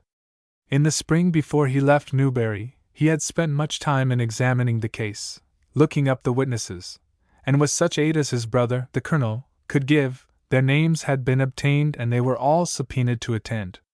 Among them were 2 or 3 old hunters and soldiers, on the western frontier. Ford was in the case, and had made up the issue, and at the trial, Bart had intended to secure the aid of Wade or Hitchcock. Except himself, no one knew much of the case, and none had confidence that Cole would prevail in the trial, and a general feeling of despondency prevailed as to his prospect. On the afternoon of the third Monday, Bart reached Chardon, from Albany, secured a room, assembled his witnesses, talked up the matter with the old hunters, and by his quiet, modest confidence, and quick, ready knowledge of all the details, he at once put a new aspect upon the defense. Wade was also in Chardon, and on that evening, Bart laid his program before him and Ford, who were not more than half convinced, and it was arranged that Bart should go forward with the case, to be backed and sustained by his seniors. On the next morning he made his first appearance in court, and in person, air and manner, he had become one to arrest attention, in a crowd, such as thronged the courtroom, and when his name transpired, he was at once identified as a prominent person in the detection and arrest of Brown and Company, whose name had become widely known, and men scanned him with unusual interest. Some noticed and commented upon the brown mustache, that shaded the rather too soft and bland mouth, and observed the elegant tone of his dress, which, when it was examined, resolved itself rather into the way his clothes were worn. Ford introduced him to the lawyers present, with whom his quiet, modest manner deepened the impression made by his person. As he took his seat, his eye fully met the eager gaze of Judge Markham, from the bench. Bart felt the earnest, anxious look of the judge, and the judge thought he saw a shadow of sadness in the frank eyes of Bart. A case on trial ran until late in the afternoon, when Fisk vs. Cole was called, was ready, and a jury sworn. Mr. Kelly, of Cleveland, appeared for the plaintiff, a very accomplished lawyer and a courteous gentleman.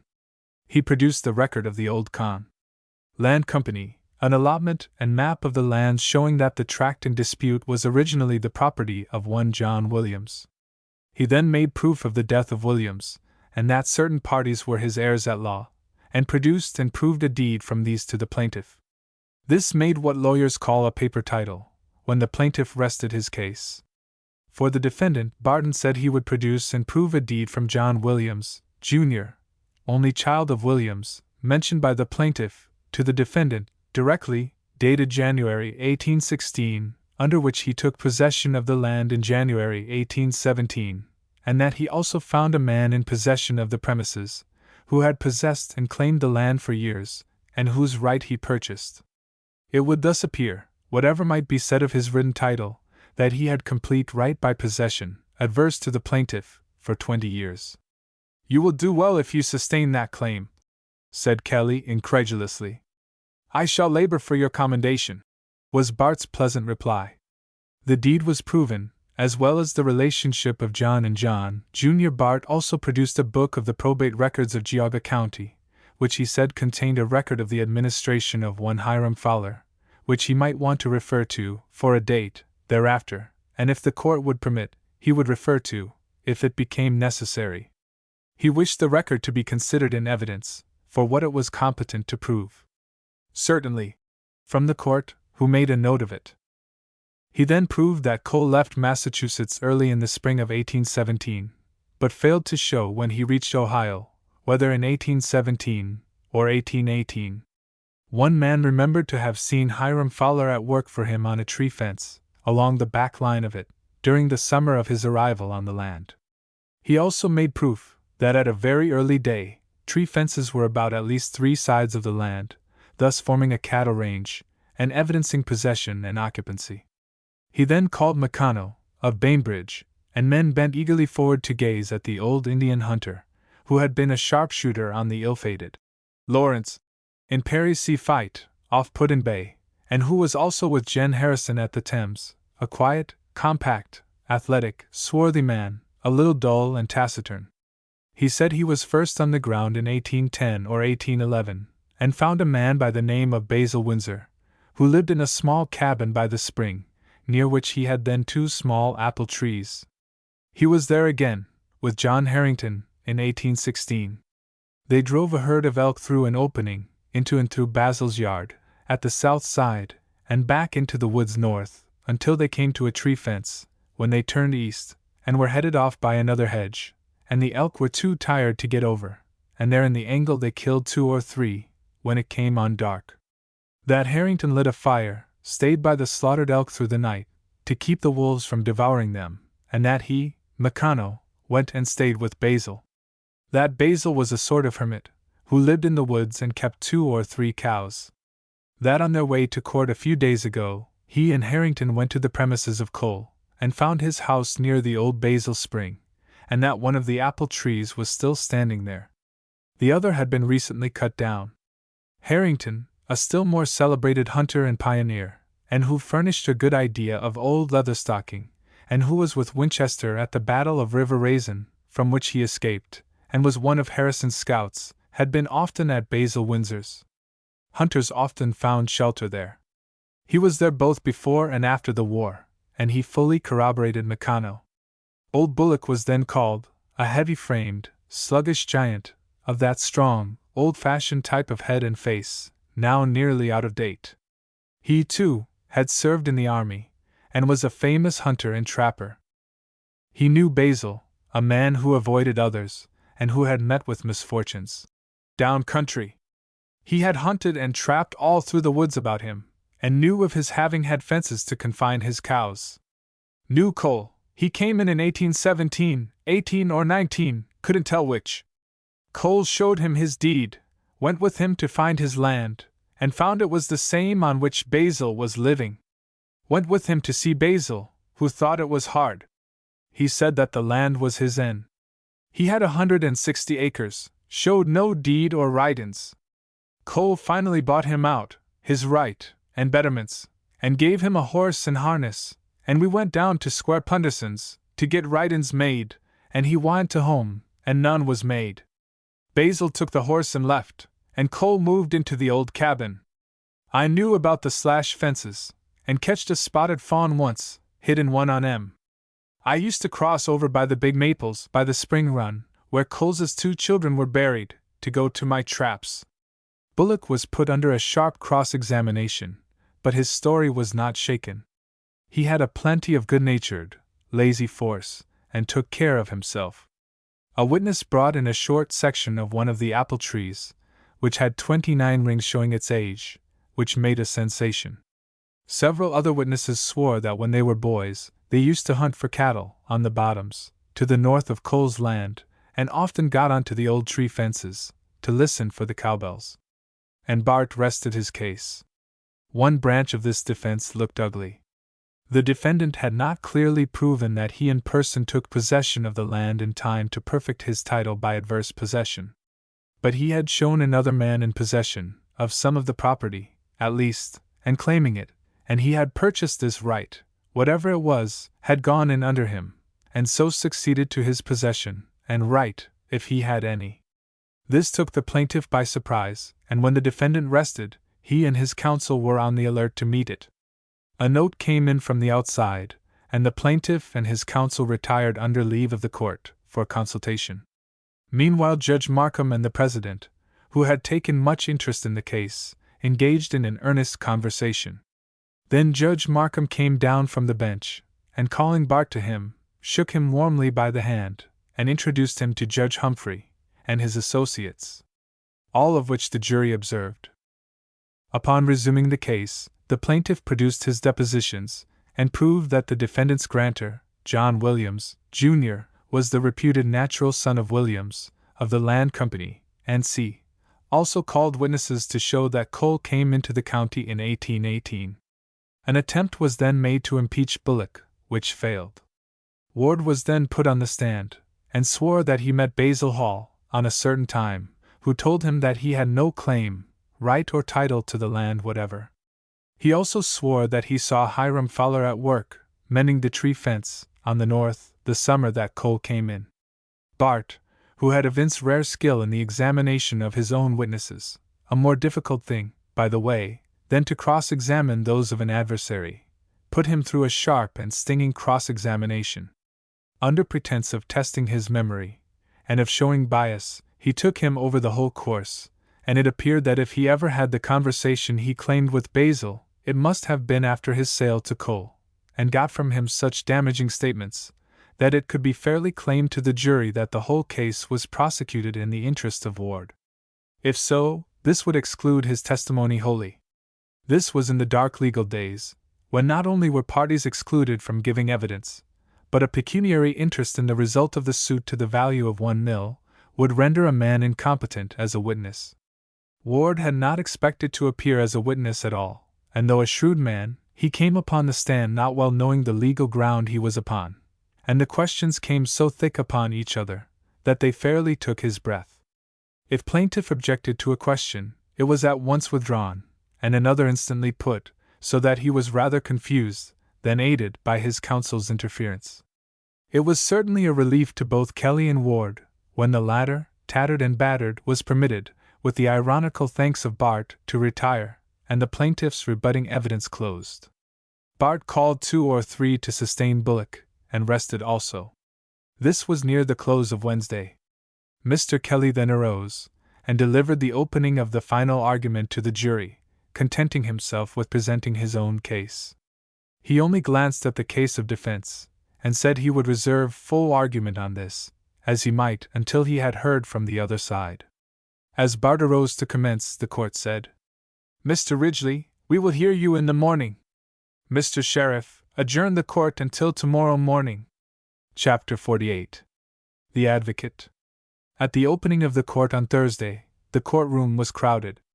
The interest in the case was general, and the character of the facts, and principal witnesses for the defense, was such as appealed powerfully to the memories and early associations of the people, and there was an earnest desire to hear the speech of the young advocate, whose management of the case had so far won for him the heartiest admiration.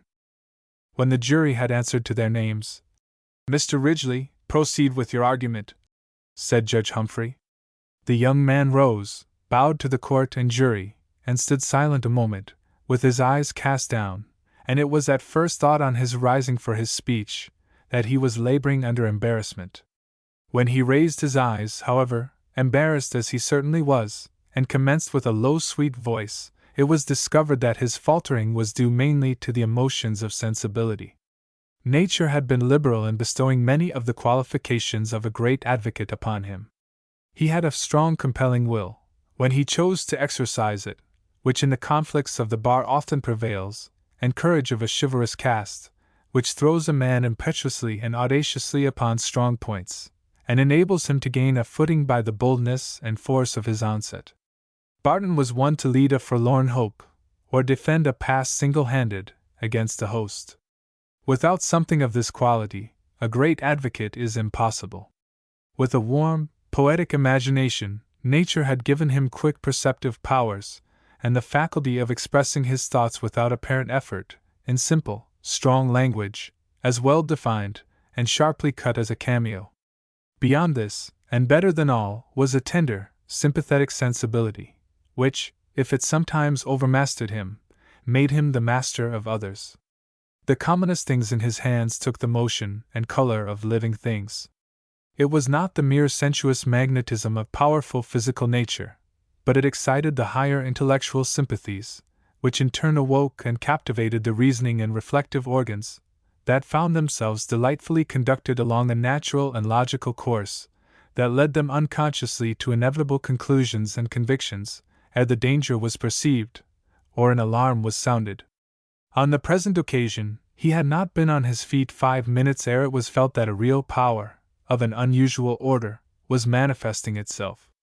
The case was not one framed or arranged with any vulgar reference to a forensic display. Cases never will get themselves up for any such occasion, and if the lawyer waits for such a case, he will die unknown.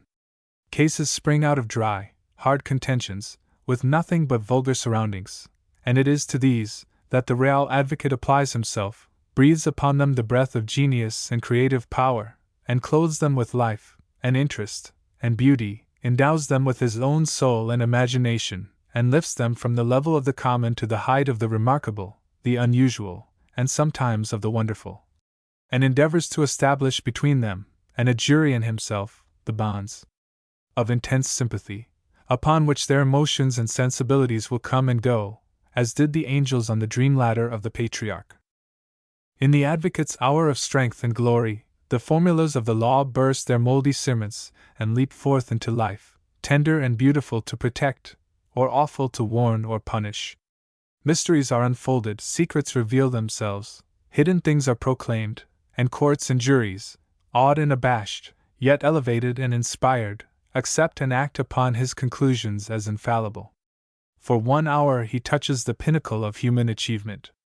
After all, the effectiveness of the advocate is not so much in what he says, as in the way he says it. One man with real strength arises outside, and batters and bangs with real power, deals forcible blows, and yet does not carry his point, while another, with less intellect, gets up within the charmed circle of the sympathies, by the warm, human side of a jury, whom they don't think of resisting, and could not if they tried. The speaker usually rises a little outside of the subject, on a sort of neutral ground, and Bart made the transit of this, naturally and simply. He graphically explained to the jury those legal phantoms, John Doe and Richard Roe, how Richard was always maltreating and dispossessing John, and how John was always going to law with Dick, and was hence an immense favorite with lawyers, and how, when Dick is sued, he always, having got up a muss, notifies the actual party in possession, and who ought to have been sued, tells him he must look out for himself, and hurries off to find where John has squat himself into other property, and thereupon he thrusts him out again, and so on. It was a fiction invented by the English lawyers to try the right of two parties to the possession of real estate, because they could do it in no other way, and the 4th of July had not freed us from this relic of antiquity. The issue here was, whether Fisk had a better right to the possession of this land than had Cole, and whatever did not in some way help to enlighten them on that issue, had no business to be said at all. In a few happy strokes, he sketched the defendant buying this land, packing up, bidding adieu to the dear down-country home, and his toilsome journey into the woods, arrival, and purchase, and poor, hard life of toil and deprivation. Here was his all. He sketched the plaintiff as a well or ill-to-do gentleman, of a speculative turn of mind, whose eye coveted the rich bottom lands of the defendant, and finding him helpless and poor, searched out the weak place in his title, hunted up obscure relatives, and procured for a song sung by themselves, their signatures to a deed of property of which they had never heard. He had proven that John Williams, Jr., son of John Williams, Sr., was born out of wedlock, had gone grubbing back into forgotten burying places, and disinterred the dead, searched out the weakness of their lives, had raked out a forgotten scandal, carefully gathered it up in its rottenness, and had poured it out, before the jury, and the frailty and infamy of an unhappy woman, and the crime of one wretched man, were the sole virtue and strength of his case, sole source of his title to the land in dispute. And the plaintiff demanded that the law in its honor should now rob poor Cole of his homestead, and of the graves of his children, that John Fisk, or rather, Sam Ward, might possess that to which he had just the same moral right that Dr. Myers had to the horses he stole. And this learned court, and gentlemen of the jury, pioneers in these receding woods, are to be the instruments of this transfer. The language was simple and plain, the imagery bold and striking, and the closing sentences were pronounced with great fervor. The jury shrank from the issue, which might have a possible conclusion, and looked eagerly for any escape, as jurors will. The young advocate clearly opened out the nature of the defense of adverse possession, and the philosophy upon which it rested, and explained that the defendant, to meet the plaintiff's paper case, must show that he and those under whom he claimed had been in the open, continued, and notorious possession of the property for 20 years, before suit was brought, claiming to be the owners. This the defendant was to show, at the peril of destruction, and in a few happy sentences he brought the jury to feel an intense anxiety that he should succeed.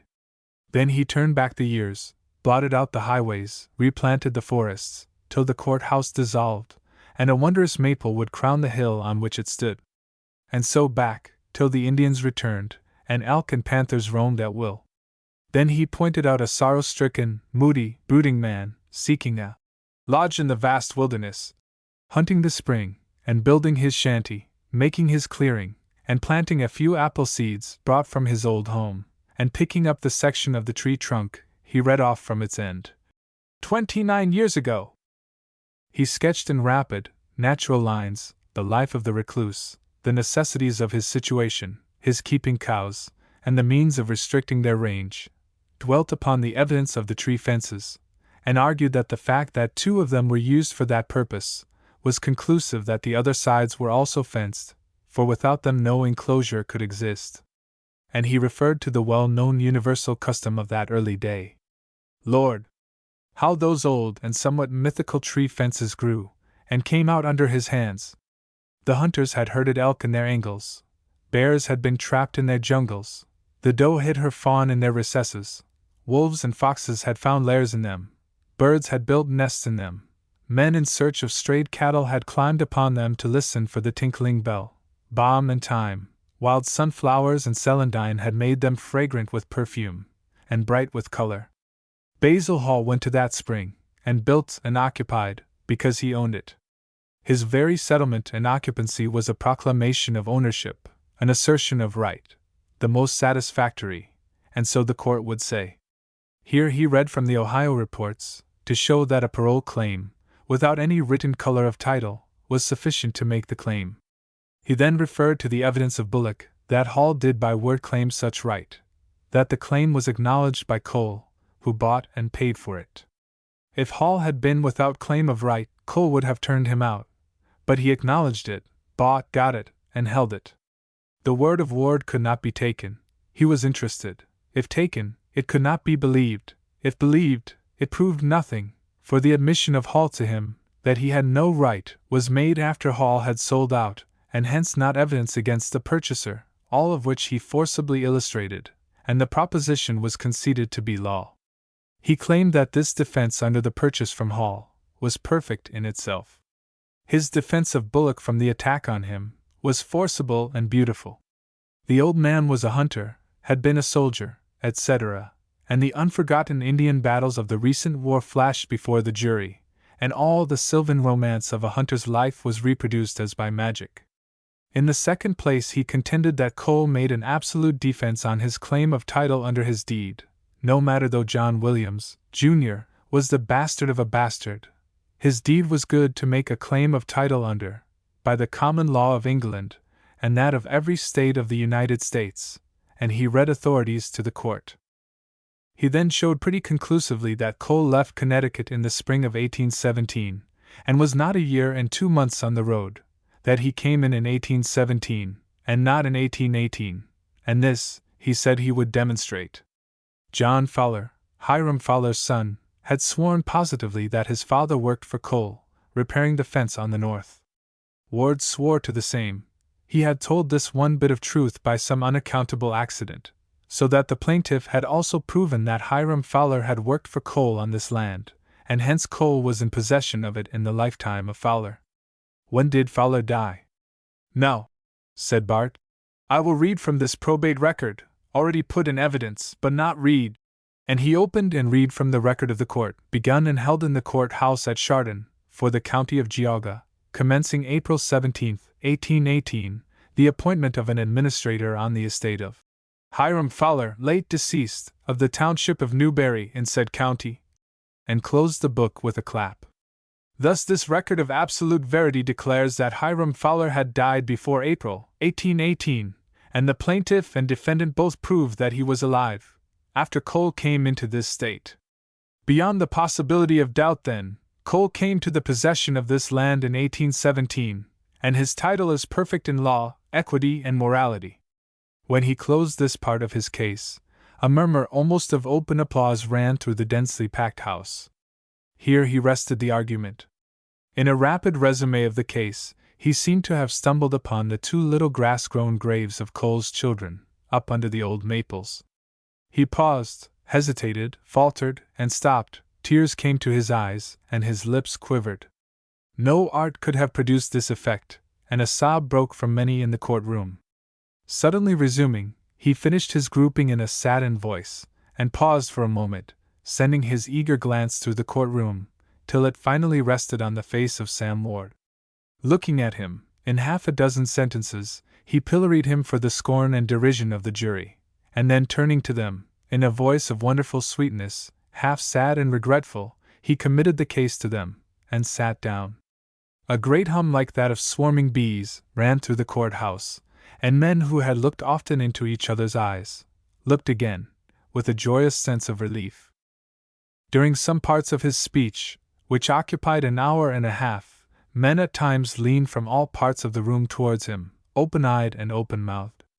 At others they swayed gently to and fro, like tree-tops in a breeze, and when he sat down, the oldest at the bar, the president on the bench, felt that it was among the best speeches they had ever heard, if not the best.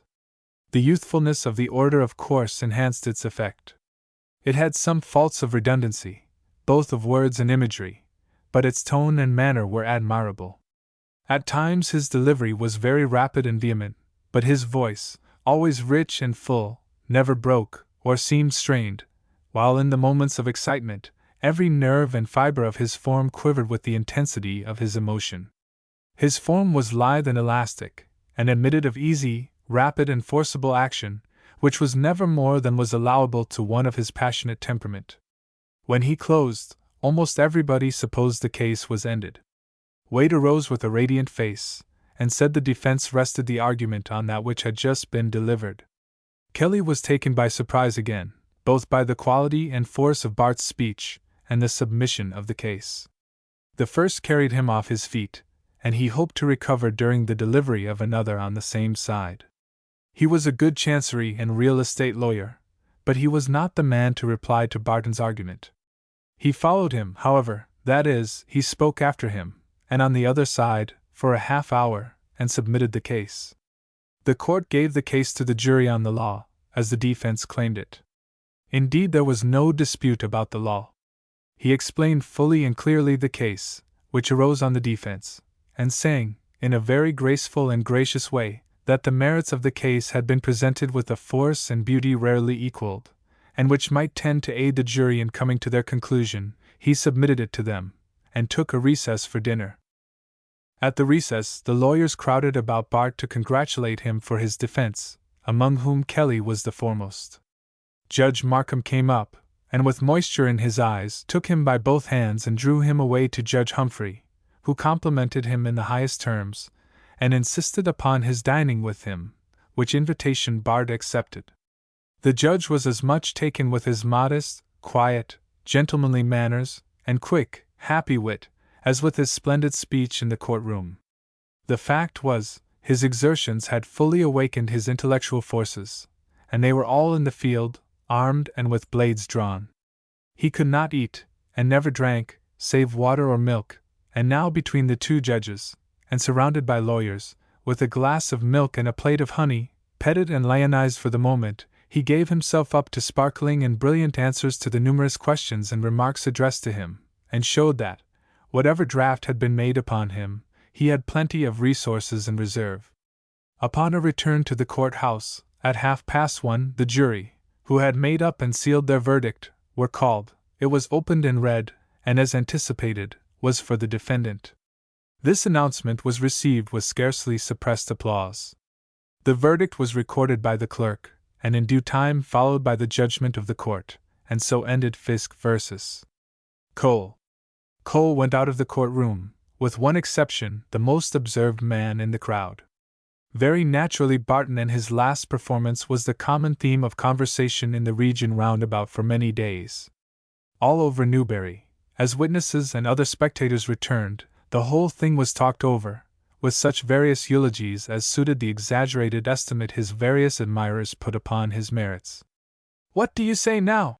said Uncle Jonah to Uncle Josh, as the two had just listened to an account of the trial, in Parker's bar-room. "It does beat hell amazingly," answered that accomplished rhetorician. "What did I tell you?" said Joe at Jugville to Uncle Cal, and that set.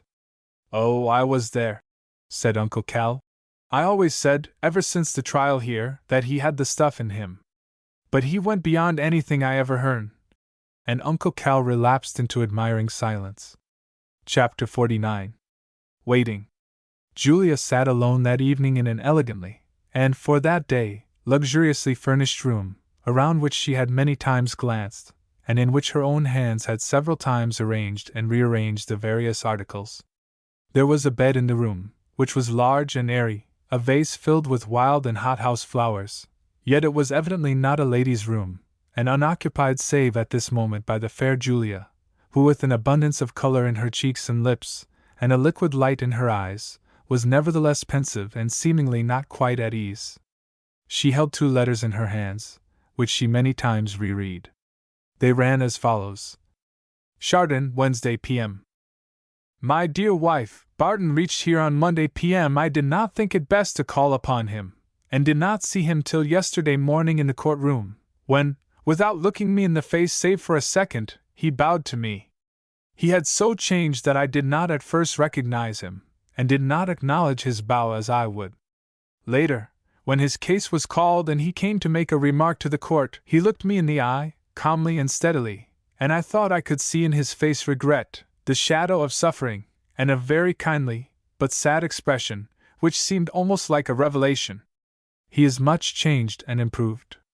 The old boyish recklessness and dash is gone. His face is thinner, has much character, and is disfigured, as I think, with a mustache, which gives him the look of a foreigner. He is, of course, well dressed, and has the quiet, high-bred air of a thorough gentleman. Judge Humphrey is immensely taken with him, and he has so far managed his case admirably, and like an experienced lawyer. We cannot keep our eyes from him, but watch every word and movement with great interest. Though Wade and Ford are with him, he tries the case alone, thus far. I shall see him, if he will see me, as of course he will, the moment he is free from his case. Of course you will show this to Julia. Ever yours, Edward. Chardon, Thursday p.m. My dear wife, I cannot in sober language express my astonishment and admiration for Barton's masterly speech this forenoon. As much as I expected from him, I was completely taken by surprise. Judge Humphrey is unbounded in his praises of him, but I will tell you about all this when I return. At the recess, among others, I went to congratulate him, which was the second time I had been where I could give him my hand. He held out both of his, and seemed unable to speak. As soon as he could extricate himself from the ovation, he went with me to Judge Humphrey, who took him to dine with us. His conversation at the dinner table was more brilliant than his speech. He ate nothing but a little honey, and drank a glass of milk. I confess I was a little alarmed at some of his sallies. On our way back to court, I observed he began to grow serious, and I arranged to see him as soon as his case was at an end. The jury returned a verdict for Cole on the coming in after dinner, and that case, thanks to Bart, is finally ended. After this, I left the bench and was joined by Bart. It was difficult for him to escape from the crowd who followed him out. When he did, he joined me, and we walked off down the hill toward Newbury. Bart was evidently depressed. The reaction had come, the great strain of the last 3 days was removed, and the poor boy was sad and melancholy. We went on in silence, I not knowing just how to commence. Judge Markham, said he, turning frankly to me, you know I am a born fool, and just now I feel like breaking entirely down, and crying like a woman. For these last 4 years I have lived utterly alone, confiding nothing to anyone, and I am too weak to go so, always. Oh, how I wish you had been there, with your sweet woman's heart, and voice, and tact. My dear boy, said I, if there is anything in the wide world that I can say and do only let me know what it is. I am more anxious to help you than you are to be helped, if I only may. I don't know how I ought to meet you, Judge Markham. You wrote me a manly letter, full of kindness, and I answered God knows what, I was so wretched. I could not blame you, I said I am much in fault towards you, but it was from my not knowing you. I regret it very much. I don't know, he answered, that you should say that to me. I feel sorry and hurt that anybody should make apologies to me. Why should you have known me? I did not know myself, and don't now. I know I cannot hate or even dislike anybody, and I always liked you, and I do now. Barton, said I, God bless you. You never can have cause of complaint against me or mine again, only give us your confidence, and trust us. I am sure you are very kind, said he, and it is very pleasant to hear it said. I want to see Mrs. Markham, and in some way say how grateful I am for her kind expressions towards me, and she and you all have been very kind to my poor dear mother for the past year. You would not let us be kind to you, said I. No, how could I, he answered. I don't know, said I. I only hope now that there may be no more misunderstandings, that you will now let us. We'll give Julia an opportunity, at least to express her gratitude to you, and that we may all unite in so doing. He was silent a moment, and then went on as if thinking aloud. Julia! Good heavens! How can I ever meet her? Pardon me, I mean Miss Markham. I shall certainly call upon the ladies at a very early day, he said coldly. The fact is, Judge Markham, continued he, I have been under a little strain, and I am not used to it.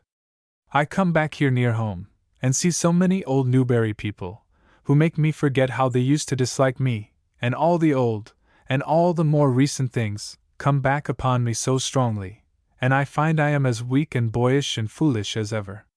He did not say much more. He finally asked about you, and after much hesitation, about Julia. It is so easy to see that his heart is full of her, that I could not help feeling almost wretched for him. I then asked him when he was going to Newbury. He thought of going tomorrow in the stage, but said some parties wanted to see him Friday evening.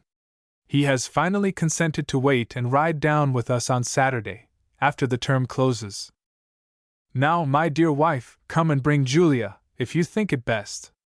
I confess I wish that they might meet at an early day, but be governed by your better judgment in this, and you will show her this letter of course.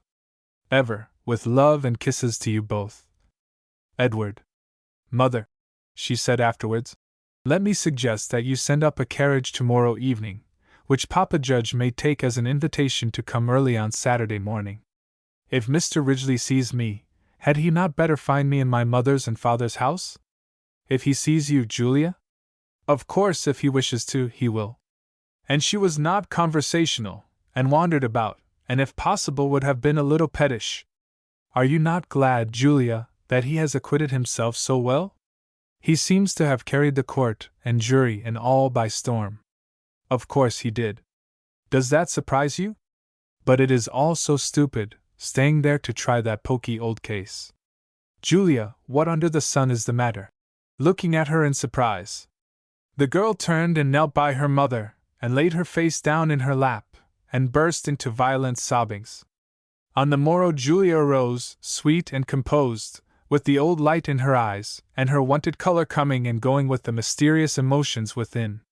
She was almost gay and joyous at breakfast, and then grew fitful and restless, and then became pensive again. The day was a marvel of the forward spring, and the sun filled the whole heavens with its wondrous light. The blue bird called down in his flight, with his trill of gladness, and the robins flooded the leafless trees and the lawn with gushes of purest melody. Julia could not remain in the house, she could not remain anywhere, and as the morning deepened, she took a sudden resolution and ordered Prince to be saddled at once. Mother, said she, I have the whole of this long, long day. I must gallop off through the woods, around to Wilder's. I haven't been there since last fall, and then I will come around by Mrs. Ridgeley's and tell her, and so home. Don't say a word, Mother, I must go. I cannot stay here. I'll be back in good time. So mounting Prince she bounded off. When she felt herself going with the springy, elastic leap of her splendid steed, she thought she had found what she most wanted, to go to that little blessed nook of shelter and repose under the rocks by the running stream. In the sun something seemed to call her, and the day, the rapid motion, the exhilaration of the atmosphere, as she dashed through it, softened her excitement, and a calm, elevated, half-religious ecstasy possessed her. And the sky and air, and brown, desolate earth, just warming with the April sun, all glowed with hope. How near to her seemed heaven and all holy, sweet influences, and the center of it all was one radiant, beautiful face, looking with sad, wistful eyes to her for love and life which she so wanted to give. She felt and knew that to this one in some way she would be fully revealed, and misconception and absence and doubt would vanish. She should meet him, but just how he would look, or what he would say, or how she should or could answer him, she could not shadow out, and would not try. All that, she was sure, would take care of itself, and he would know and understand her finally. Prince seemed fully to appreciate the day, and to be inspired with its subtle and exhilarating elixir. But after a mile or two of over-spirit, he sobered down into his long, easy, springy, untiring gallop. They passed the fields and went along the hard and dry highway, till she reached the diverging trail that struck off through the woods toward the settlement on the other side, the nearest house of which was Wilder's. On she went among the trees, past recently deserted sugar camps, away from human habitations, into and through the heart of the forest, joyous and glad in her beauty and young life and hope, and happy thoughts, and finally she came to the creek. Here she drew up her still fresh horse, and rode slowly through its clear, rapid waters, and turned down on its other bank. How glad it seemed, gurgling and rippling, and swirling, with liquid music and motion. Slowly she rode down, and with a half-timid feeling, as somehow doubting if she would not return. But it was all silent and quiet. The sunshine and the voice of the stream seemed to reassure her, and the strange feeling passed away, as she entered the little nook so dear to her memory. How silent and empty it was, in the rich, bright light of the mid-forenoon.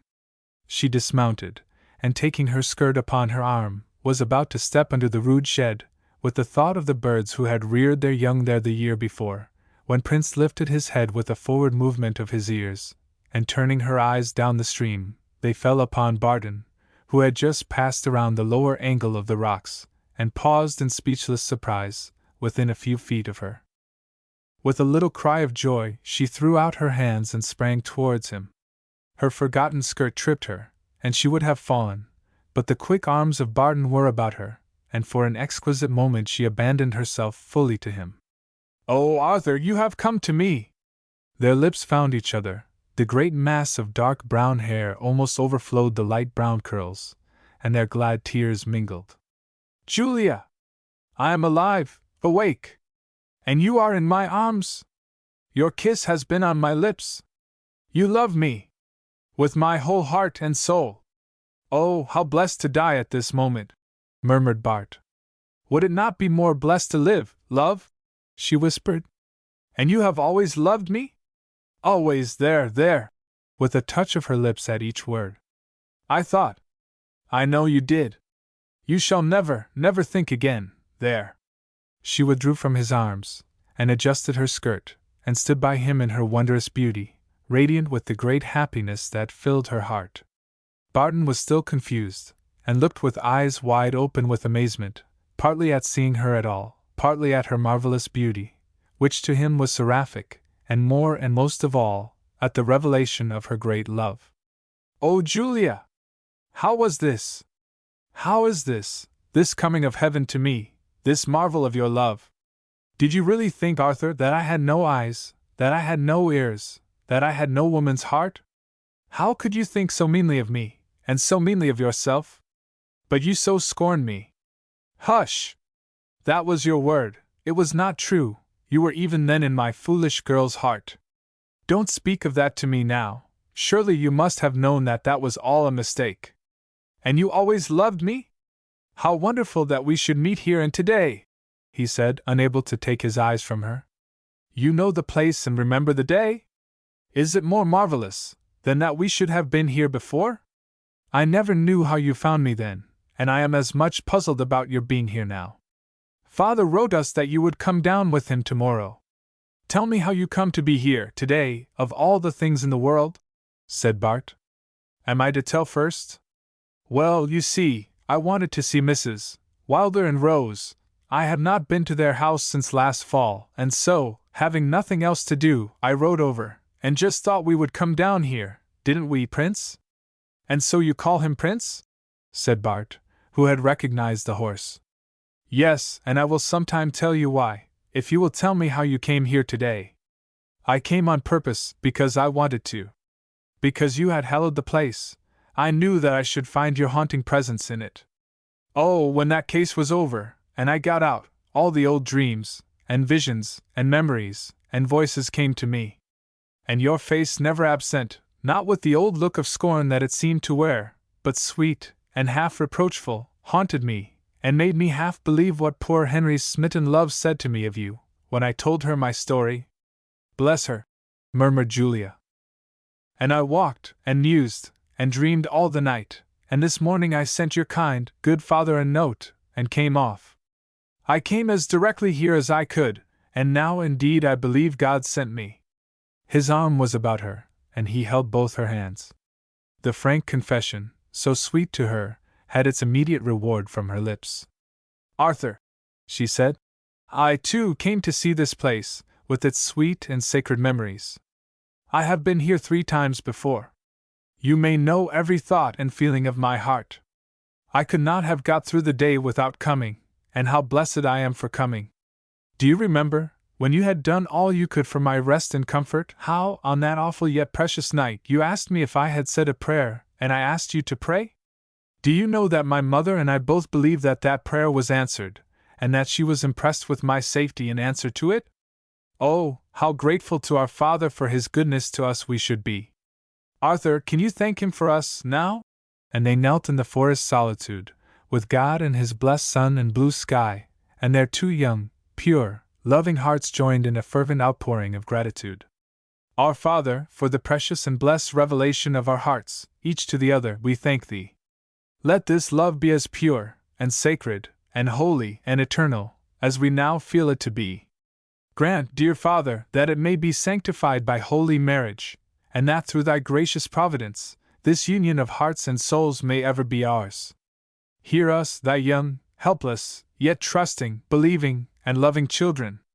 And she, sweet and blessed Savior, let thy precious love and presence be also about us, to keep us, help us, and bless us. And Father, let the maiden's voice also join in the prayer that thou wilt bless us, as one. They arose, and turned to each other, with sweet, calm, restful, happy faces, with souls full of trust and confidence, that was to know no change or diminution. Chapter 50. The Gospel of Love. Julia pointed out the bird's nest under the roof, and to a faded garland of flowers, hung upon the rough bark of the old hemlock, against which Barton had reclined, and another upon the rock just over where she had rested. In some way these brought to Bart's mind the flowers on Henry's grave, and in a moment he felt that her hand had placed them there, the precious little hand that lay so willingly in his own. Raising it to his lips, he said, Julia, this same blessed hand has strewn my poor dear brother's grave with flowers. Are you glad, Arthur? Oh, so glad, and grateful. And the same hand wrote me the generous warning against that wretched Greer? Yes, Arthur. Father came home from that first trial distressed about you, and I wrote it. I thought you would not know the hand. I did not, though when your letter came to me in Jefferson, the address reminded me of it. But I did not think you wrote it. And when rumors were abroad of my connection with these men, after I went to Albany, who was it who sent somebody to Ravenna, to get a contradiction from Greer himself? No one sent anybody, someone went. In the lowest little voice. Oh, Julia! Did you go yourself? Yes. With the love of such a woman, what may not a man do? Cried Bart, with enthusiasm. Julia, I suspect more, that I owe all and everything to you. You saved my life, Arthur, and will you not take little things from me?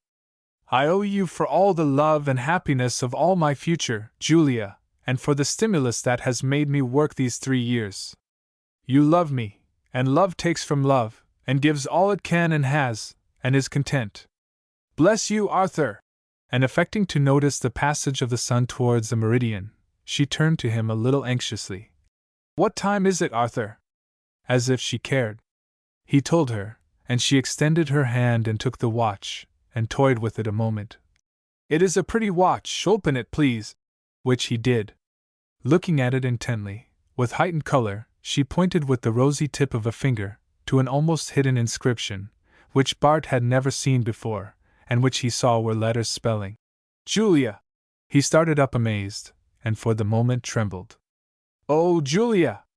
All that I have and am, the food I have eaten, the clothes I wear, all came from you. Old Windsor is a fraud, an instrument, and I have carried your blessed name these long months, not knowing it. Arthur, you love me, and love takes from love. It gives all it has and can, and is content. It is a blessed gospel, Arthur. Think how much I owe you, gladly owe you. The obligation was not a burthen, but you would not even let me express my gratitude. Think of your dreadful letter. When you knelt and prayed for me, I would have put my lips to yours had you been near me. I let you see my very heart in every line I wrote you, and you turned from me so coldly, and proudly, and blindly, and I could see you were so unhappy. Oh, I would not have been worthy to be carried a step in your arms, if I had not done the last thing in my power. I went and saw Mr. Wade, and Father promised me the money, and Mr. Wade arranged it all for me, and dear, blessed Mr. Windsor is not a fraud. He loves you himself, and loved your brother. Forgive me, Julia, said Bart, who had sunk on the leaves at her feet, and was resting his head against her bosom, with one arm of hers about his neck. And this watch? That I purchased and had engraved, and perhaps, what would you have done had you seen my name? Come straight to you at once. And you are content?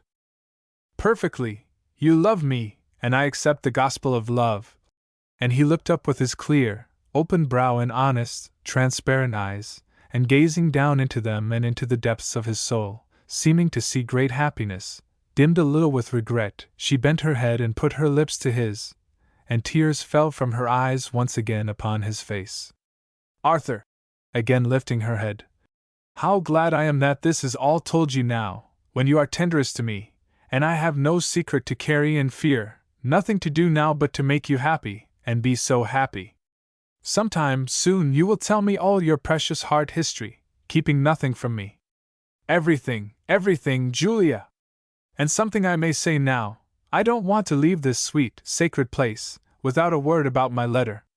It was written in utter hopelessness of your love. The occurrences of that strange night had replaced me within the reach of my own esteem. How had you ever lost that, Arthur? By my own folly. I loved you when I came back, before I went away, always.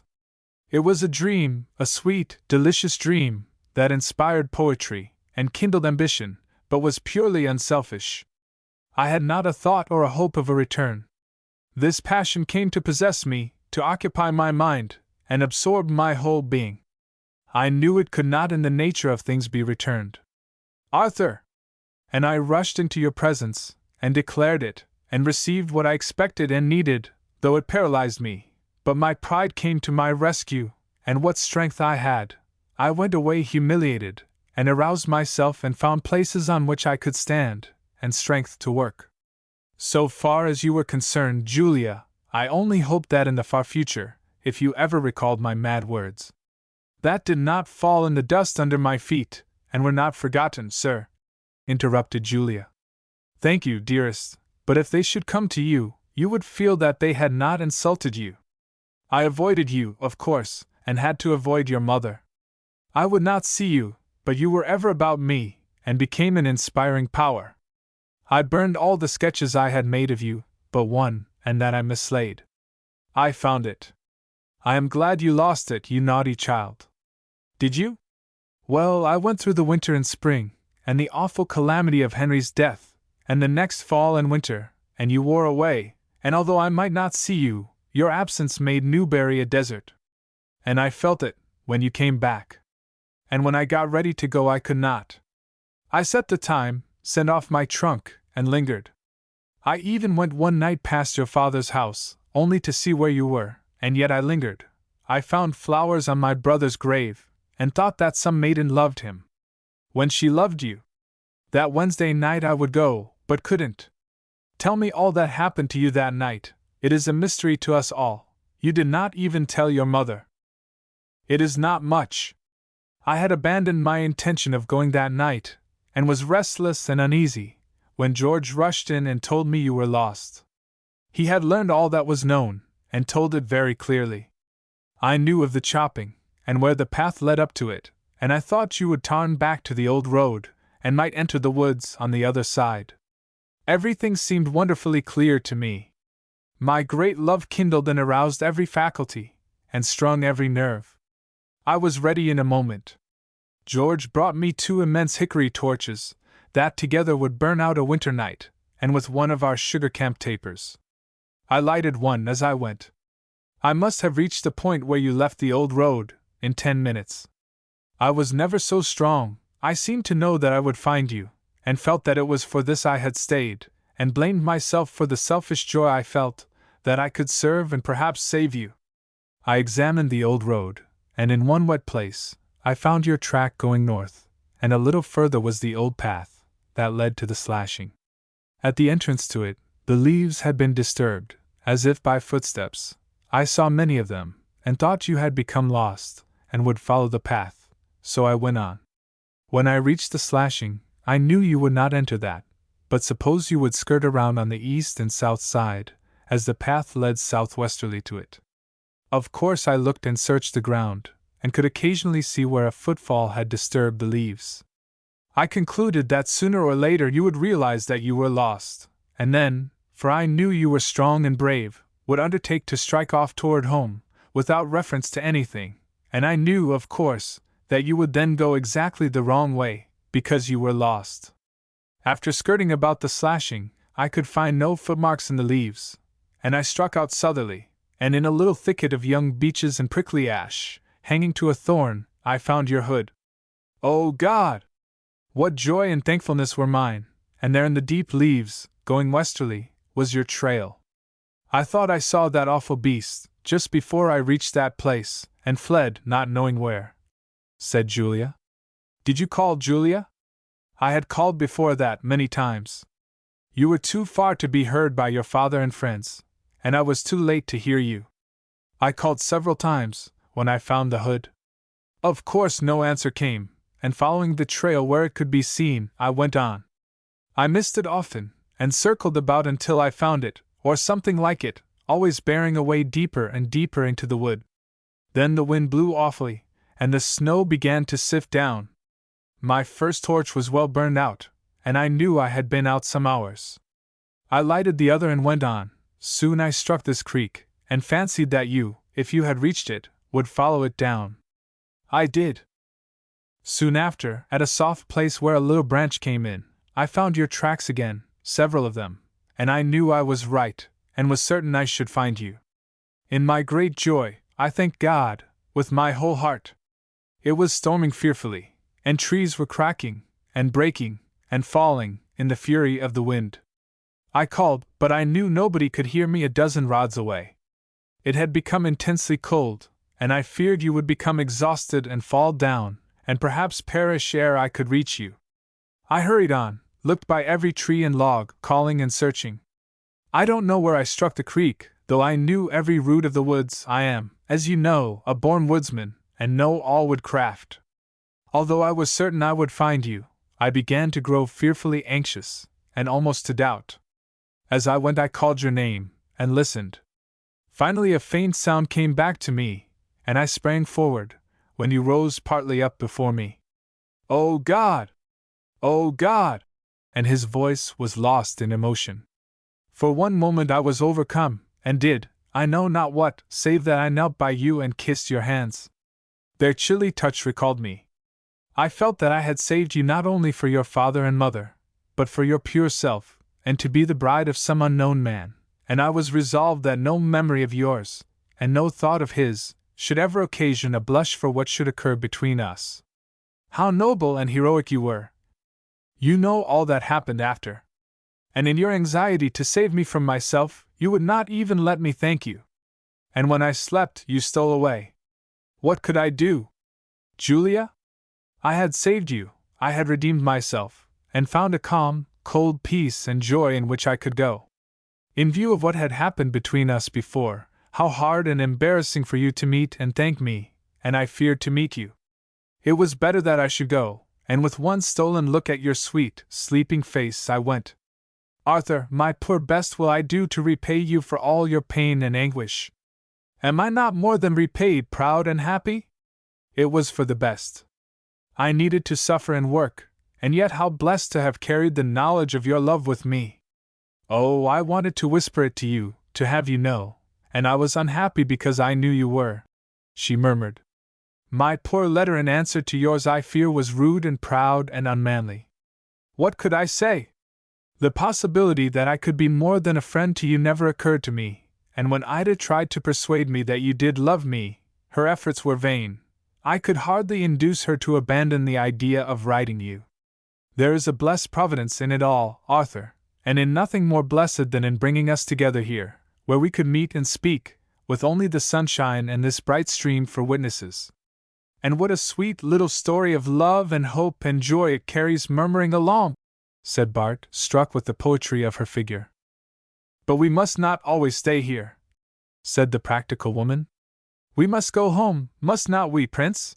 Addressing the horse, which had stood quietly watching the lovers, and occasionally looking about him. You have changed his name? Said Bart. Yes. You see he is your horse, and I called him Prince Arthur the very day I received him, which was the day your letter came. I call him Prince. He is a prince, and so is his namesake, she added, playfully pulling his mustache. You don't like that? Said Bart. The mustache?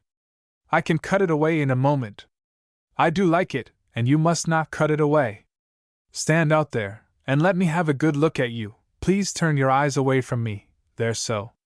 You find me changed, he said, and I find you more lovely than ever. Rushing back to her. You spoilt my view, sir. You will see enough of me, he said gaily. You are changed, she went on, but I like you better. Now, sir, here is your horse. I deliver you, Prince, to your true lord and master, and you must love him, and serve him truly.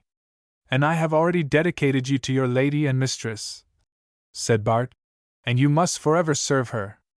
And the first thing you do will be to carry Wilder down to my dear mother, with a letter. How blessed and happy she will be, asking her to send up a carriage, unless you have one somewhere? Me? I haven't anything anywhere but you. A carriage brought me into this region, and I sent it back. Keep and ride the prince, as you call him. I can walk, I've done it before. You shall never do it again. If you do, I will walk with you. We will go to Wilder's, and see Mrs. Wilder, who is a blessed woman, and who knew your secret, and knows mine, and Rose, who took me into her bed, and we will have some dinner, unromantic ham and eggs. And when the carriage comes, I will drive you to your mother's, and then you shall drive me home. Do you understand? Perfectly, and shall implicitly obey. Do you know, I half suspect this is all a dream, and that I shall wake up in Albany, or Jefferson, or somewhere? I know I am not in Chardon, for I could not sleep long enough to dream there. Why? I was too near Newbury, and under the spell of old feelings and memories, and I don't care to sleep again. As they were about to leave the dear little nook, Arthur, said Julia, let us buy a bit of this land, and keep this little romantic spot from destruction. So they went out through the trees in the warm sun, Bart with Prince's bridle in his hand, and Julia with her skirt over one arm and the other in that of her lover. I hold tightly to your arm, said Bart, laughing, so that if you vanish, I may vanish with you. And I will be careful and not go to sleep while we are at Wilder's, for fear you will steal away from me, you bad boy. If you knew how I felt when I woke and found you had gone. I should not have gone, interrupted Bart. Thus all the little sweet nothings that would look merely silly on paper, and sound foolish to other ears, yet so precious to them, passed from one to the other as they went. Wilder had eaten his dinner, and lounged out into the sun, with his pipe, as they walked up. He knew Julia, of course, and Prince, and looked hard at Bart as they passed, when the comely wife came running out. "Oh!" she exclaimed, taking Julia's hand. "And this is Mr. Ridgeley." "It is indeed," said Bart brightly. "And you are not, oh! Your two hearts are happy, I see it in both your faces. I am so glad." Julia bent and kissed her. "Oh, I knew when he went off so heartbroken that it wasn't your fault, and I always wished I had kept him." Sweet, shy, blushing Rose came forward, and Bart took her hands and hoped she would look upon him as an older brother long absent, and just returned. And little lisping George, staring at him curiously. "Are you Plinth Arthur? Prince Arthur?" cried Bart, catching him up. "Do I look like a prince?" "Yeth." "Take that," said Bart, laughing, giving him a gold coin. "He is a prince," said Julia. "And you see he gives like a prince." "Exactly," answered Bart. "Princes always give other people's gold for flattery. And now, Mr. Wilder, I want you to put your saddle on Prince, and gallop straight to my mother, and drive back a carriage. I found this unhappy youth wandering about in these same woods, and I am going to take him with me this time." When Wilder was ready, she gave him the following note. "Dear Mother, I am so blessed and happy. Arthur and I met this morning in the dear old nook under the rocks, and we are the happiest two in the world. Julia. P.S. I forgot. Send a carriage by Wilder. I don't want a driver. We will go round by Arthur's mother's, and be with you this evening. J. P.S. Send me a skirt." And whether the sun stood still or journeyed on, they did not note, nor could they remember what Mrs. Wilder gave them for dinner, or whether they tasted it. At last Wilder appeared with a light carriage and pair. Julia's saddle was put on board, and the lovers, Julia holding the reins, drove away. Chapter 51: The Return.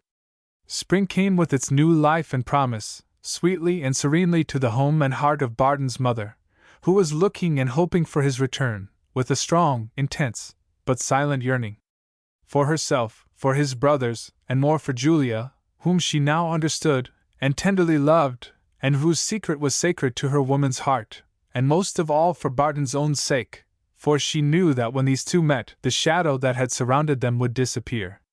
Some pang she felt that there should be to him a dearer one, but she knew that Julia did not come between them, and that nothing would chill that side of his heart, the child's side, that was next her own.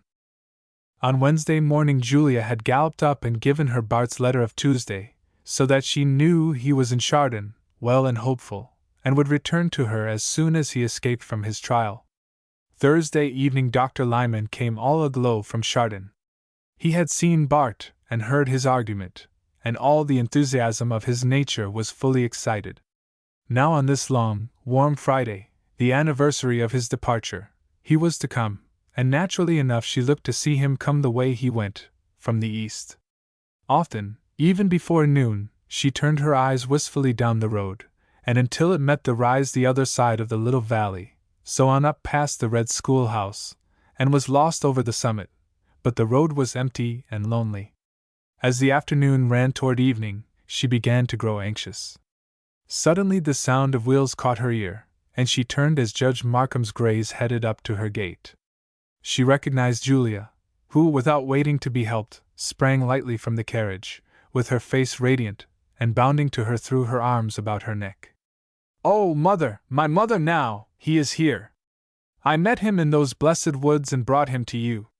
Then she made room for him, and for a moment the mother's arms encircled them both. How glad and happy she was, no man may know, as no man understands, and no woman can reveal, the depth and strength of mother love. The three in happy tears that soon vanish, went into the dear old house, into whose every room Bart rushed in a moment, calling for the boys, and asking 1,000 unanswered questions, and coming back, with a flood of words, half tears and half laughs. "So, Bart," said the proud and happy mother, "it is all right," with a look towards Julia. "I knew it would be. And, mother, you knew it too? A woman sees where a man is blind sometimes," she answered. "And boys must find these things out for themselves. Poor boy, I wanted somebody to whisper it to you. Somebody has done so, Mother, and I am now so glad that it was left for that one to tell me." The boys came in, and were a little overwhelmed, even George, with the warmth of their brother's reception. Julia went straight to George, saying, "Now, sir, you belong to me. You are to be my dear youngest brother. What a row of handsome brothers I shall have, there, there!" with a kiss for each word. George at first did not quite comprehend. "Julia, are you going to be Bart's wife?" "Yes," with a richer color. "When?" "Hush! That isn't a question for you to ask." And she bent over him with another low sweet "Hush!" That he understood. Soon the colonel and his sweet young wife came in, and they all came to know that Julia was one of them, and she knew what warm, true hearts had come so suddenly about her with their strong, steady tenderness. Then, as the sun fell among the western tree-tops, Julia said to Mrs.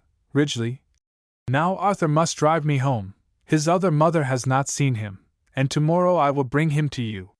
He is to remain with us, and we will come and go between our two homes for, I don't know how long, until he grows stout and strong, and has run through all the woods, and visited all the dear old places, and grows weary of us, and sighs for Blackstone, and all those horrid books."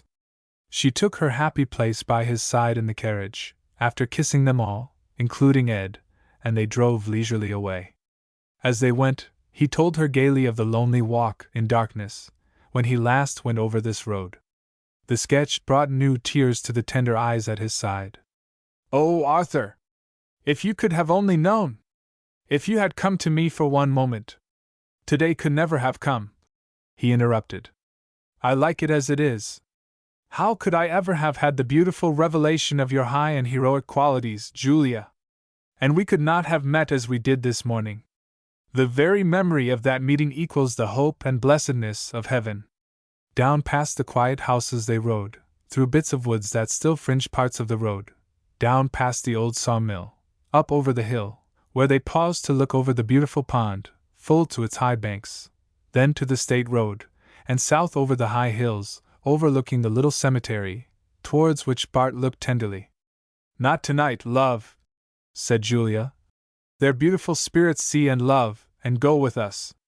So in the twilight, and with a pensive and serene happiness, they passed up through the straggling village, Julia and her lover, to her own home. It had somehow been made known that Bart would that evening arrive.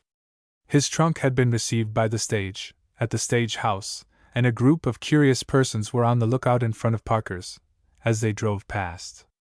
When Bart lifted his hat, they recognized and greeted him with a hearty cheer, which was repeated when the carriage passed the store. Bart was deeply touched. "You see," said the happy Julia, "that everybody loves you. You see they greet us on your account," he answered. A little group was also at her father's gate, and as Bart sprang out, Julia's mother took him by both hands. "So you have come at last, and will be one of us." Just how he answered, or how Julia alighted, he could never tell. This was the final touch and test, and if the whole did not vanish, he should certainly accept it all as real. "What a sweet and wonderful little romance it all is," said the happy mother. "And to happen to us here, in this new, wild, humdrum region! Who shall say that God does not order, and that heroism does not exist, and that faithful love is not still rewarded? Mrs. Markham." "Call me mother," said that lady.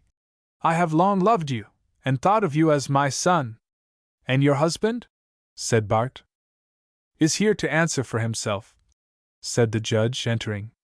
He came forward and greeted Bart warmly.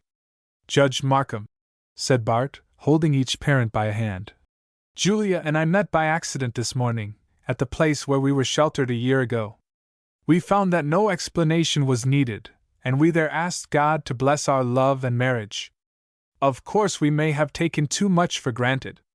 "No, no," said the judge warmly, placing Julia's hand within his. "We will now, and always, and ever, ask God to bless your love, and crown it with a true and sacred marriage. Such as ours has been, my love, won't we?" "Certainly," answered Mrs. Markham. "And we take him to our home and hearts as our true son." Then all knelt, and the father's voice in reverent prayer and thanksgiving was for a moment lifted to the great Father. Later, they were quiet and happy, around a tea, or rather a supper table. But Bart toyed with his fork, and sparkled with happy, brilliant sallies. Julia watched him with real concern. "Arthur," she said, "I am a woman, and a woman likes to see even her lover eat. It is the mother part, isn't it, Mamma?" Blushing and laughing. "That likes to see children feed. Now he has not eaten a mouthful today, and I shall be anxious. For that matter, he dined on a gill of milk and 1 ounce of honey yesterday," said the judge. "Don't you ever eat?" "And I shall shock him," said Julia. "He will soon find that I am only common vulgar flesh and blood, to be fed and nourished."